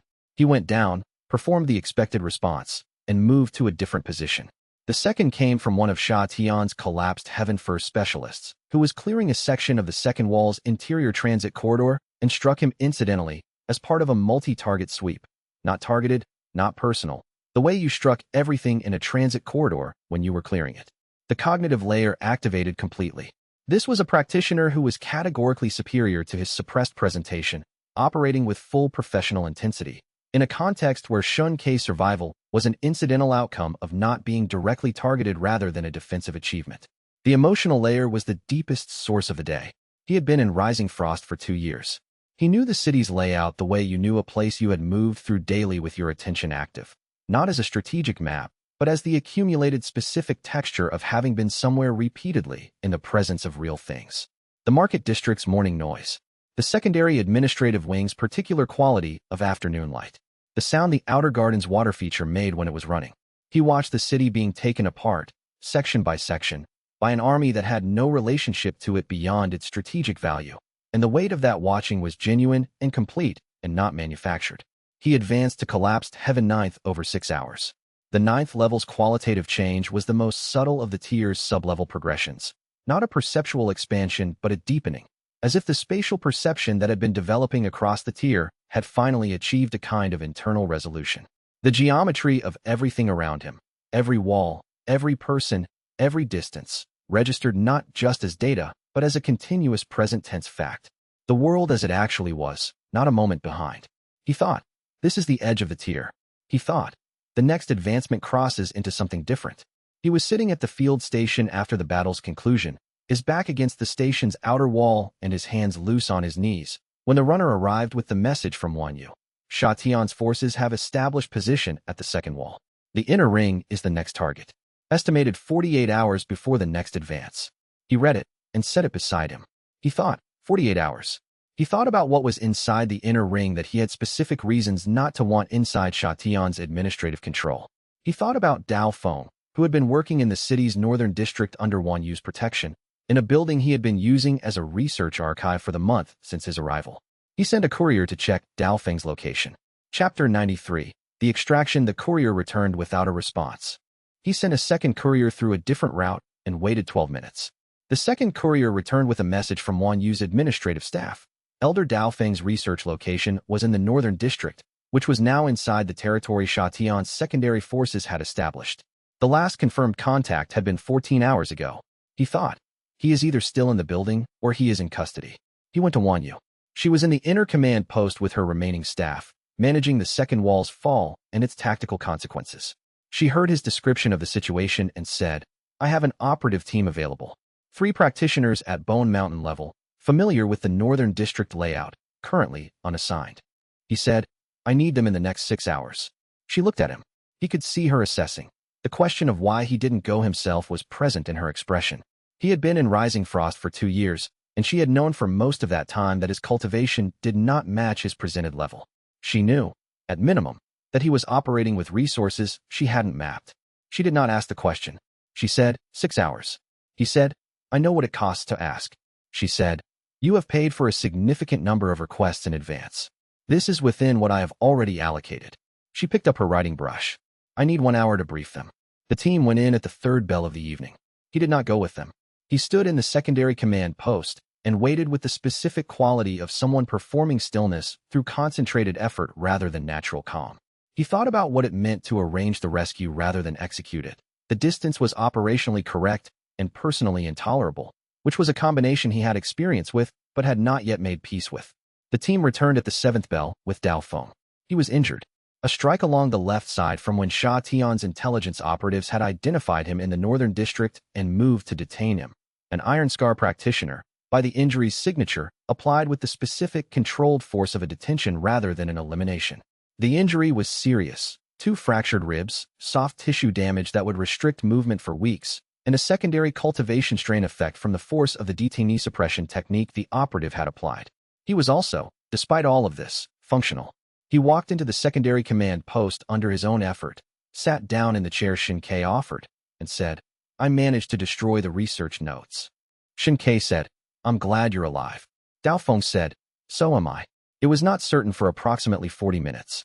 He looked at Xianxia with the quality of his teaching attention, which had been consistent across the years they had known each other, focused and specific, looking for what was actually present rather than what was expected. You did not come yourself. Xianxia said, no. Dao Feng said, good. He said it without irony. The decision was correct. Xianxia looked at him. Dao Feng said, you are at the edge of collapsed heaven. The next tier is void ascendant. The transition requires a defeat of a specific magnitude, not just quantity, but the right kind of quality to crack a tier barrier rather than advance within one. If you had come to the northern district with that level and that need, and found cultivators worth using, found me in custody with practitioners strong enough to produce the defeat you need, he looked at his injured hands. I would not have wanted to be the occasion for that. Xianxia was quiet. Dao Feng said, the team you sent was the right call. The fact that it cost you something to send them is a separate matter. He thought, Dao Feng has known me for 11 years, and he can still find the exact thing to say. He said, you need medical attention. Dao Feng said, I have needed medical attention for approximately 4 years. This is more urgent than usual. He almost smiled. Get the physician. Chapter 94. What was not written. Dao Feng recovered in a room in the palace's protected inner wing, under Wan Yu's arrangement, in the 6 days following the extraction. He spent his energy talking. He talked about what he had found in the Grand Mountain Alliance's archive before the war had closed the access. He talked about the secondary sources he had located in the years since he had taught Xianxia the technique, itinerant cultivation texts, private notations from practitioners of previous generations, a sealed correspondence set from a sect that had dissolved 3 centuries ago. He talked about the Hollow Emperor's early documentation, the period before he had become what he now was, when the technique's creator had been someone who wrote clearly and carefully about his observations. On the 3rd day, he said, you have advanced the technique. Xianxia looked at him. Dao Feng said, the 3-layer defeat condition. The specific articulation of the cognitive recognition requirement. The practitioner must genuinely understand the opponent's superiority, not merely experience it. The emotional investment condition. The stakes must be real to people the practitioner actually cares about, not just threatening in an abstract sense. The recovery interval condition. The defeat energy must be allowed to settle before it can be converted. He looked at Xianxia steadily. None of these refinements appear in the original text. I have read the original text's archive copy 3 times. The scripture describes a mechanism and says, genuine defeat produces advancement. It does not specify the 3 layers. Xianxia said, the 3 layers were how it worked for me. I assumed they were in the original. Daofeng said, they were not. You derived them from direct experience. The mechanism as the original scripture describes it is, be genuinely defeated, advance. You experienced the mechanism and built a model of why it worked, and the model you built is more precise than the scripture's description. He paused. You have not merely practiced the 1,000 falls technique. You have advanced its theoretical framework. Xianxia thought about this. He thought about 11 years of practice, each defeat observed from the inside. The mechanism mapped and refined as he worked. The 3 layers understood not from reading, but from feeling how each one contributed differently to the outcome. How a defeat that missed any of the 3 produced less energy. How the combination produced something qualitatively different from the sum of its parts. He said, does the Hollow Emperor know the 3-layer articulation? Daofeng said, by my reading of the historical evidence, no. The practitioners under his guidance have advanced quickly, but they have advanced in the less refined way. Genuine defeat produces advancement, without the understanding of why. The technique works either way. The 3-layer model makes it work more precisely, more reliably, and with greater understanding of the mechanism's actual nature. He said, is that an advantage? Daofeng said, understanding the mechanism means you can work with it rather than just through it. It means you know what the technique costs because you know how the cost is generated. The emotional layer consumes genuine feeling in proportion to how much genuine feeling was used. He looked at his hands. It means you can make informed choices about the trade. The Hollow Emperor has been making uninformed ones for 9 centuries. Xianxia sat with this. He thought, an uninformed trade, compounded for 900 years. He thought, and the result is still alive and has known I exist for months and has not moved. He said, what is he waiting for? Daofeng said, I don't know, but I believe you will find out soon. Chapter 95, The Vision. He was asleep when the Hollow Emperor made contact. It arrived as a dream that was not a dream. The specific quality of something being shown rather than generated, the difference between imagination and transmission. He felt the contact begin as a kind of pressure at the edges of his sleeping perception, a presence that was not threatening but was too large to be anything except what it was. Then the vision opened. He saw from the inside of what the Hollow Emperor was. The perception was collapsed heaven at the extreme end of the scale, distilled to its terminal resolution. Spatial awareness so complete that the position of every living thing within a vast radius registered simultaneously, continuously, without effort. The air's temperature, the stone's density, the water in every cloud overhead, all of it present in a perpetual 3-dimensional now that never faded, never approximated, never required effort to maintain. Absolute spatial omniscience across every cultivation landscape the Hollow Emperor had ever inhabited. And then the edges of the perception. He showed Xianxia what surrounded the capability. Not physically surrounding. The world was there, fully present in its beautiful precision. The surrounding was experiential. There was no one. Not in the sense of being alone in a room. In the sense of being in a space that had been cleared of the texture that made rooms meaningful. The specific weight that other people created by being present, by having their own existence, by caring about things that were not you and occasionally caring about you. Gone. Not taken suddenly. Withdrawn over centuries, one choice at a time, until the space was perfectly clear. The Hollow Emperor was the most powerful being Xianxia had ever had information about, operating in a world he could perceive with total completeness. And he was in it entirely alone in the specific way that came from having been unable to genuinely feel another person's presence for 400 years. The vision shifted. He showed Xianxia what it would look like at the end of the path. Not what the Hollow Emperor was, what Xianxia would be at the conclusion of the technique's progression, if he continued without limit. The path extrapolated forward. Power of a different category than anything the cultivation world had mapped, perception that extended past the spatial into the structural, defeat wisdom that had absorbed enough of the world's genuine losses to understand them from the inside. And surrounding it, the same clearing, the same absence. The vision was simultaneously a temptation and a threat. He felt both layers with complete accuracy. The temptation was real. He did not dismiss it. The capability shown was genuinely extraordinary in a way that was not propaganda, but demonstrated reality, and part of him, the part that had spent 11 years systematically building toward more, responded to it directly and genuinely. He held that response and looked at it without apology. The threat was real. The threat was the surrounding emptiness. The threat was what the path required of the person walking it, paid out across centuries in small increments that each felt individually manageable. Then the Hollow Emperor said, not with voice, with the direct cultivation vision equivalent of speech, the communication of something too specific to be transmitted any other way. Come with me. He woke. The room was dark. The city outside had the quality of the middle of the night, distant watch calls, construction that had not stopped even in the dark hours, the specific quality of organized activity that continued through the war's nights, because there were not enough daylight hours to do everything that needed doing. He sat up. He thought about what had just been offered. He thought about it carefully, with the same precision he applied to every problem he had encountered in 11 years of cultivation, holding the temptation and the threat simultaneously without letting either one fold into a reflex answer. He thought, I should tell someone what just happened. He thought, who I tell and when I tell them and what I say is itself a decision about what I believe the Hollow Emperor is trying to understand about me. He got up and lit the lamp and sat at the desk. He wrote down what he had seen, in specific detail, with attention to the parts that were designed to tempt and the parts that were designed to threaten, and the distinction between what was genuine information and what was demonstration. Then he sat with the lamp burning and thought about the choice that the vision had been offering. He thought, he is waiting to see if I come. He thought, I need to tell Zongqing and Dao Feng what he showed me. And I need to tell xianxia, because she asked me to want to win for something, and this is the specific thing I am deciding about. He thought, come with me. He thought, no. He blew out the lamp. He sat in the dark with the written account on the desk in front of him and thought about the empty space at the center of the vision and what it would take to keep the right things in that space instead, and whether he had already started making the choices that led there without knowing it. He thought about Zongqing standing in the room he was afraid was empty and finding someone there. He thought about what he was afraid of finding. He did not sleep again until the morning. Chapter 96. What he actually wants. He found Zongqing before the morning watch change, while the city was still in the specific quiet of the very early hours that had not yet become the organized noise of active preparation. He had the written account with him, and he gave it to Zongqing without preamble. Zongqing read it in the lamplight of the small residential room, twice, without expression. He set it down and looked at the lamp for a moment. He said, he showed you the end of the path. Xianxia said, yes. Both parts. Yes. Zongqing said, did you believe it?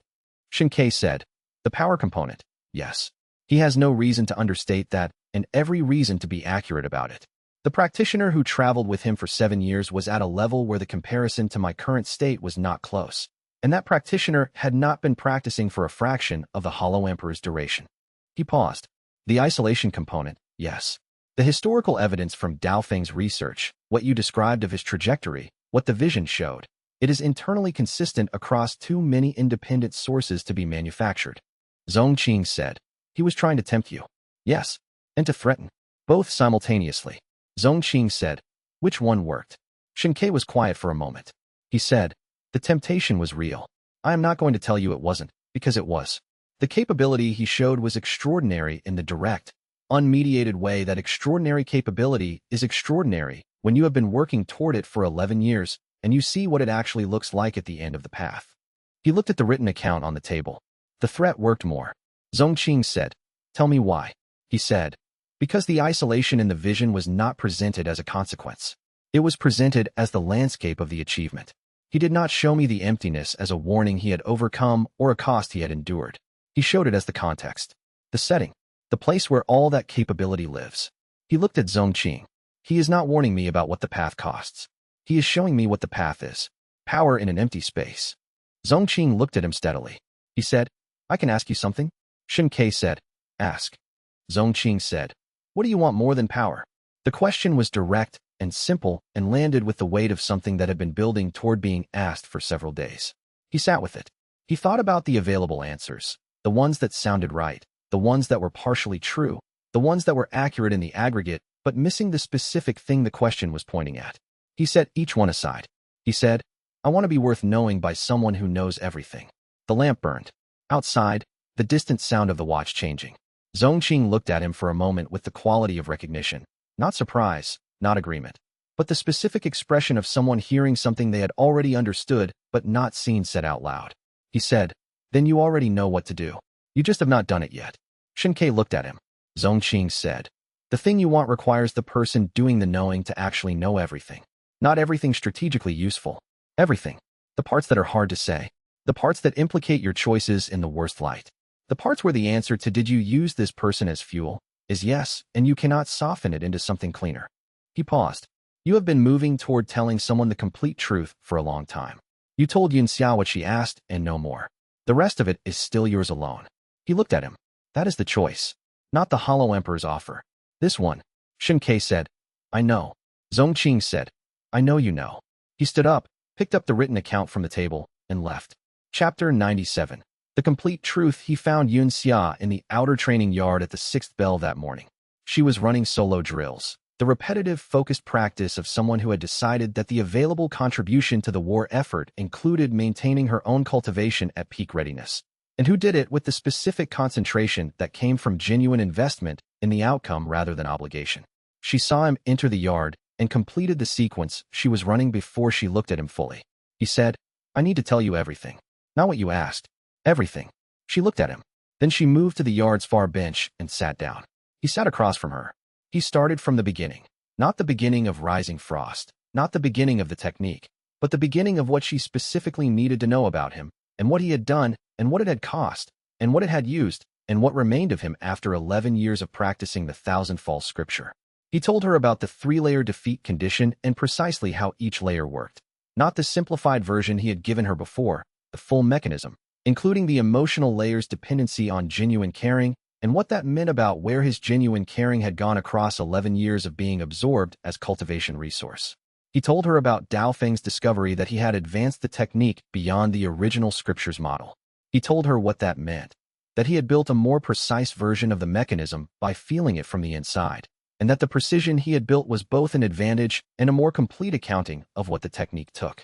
He told her about the 3 separate moments in their shared history where a situation between them had activated the emotional layer in ways that had contributed directly to advancement. He named each one. He did not soften any of them. He said, here is what I was experiencing. Here is what the technique was doing with it.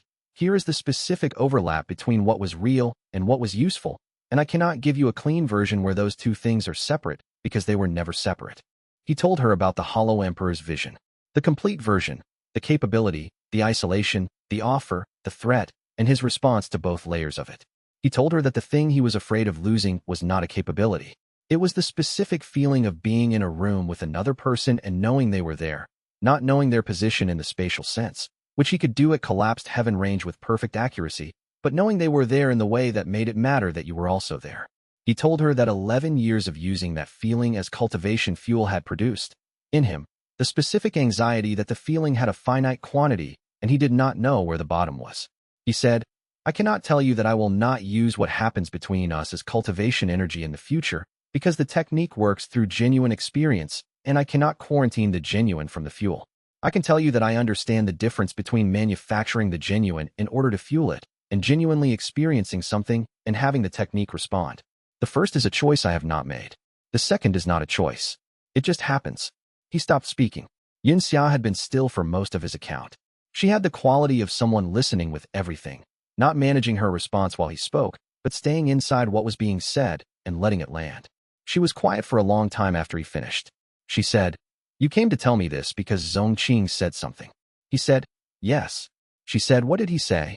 He said, That I already knew what to do, that I just hadn't done it yet. She looked at him. She said, Are you asking me to decide whether you are a monster? He said, I am asking you to decide whether I am worth knowing. She was quiet for a very long time. The training yard had the morning light that came when the sun had cleared the inner wall and was still angled enough to be warm rather than flat. Somewhere in the yard's far corner, a sparrow was making an intermittent sound. xianxia said, Ask me again when the war is over. It was not a refusal. It was a specific answer. Not now, not never, not the conditional that meant I need more time to decide. It was the answer of someone who had received a thing and was saying, I will hold this properly, and properly means after the immediate crisis rather than in the middle of it. He said, I'll ask again when the war is over.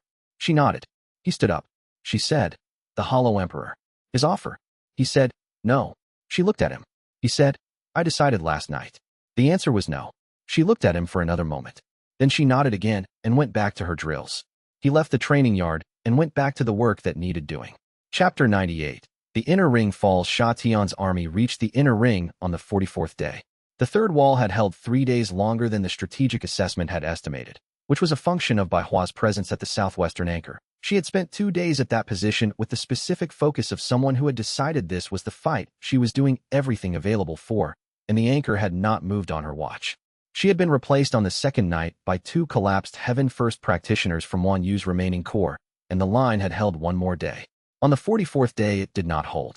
Sha Tian's personal advance element pushed through the third wall at 3 points simultaneously with the coordination that indicated the previous 3 days had been preparation rather than genuine effort. The army had been reading the defensive structure, finding the optimal approach, and the final push was the product of that reading applied at maximum force.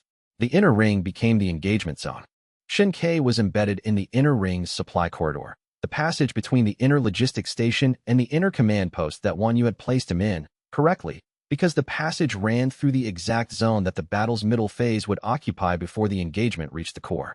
He had been carrying defeat energy from the previous week's accumulation, distributed across 6 sessions with Instructor Long, who was still operating in the city and whose collapsed Heaven First technique was still generating genuine advancement energy through their guard sessions.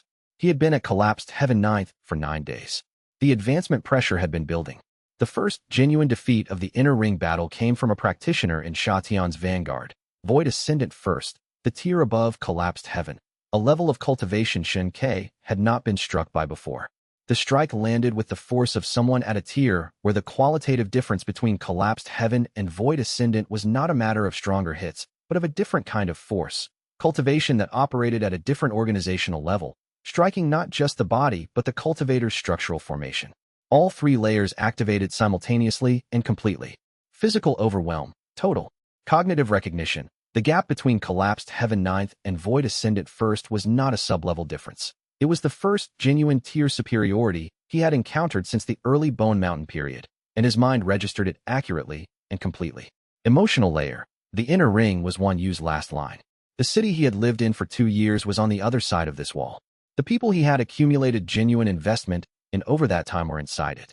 He watched the inner ring's defensive formation fragment with the specific emotional quality of someone whose care about a place has only become clear to them at the moment the place is being taken. He advanced to Void Ascendant first while on the ground between 2 overturned supply crates, with the inner rings fighting happening through every angle of the spatial perception's newly expanded range. Void Ascendant's qualitative shift arrived as an external change rather than an internal one. The spatial perception that had been developing across the collapsed heaven tier, deepening, extending, resolving, underwent a fundamental reorganization. It was not longer range or greater precision. It was a different relationship to space itself. The geometry of the world around him registered not just as data about where things were, but as a kind of continuous permission, where you could be, what the space would allow. The world's spatial structure showing its actual texture rather than just its surface. He lay between the crates and felt the new perception and did not let his expression change. In the fight's 5th hour, during the engagement's chaotic middle phase, he tracked xianxia's position through the expanded range. She was at the inner ring's northern section. 3 Sha Tian practitioners, Iron Scar 3rd, Bone Mountain 1st, Bone Mountain 2nd, had isolated her from the main cultivator group. The spatial perception showed the position of every combatant in the surrounding zone with Void Ascendant First resolution, more complete than anything he had had access to before. He knew exactly what was happening. He was close enough to reach her in 45 seconds at his real speed. He moved to a different position within the supply corridor and helped 2 injured logistics practitioners reach the field station. He did not go to her. The 3-against-1 engagement at the northern section lasted 11 minutes.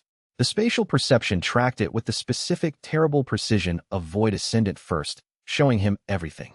She fought with the complete attention of someone for whom the margin was what it was and failure was not an option she was accepting. She fought at the limit of Shattered Core Ninth with an opponent set that would have finished most practitioners at her level in the first 2 minutes. At the 11th minute, the spatial perception showed 2 practitioners down, 1 retreating. He exhaled through his nose, quietly, between the 2 logistics practitioners he was helping. He thought, she did it. He thought, I did not move. He thought, it was the correct decision and it was the hardest thing I have done in this war and possibly in several years. And I am going to feel what it cost me afterward because the cost is real and the technique has always known the cost is real.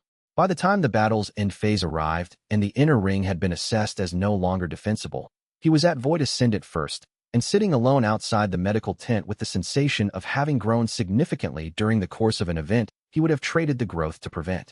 Chapter 99. The last morning, Dao Feng died 9 days after the inner ring fell, not from the battle injuries.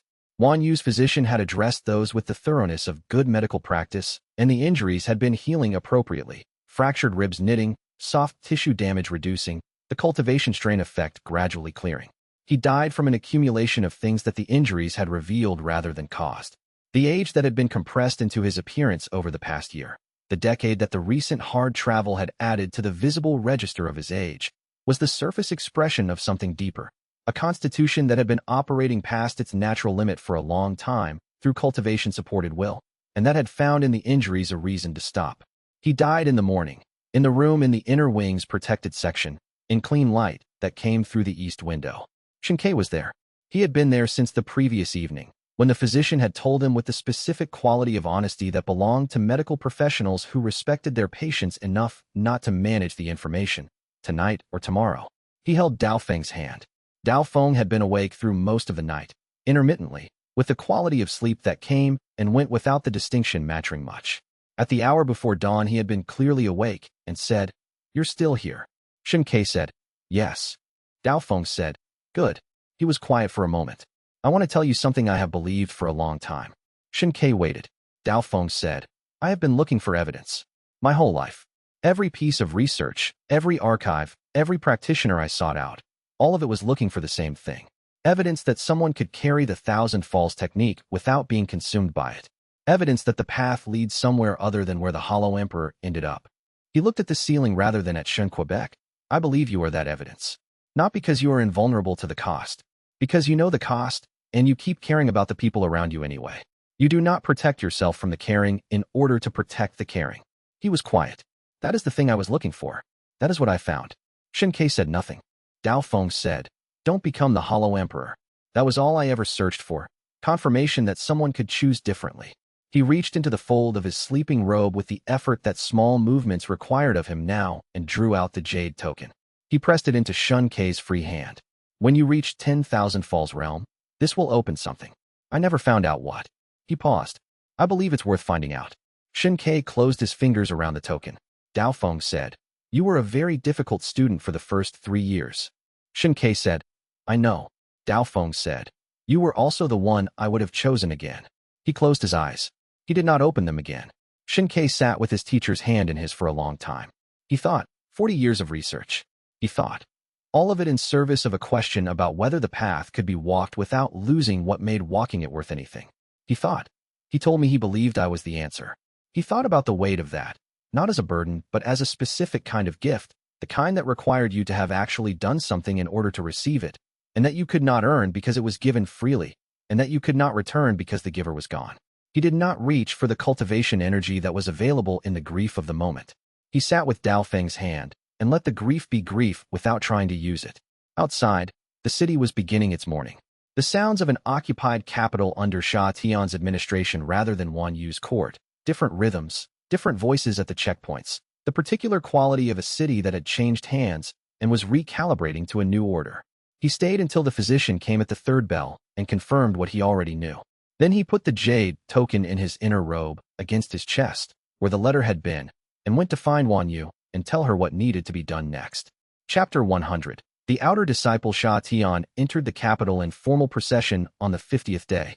He entered not as a conqueror in the theatrical sense.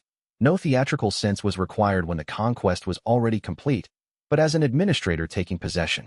The procession was organized, efficient, with the specific quality of an organization that had done this before and had a standard procedure for it.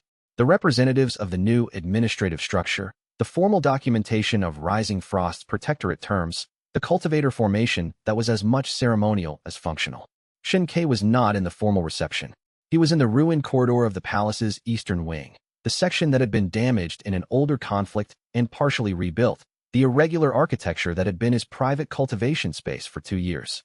He had come here after the physician and after telling Wan Yu, and he had been sitting in the corridor for approximately an hour, which was a specific choice he had made to be somewhere not on the main routes on this particular day. He heard Sha Tian before he saw him. The spiritual pressure of a collapsed Heaven-Forth practitioner at rest was a constant fact in the environment.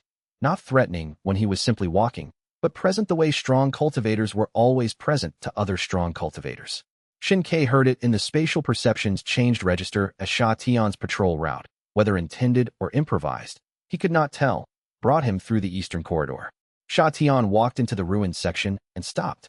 He looked at Shin Kei, who was sitting on the floor against the inner wall with his back against the stone. He said, "The outer disciple." Shin Kei said, "Still alive." Sha Tian looked at him for a moment with the practiced assessment of someone who had developed the capacity to read situations accurately and quickly across decades of military and political leadership. He registered the corridor, the absence of an obvious reason for Shin Kei to be there, the absence of obvious threat posture, the absence of anything that indicated this was a planned encounter. He was about to continue walking. Then he stopped.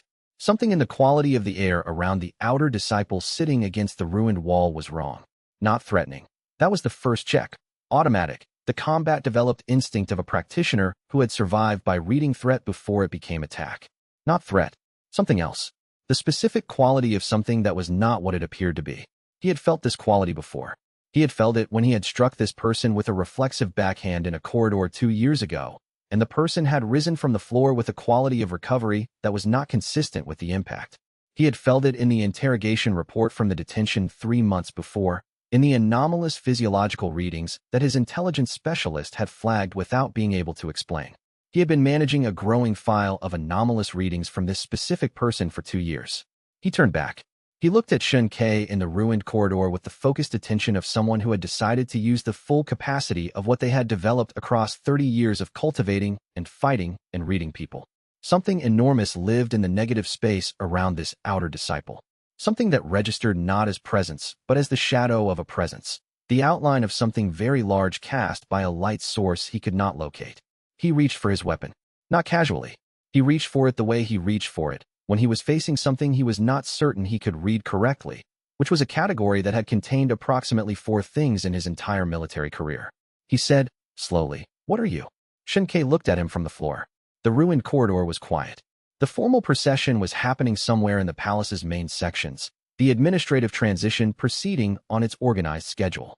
In this corridor, there were 2 people and the specific weight of everything that had led to this moment. He thought, this is where the truth becomes available. He thought, not yet. He looked at Sha Tian's weapon hand and at his face and at the 30 years of military intelligence behind his eyes, and he chose the answer that was technically accurate and completely insufficient and said nothing. He let the silence be the answer. Sha Tian looked at him for a long time. Then he put his weapon back, slowly, with the quality of a decision that was not retreat, but recalculation. He said, "We will speak again." He walked out of the corridor. Shin Kei sat against the ruined wall. He thought, he knows something is wrong. He thought, he will investigate. He thought, the investigation will find the same incompleteness that everyone else's investigation has found, because the incompleteness is real. There is no version of the evidence that adds up to the full picture unless you already know what you are looking at. He thought, we are at the beginning of a different problem than the one I have been managing. He put his hand against the stone wall behind him. The stone was cold and rough with the irregular texture of repairs from 2 different periods that had used slightly different materials. Void Ascendant First spatial perception showed him the wall's structure in detail, the old stone, the newer fills, the places where the repair and the original had settled into each other over time. He thought, Dao Feng is dead and the war is over and Sha Tian knows something is wrong and xianxia is waiting for the question he promised to ask again. He thought, I am at Void Ascendant First, which is the 7th major rank, and the technique runs to the 10th. He thought about the jade token in his inner robe and the vision of the Hollow Emperor and Zhong Qing in the room he had been afraid was empty, and the look on xianxia's face when he had told her everything and she had said ask me again when the war is over. He thought, the war is over. He got up from the ruined corridor floor and went to find her. Chapter 101. What Sha Tian actually is he found xianxia by the inner ring's rebuilt outer gate at the 7th bell of the evening. He walked with her along the wall's inner passage for a few minutes, not toward anything in particular, just through the quiet section that had been rebuilt in the days since the occupation, where the construction smell of new mortar was still present in the air. She walked beside him with the quality of someone who had decided they were going to walk with him and was doing that without agenda. He asked the question. She said, yes. She said it without qualification, without conditions, without the performance of making him wait for it. She said it in the direct, precise way she said most things, with the specific quality of someone who had already done the thinking, and the answer was the answer. He was quiet for a moment. She said, I told you I would say it once. Remember it. He said, I will probably do something that requires you to say it again. She almost smiled. I know. They walked for a while. He thought. This is what Zhongqing meant. The confrontation with Sha Tian happened the following morning, which was either coincidental timing or the Sha Tian Alliance's intelligence apparatus working faster than he had estimated. He was in the Eastern Corridor, not the ruined wing, the main Eastern Corridor, when Sha Tian appeared with 3 of his senior practitioners, and the specific posture of someone who had received a briefing he found insufficient. Sha Tian said, walk with me. He walked with him. The 3 practitioners fell back to a distance that was out of hearing but not out of combat range, which was a deliberate arrangement. Sha Tian led them to the secondary garden, the same ornamental section where Jing Sheng had conducted his morning practice. He stopped by the garden's inner wall and turned. He said, my investigation team has spent 4 days attempting to produce a coherent report on you. The report they produced is incoherent. He looked at Shun Ke steadily. Every verifiable data point is accurate. Your registration history is genuine. Your court position documentation is genuine. Your medical records are genuine. The cultivation level assessments conducted at Iron Peak and 3 other locations, all genuine. He paused. The aggregate picture does not add up to a coherent practitioner. Shin Ke said, I have constitutional cultivation anomalies documented since my time at Iron Peak. Sha Tian said, I know. I read the documentation. He was quiet for a moment. I am going to ask you something, and I want you to consider before you answer whether the technically accurate version of your response is worth the consequences of the conversation it leads to. He waited. Sha Tian said, are you a threat to the administrative stability of this province? He thought about it. He said, no. Sha Tian looked at him with the particular quality of someone receiving an answer that is technically responsive and strategically insufficient. Then he struck. Not as a casual test. He brought the full force of collapsed heaven forth. No assessment mode. No restraint. The cultivator pressure of a man who had conquered half a continent and survived everything that implied, applied without hesitation in the moment the question had served its purpose. The question had been a diagnostic, and the diagnostic was complete, and the answer was to apply the calibrated force that would produce the clearest possible reading of what this outer disciple actually was. Shinke suppressed. Not to void ascended. Suppressing to the new tier's lowest level would have been visibly inconsistent with his cover and produced a reading that was wrong in the other direction. He suppressed to collapsed heaven second. His body operated at the lower rank, while Sha Tian's full collapsed heaven fourth force landed with its actual weight on a structure currently configured 2 sublevels below the strike's source. Physical overwhelm, immediate, complete, and entirely real. He went back several steps with the force of it, hitting the garden wall behind him, his shoulder taking the impact at an angle that was going to be functional in a weak and problematic until then. Cognitive recognition. Sha Tian's cultivation, at collapsed heaven fourth with 30 years of combat refined technique, was genuinely superior in every dimension to the configuration he was operating at. Not close. Categorically better in the specific way that people who have been at a level for decades were better than people who had just arrived. Not just stronger, but more complete, more efficient, with every edge of the technique working in concert. Emotional layer. He had just told xianxia yes less than 12 hours ago. He was carrying the specific weight of that response and what it meant about what he had in this province that was worth protecting. Sha Tian was the force that had just finished taking the city that held those things. The emotional investment was genuine and layered and deep. He advanced to void ascendant second while against the garden wall. He slid down to one knee. Sha Tian stood over him with the quality of someone who had just applied a known quantity of force and was assessing an outcome that was not matching the expected result.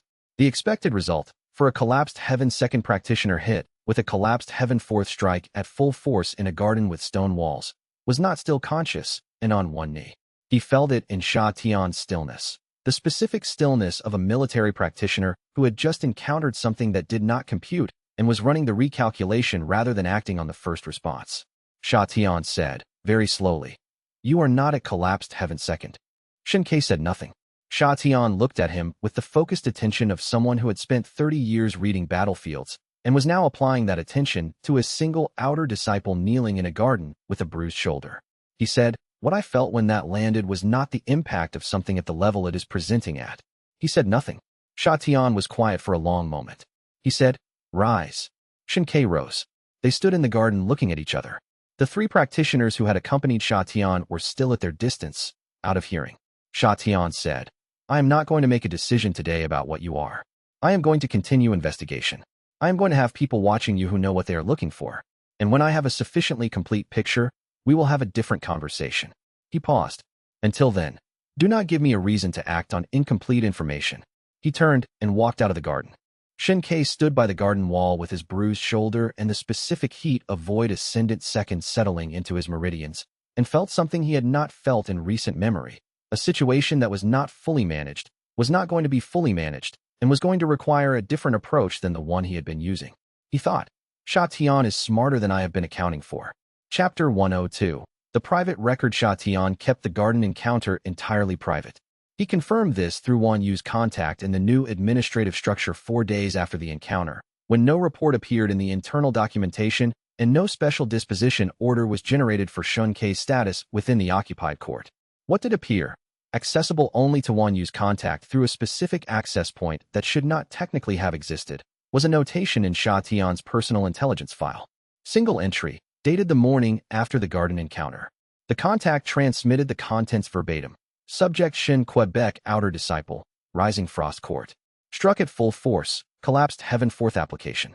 Response inconsistent with presented level. Suppressed, not overwhelmed. Did not retaliate. Did not attempt concealment. Whatever this practitioner is, the presentation is deliberate. Investigating. Below this, in a different ink that indicated it had been added later that same day. Do not file externally. This information, if it reached the wrong audience before I have a complete picture, creates problems I do not currently want. Hold. Xianxia read this and thought. He has made the same calculation I would have made. The calculation was, incomplete information shared creates speculation. Speculation creates factions. Factions create pressure to act before the picture is complete. Acting before the picture is complete, in a situation where the subject might be significantly more capable than presented, creates bad outcomes. Hold the information, build the picture, act when the picture is complete enough to produce a confident decision. He thought. 30 years of military experience, and he has arrived at the same place I would have. He went to Wan Yu and gave her the summary. She read it and said, he is being careful. He said, yes. She said, how long does his investigation take if he is being thorough? He said, weeks. Possibly 2 months if he pursues all the available documentary sources. He paused. The documentary sources will produce the same answer they produced for Jingsheng.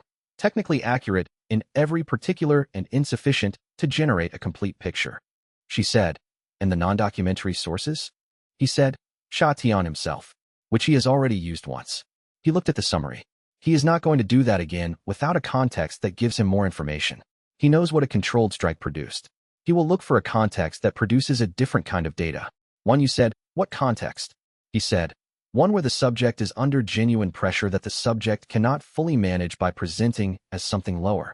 He paused. If Xian can engineer a situation where I am forced to respond at a level above the cover, the response will tell him what the cover is concealing. She said, can he engineer that?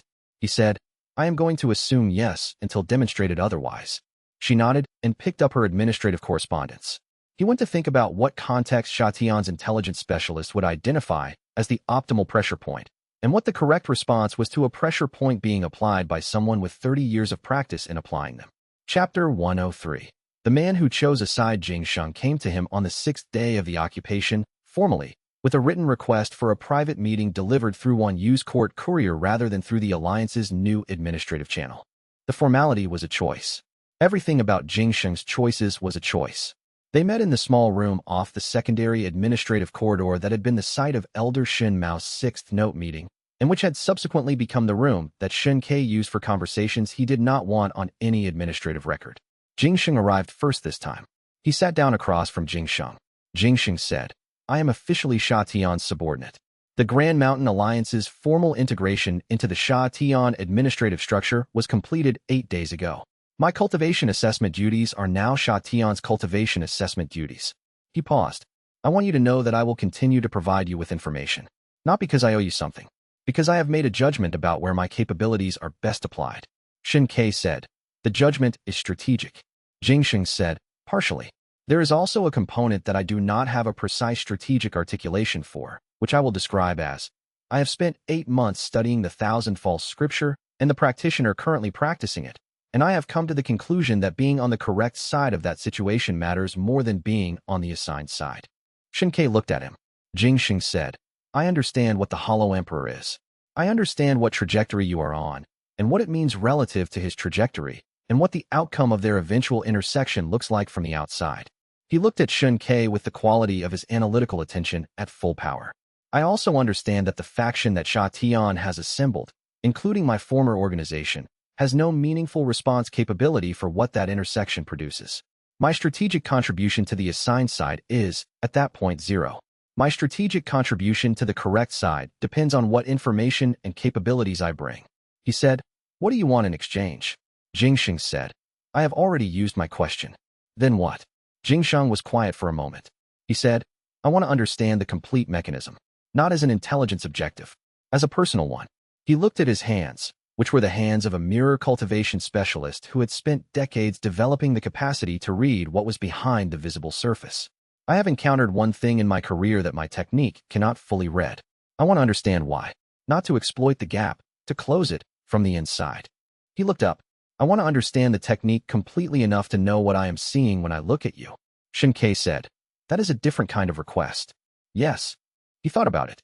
He said, "Over time, as things develop, not systematically, not as formal information exchange, as a consequence of being in the same situation and thinking through the same problems." Jingsheng said, "That is what I meant." He said, "All right." Jingsheng said, "Sha Tian's investigation is going to locate the historical record of Elder Daofeng's research within 3 weeks. The archive cross-reference is available to his intelligence specialists, and they are thorough enough to find it." He said, "I know." Jingsheng said, "The Hollow Emperor has not moved since the vision. He is still watching. I can feel the defeat echoes from outside the city. The residual signature you generate propagates outward far enough that someone at his distance would be receiving them clearly." He paused. "He is either very patient or very uncertain about what to do. I would give more weight to patient." He said, "So would I." They sat for a moment in the small room with the afternoon light coming through the single high window. He said, "Thank you for the report." Jingsheng said, "You do not need to thank me for the report." He stood. "You need to be ready for what comes after the 3 weeks." He left. Chapter 104, The Weight of Him. He felt the Hollow Emperor approaching 3 days before he arrived. The defeat echoes that xianxia generated propagated outward from the source. What he had not fully understood until Zhongqing explained it was that the propagation worked both ways. A sufficiently attuned practitioner could follow the echoes back to their source, and the act of following them created a reverse signal, a ripple in the defeat echo network that moved toward the practitioner tracking it. At Void Ascendant Second, with the expanded perception of the new tier, he could feel the approach. Not as a location, not yet, but as a change in the quality of the defeat echo landscape around him. The way a body of water feels different when something very large is moving through it at distance. He told Wan Yu first. She listened without visible alarm, which was one of her most useful qualities, and said, "What do you need?" He said, "For the city to continue operating as normally as possible." His approach will create a spiritual pressure effect at high range. Collapsed heaven cultivators within a significant radius will feel it as involuntary disturbance. I need Sha Tian's cultivators to have a plausible explanation for what they are feeling that does not involve identifying the source. She said, "Environmental disturbance during the reconstruction period." He said, "That will work for 2 days." The Hollow Emperor arrived on the 3rd day. The arrival was not a sudden appearance.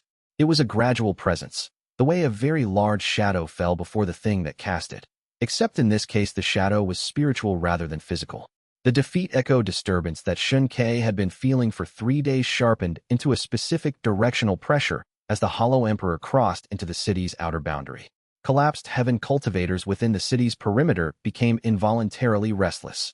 Sha Tian's senior specialists, 3 of them, attending to their regular duties in the administrative section, lost their threads of activity simultaneously.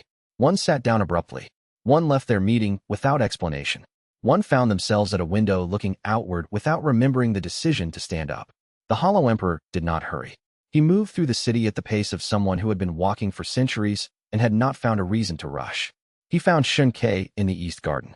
He was not what the vision had shown in terms of appearance. The vision had communicated magnitude and age and erosion, and those were accurate, but the physical form was still recognizably human in outline. An old man, by surface reading, ancient in the specific way that very long-lived cultivators were ancient, not frail, not deteriorated, but accumulated.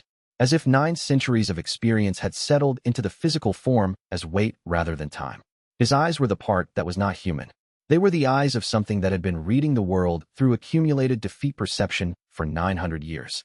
They registered everything simultaneously, every position, every distance, every spiritual signature in the city, with the specific quality of total omniscience applied without effort.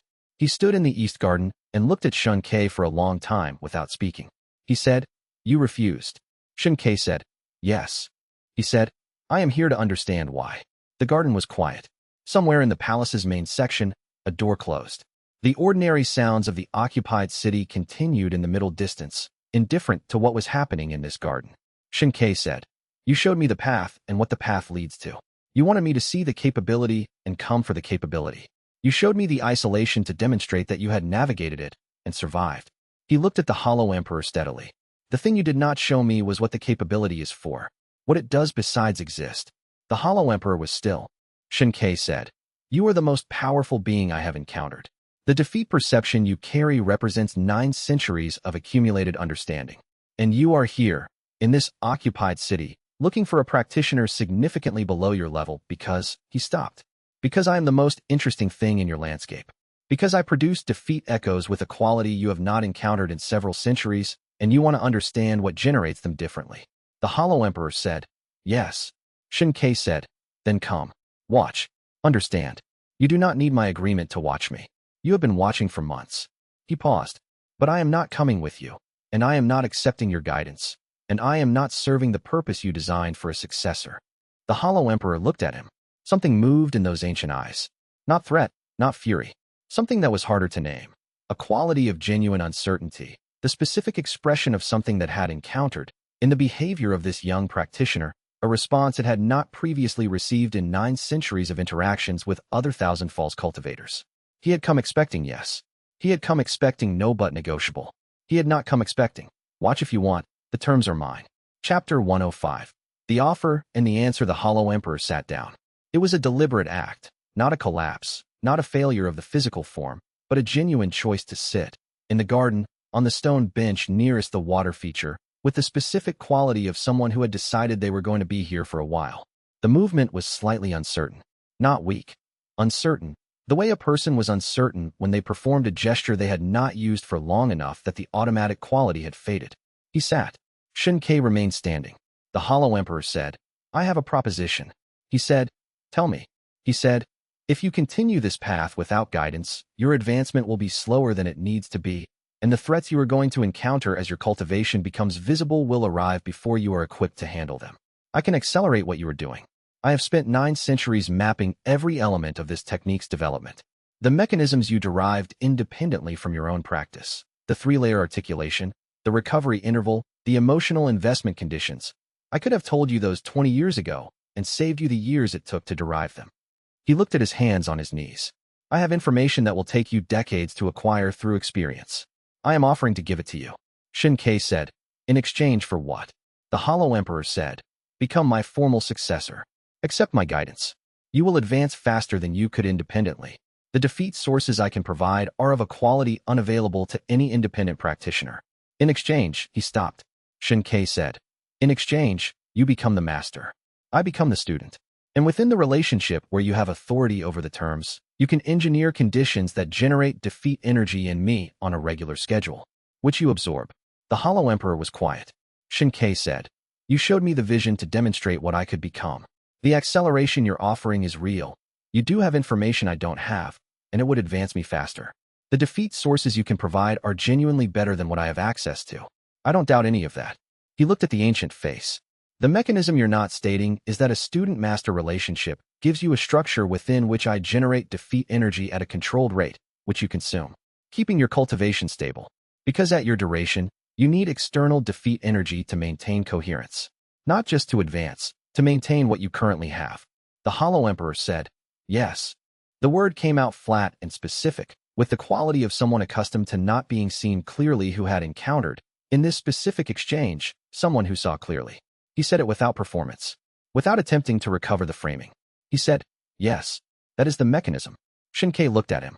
He thought about Dao Feng's face at the end, saying, "I believe you can." He thought about Zhongqing standing in the room he was afraid was empty. He thought about the vision of the empty space at the center of all that capability. He thought about xianxia saying yes without qualification in the evening light by the wall. He thought about 9 centuries of accumulated defeat mass and the erosion of everything else. He said, "No." The Hollow Emperor looked at him. Xianxia said, "You offered me what you thought I wanted: acceleration, information, superior defeat sources. Those are things I actually want. The cost you named is real, and I can see it accurately." He looked at the ancient face. The answer is still no. Not because the offer is false. Because what you would be buying, at that cost, is a longer cage with better conditions. I would advance faster inside your structure and become something I don't want to become. The Hollow Emperor said, "What do you want to become?" The garden was quiet. He said, "I don't know yet. I know it requires keeping what I currently have while I find out. And it requires making my own choices about how the technique develops from here." He paused. "You chose, every time, to advance over being present. I understand why. The urgency was real each time. I am not judging the choices, but I am not going to replicate them." The Hollow Emperor was still for a long time. He said, "Finally, you understand that refusing me does not remove me from the equation." Xianxia said, "Yes, I know." He said, "I will return." Xianxia said, "I expect so." The Hollow Emperor stood, with the same slightly uncertain quality as when he had sat, and he looked at the garden around him with those ancient omniscient eyes, and he looked at Xianxia for a long moment, and he said nothing more. He walked out of the garden. Bai Hua was at the entrance. He did not know how long she had been there. She had the stillness of someone who had been very still for a while and had maintained it with concentration rather than comfort. She watched the Hollow Emperor leave with the expression of someone who had assessed a threat and was filing the assessment without visible alarm. She looked at Quebec. She said, "What did it want?" He said, "Me." She was quiet. He said, "Can you beat it?" He thought about this with genuine care. He said, "Not yet." She nodded once. The same single, precise nod she had given when she had decided things. She said, "Tell me what you need." He said, "Time. 6 months, possibly a year. Whatever you can give me in terms of legitimate defeat sources, genuine engagements, no restraint, full capability." She said, "I can arrange that." He said, "And your file? The one you have been building on me since Crimson Stone sect." She looked at him. He said, "I would like to know what you have, and I would like to discuss what I think you have wrong." She said, "You think I have things wrong?" He said, "I think you have several things right. I think you have 2 specific things wrong. And the wrong ones are in the categories where being wrong leads to a bad outcome." She considered him for a moment. Then she said, "Tomorrow morning, I will bring the file." He said, "Thank you, Bai Hua." She looked at him briefly with the quality she had worn since their first fight years ago, the expression of someone who had been studying a problem that kept not resolving into a clean answer, and who had decided, somewhere in the last months, that the absence of a clean answer was itself the answer. She said, "You have been making me revise my model of you for 4 years. I find that I mind it less than I used to." She walked away. He stood in the East Garden alone for a moment. He thought. The Hollow Emperor said he would return. He thought. 6 months to a year. He thought about what was available in that time and what still needed to be done with it, and who was going to be present when the conversation that was coming finally arrived. He thought about xianxia saying yes and Dao Feng saying "I believe you can," and Zhongqing standing in the room he had been afraid was empty. He thought, "I have people." He thought. That is the thing the Hollow Emperor cannot read from the defeat echoes. He went back inside. Chapter 106. The file by Hua arrived at the 7th bell of the morning with a leather case and the expression of someone who had reviewed her materials the previous night and had decided how to conduct the meeting. She sat across from Xianxia at the desk in his secondary administrative room and opened the case. Inside was a collection of notes on plain paper, not the organized observation record of an institutional file, but a practitioner's personal documentation, written in by Hua's precise script that never varied in character size regardless of how quickly it had been produced. She set the stack on the desk and said, 43 notations across 4 years in 11 contexts. I will tell you the conclusions I have drawn from them, and you will tell me which conclusions are wrong. He said, start at the beginning. She said, the first notation is from Crimson Stone sect. I observed you being used as a demonstration partner for inner disciples for 15 minutes. The initial notation was, expression inconsistent with pain response. What I saw was the specific quality of someone whose body was responding normally to impact, but whose attention was located somewhere other than the pain. She paused. I recorded this as intentional suffering for unknown purpose. The conclusion was wrong. The purpose was not suffering. The purpose was receipt. He said, continue. She went through the file methodically, the Iron Peak advancement trials, the Unity tournament, the Weishan match, Rising Frost, the court guard sessions, the tournament follow-up, the fight she had initiated herself, every specific notation from every context. She had the analytical precision that he had always known she had, and she had been applying it to him for 4 years with the sustained attention of someone for whom incomplete information was more frustrating than most other problems. The picture she had assembled was accurate in approximately 80% of its conclusions. The 20% that was wrong in specific, concentrated ways. He said, when she had finished the overview. 2 things are wrong. She waited. He said, the first, you have concluded that my cover is intentional concealment for strategic purposes, that I am hiding my real cultivation level in order to accumulate political advantage and deploy it at a moment of my choosing.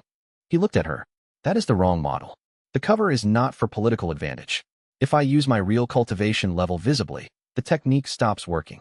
The cover is necessary for the technique to function, not for strategic positioning. She took this in. She made a notation. He said, the second thing wrong is related. You have concluded that my genuine emotional responses are managed, that I calculate the appropriate emotion and produce it to serve the cover's requirements. He paused. This is wrong in the specific way that makes the rest of the model malfunction. The emotions are genuine. The technique works through genuine experience. I cannot manufacture genuine experience in the way you have modeled. What you have observed that looked like calculated emotional output was actual emotional output that I was unable to fully manage at the surface level. Baihua looked at him. She said, the tournament, when Xianxia was in danger in the final match. He said, yes. She said, your stillness during her fight was not performance. He said, no. She was quiet for a moment. Then she made another notation. She said, the second wrong conclusion changes the entire emotional layer of the model. He said, yes. She said, which means the things I interpreted as strategic investment are actual investment. He said, yes. She looked at the file. She looked at 43 notations that she had assembled with the concentrated effort of someone who cared deeply about accuracy and had been wrong in one foundational assumption that rippled through the entire structure. She said, I will need to rebuild a section of this. He said, take your time. The revised model will be more useful than the original. She gathered the notes and replaced them in the case with precise movements. She said, one more thing. He waited. She said, when we fought, I had the best fight of the past 4 years. Not in terms of outcome. I won, and winning is not the metric I use to evaluate a fight. In terms of quality, in terms of feeling at every point, that I was against someone who was responding to me specifically rather than executing a generic strategy. She looked at him. That was because you were losing genuinely. He said, yes. She said, you will lose to me again. He said, if you will make it a genuine engagement. She said, I always make it genuine. She closed the case. I will contact you when I have rebuilt the relevant section. She left. He sat at the desk for a moment. He thought, she is the most precise observer I have encountered. He thought, the revised model she builds is going to be more accurate than anything Jingsheng has or Sha Tian is assembling. He thought, this is what being known accurately feels like. It is more valuable than being known favorably. Chapter 107. 3 weeks. Jingsheng's message arrived 11 days after the Hollow Emperor's visit through the private courier channel they had established. It was brief. Archive connection identified. 4-week timeline reduced to 3. Suggest preparation. Shen Ke read it and went to the map that he kept in his private room, not the court's operational map, his personal one, which had been built over 2 years to show the specific locations of relevant cultivators, the intelligence networks, the cultivation resource access points, and the positions of the people he was managing information flow around. Sha Tian's investigation specialists had found the connection between Dao Feng's 40-year research into the 1,000 false scripture and subject Shen Ke at Iron Peak. The connection, once found, would produce the same picture it had produced for Jingsheng. Dao Feng searched for the technique. Dao Feng went to the Iron Peak region. Dao Feng spent extended time there. Shen Ke was at Iron Peak during that period. The conclusion was not certain from the documentary record alone, but the circumstantial weight was substantial.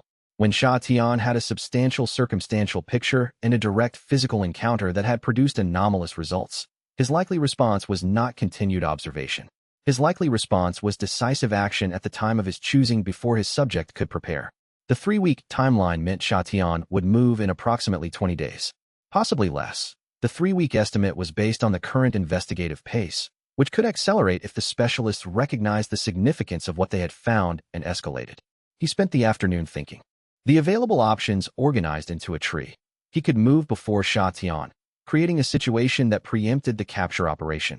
He could allow the capture operation and use it as a defeat source. He could create a different kind of pressure that changed Sha Tian's calculation. Or he could prepare a controlled confrontation that gave Sha Tian the information he was building toward in a context Shen Ke chose rather than one Sha Tian chose.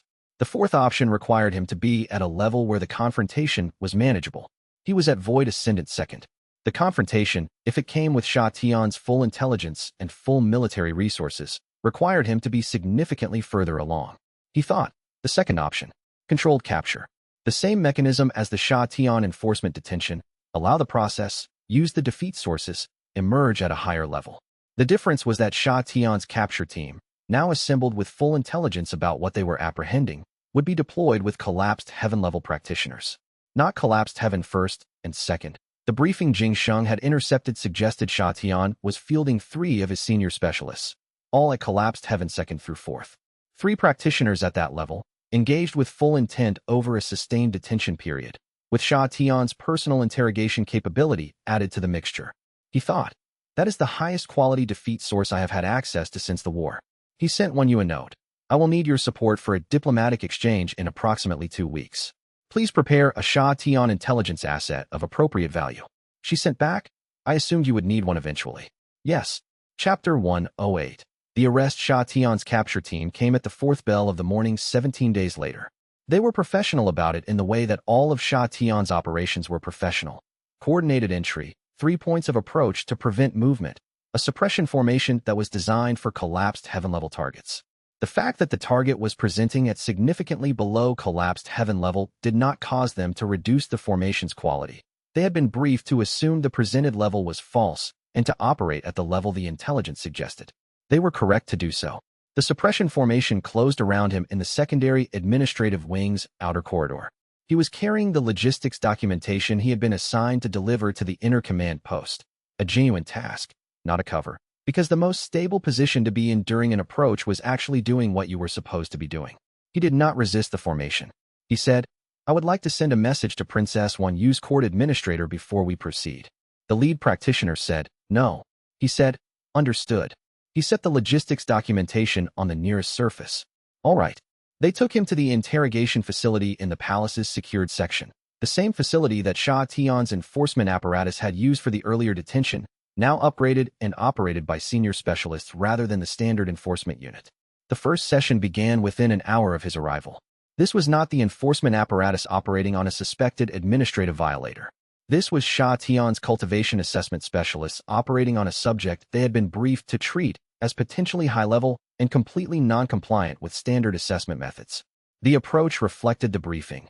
No standard assessment instruments, which they had been told would produce false results, but direct cultivation pressure combined with systematic intellectual interrogation designed to produce responses that revealed information regardless of what answers were given. The lead specialist was at collapsed heaven third. She was perhaps 50 years old, had the quality of a practitioner who had developed her capabilities across decades of specifically this kind of work, and she brought to the first session the focused attention of someone who found this problem genuinely interesting rather than merely professionally assigned. She said, tell me your real cultivation level. He said, my cultivation level is assessed in the Grand Mountain Alliance's records as Hollow Pool 3rd, which I have documented through independent assessment at Iron Peak, and she struck him. Not as a punishment or pressure tactic, as a diagnostic tool. Collapsed Heaven 3rd applied to a suppressed Void Ascendant 2nd. The impact registered his body's response at a specific value, and that value was being read precisely against the suppression technique's output. She was calibrating. He gave her the response of a Hollow Pool practitioner. She said, again, your real cultivation level. This was going to be a specific kind of work. Over 2 days, the specialists cycled through sessions with the sustained attention of practitioners engaged in a problem that had been given priority status. The physical component was consistent and calibrated. The intellectual component was more interesting. They had assembled his complete documented history and were testing the narrative against his responses with the precision of people who had been given substantial preparation time. The defeat energy built across both days. The physical overwhelm was genuine. 3 collapsed heaven practitioners, operating at their actual capacity against a suppressed Void Ascendant 2nd, produced the cognitive layer automatically. His body operated at the suppressed level. Their techniques were genuinely superior at every point of contact. The cognitive layer was the most complete he had experienced in months. They were better at this than the standard enforcement unit had been, and they knew more, and they had prepared more carefully. Every session produced new angles he had not anticipated, forcing real-time recalculation that activated the recognition of inferiority layer not through combat overwhelm, but through the specific quality of being systematically outthought by people who had been preparing for weeks. The emotional layer, when he was outside the facility managing the diplomatic preparation he had asked for. Xianxia was somewhere in the occupied city. Jingsheng was managing information flow from the Alliance's side. Bai Hua was preparing the defeat sources she had offered. These were real people in real situations that he could not observe, and his genuine investment in their outcomes was not suppressed. He advanced to Void Ascendant Third during the 36th hour.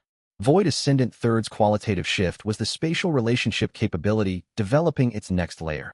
Not just where things were and what the space would allow, but the beginning of something that was harder to name, a reading of how space had been recently occupied. The ghost of movement in a room. The residual texture of someone having been where they were no longer. History in the geometry. He lay on the facility's floor between sessions and practiced, keeping his expression appropriate to the cover. Chapter 109.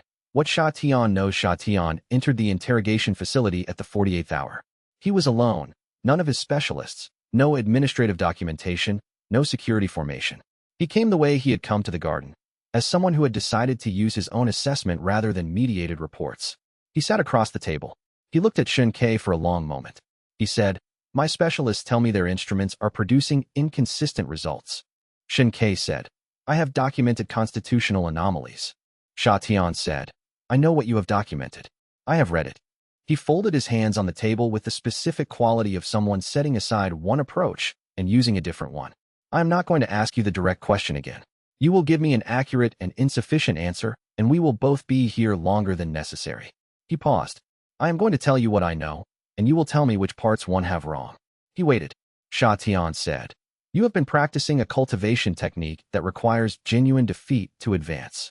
The technique was documented in a historical text recovered from the Grand Mountain Alliance's sealed archive. You encountered the technique through an elder named Dao Feng, who spent decades searching for a practitioner who might carry it. You have been practicing since at least early adolescence. He looked at Shen Ke steadily. Your real cultivation level is substantially above your presented level. The gap is not a matter of a few sublevels. It is a matter of multiple tiers. He paused. You require genuine opponents, genuinely superior to your operating level, in order to advance. Which means the defeats you have arranged at Crimson Stone, the tournament, Rising Frost, the enforcement detention, this facility, have all been cultivation events. Shen Ke said nothing. Sha Tian said, "The parts one have wrong." He thought about what to correct and what to leave incorrect. He said, "The Hollow Emperor." Sha Tian said, "The practitioner who visited the capital." He said, "Yes. Your picture of the situation is missing the Hollow Emperor's involvement. He is not a historical artifact.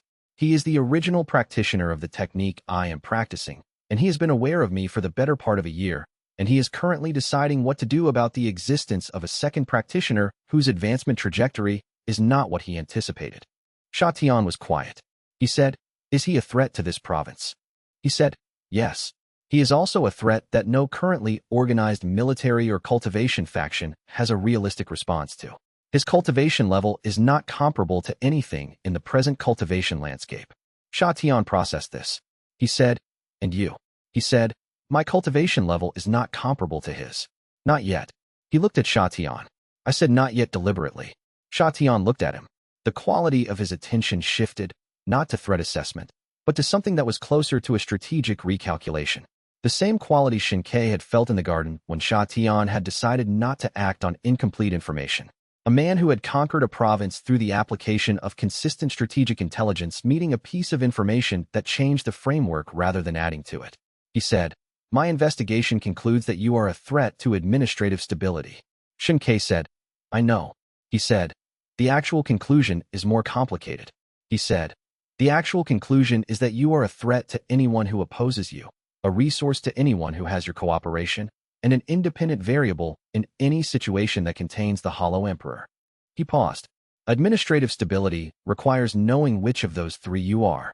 Shen Ke said, "Which do you think I am?" Sha Tian looked at him for a long time. He said, "I think you are someone who has spent 12 years refusing the easiest available options. Someone who could have used their real cultivation level to end multiple threatening situations and chose not to, consistently, across contexts and opponents and opportunities that would have tempted someone who wanted power for its own sake. He folded his hands. I do not know what that means yet, but it is not the behavior of someone who is accumulating toward a specific hostile objective. He said, then let me propose something. Sha Tian said, I am listening. Chapter 110. The rescue he did not need. 1. Yu executed the diplomatic exchange 6 hours after his conversation with Sha Tian ended. The formal documentation arrived at the interrogation facility in the late afternoon, and the lead specialist presented it to the duty officer with the specific quality of someone who was processing a legitimately produced diplomatic resolution while aware that the resolution had arrived faster than anticipated and on a timeline that suggested coordination had been in process before the detention began.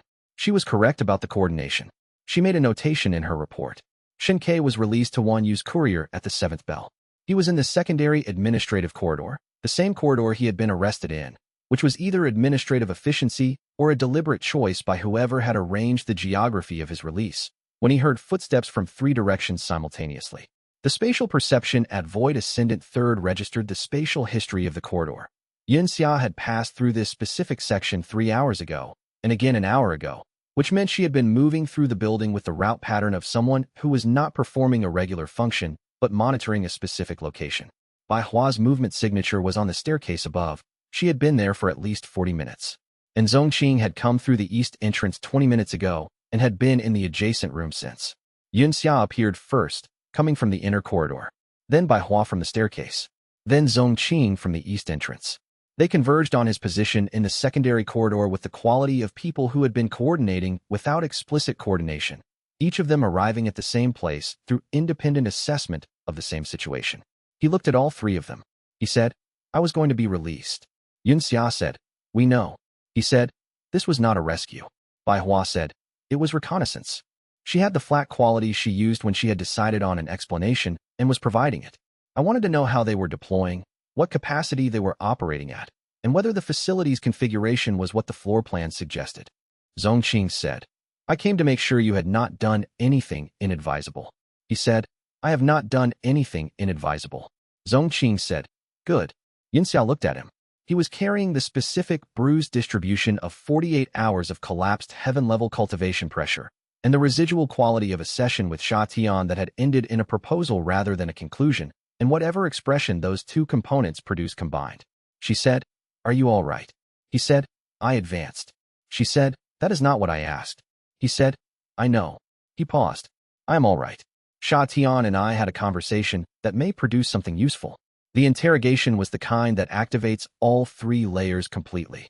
He looked at the 3 of them, Bai Hua with her updated file somewhere in that closed expression, Zhongqing with his careful attention and whatever he was choosing not to say yet, Xianxia with the direct focus she applied to situations she was monitoring closely. Thank you for being here. Zhongqing said, what are you going to do about the proposal to Sha Tian? He said, I need to think about it. Bai Hua said, tell me when you have decided. The answer affects my positioning. He said, I know. Xianxia said, come eat something. You have been in there for 2 days, and they were not offering hospitality. He said, no, they were not. He walked with them out of the secondary corridor and through the palace's occupied but functional administrative section, where Sha Tian's administrative structure was proceeding with the organized efficiency of a well-run operation, and thought about the conversation he had just had with a man who had conquered a province through consistent strategic intelligence and had, at the end of 2 days of professional assessment, arrived at a question rather than a conclusion. He thought, Sha Tian asked which of 3 things I am. He thought, resource, threat, or independent variable. He thought, the answer I gave him was incomplete. He thought, the complete answer requires knowing what I am going to do when the Hollow Emperor returns. He thought, I need to know that myself first. He followed Xianxia toward the dining section and thought about the specific quality of a man who had built an empire through the belief that unified power structures prevented more suffering than fragmented ones, and how someone who believed that with genuine conviction was not the same as someone who sought power for its own sake, and how the difference between those 2 things was the most important distinction he had encountered in this conversation. He thought, Sha Tian is wrong about the treatment and right about the problem, which is the most useful kind of opponent to have when you need someone in your corner. Chapter 111. The proposal 3 days after the detention. He met with Sha Tian in the private reception room that Sha Tian used for meetings he did not want in any administrative record. Sha Tian was already there when he arrived. He had the quality of someone who had spent the 3 days since their conversation running calculations and had arrived at a position.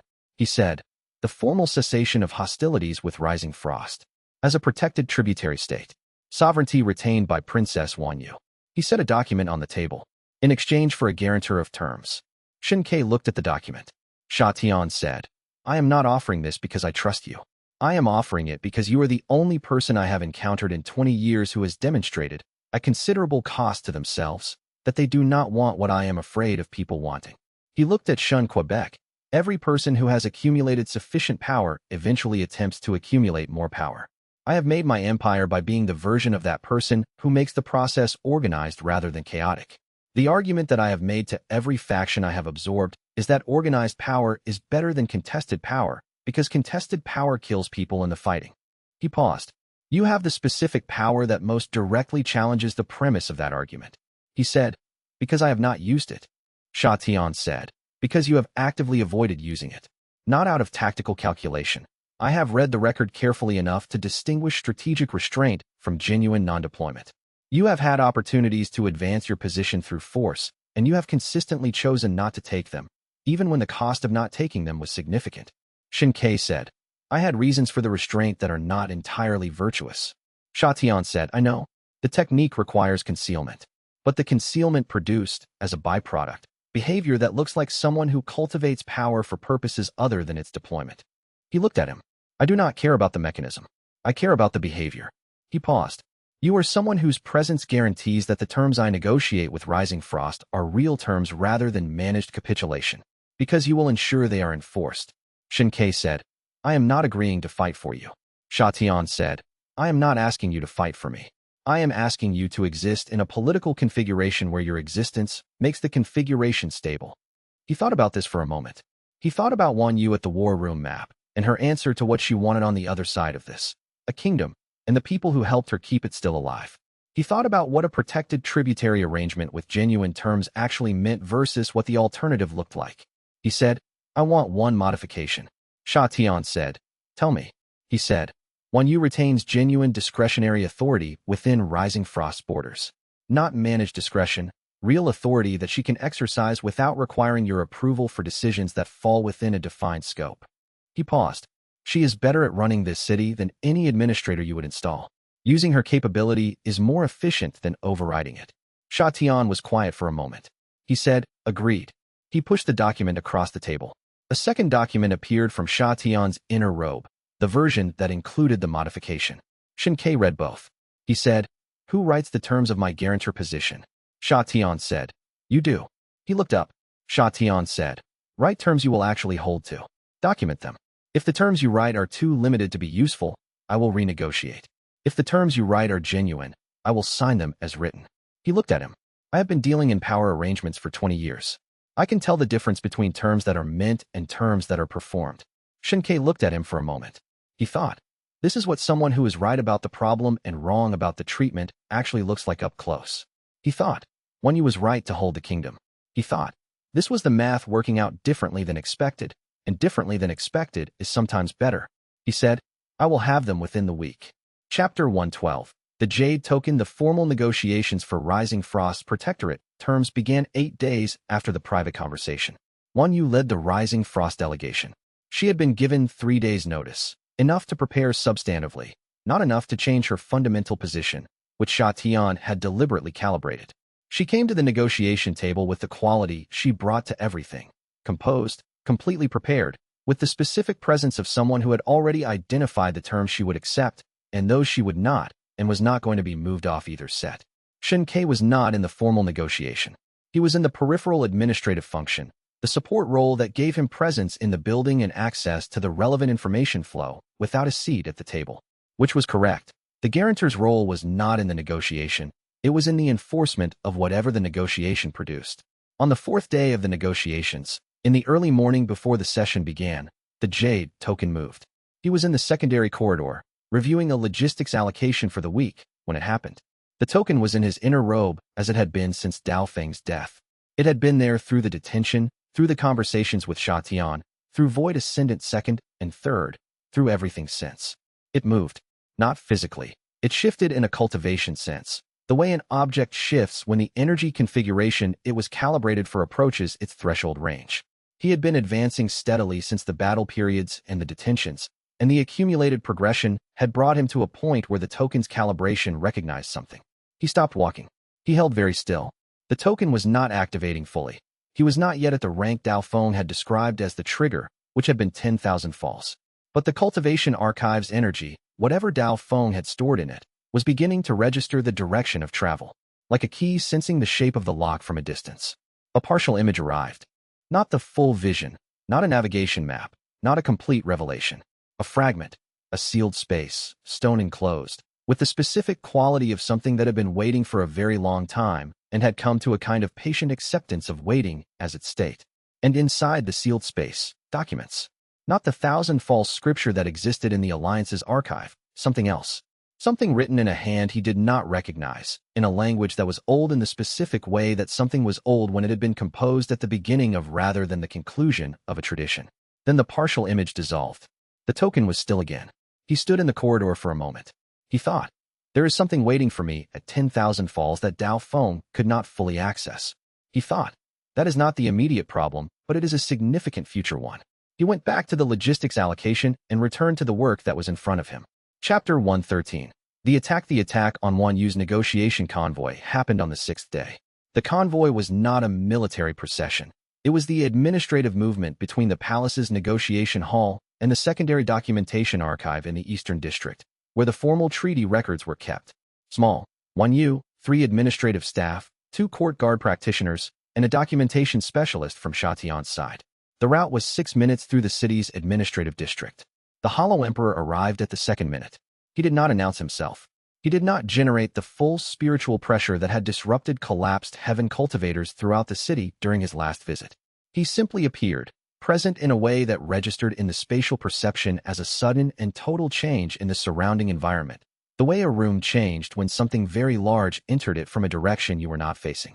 The 2 court guard practitioners dropped to the ground involuntarily.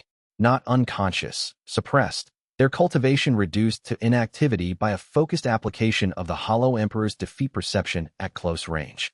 A targeted defeat condition delivered without combat, using the accumulated centuries of understanding what made defeat register genuinely in another practitioner. The documentation specialist from Xianxia's side was not a cultivator. He sat down in the street because his legs stopped holding him. Wanyu was still standing. Xianxia was on the parallel route, the administrative district's secondary path that he had been walking to meet the convoy at the archive. The spatial perception showed him the attack's geometry at Void Ascendant 3rd range the moment the Hollow Emperor appeared. He counted 7 seconds.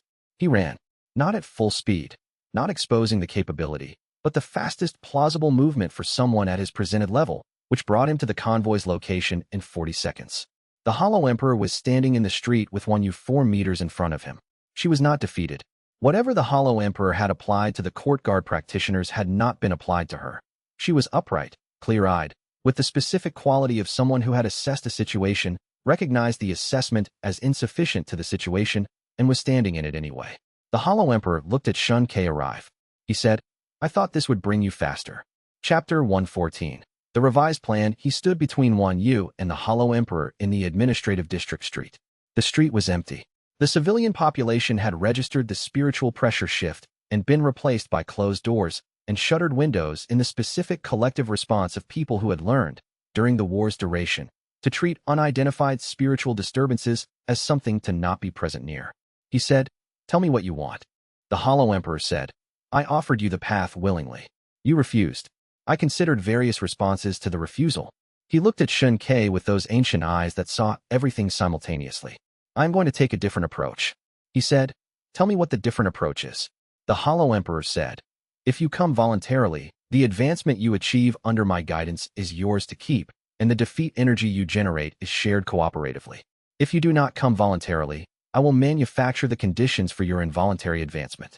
A complete 3-layer defeat, physical, cognitive, emotional, of sufficient magnitude to breach your current tier barrier. The advancement energy that the breakthrough generates propagates outward from the practitioner's cultivation core for a brief interval at the moment of breakthrough. He paused. That interval is sufficient for absorption by a practitioner who is present and prepared. He understood the mechanism immediately. He said, You will force me to advance to the next tier. The tier breakthrough energy spike propagates outward. You absorb it. Yes. The absorption depletes you of the need to cultivate independently for a period. You have been maintaining your current level through absorption for centuries. Yes. And after the absorption, my advancement remains. I have crossed the tier boundary, but without the full energy that would normally accompany it. The breakthrough is weaker, more costly. The Hollow Emperor said, the cost to you is modest. You advance. The advancement is real. The energy spike is the price. He said, and the people you used to bring me here. The Hollow Emperor looked at Wan Yu, who had not moved during this exchange. He said, I did not harm them. I suppressed 2 guard practitioners who would have complicated the conversation. The princess is uninjured. He paused. I am not interested in harming them. I am interested in you understanding the leverage structure. Your emotional investment in these people is the mechanism I am using to ensure the emotional layer activates completely during the forced advancement. Their being present and at risk is the cultivation resource. He thought. He understands the 3-layer mechanism better than I thought. He thought. He has been watching the defeat echoes long enough to map the sources. He said, if I agree to come voluntarily, you leave them. The Hollow Emperor said, yes. He said, and if I don't? The Hollow Emperor said, then I create the conditions for the forced advancement here. The 3 layers will activate completely in proximity to people whose safety you are responsible for. The breakthrough energy will be significant. He thought. He is more sophisticated than the first conversation suggested. He thought. The first conversation was the offer. This is the threat, made real. He thought. I need to be not here. He said, walk with me. Not here. He looked at the Hollow Emperor. There is a location outside the city that provides the spatial conditions you need for this. The probability that Sha Tian's military response arrives before we finish this conversation increases significantly if we conduct it in the administrative district.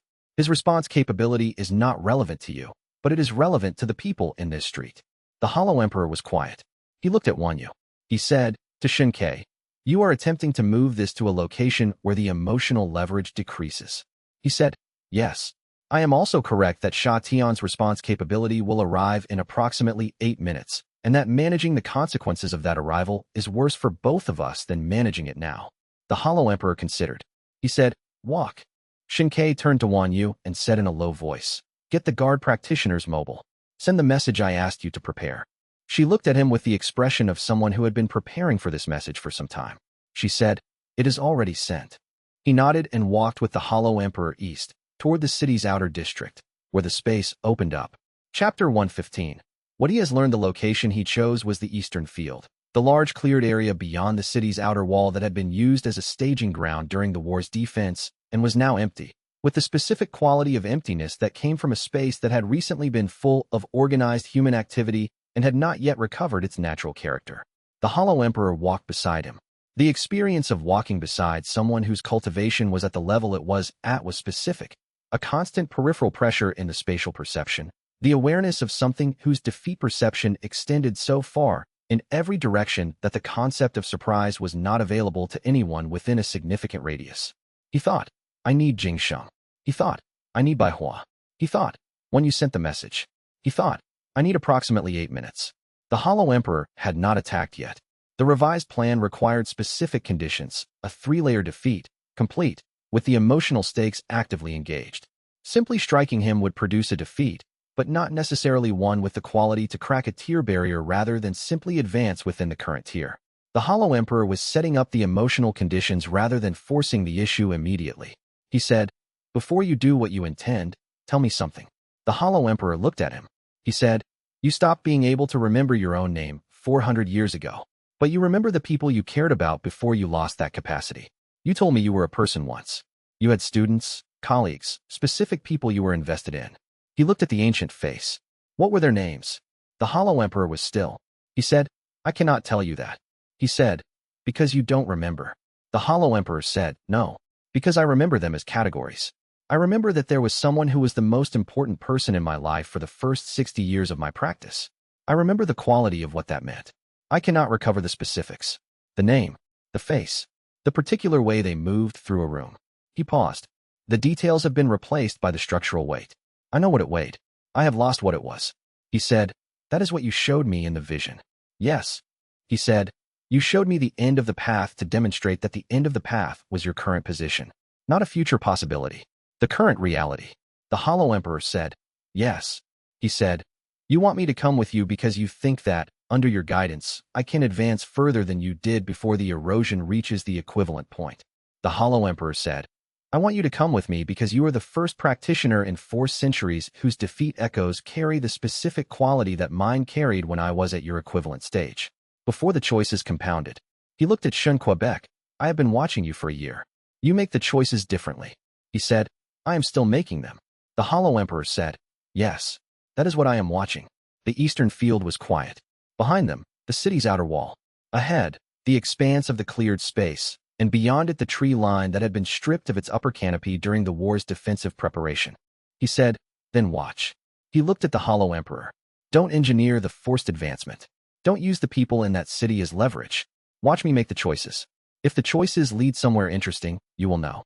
If they don't, you can return to this option." The Hollow Emperor said, "I have been watching for a year." He said, "Watch for 6 more months. I will be at a different position in 6 months." The Hollow Emperor was quiet. He said, "And in exchange?" He said, "In exchange I will not avoid you. If you want to watch, be present. Fight me when I need genuine defeat sources. Not to control the advancement, just to be the highest quality defeat available." He looked at the ancient face. "Give me what I said no to in the garden without the structure that came with it." The Hollow Emperor looked at him for a long time. Something moved in those eyes again, the same quality as in the garden, but larger this time. The specific expression of something that had not been uncertain in a very long time, encountering an argument it could not immediately dismiss. He said, 6 months. Xianxia said, 6 months. The Hollow Emperor said, "If in 6 months the direction of your choices has not changed," Xianxia said, "then you will have 6 months of watching a practitioner make the choices you have been trying to understand. That is worth 6 months regardless of the outcome." The Hollow Emperor said, "Yes." A pause. "It is." He looked at the tree line and the empty field, and Xianxia standing in it. Then he was gone. The specific quality of departure that came from someone who moved through space in a way that did not require the steps between locations. Xianxia stood in the eastern field alone. He exhaled. He thought, 6 months. He thought, "I need to use them correctly." He turned back toward the city. At the outer wall's gate, Bai Hua was standing with Jing Sheng and Zongqing, and an expression that communicated that they had been approximately 4 minutes from arrival and had come faster than they had expected was possible. He said, "I handled it." Bai Hua said, "I can see that." She looked at him with the expression she wore when the model had just been revised again. "Tell me what you told it." He said, "I'll explain on the way back." He walked through the gate with 3 people who had come to help him. He thought. The Hollow Emperor had 400 years of information about the specific people he had cared about before the erosion, stored as weight without content. Names lost. Faces gone. The structure remaining where the person used to be. He thought, "I need to remember this feeling. The way the air is now." The specific quality of knowing that Bai Hua revised her model 4 minutes ago, and Jing Sheng is walking to my left, and Zongqing came without being asked. He thought, "I need to remember this as specifically as I can for as long as I can." He thought, "This is what the technique costs if you let it cost you everything." He thought, "I am not going to let it." Chapter 116. The arrangement in practice over the following 2 months, the Hollow Emperor came 4 times. He did not announce the visits in advance. The spatial perception, now at void ascendant third with its capacity to read the residual texture of recent occupation, registered his approach each time approximately 30 minutes before his arrival as a specific change in the defeat echo landscape. The distant propagation of a presence that generated its own echo, the way a very large mass generated a gravitational signature. The first visit was brief. He appeared in the eastern field at the 9th bell of the morning, without interaction, and remained for approximately an hour. He observed Xianxia conducting a cultivation session with Bai Hua in the adjacent practice ground. A genuine engagement at full capability from both sides, producing the kind of defeat energy that had been building Xianxia's advancement for months. Then he left. The second visit was 3 days later. He appeared again in the eastern field. This time he stayed for 3 hours. Again, no interaction. On the third visit, he spoke. He said, "Your technique with the practitioner who uses mirror cultivation, the one from the Alliance. Describe the mechanism."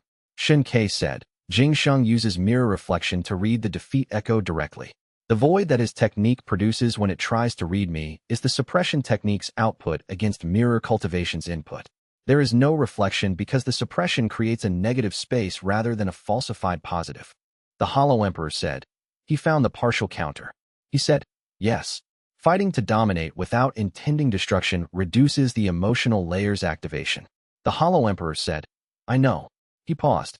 I have used that principle twice. Against practitioners who would not serve and would not leave. Domination without destruction reduces the energy quality significantly. He looked at Shun Quebec. He is the first external practitioner to derive it independently. He said, You seem interested in that. The Hollow Emperor said, He found a mechanism through external analysis that took me 3 centuries to discover through direct practice. He was quiet for a moment. This is what I meant when I said your technique has been advanced. The people around you are solving derivative problems faster than I solve them in isolation. Xianxia said, Yes. The Hollow Emperor said, That is not a coincidence. That is a function of having people around you who are solving derivative problems. He looked at the ancient face. He said, Is that something you did not anticipate? The Hollow Emperor said, It is something I have not had access to for a very long time. He left on the 4th visit with less abruptness than the previous 3. He stood in the field for a long moment before departing, looking at the city's outer wall with those ancient total perception eyes, and the look was not the predatory assessment it had been on the first visit. It was something that had less calculation in it. Xianxia watched him go and thought, He is watching something that makes him uncertain.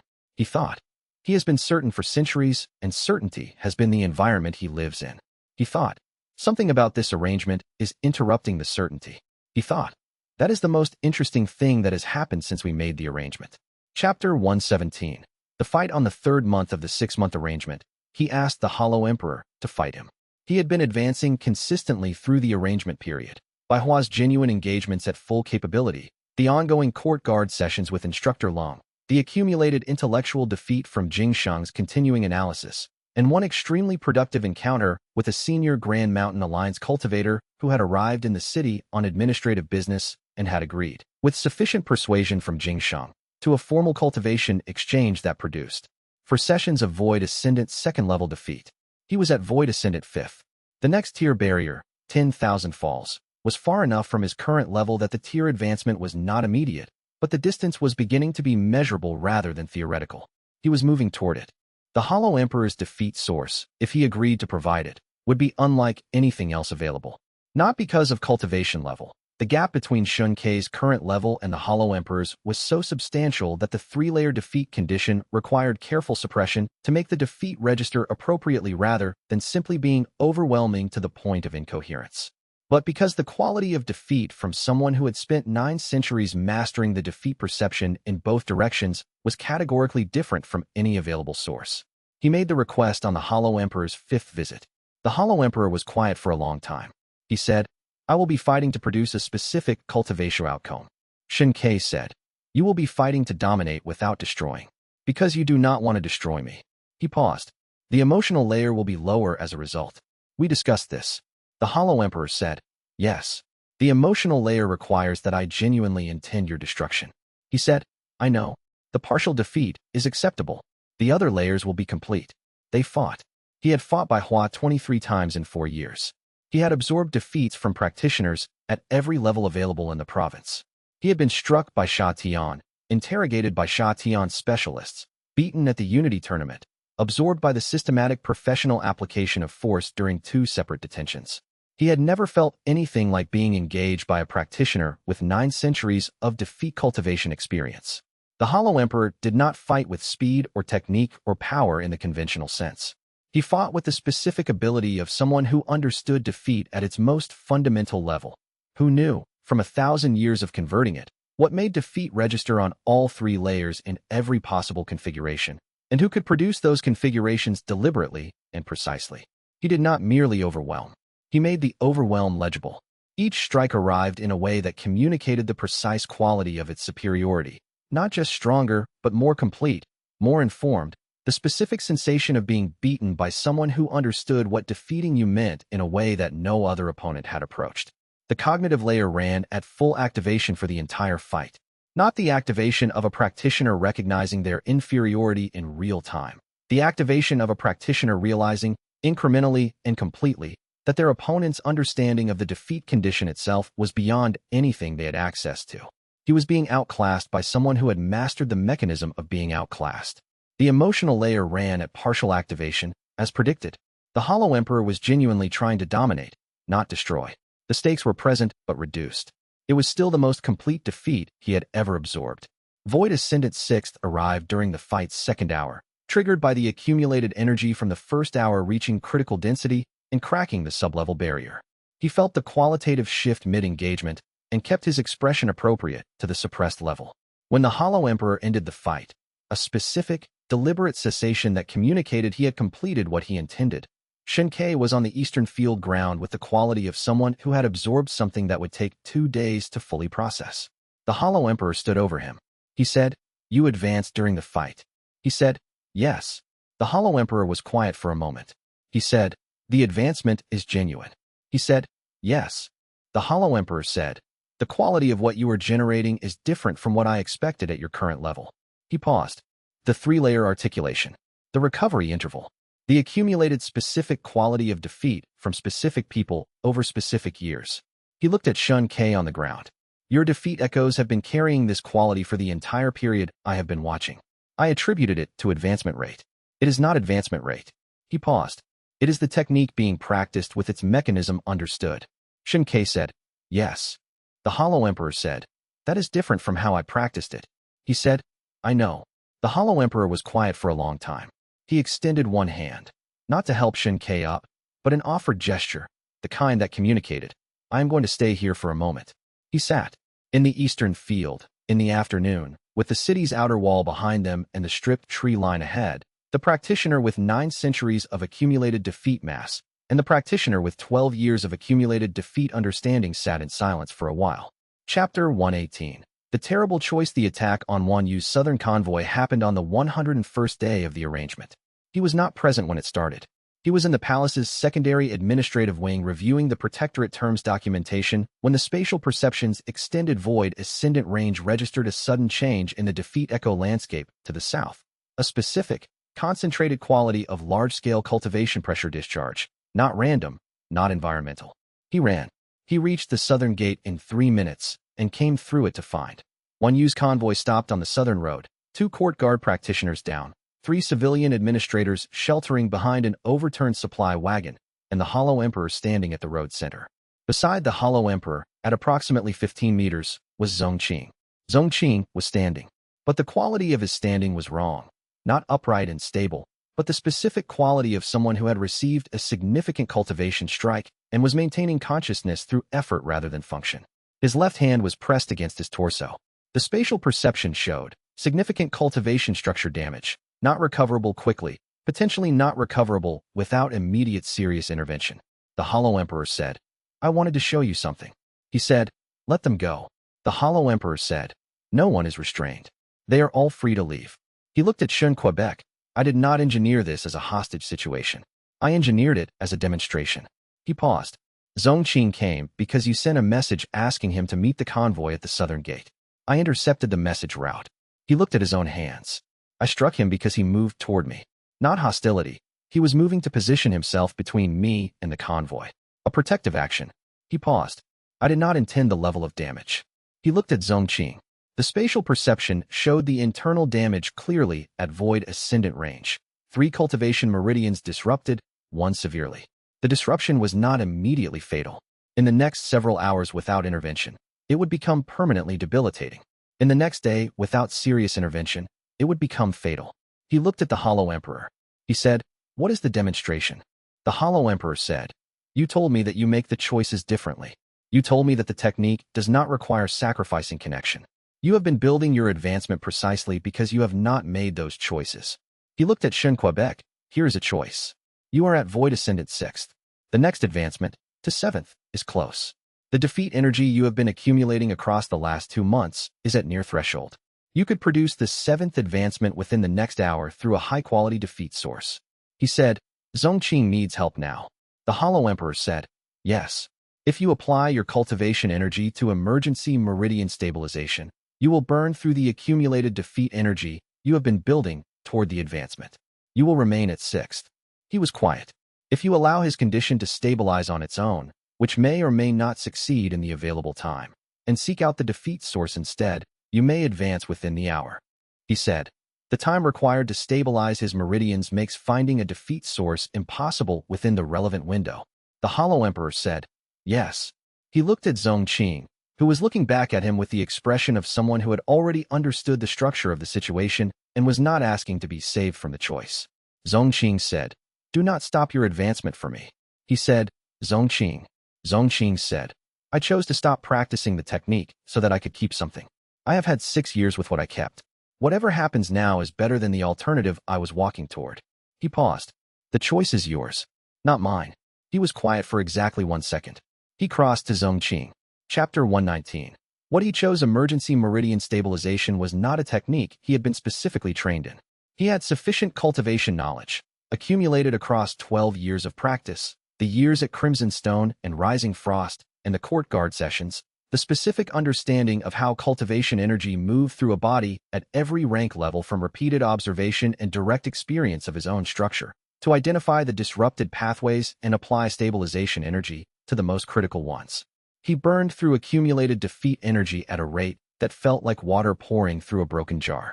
The 3-layer advancement threshold that had been near critical 2 minutes ago was receding as the conversion ran in the wrong direction. Energy he had collected through genuine defeat, processed into advancement material, now being spent on this instead. He applied everything he had toward the most critical meridian first. The damage was severe at the primary pathway. The disruption the Hollow Emperor's strike had created was a specific signature of defeat cultivation technique applied at close range without the 3-layer condition, the equivalent of the mechanism being used as a weapon rather than a cultivation tool. He had never seen it used this way before. He spent 6 minutes on the primary pathway, then the secondary, then the tertiary. Zhongqing had been silent during the stabilization, with the specific stillness of someone who had decided to focus entirely on not making the process harder. He was sitting on the road by the time the tertiary pathway was addressed, not standing. The energy cost of maintaining the standing position had been significant, and the stabilization had removed the need for it. He was sitting with his back against the overturned supply wagon, and the expression on his face had changed from the forced maintenance quality to something that was approaching genuine rest. He said, "It's quieter." Xianxia sat on the road beside him. The defeat energy that had been near threshold was gone. Void Ascendant 6th felt the same as it had 2 months ago, present, functional, but without the accumulated pressure that had been building toward the next step. He was, advancement-wise, back to where he had been significantly before this moment. He looked at the Hollow Emperor. The Hollow Emperor was still standing at the road center. He had watched the stabilization with the focused attention he brought to everything. His expression, to the extent that a face that had been carrying 9 centuries of accumulated defeat mass had a readable expression, had changed. Xianxia said, "You told me the final advancement's condition is accepting permanent, irreversible loss." The Hollow Emperor said, "According to the scripture's text." "Yes," he said. "You thought the demonstration would force me to accept an irreversible loss, either Zhongqing or the advancement energy. That one of the two would be gone permanently by the time this was over, and the weight of that permanent loss would satisfy the condition." The Hollow Emperor said, "Yes." He said, "You misread the condition." The Hollow Emperor was quiet. He said, "The condition is not that the practitioner accepts a permanent loss. The condition is that the practitioner chooses genuine love over their own advancement, in full awareness that the love could be lost." He looked at Zhongqing sitting beside him on the road. "Zhongqing told me what he kept when he stopped practicing." He said, "I kept something. He never told me specifically what it was, but I know what he kept. He kept the ability to be worth staying alive for someone else." He looked at the Hollow Emperor. "That is what the technique requires at the final stage. Not grief, not loss. The willingness to love something knowing you could lose it, without trying to manage the risk." The Hollow Emperor was very still. He said, "I chose Zhongqing over the advancement. Not because I expected to receive credit for it. Not because I calculated that it satisfied the condition. Because he needed help and I had the capacity to help him, and I was not going to stand there and let him die in order to advance." The Hollow Emperor said, "You will not reach the final tier today." He said, "No." The Hollow Emperor said, "You were close." He said, "Yes." The Hollow Emperor was quiet for a long time.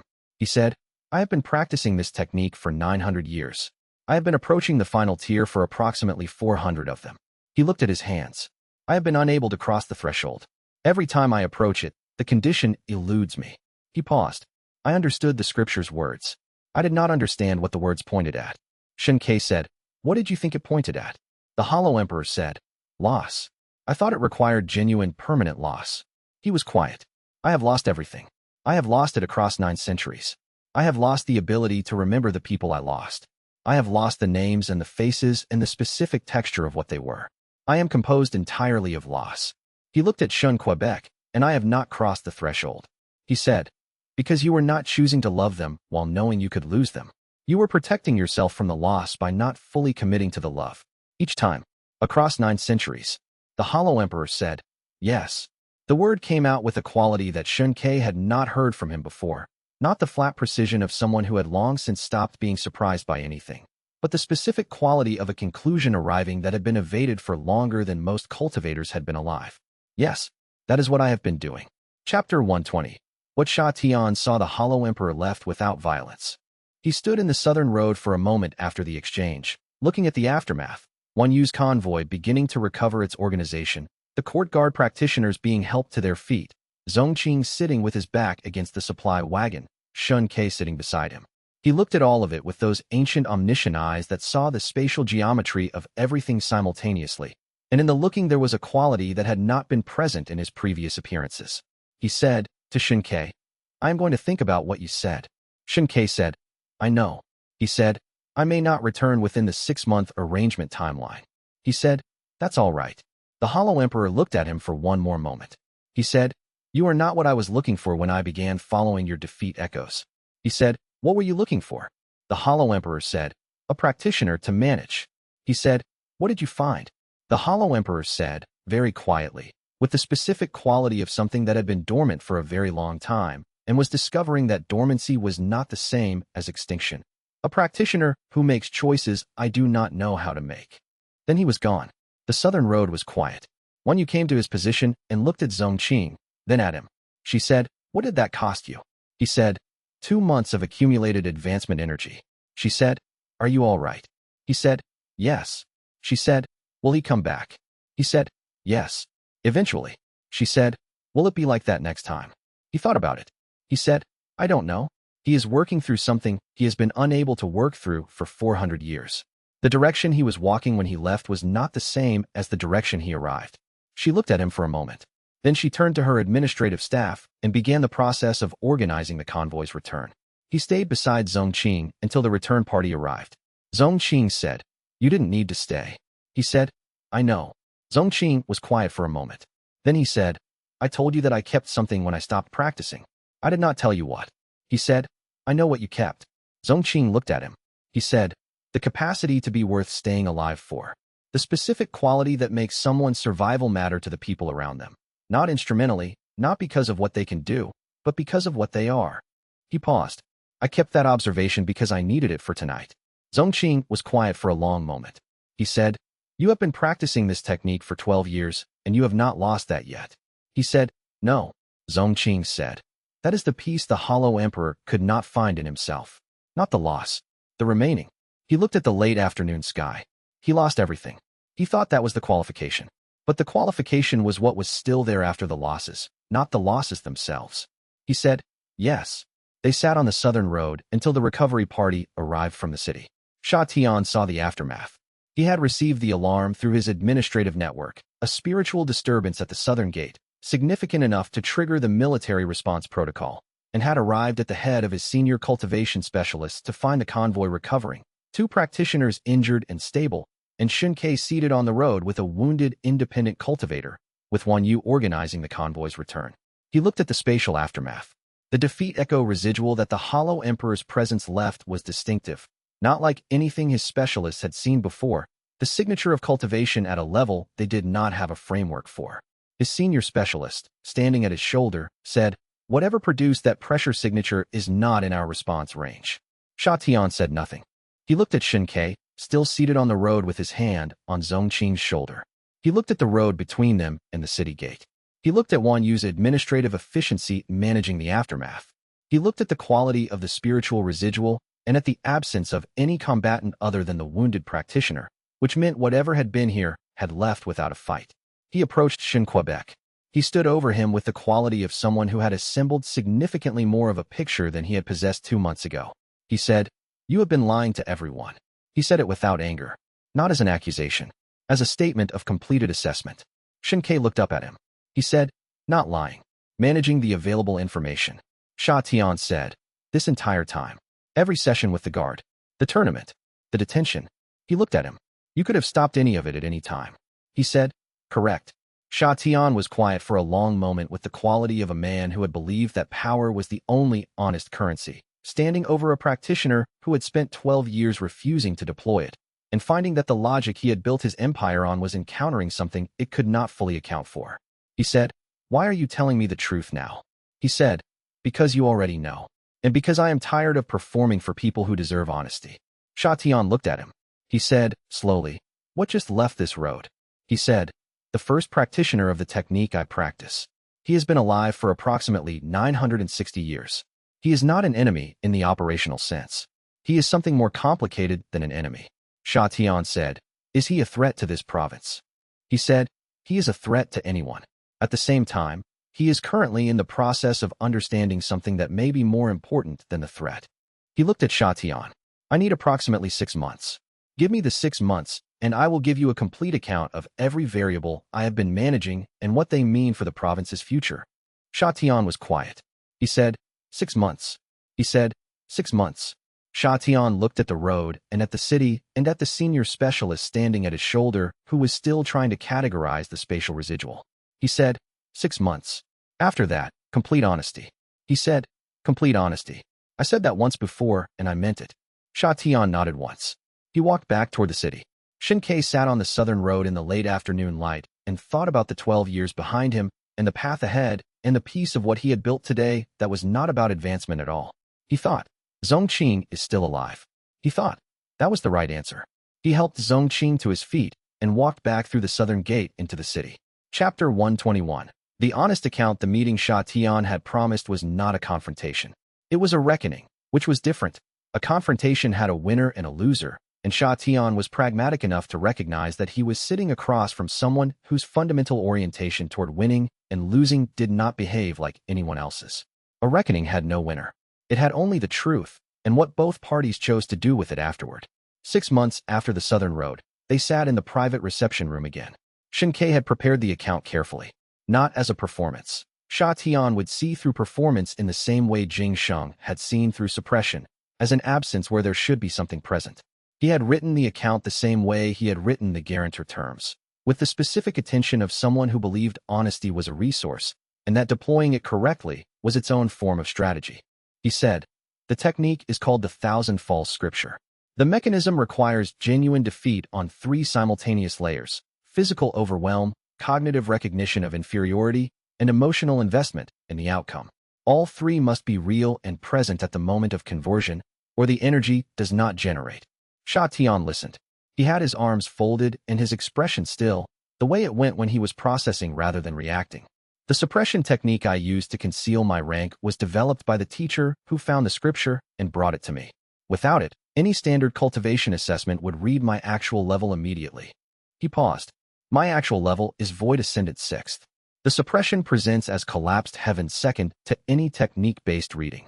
To someone like Jing Sheng who uses mirror cultivation, it presents as a void rather than a false rank. Sha Tian said, I am aware.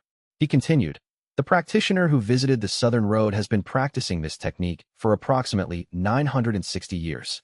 He is the original source. He has been tracking me via residual energy signatures since before the war began. The previous conversations you know about. His current status is unclear. He departed 8 months ago and has not returned, which is different from his previous pattern. He talked for an hour. Sha Tian asked questions at intervals, not to challenge, but to clarify. The Jade Token Archive. The 3-layer theoretical framework Dao Feng had identified as original rather than inherited. The partial vision. The advancement divergence and what it implied about the technique's theoretical ceiling. Midway through the 2nd hour, a messenger entered. The messenger was one of Sha Tian's direct report adjutants, someone who would not interrupt without specific authorization, which meant the authorization had been given in advance for a category of information that warranted it. He set a dispatch on the corner of the table nearest Sha Tian without speaking and stepped back. Sha Tian unfolded it. Read it once. Set it down, face up, at the position on the table that meant available for review. Xianxia read it. The dispatch was a field report.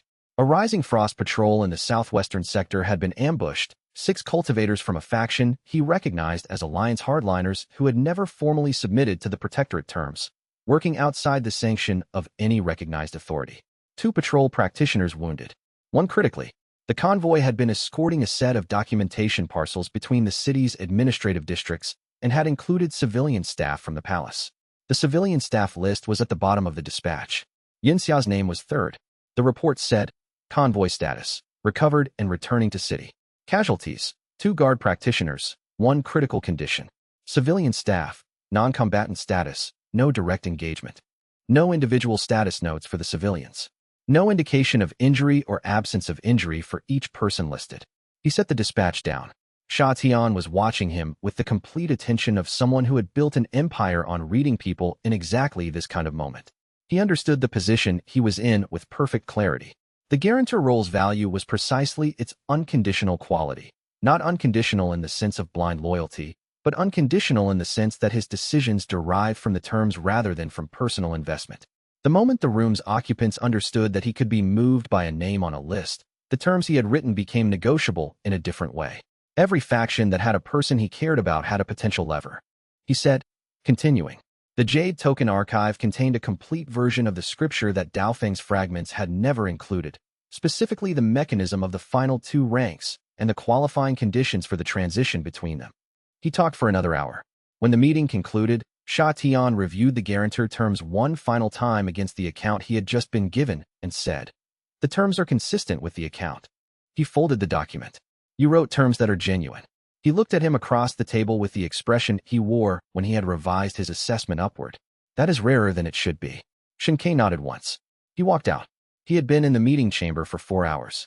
He found Xianxia in the secondary courtyard of the palace's administrative wing, sitting on the steps with a cloth wrapped around her left forearm and a particular expression on her face that he had learned meant she was working through something difficult and had been working through it for some time.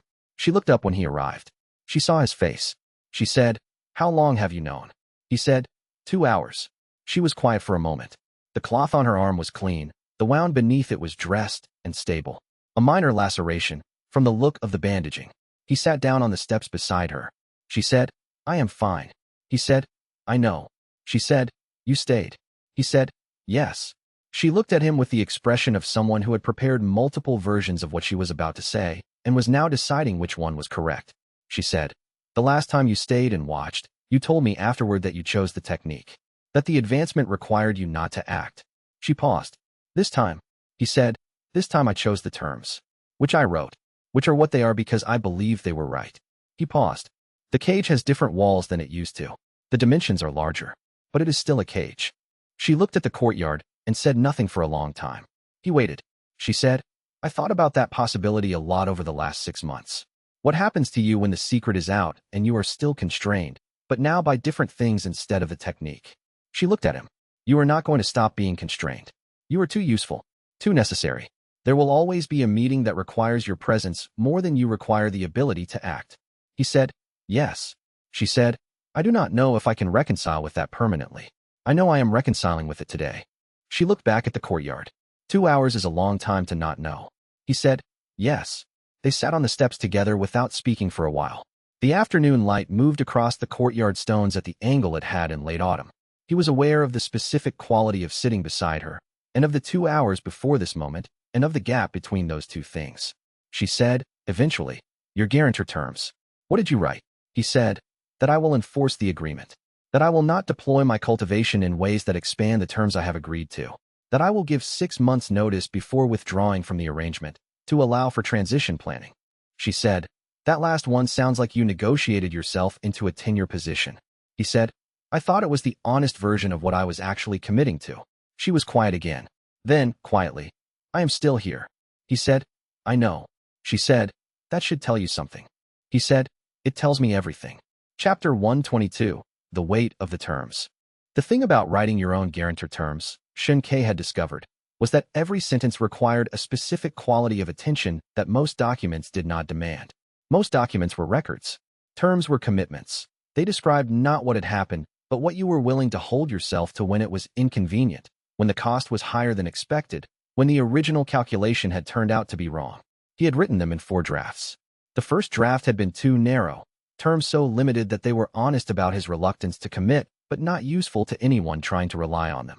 Xianxia had been right, that limited terms were renegotiable.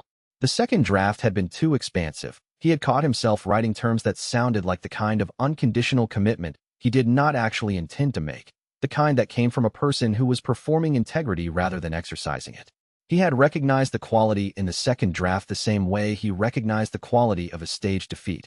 The shape was correct, but something was absent. The third draft was closer. The fourth was what he had submitted. Baihua reviewed the fourth draft without being asked. She did not explain how she had obtained a copy, which he interpreted as a message about the quality of Sha Tian's information management. She read it in silence, and then set it on the table between them. She said, "You have committed to enforcement without committing to method." He said, "Correct." She said, "That was intentional." He said, "The method will depend on the violation. Writing specific methods into the terms would imply I have already anticipated how the violations will occur, which would imply either that I plan to provoke them or that I have already observed the parties and formed negative assessments. Neither implication is useful at the start of an arrangement." Baihua considered this for a moment. Sha Tian's version of this analysis would conclude that unspecified methods are a threat. He would read the absence of specifics as, "I have not limited my response, which means my response is unlimited." He said, "Yes." She said, "And that is the read you were intending." He said, "I was intending the honest read, which happens to coincide." She looked at him for a moment. She said, "You have not changed, fundamentally. You have been telling the truth this entire time. The content of the truth has changed." He thought about this. He said, "The technique requires genuine defeat. Genuine defeat requires authentic engagement. Authentic engagement means I have to actually mean what I say and actually feel what I feel, or the mechanism breaks down. I have not been honest because I am virtuous. I have been honest because I had a structural incentive to be." She said, "You think that diminishes it?" He said, "I think it complicates the virtue claim." She said, "Every incentive structure either reinforces or undermines the behavior it is associated with. Yours reinforced it for 12 years. She closed her file. He could see from the thickness of the pages that it had grown again since the last time he had seen it, and said, "The virtue claim is not complicated. The virtue claim is the outcome, not the intention." She picked up her cup. "Stop arguing against yourself." He said, "It is useful for identifying gaps." She said, "The gap in your current reasoning is that you are using structural incentive as a disqualification. It is not. The incentive got you started. The 12 years are what matters." She set the cup down. "Also, you saved Zhongqing." He said, "That cost 2 months of accumulated advancement." She said, "I know." A pause. "Are you planning to tell me that was also strategic?" He was quiet. She said, "That is what I thought." Chapter 123. What the document means. The formal signing of the Protectorate Agreement took place on the 14th day of the 9th month, in the primary reception hall of the Rising Frost Palace, with the winter light coming through the high windows at the angle it arrived in that season, low and clean, making everything in the room look like it was being examined carefully. "When you signed first." She used the seal her mother had used and her grandmother before that, the specific instrument that meant the action was being taken in the name of the kingdom's continuous line rather than her own personal authority. The seal pressed into the document, and she lifted it without looking at the impression. Sha Tian signed second. He used a brush rather than a seal. He had a particular quality of attention when he signed documents that meant he was treating the act as binding rather than procedural. Xianxia had watched him sign 3 other documents in the 6 months since the occupation, and this one was different, slower, with the specific pressure of someone putting their name on something they intended to keep. Jing Sheng signed as a witness from the cultivation authority side. He signed without ceremony, the way a person signed a document that they had already mentally filed in the category of done. Xianxia signed last, as guarantor.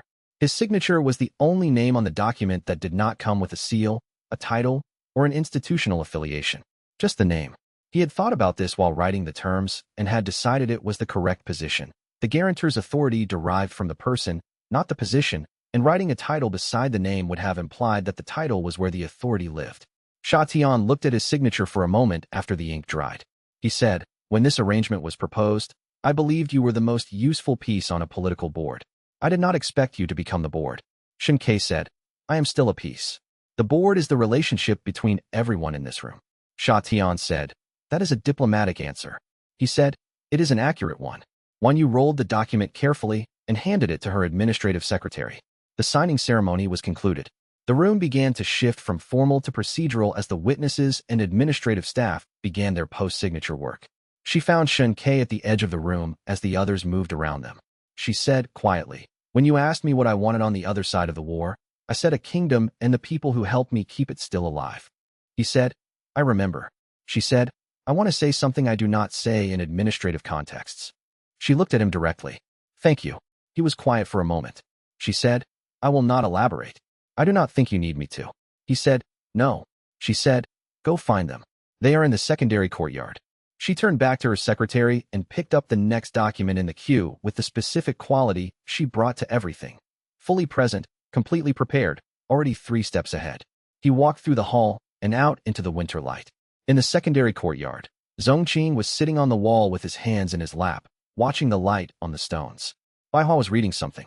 Jing Sheng arrived a minute after Shen Ke, having extricated himself from the post-signing procedural activity, and stood near the courtyard entrance with the expression of someone who had recently concluded that being here was the correct decision and was still slightly surprised by that conclusion.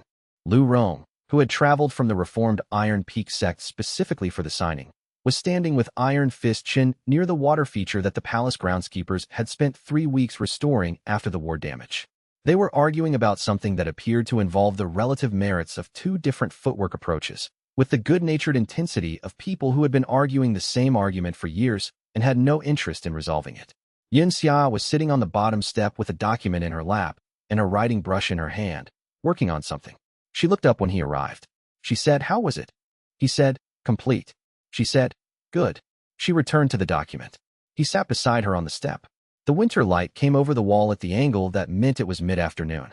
Around them, the specific quality of people who had been through something long and difficult and were now on the other side of it, in the ordinary continuation of life that follows extraordinary things. He thought, I need to remember this. The specific temperature. Zhongqing's hands, which still had a slight tremor.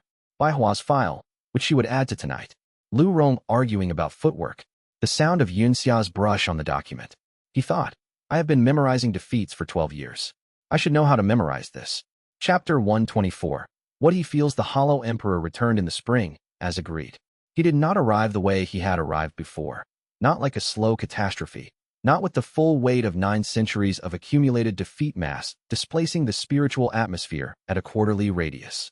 He arrived in the eastern field the way a person arrived, by walking across it from the direction of the tree line, with his ancient shape moving through the late afternoon in a manner that was deliberate rather than inevitable. Shen Ke saw him from the city wall and came down. They met in the field center.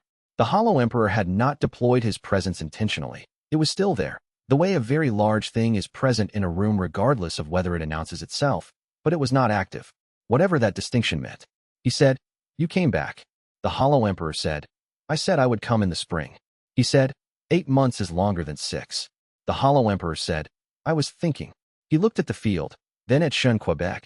I have been thinking for 8 months and I arrived at fewer conclusions than I expected. He said, tell me what you arrived at. They sat down. This was itself significant. The Hollow Emperor had sat down once before, in the aftermath of the convoy incident, but that had been from exhaustion of a particular kind. This was different. The deliberate sitting of someone who intended to stay for the duration of a conversation. The Hollow Emperor said, I have tried to identify what I still feel as specific things rather than categories. You told me to find 1 thing. I found 3. He said, tell me. The Hollow Emperor said, the field I showed you in the Jade token vision. I remember choosing it specifically. I remember that the reason I chose it involved someone whose name I cannot recover, in a time I cannot precisely locate. I cannot remember what happened there. I remember that the light in the vision was accurate. That is specific. He said, yes. The second, I remember the exact quality of what it felt like to understand the Thousand Falls mechanism for the first time. The moment when the theory became evidence. When I felt the first genuine conversion and understood what it meant. I remember the quality of that understanding. Not what I thought afterward. What it felt like in the moment before I had processed it. He said, yes. What is the third? The Hollow Emperor was quiet for a moment. He said, when you told me the defeat condition was choosing love and full awareness of loss, when you described it in that specific way, something in me recognized it as correct before I had consciously processed the argument, not as an intellectual assessment, as recognition. He paused. I have been thinking about what that recognition means. A recognition requires something to recognize with. He said, yes, it does. What do you feel? The Hollow Emperor asked. Currently, sitting here. Shen Ke thought about it for a moment. He said, the specific temperature of this field in early spring, which is colder than you expect coming out of winter, but has a different quality than late autumn cold. Xianxia is across the city working on a document she has been working on for 3 weeks and is nearly finished with. Zhongqing's hands shake less than they did in the winter. The nerve damage is continuing to resolve. Baihua added 2 pages to her file about me last week. I could tell because the binding was slightly different. He paused. Jingsheng is somewhere in the northern district having a conversation with a cultivator who is considering whether to accept the formation arrangement, and he will manage that conversation with the specific patience he has recently acquired for things he finds valuable enough to be careful with. The Hollow Emperor looked at him. He said, specific things, not categories. Xianxia said, not categories. The Hollow Emperor said, very slowly, I remember categories. I remember that there was someone who was the most important person in my life. I remember the weight of that. I cannot recover the name or the face or the way they moved. He paused. But I remembered the field. And the recognition. He said, 3 things is more than 0. The Hollow Emperor looked at his hands. He said, 8 months ago I had 1. He was quiet for a moment. I do not know if that is progress or accident. He said, it does not matter. The count moved. Something shifted in the ancient face. Not the full expression of whatever had been dormant in it, but a small movement in the direction of it. Like a door not opening but settling, slightly, in its frame. Chapter 125. What he still has. The Hollow Emperor said, I am dying. He said it in the same tone he used for all information that was simply factual, without performance, without self-pity, with the precision of someone who had been observing the process carefully and was now reporting it. Xianxia said, tell me the mechanism. The Hollow Emperor said, the defeat mass I have accumulated over 9 centuries is not stable. It is coherent. In the way that a sufficiently large accumulation of anything becomes coherent through sheer density. But the accumulated mass is not integrated with what remains of my original self. It has always existed in tension with the person structure. For the first 3 or 4 centuries, the person structure was robust enough that the tension was manageable. He paused. It has been losing ground for approximately 400 years. The person structure is, he looked for the word, thin now, not gone. 3 things, not nothing, but thin. And the mass is not decreasing. He looked at Quebec. When the person structure becomes insufficient to organize the mass around, I will cease to be a unified entity. I do not know what happens after that. I do not know if I continue to exist as something or disperse entirely. He said, how long? The Hollow Emperor said, 2 years, if the thinning continues at its current rate. Perhaps 3. Perhaps less if something accelerates the process. He was quiet for a moment. I have been trying to slow the thinning by adding to the 3 things. By finding specifics. But I do not know if that is sufficient. He said, is there something that would help? The Hollow Emperor said, I have been considering this for 8 months. There is one thing I have arrived at as a possibility. He looked at Quebec. If I were genuinely defeated by someone stronger, if the defeat registered on all 3 layers, fully, as an experience felt rather than as an addition to accumulated mass, it might provide the person structure with an anchor. A real experience in the present rather than an abstraction in the past. He said, you want me to fight you? The Hollow Emperor said, I want you to fight me to win, not to provide me with a defeat source, to produce an experience of losing genuinely to someone who is not trying to grow from it, that my person structure can organize around as something present. Xianxia was quiet for a long time. He thought about what he knew about the Thousand Falls mechanism, about the 3-layer condition, about what a genuine defeat felt like from the inside, and what made it register completely. He thought about the Hollow Emperor's person structure. 3 things, not nothing, something that could recognize truth before processing it. He said, it might help. I cannot promise it will. The mechanism I practice requires specific conditions that I do not have full control over from the outside of someone else's experience. The Hollow Emperor said, I understand. He said, there is something the attempt requires. He looked at the ancient face. The emotional layer of the defeat has to be real, not manufactured, not strategically engineered. You have to genuinely care about the outcome. You have to want to win. He paused. Not for cultivation reasons. Not because it advances a strategic position. Just because something in you still wants things. The Hollow Emperor was still for a long time. He said, I am not sure that is available. He said, you remembered the field. You recognized the argument before you processed it. You came back because you said you would. He looked at him. Something wants things. The Hollow Emperor looked at the spring field and was quiet. He said, eventually, very quietly, when I showed you the archive in the Jade Token Vision, the sealed space with the documents, I chose it specifically. I have been thinking for 8 months about why I chose it. I believe the reason is that I was there once, when I was young, before the accumulation, before the choices compounded, And someone I can no longer remember told me something I can no longer remember in a way that I can no longer access. And the space still carries the weight of that conversation even though everything else is gone. He said, that is specific. The Hollow Emperor said, yes. He said, come back in the summer. We will fight.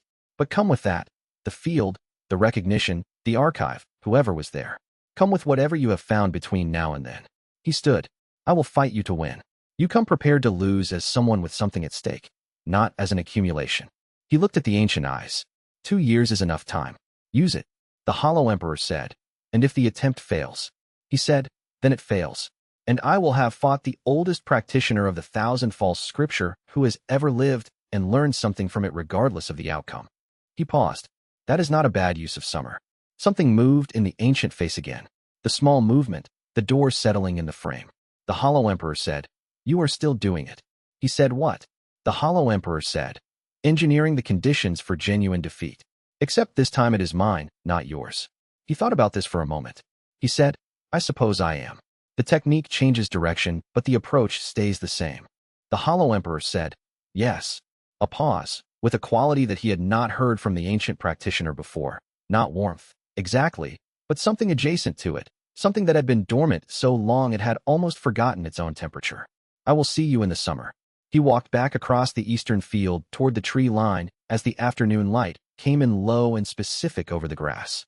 Xianxia stood in the field and watched him go. He thought, 2 years. He thought. The archive had documents in a hand he didn't recognize, in a language old at the beginning of a tradition. He thought. Whatever is in there waited for a very long time, and the waiting had a particular quality, and the quality was patience that had become its own kind of certainty. He turned and walked back through the eastern gate into the city. At the gate's passage, Zhongqing was sitting on a low wall with his hands resting on his knees in the sun, not waiting, just present in the way he had learned to be present since recovering, which was different from how he had been present before, less provisional, less like someone who was deciding whether to continue. He said, how was he? Xianxia said, 3 things. Zhongqing looked up.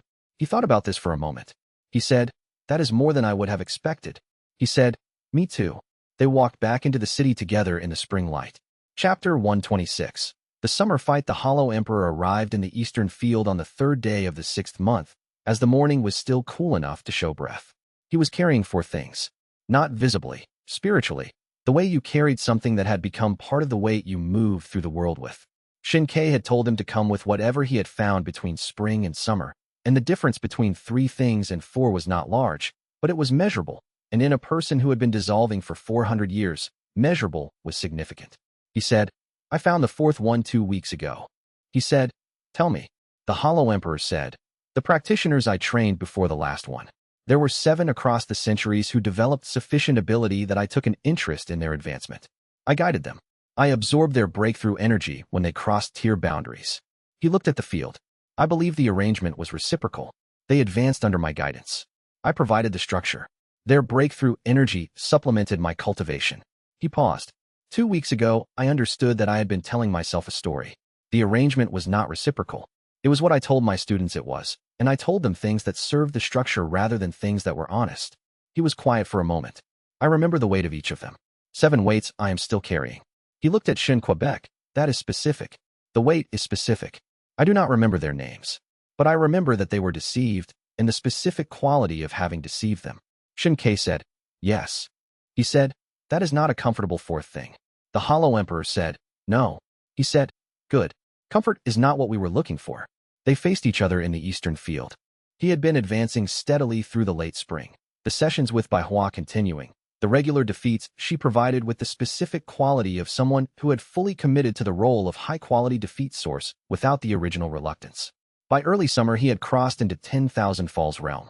The new capability had arrived not as a weapon, but as a perception. He could feel the defeat states in everyone around him, not as weakness to exploit, but as a continuous ambient texture of existence, the specific shape of what each person had struggled against and not yet resolved. Walking through the city was like walking through a room where everyone was humming a different note, and he could hear all of them simultaneously without the sound becoming noise. Standing across from the Hollow Emperor, the perception was overwhelming. 960 years of accumulated defeat mass produced a defeat state so dense and so layered that it registered as almost physical. He could feel the specific quality of every tier boundary the Hollow Emperor had crossed, every absorption event, every practitioner whose breakthrough energy had been consumed. He could feel the four things: specific, weighted, present, and underneath all of it, the dissolution, the gaps in the coherent structure, the places where the person structure had thinned to near transparency.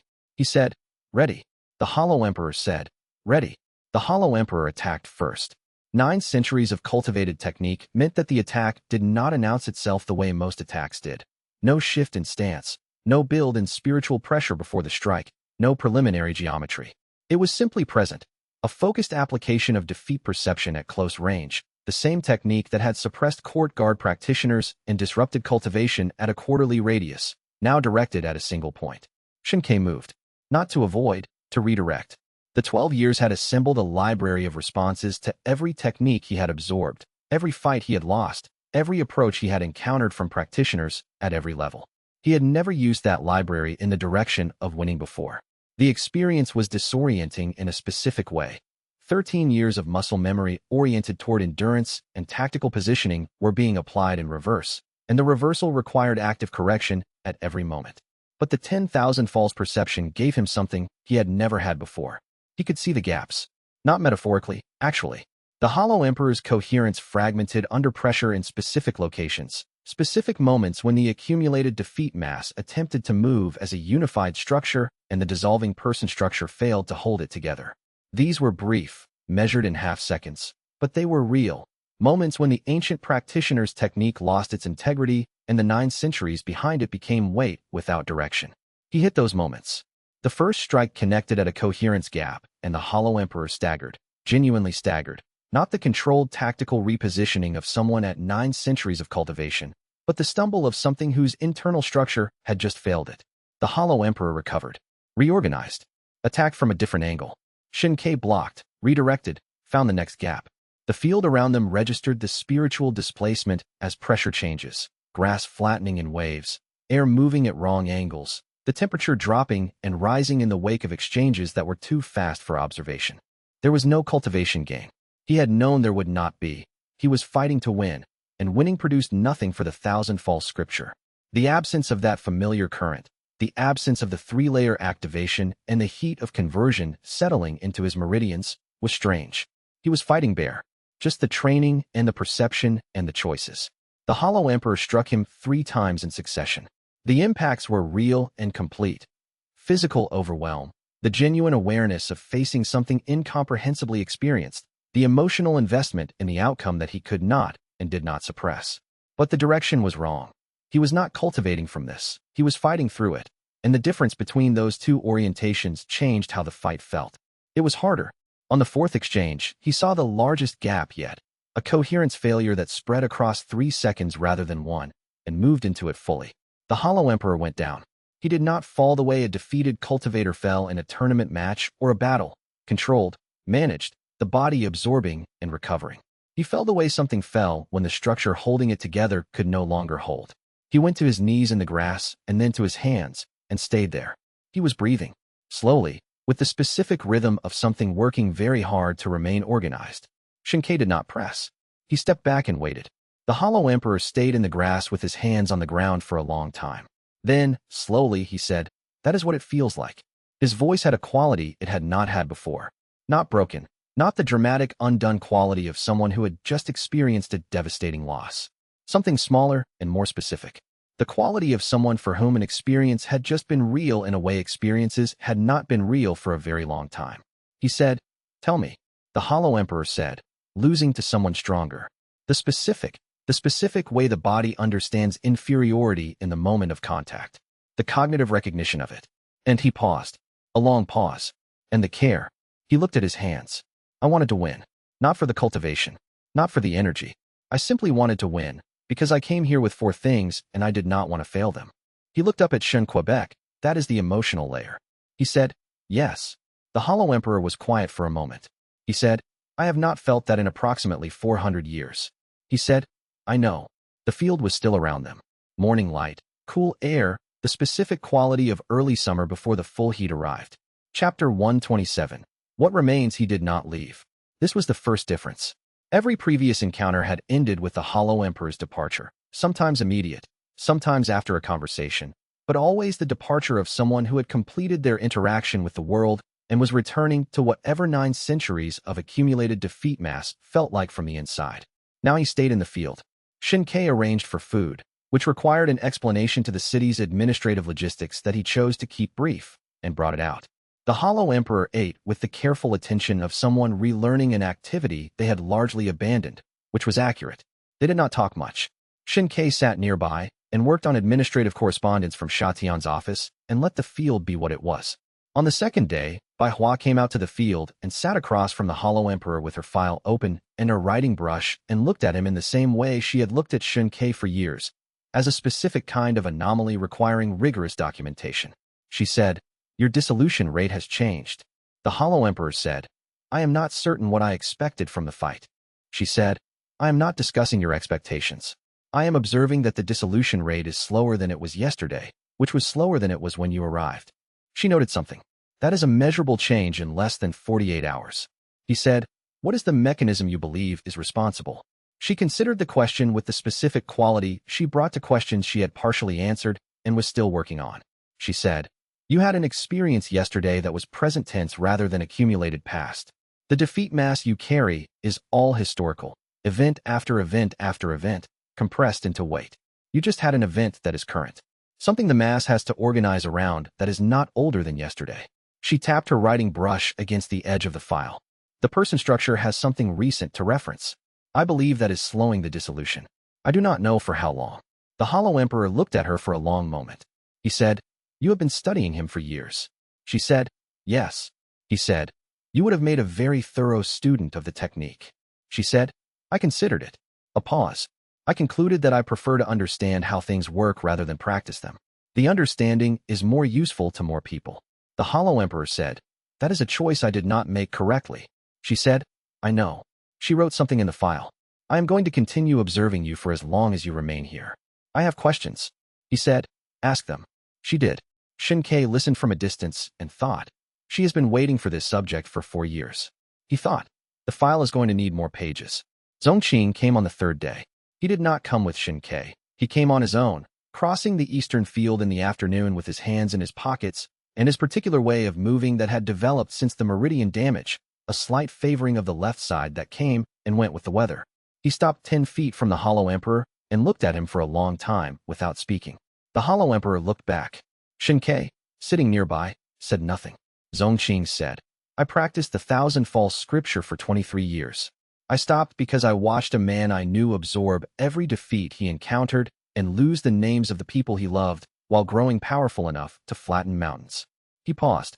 "I was afraid that was the only ending available." He looked at the ancient face. "You are not the person I knew, but you are something adjacent to them, at the end of that path." He paused again. "I wanted to see it. The actual end of the path I was afraid of."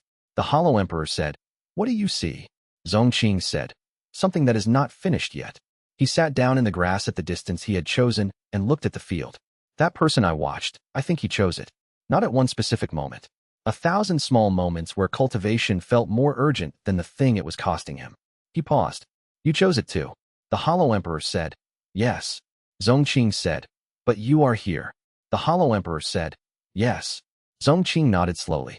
He stayed for the rest of the afternoon, not speaking further, just present in the specific way he had become present since his recovery, without provisional quality, without the sense that he was deciding whether to continue. He was simply there. Before he left, he said to Xianxia quietly, "That person under all of that. I remember him. He was someone once." He paused. "He still is, I think." "A little." Xianxia said, "Yes." Zongqing walked back across the field toward the city gate. Xianxia looked at the Hollow Emperor, who was watching Zongqing leave with an expression that had been absent from his face for the duration of their acquaintance. He said, "What are you thinking?" The Hollow Emperor said, "I am trying to remember his name." The practitioner Zongqing mentioned. He was quiet. "I know it has the character for water in it. I know he was younger than me by 40 years when we met. I know the specific quality of his spatial perception." He paused. "I cannot recover the name. But I remember that I knew it. I remember that knowing it mattered." He looked at his hands. "That is 5 things." He said, "Yes. 5. Chapter 128. The Three-Sex Decision. The preemptive strike came 11 days after the summer fight. The intelligence leak had apparently been circulating for 2 months before it reached sufficient certainty to catalyze action. Someone in Sha Tian's administrative apparatus, or possibly in Jingsheng's communication network, or possibly from an entirely separate observation source. Shen Ke had known it was probable. He had told Sha Tian during the 6-month honest account that once his real cultivation level became known to more than 4 or 5 people, the containment problem became exponential. Sha Tian had said, "I know. We will manage the timeline." The timeline had been approximately 6 months. 3 sects: the Crimson Peak Alliance, the Iron River Sect, and the Jade Compass School. Their combined combat strength was substantial. 8 collapsed Heaven Realm cultivators, 42 Void Ascendant, and a logistics force that had been assembled for a siege rather than a battle. They arrived at the border of the Rising Frost Protectorate and sent a formal declaration.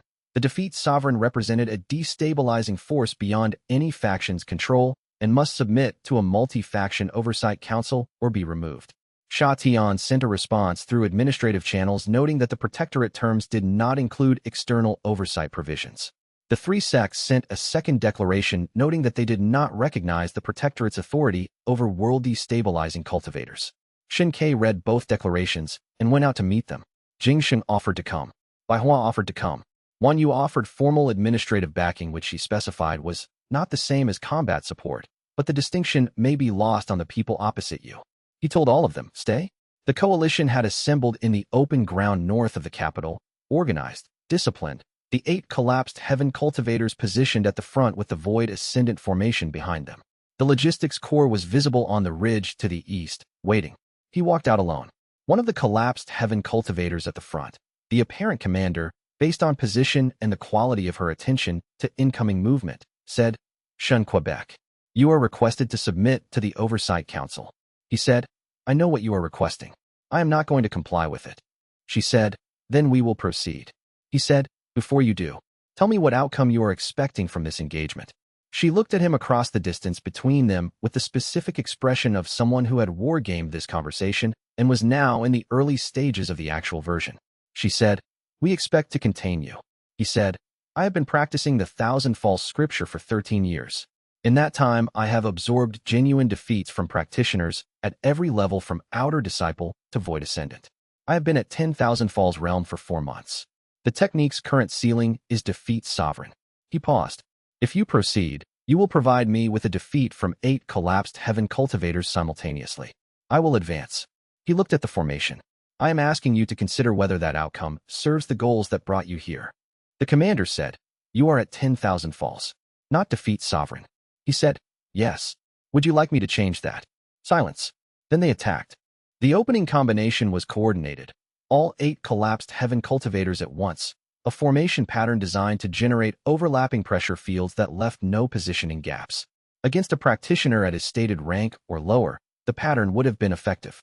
Against someone who had spent 13 years memorizing every technique deployed against him by every cultivator at every level, the pattern was readable. He let the first wave hit. The physical overwhelm was complete. 8 collapsed heaven cultivators attacking in coordinated formation produced a physical impact that was genuinely staggering, the kind of impact that he could not suppress or diminish through positioning alone. His body felt it fully.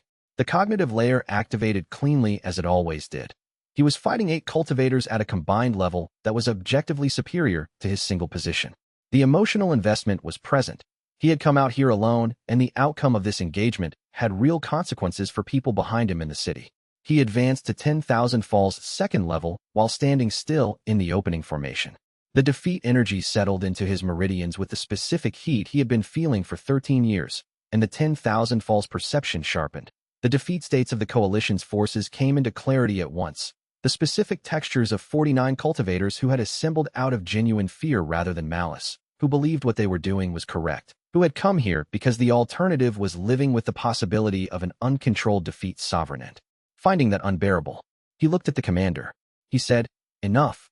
The word went out with the Void Ascendant's cultivation presence fully open, not suppressed, not managed, simply present at its actual level. The spiritual pressure displacement was quiet rather than violent. The way the atmosphere of a very large space was quiet even when it pressed on you from all sides. The formation hesitated. He said, "I am not your enemy. I have not been anyone's enemy. I have spent 13 years losing to people so that I could grow strong enough to be useful to a world that needs protecting." He looked across the assembled force. That is still what I am doing. Go home. The commander stood very still. He thought, she is running the calculation.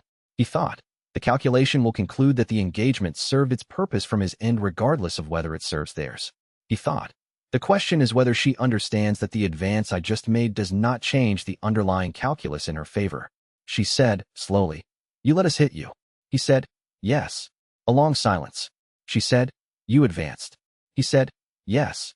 She looked at the formation behind her and then at him again. She said, that is not how this was supposed to work. He said, I know.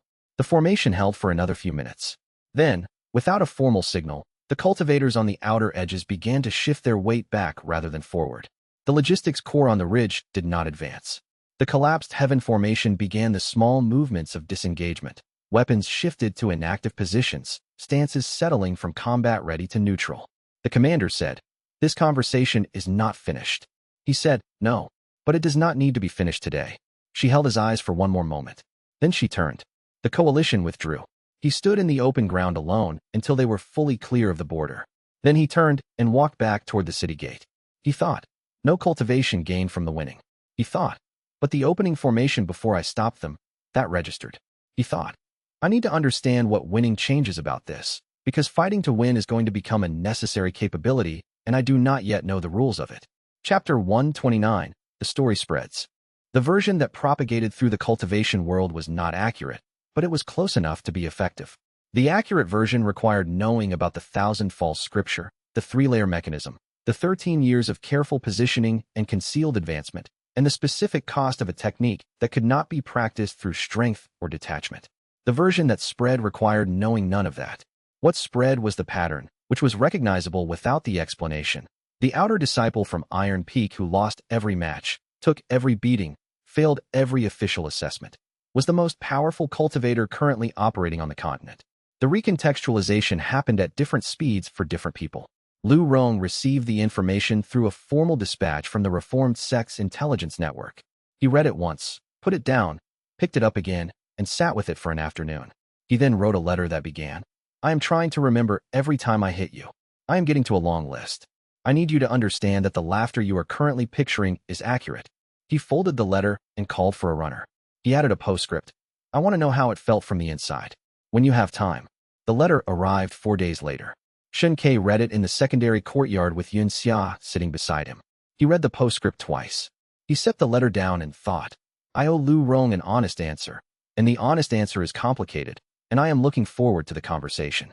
Iron Fist Chen heard about it from a traveling cultivator who had been at the northern border and arrived at the city 3 weeks after the 3-sect engagement with the particular quality of someone who had been adjusting their worldview incrementally since hearing the news.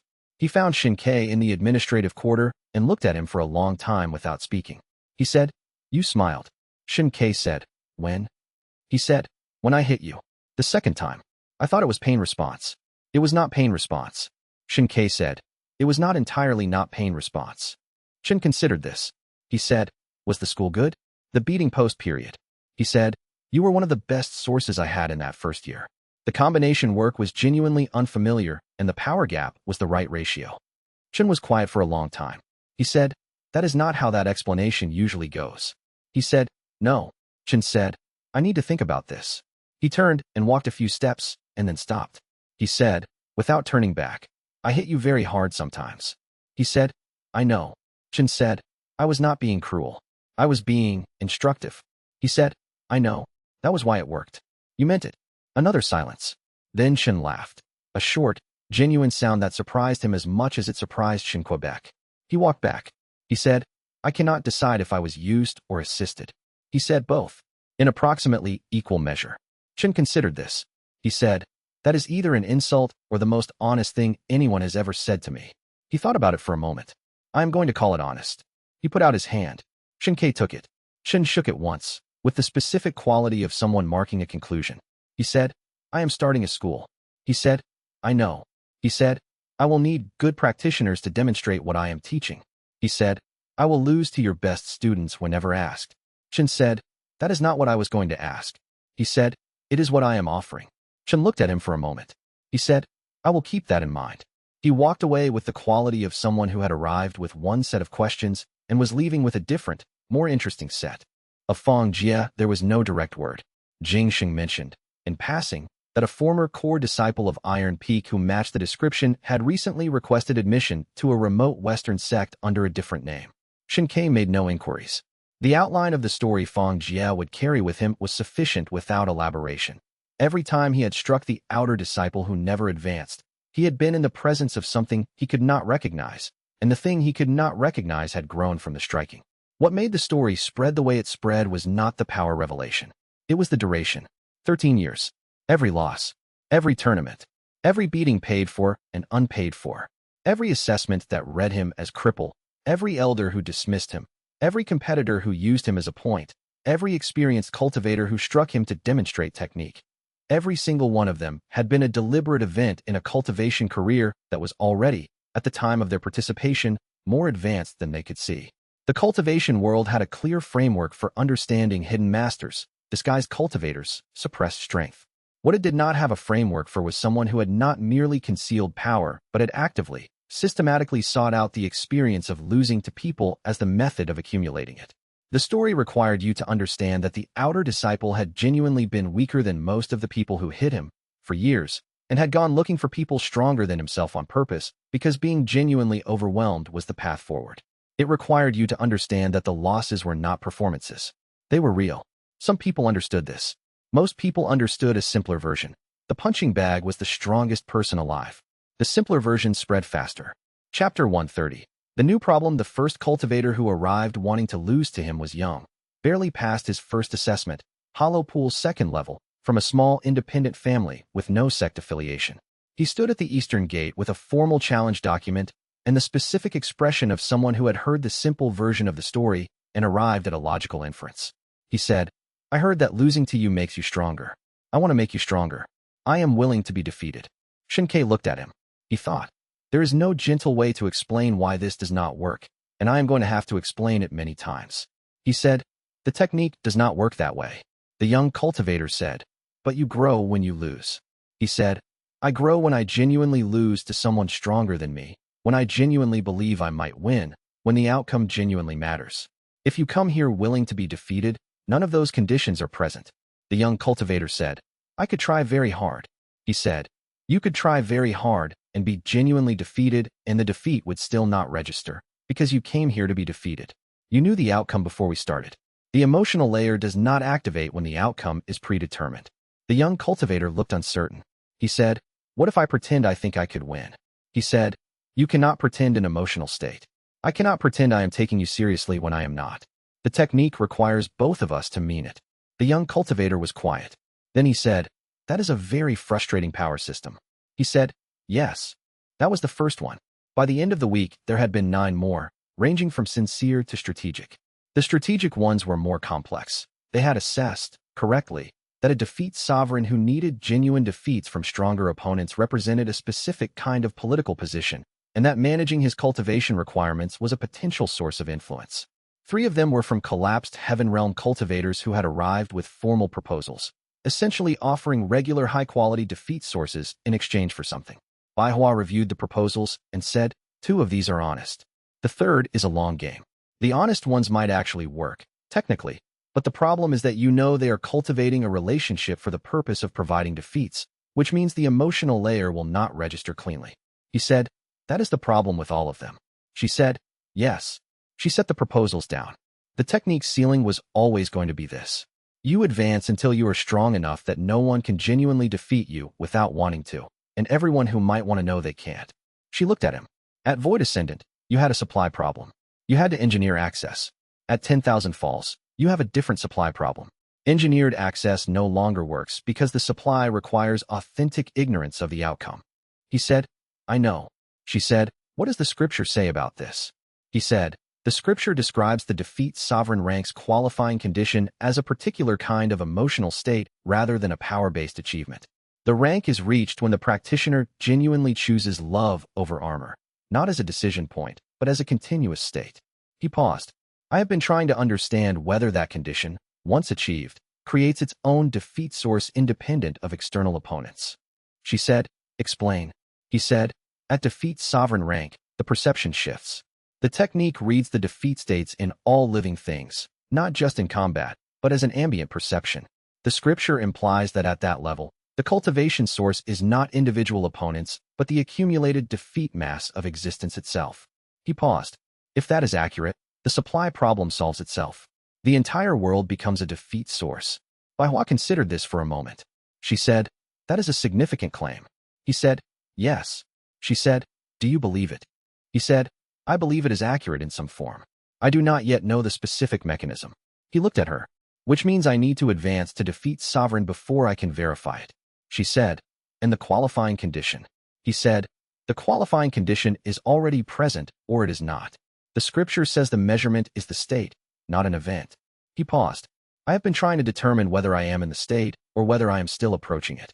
Bai Hua looked at him with the expression she wore when she had an answer, but was deciding how much to offer directly. She said, "You saved Zhongqing at the cost of 2 months of advancement energy." He said, "Yes." She said, "You spent 4 hours in a political meeting not knowing if xianxia was injured or dead and stayed in the meeting anyway, because the terms you wrote were more important than your own fear." He said, "Yes." She said, "You fought the Hollow Emperor this summer to win, knowing there would be no cultivation gain, because the fight might anchor something in him that would slow his dissolution." He said, "Yes." She closed her file and said, "You already know the answer. You have been in the state for months. The reason you have not advanced is that you are waiting for confirmation from outside yourself." She looked at him with the specific quality of someone who had studied him for years and had arrived at a conclusion she intended to say only once. "Stop waiting." He looked at her for a moment. She said, "I will be here regardless.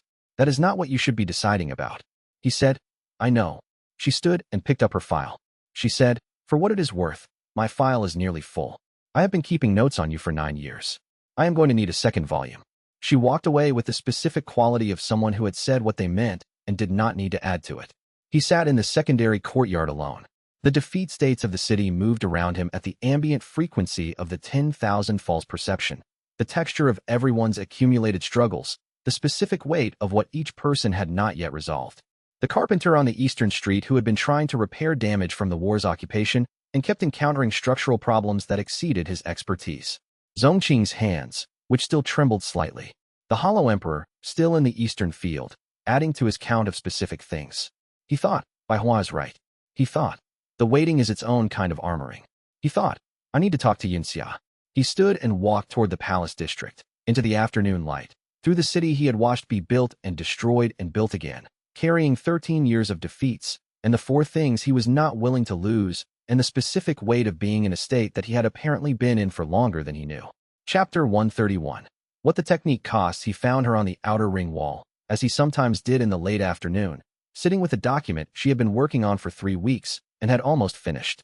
The rebuilt sections of the wall were still pale against the older stone, the same color but new, without the years of weathering that gave the rest the quality of something that had endured rather than just persisted. She looked up when he came to the wall beside her. She set the document down. She said, Bai Hua came to find me this morning. He said, I know. She said, he is going to come find you, and he is going to need you to ask him the right question. I am telling you in advance because I believe in preparation. She paused. I asked her what the right question was. She said, you will know it when you are in the conversation. He said, that sounds like her. She looked at him for a moment. The afternoon light was coming in at the angle that turned the rebuilt stone warm instead of pale.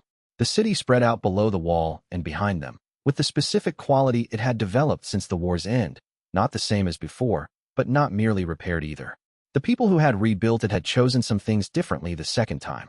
She said, ask me again when the war is over. That is what I said. He said, I remember. She said, the war has been over for 8 months. He said, I know. She said so. She looked at the city below them. Tell me what you need. He thought about that for a moment. Not the cultivation logistics, the actual question, the one she was asking. He said, I have been thinking about what the technique means for the rest of my life. She said, I know. Bai Hua told me you were thinking about it. I have been thinking about it longer. She set the unfinished document on the wall beside her. I have thought about what it means to be with someone who can never stop needing genuine defeats, who can never become invulnerable or cold, who will need to keep finding things to genuinely care about losing for the rest of his existence. Because the moment he stops genuinely caring, the engine shuts off. She paused. I have also thought about what it costs you. Not the technique costs, the costs inside the costs. He said, what do you mean? she said. I mean that you have been holding a part of yourself back for 13 years. Not from the technique. The technique required you to feel things genuinely. But from the people. Even after telling me everything, even after the war, even now, there is a place where you are still calculating rather than feeling. She looked at him directly. I can see it. I have been watching you for 14 years and I know what it looks like when you are fully present and what it looks like when you are managing. He was quiet. She said, I am not angry about it. I understand the habit. You spent 13 years with your survival depending on never being fully readable. She paused. But I want to ask you a question, and I need you to answer it the right way. He said, ask. She said, what do you want our life to look like? He felt the reflex immediately, the specific internal movement toward probability mapping, logistics, the pragmatic frame of how to structure a cultivation career in the new political environment. The habit was 13 years deep, and it was fast. He stopped. He held the question without the framework. He let it be the question it was. He said, I want to come home to you. I want to know your particular quality of frustration when a document is not cooperating and the way you hold a brush differently when you are writing something that matters versus something that is purely administrative. I want to have the specific argument we have been not quite having for 6 months about whether the rebuilt section of this wall is an improvement on the original. He paused. I want to still be having that argument in 30 years. She looked at him. He said, I will still need defeats. The technique does not stop. I will keep finding genuine opponents at every level I advance to. That will never not be part of this. She said, I know. He said, it means I will keep being in situations that have cost in them. Not because I choose cost, but because the technique requires genuineness and genuine things have cost. She said, I know. He said, you are still here. She said, I am still here. A pause. You have been forbidden by your own technique from becoming cold, from becoming invulnerable, from treating your relationships as logistics. She looked at him. Every cultivation story I have heard ends with the strongest person at the top who has given up everything human in order to get there. You are the strongest person alive, and you are sitting here worried about an argument about masonry. She was quiet for a moment. That is not a cost. That is the result. He said, it has still cost things. She said, yes. She did not argue this. The cost is real. The result is also real. Both of those can be true. He said, they are both true. She picked up the document from the wall beside her. She said, there is a specific thing you are not saying. He said, I know what I need to do next. I have been waiting to do it. Bai Hua told me I was waiting for confirmation from outside myself. He paused. I think she was right. She said, then stop waiting. He said, yes. She said, I will finish this document. Come back at sunset. She looked at him. I want to watch it happen, if it is going to happen. He said, all right. He walked along the wall and back into the city. Chapter 132. What the token found. The jade token had been in his possession since Daofeng's death. He had held it through the detentions, the negotiations, the 6-month arrangement with the Hollow Emperor, the political signing, the summer fight. Through all of it, the token had registered as a complete object. The partial vision from the negotiations months ago had given him the impression of a sealed space and ancient documents, but the full vision had not come. He had understood, from the scripture and from Zhongqing's account, that the token was calibrated to the 10,000 falls threshold. He had crossed that threshold in spring. The full activation came in the afternoon, 2 hours before sunset. He was walking back through the administrative district, past the corridor where Dao Feng had died, when the token shifted in a way it had not shifted before, not the partial movement of something approaching its calibration threshold, but the complete activation of something that had been waiting for a specific lock. He stopped walking. He sat down against the corridor wall. The vision arrived. The sealed space was exactly as the partial vision had shown it, stone enclosed, with the specific patience of something that had been waiting a very long time and come to a kind of acceptance of waiting as its state. The documents were present, dozens of them, some in the hand he recognized as the 1,000 False Scriptures original, some in a different hand he did not recognize, written in a language that was old in the way languages were old when they had been composed at the beginning of a tradition. He read, not all of it. The vision gave him access to the archive's contents in the way you accessed memories rather than texts, with the specific quality of something known rather than decoded. He moved through it with the 10,000 false perception active, feeling the defeat states embedded in each document, the specific emotional weight of the practitioners who had written them, the quality of what they had been carrying when they composed these pages. The original scripture. The extensions and refinements the Hollow Emperor had added before the erosion took his capacity for theoretical work.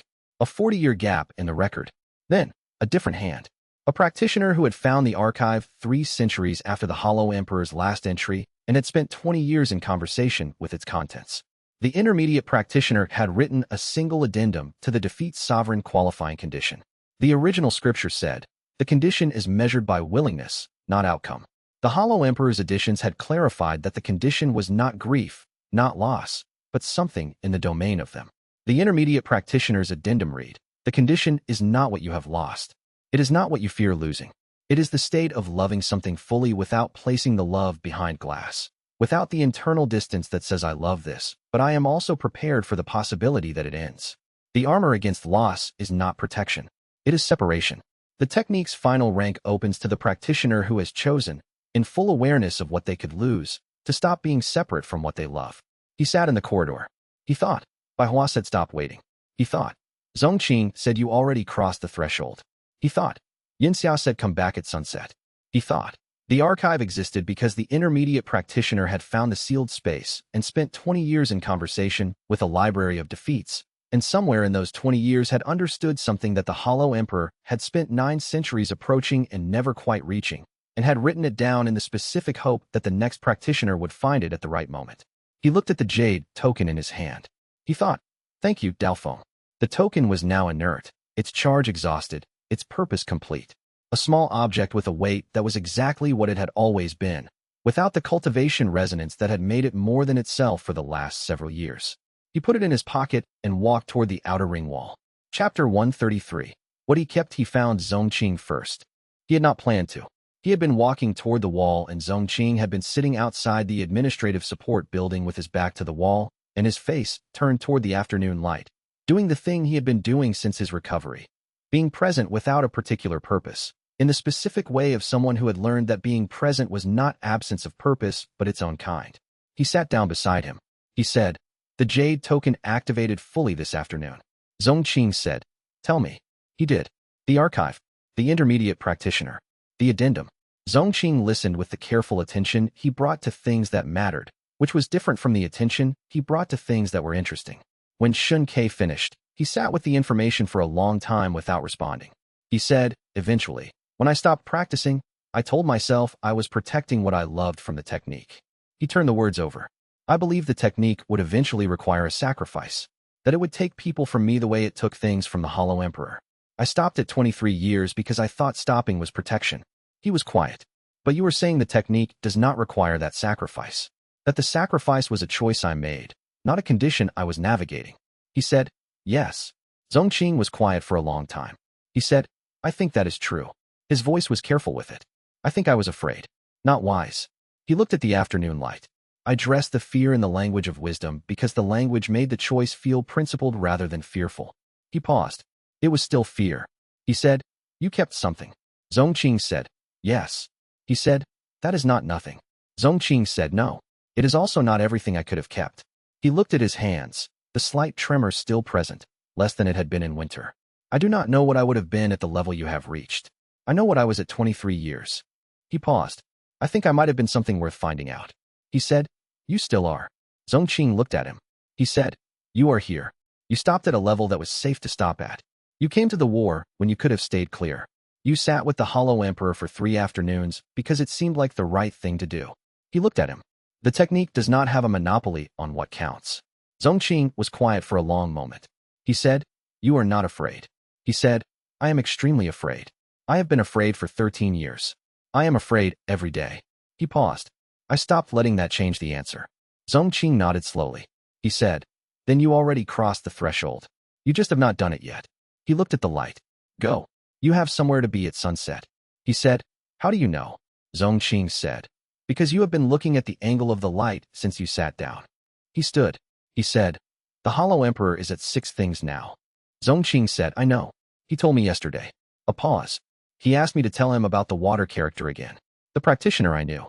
He is trying to assemble the name from the pieces he has. He looked up. I think he might get there. He said, yes. He walked toward the outer ring wall. Chapter 134. The advance. She was there at sunset, as she had said she would be. The rebuilt section of the wall had not been there when they had first come to the Rising Frost capital, years ago. The original stone in that section had been destroyed in the war's final assault. The new stone was good work, competent construction, sound foundations, but it did not have the texture of the old, and the particular quality of light at this hour fell differently on it. This was the masonry argument they had been not quite having for 6 months, whether the rebuilt section was an improvement because it was structurally better or a loss because it was not the same. He sat down beside her. The city below them was in the particular state of late afternoon, practitioners and civilians moving between activities, the specific light on the streets that came just before the lamplighters began their work, the quality of a place that was not yet at rest but was making its way toward rest. She said, "Did you find Zhongqing?" He said, "Yes." She said, "And the token?" He said, "Yes." She looked at him for a moment. She said, "You have been carrying Dao Feng's answer around for 3 years." He said, "He knew I would need it before he did." He paused. The intermediate practitioner in the archive wrote it down 3 centuries ago because they understood that whoever came next would need the specific articulation. That is what the archive was. Not scripture, a conversation across time. She said, "Tell me what it said." He said, "The condition is not grief. It is not the experience of loss. It is the state of loving something without the glass." He looked at her. "Without the internal preparation for loss that keeps you slightly separate from what you love." She was quiet. He said, "I have been holding you at a slight distance. Not always. Not in the ways that mattered most. But there has been a piece of the calculation, the part that said I care about her, and I cannot let that mean I would do anything. Because doing anything would expose everything. And that piece was still running even after the secret was out." He paused. "The technique was asking me to stop running that piece. I kept running it anyway." She said, "I know." He said, "The technique's final rank does not open to someone who has experienced loss. It opens to someone who has chosen to be fully in the love despite knowing what the loss would cost." He looked at her. "I have known what losing you would cost me since approximately year 3. I have been managing that cost instead of living with it." She said, "And now?" He said, "I am done managing it." Something settled in him. Not dramatically, not with the heat and current of a tier boundary crossed under combat pressure. Something that had been held slightly apart being released. The small internal distance closing. The technique responded to the truth of it the way it had always responded to genuine things. Immediately and completely. The light that came was not the familiar heat of conversion. It was something different. A brief illumination from inside, reaching the surface in a quality that had no color, the way certain objects in strong sunlight seemed to emit light rather than reflect it. It lasted 3 seconds. Then it was still. She was watching. She said, "What rank?" He said, "Defeat sovereign." She said, "Is it enough to face what's coming?" He thought about the Hollow Emperor, still in the eastern field with 6 things and more to find. He thought about the coalition that had withdrawn but not dissolved. He thought about the archive's documents in a pre-tradition language and the realms the scripture hinted at beyond this one. He said, "I think so." She said, "Good." She looked at the city below the wall. "Because there is a lot coming." He said, "I know." She said, "The masonry argument. For the record." He said, "Yes." She said, "I think it is worse. The original stone was not structurally superior, but it was the stone that had been there when things mattered. The new stone is better construction and less true." He said, "I think it is better. The original stone failed. The people who rebuilt it knew what had failed and built accordingly. The new section is honest in a way the original could not have been." She said, "That is the most cultivation metaphor argument I have ever heard someone make about masonry." He said, "You asked." She leaned into his shoulder. The sun finished setting. The lamplighters began below. Chapter 135. The texture of the world. He walked through the city the next morning and understood, for the first time, what the defeat sovereign's capability actually was. He had anticipated something powerful. The tier advancement's pattern had always been a qualitative shift in perception. Each rank had given him a new way of reading the world, from the Shattered Core's real-time spiritual pressure to the 10,000 Falls ambient defeat state awareness. He had expected the defeat sovereign to intensify this, to make the perception sharper, more complete, more powerful. What he found was not power. It was depth. Every person he passed carried their defeat states the way they carried the texture of their own experience, not separate from them, not attached to them like labels, but woven into the particular way they moved and held their attention and chose what to look at. The carpenter on the eastern street who had been working around structural war damage for 8 months. In his hands, the specific weight of having tried the same repair approach 4 times and discovered on the 4th attempt what was actually wrong, and the way that knowledge had changed the way he held tools. The merchant woman at the North Market adjusting her inventory with the careful attention of someone who had been wrong about her customers once at significant cost, and was now right about them in ways she could not fully articulate. The guard practitioner at the inner gate who had survived the capital's fall and whose survival had given him a specific quality of presence that was different from the practitioners who had not been here. Not defeat as weakness. Defeat as the texture of having been in things that were hard. The accumulated experience of having tried and failed and tried differently. The knowledge that only came from the approach that had not worked. He walked through the market district and the administrative quarter and the rebuilt outer ring, and the world was full of this. An ambient presence of all the ways things had been genuinely difficult for the people living in them, and the specific quality of how each person had been shaped by that difficulty. He thought, this is what the technique has been pointing toward for 13 years. He thought, the thousand-fall scripture begins in defeat and ends in the perception that everything that lives has been in defeat, not as a tragedy, as the texture of having been genuinely in things. He stood at the edge of the eastern gate and looked out at the field where the hollow emperor had been staying, where the grass was still slightly flattened from weeks of occupation. The ancient practitioner was there, visible at this range as a presence in the ambient defeat state perception in a way that was entirely different from everyone else. 960 years of accumulated defeat mass produced a weight so specific and so comprehensive that it was not like reading someone's experience. It was like reading a library. And underneath it, underneath the 9 centuries of absorbed technique and converted defeat energy and the slow erosion of coherence, a specific quality of presence that was not accumulated but original. Something that had been there before the accumulation began and had survived it, in diminished and partial form, with the specific persistence of things that do not know how to end. 6 things, possibly 7 by now, he thought. The intermediate practitioner wrote in the archive that the defeat sovereign's perception was the cultivation of defeat become the perception of all defeat, that the practitioner who reached this rank had absorbed enough genuine loss to understand loss as the fundamental texture of existence rather than an individual experience. The universe was not made of victories. It was made of the efforts that did not fully succeed and the attempts that came from them, and the things that were built in the specific knowledge that they would not last forever. He thought, I have been growing from this my entire life. It was always this. I just had to grow large enough to see the full shape of it. He turned back toward the city. Baihua was waiting at the gate with her file and a writing brush and the expression of someone who had anticipated this moment and had prepared accordingly. She said, well. He said, well. She said, I have been keeping notes on you for 9 years. I am going to need a second volume. He said, you mentioned. She said, I mention it again because I want you to understand the scale of the documentation project this has become. She opened the file. Tell me what the perception is. He said, not a weapon, a texture.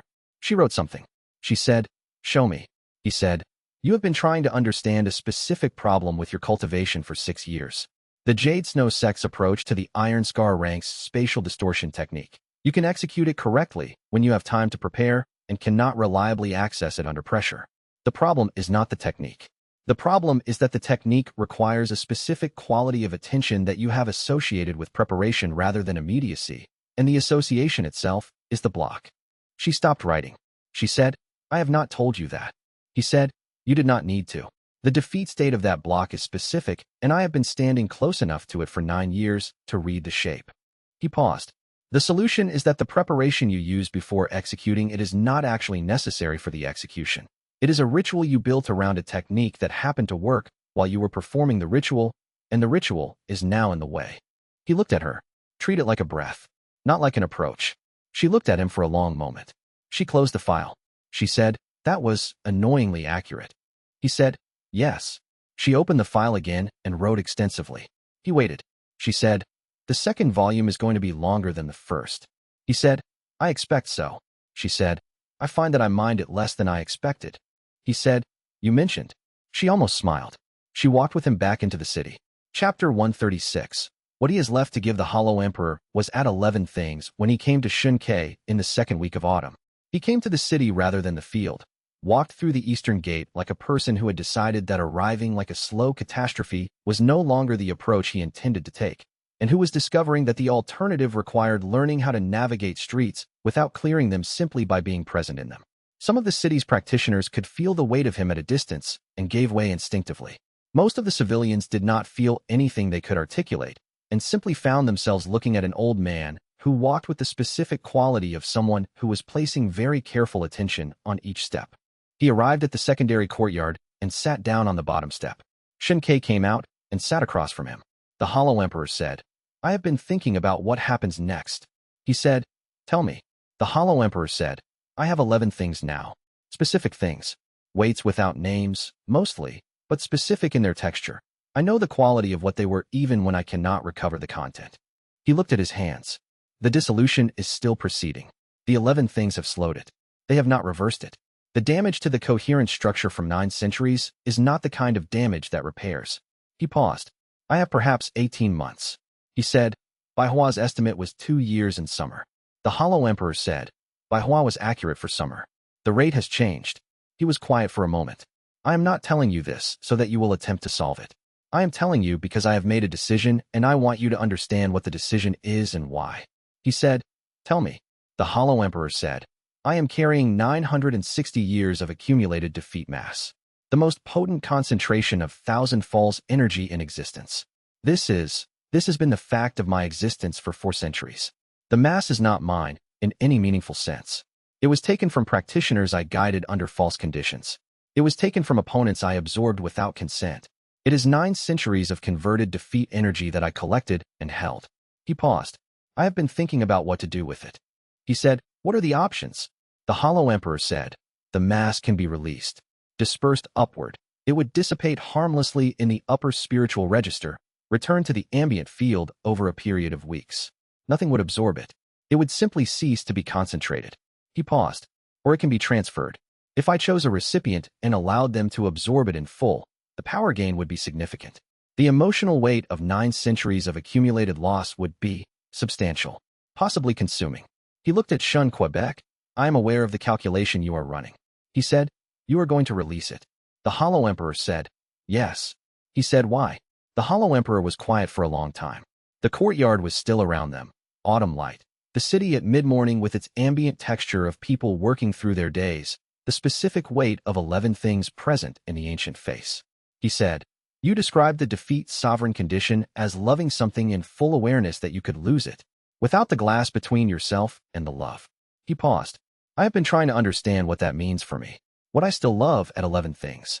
He looked at the courtyard. I believe what I love is the possibility, not a specific person. I have lost too many specific people to access them directly, but the possibility of what the technique was supposed to be before I made it what it became. He paused. The archive, the documents, the intermediate practitioner's addendum. Someone 3 centuries ago understood something I spent 9 centuries approaching and could not reach, and they wrote it down for the practitioner who came after. He looked at xianxia. That is an act of love for someone they would never meet. Someone who had not yet been born when they wrote it. He said, yes. The Hollow Emperor said, the mass I am carrying, if I release it rather than consuming it or transferring it, that is the same act. I am choosing the possibility over the accumulation. I am releasing what I built so that it returns to the field rather than becoming another practitioner's problem to manage. He paused. That is the thing I still love. The possibility that the technique could be what it was intended to be, not a mechanism for absorbing other people's defeats, a way of genuinely growing from genuine things. He said, you have been practicing that for 4 months. The Hollow Emperor said, yes. A pause. Inadequately, for 960 years before that. He looked at his hands. This is the only thing I have left to give. I am going to give it. He stood. Xianxia stood with him. The Hollow Emperor said, I want to say something before I do this. He said, yes. The Hollow Emperor said, in all of the things I have found, the 11 specific things, there is one that has been difficult to categorize. When I showed you the archive in the Jade Token Vision, I chose that space deliberately. I have told you I cannot remember why. I have been trying to remember why for 8 months. He was quiet. I have not recovered the reason, but I have recovered something adjacent. I remember that someone I loved understood why I chose this path at the beginning and chose it with me. Before the first absorption, before the technique became accumulation, before he stopped. I remember the quality of not being alone in it. At the beginning. He paused. I am glad I found that one. He said, 12 things. The Hollow Emperor said, yes. He looked at xianxia. You made different choices than I made. That is what the technique needed, not a student, but a practitioner who made different choices. I did not understand that when I began following your defeat echoes. I understand it now. He said, thank you for the archive, for preserving it. The Hollow Emperor said, I preserved it because I wanted someone to find it. I did not know who. I am glad it was you. He turned and looked at the sky, the specific quality of autumn sky, high and thin and particular. He released the accumulated defeat mass of 960 years. It was not violent. It was not dramatic in the way that 9 centuries of compressed cultivation energy might reasonably have been expected to be dramatic. It was quiet, a slow exhalation, a light that was not the colorless light of breakthrough, but something older and more diffuse, a warmth that moved outward and upward and faded gradually over the course of several minutes. The city's practitioners felt it as a brief presence that settled rather than struck, not threatening, not overwhelming, something releasing rather than arriving. The Hollow Emperor stood in the courtyard with the accumulated defeat mass gone, and was smaller in a specific sense, not less present, but more precisely himself. Whatever remained without the 9 centuries of absorption was a slender coherence, quieter than anything that had carried so much weight. He said, very quietly, with the specific quality of something discovering an unexpected state. It's quieter now. His eyes found Xianxia's. He said, I think I remember the beginning. He closed his eyes. He sat down, slowly, on the courtyard step. He was still. Xianxia sat beside him. He stayed until the light had moved all the way across the courtyard and the autumn afternoon was gone into evening. Chapter 137. The field. The coalition declared 15 days after the Hollow Emperor's death. They had been assembling for a month. Longer, probably, with intelligence gathering that preceded the formal declaration. The preemptive strike from the 3 sects had not succeeded in removing the problem. The problem had been promoted. The declaration was formal, and it was thorough. The defeat sovereign was categorically outside the scope of any existing oversight structure, represented a permanent geopolitical destabilization, and must submit to multi-faction containment or be neutralized. They brought 16 collapsed Heaven Realm cultivators this time, 87 Void Ascendant, an assembled force from 9 major sects, representing the accumulated combat capability of every faction that had concluded that the risk of inaction outweighed the risk of engagement. Xianxia read the declaration. He said to Xiatian, I am going out to meet them. Xiatian said, Do you want support? He said, I want them to come, not to fight, to stand there. He looked at him. The picture of what they are choosing to oppose matters. Xiatian said, That is a political argument. He said, Yes, I have been learning from you. Something moved in Xiatian's expression, not quite what Xianxia would have predicted from him 18 months ago. He said, Take whoever comes. He walked to the eastern field. Bai Hua came without being asked. Jingsheng came. Lu Rong arrived from the reformed sect with 2 days' travel behind him, still dusty from the road, having received the intelligence notification and moved without waiting for a formal request. Iron Fist Chun was already in the city on an unrelated visit and appeared at the field's edge with the quality of someone who had heard what was happening and had decided their schedule could be revised. Zhongqin came last, walking from the city gate with his hands in his pockets and the slight favoring of the left side, and stood where the grass was still pressed from the Hollow Emperor's occupation. Wan Yu arrived with formal administrative backing, which she had specified was not the same as combat support, but she was present in the field with the quality of someone who intended to be visible. They stood in the field. The coalition assembled opposite them at the boundary distance, the 16 collapsed Heaven cultivators at the front and the larger force behind. One of the frontline cultivators, not the same commander as before, which meant the previous commander had declined to return or had been replaced after the previous encounter, looked across the field and said, Shan Quebec. The declaration stands. He said, I know what the declaration says. He said, walk with me. He crossed half the distance between the 2 lines. He stopped. He said, I want to talk to you rather than at you. That requires being close enough to have a conversation. A pause. Then the frontline cultivator crossed to meet him. He said, You came here because you are afraid of what a defeat sovereign represents. I understand that fear. A practitioner who grows from genuine defeat, who has no ceiling that combat power can create, who has been advancing for 13 years in a manner no existing oversight structure anticipated. That is a legitimate thing to be afraid of. He paused. Here is what I want to tell you. I have spent 13 years engineering my own losses. I have never, in 13 years, retaliated against anyone who defeated me. I have never used my real cultivation level to harm anyone who did not come to me specifically to cause harm. He looked across the assembled force. The outer disciple who took every beating, who lost every tournament, who failed every assessment. That person made a single choice, thousands of times, across 13 years, to not use what he had against the people who did not know he had it. The frontline cultivator said, You were concealing your real strength. He said, Yes, and I could have used it at any point. I did not. He paused. The question you are here to answer is, What is the correct response to the existence of someone who is too powerful to contain through conventional means, but has consistently, demonstrably, chosen not to use that power against people? He looked at the assembled force. Containment or elimination produces the worst available version of that answer. It tells every practitioner at every level that the cultivation world will punish restraint. He paused. Go home. I am not your enemy. I have never been anyone's enemy. I have spent 13 years losing to people so that I could grow strong enough to be genuinely useful. That is still what I am doing. Silence. The frontline cultivator looked at him. At the people behind him, Bai Hua, Jing Sheng, Lu Rong, Chun, Zhong Qing, Wan Yu, none of them in combat stance, all of them simply present. He looked at the force behind himself. He thought, she is running the calculation. He thought, the calculation is going to take a moment, because the calculation is different from the one they expected to be running. The frontline cultivator said, if we leave, and you become something other than what you have been, he said, then you will have the same options available to you that you have now. The difference is that you will have left as people who made the choice to trust evidence rather than fear. He paused. I have spent 13 years giving you evidence. I cannot give you the certainty you want. No one can give you the certainty you want. He looked at her. But the evidence is what it is. Silence. Then, slowly, the force began to shift. Chapter 138. After they stayed until the coalition was fully clear of the boundary. Lu Rong had been quiet during the confrontation. He had been quiet since arriving, with the quality of someone processing a very large amount of recontextualization in a compressed time. When the coalition force had withdrawn, he turned to xianxia and said, 13 years ago you were nascent fracture realm, and I was using you to refine my footwork combinations. He said, yes. Lu Rong said, and when I was hitting you? He said, yes. Lu Rong said, did it? He stopped. Started again. Was it useful? From the beginning. The first time I hit you. He said, you were genuine about it. You meant to improve your technique.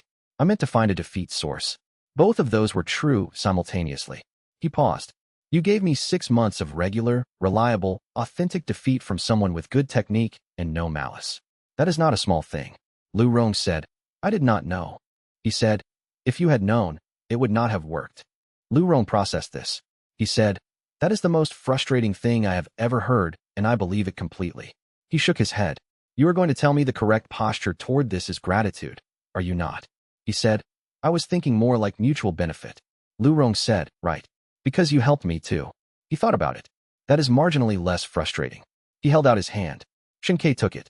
Lu Rong gripped it for a moment longer than a formal shake. Then he let go and looked at the now empty field and said, I have a sec to run. Is this going to happen again? He said, probably. Lu Rong said, is it going to go this way again? He said, I don't know. Lu Rong said, good. I will prepare for the version where it doesn't. He turned and walked toward the city gate, which was entirely characteristic. He called back over his shoulder. Send a letter when things are less likely to get large numbers of people killed. I have questions. He said, I know. Jing Sheng was the last to leave the field. He had watched the confrontation with the specific quality he brought to watching things. Mirror cultivation's reading running continuously, the accurate state of every person visible to him. He said, as he turned to go, your opening statement to the coalition. It was genuine. He said, yes. Jing Sheng said, I have mirrored approximately 800 practitioners across my career. The number who can give a statement of genuine intent in a high-stakes confrontation without a single layer of performance is, he paused. You. That is the number. He said, the technique makes performance costly. Jingxing said, I know. That is not what I was observing. He looked at him. The technique makes performance costly. The choice to not perform is still yours. He left. xianxia stood in the field alone. He thought about the Hollow Emperor's last morning, in the courtyard. He thought about 12 things, and a quiet sky, and 9 centuries of accumulated mass returning to the ambient field. He thought about the intermediate practitioner 3 centuries ago, writing in a sealed space for someone they would never meet, leaving a specific answer for a specific question they knew someone would eventually be carrying. He thought, I have never been done growing. He thought, I have also never been more certain that this is exactly right. He turned and walked back through the eastern gate. Chapter 139. The New Order Sha Tian's unification of the continent was completed in the month of winter frost, in a ceremony that was quieter than anyone expected. He had spoken with Sha Tian privately before the formal declaration, the conversation that the outline of the new arrangement had always been pointing toward. It was not threatening. It was the specific kind of clarity that Sha Tian valued above almost everything. An honest statement of what would happen and why. He had said, "You have built your empire on the premise that unified power is better than fragmented power because fragmented power kills people in the fighting. I agreed with the premise when you articulated it. I still agree with it." He had paused. "I am asking you to extend the premise. Not just unified versus fragmented.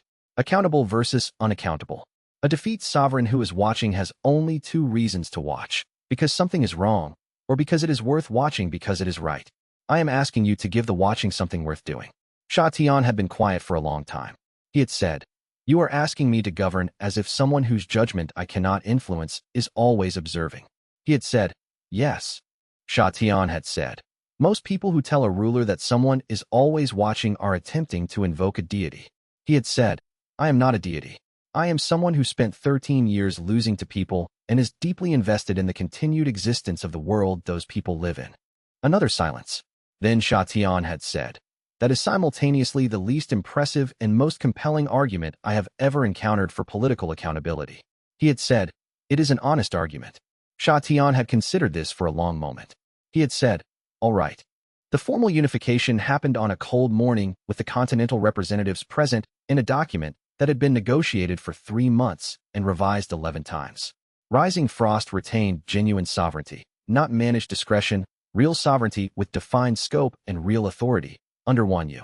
Jing Sheng became the designated communication channel between major cultivation factions, a role that suited someone who could mirror anyone's true state and who had spent years on exactly this kind of work. Lu Rong was formally recognized as master of the reformed Iron Peak sect and was not present at the ceremony because he was in the middle of a training session and had sent a written acknowledgement that said, "I have things to do. Please proceed without me." Iron Fist Chen's school was given formal recognition as an independent cultivation institution. He was at the ceremony because he had a student he wanted to demonstrate something to, and the ceremony provided convenient spatial access to several senior practitioners. Zhongqing was not recognized officially, which was what he had asked for. He remained present in the city without an administrative position, which was where he had been and where he intended to stay. Baihua's first volume was complete. She had begun the second. She was satisfied by the data she had collected, in the specific sense of satisfaction that did not preclude further collection. The political settlement of the new order was not the end of something.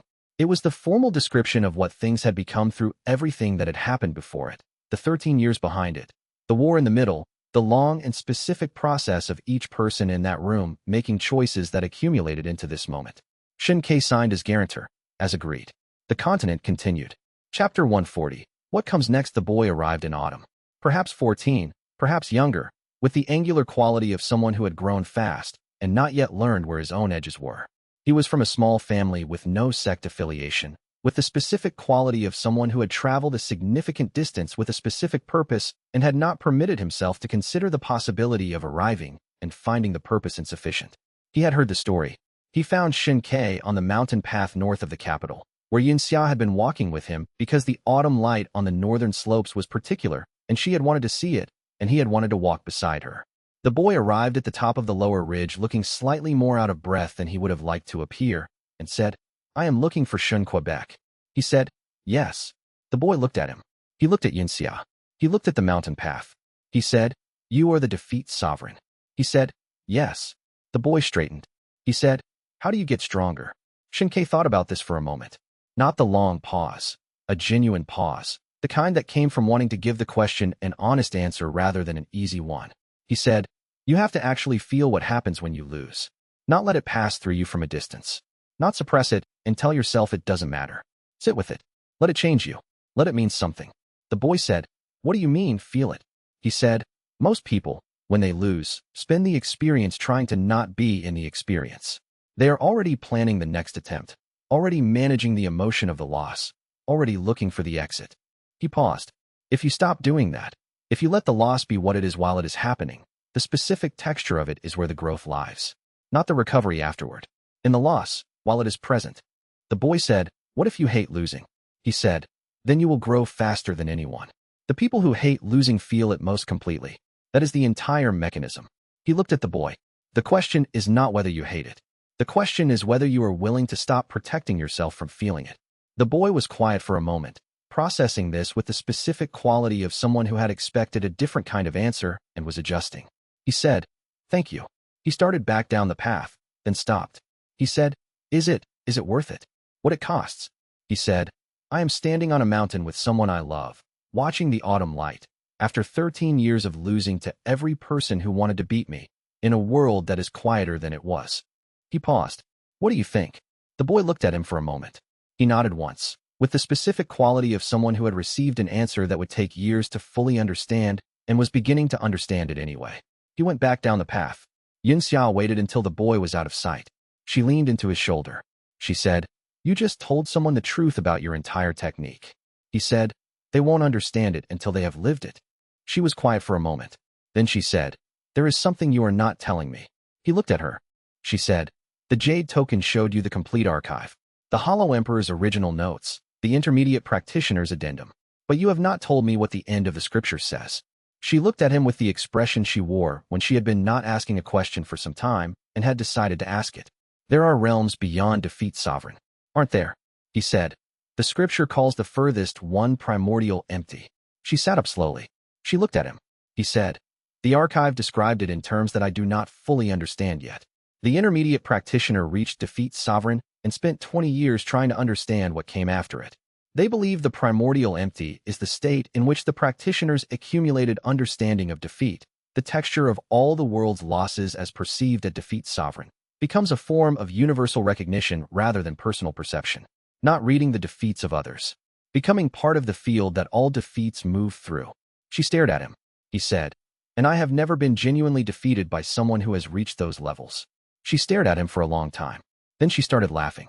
Not a small laugh, the kind that came from somewhere deep in the chest, that filled the whole body with it, that could not be managed or contained or kept to a polite volume. The kind that came when something was so completely, specifically, exactly itself that there was no other response available. He watched her laugh. He thought, This is specific. He thought.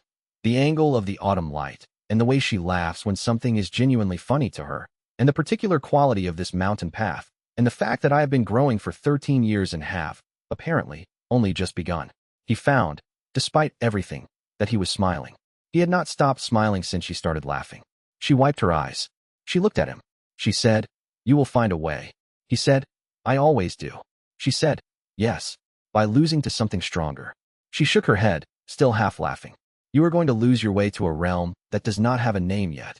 He said, That is the plan. She leaned back into his shoulder. The mountain was quiet around them. The autumn light on the northern slopes was exactly what she had wanted to see. He held the specific quality of it, the temperature, her weight against him, the distant sound of the boy going back down the path toward whatever came next for him. He thought, I have never been done growing. He thought, I have also never been more certain that this is exactly right. The mountain held them in the autumn afternoon, and they stayed until the light changed.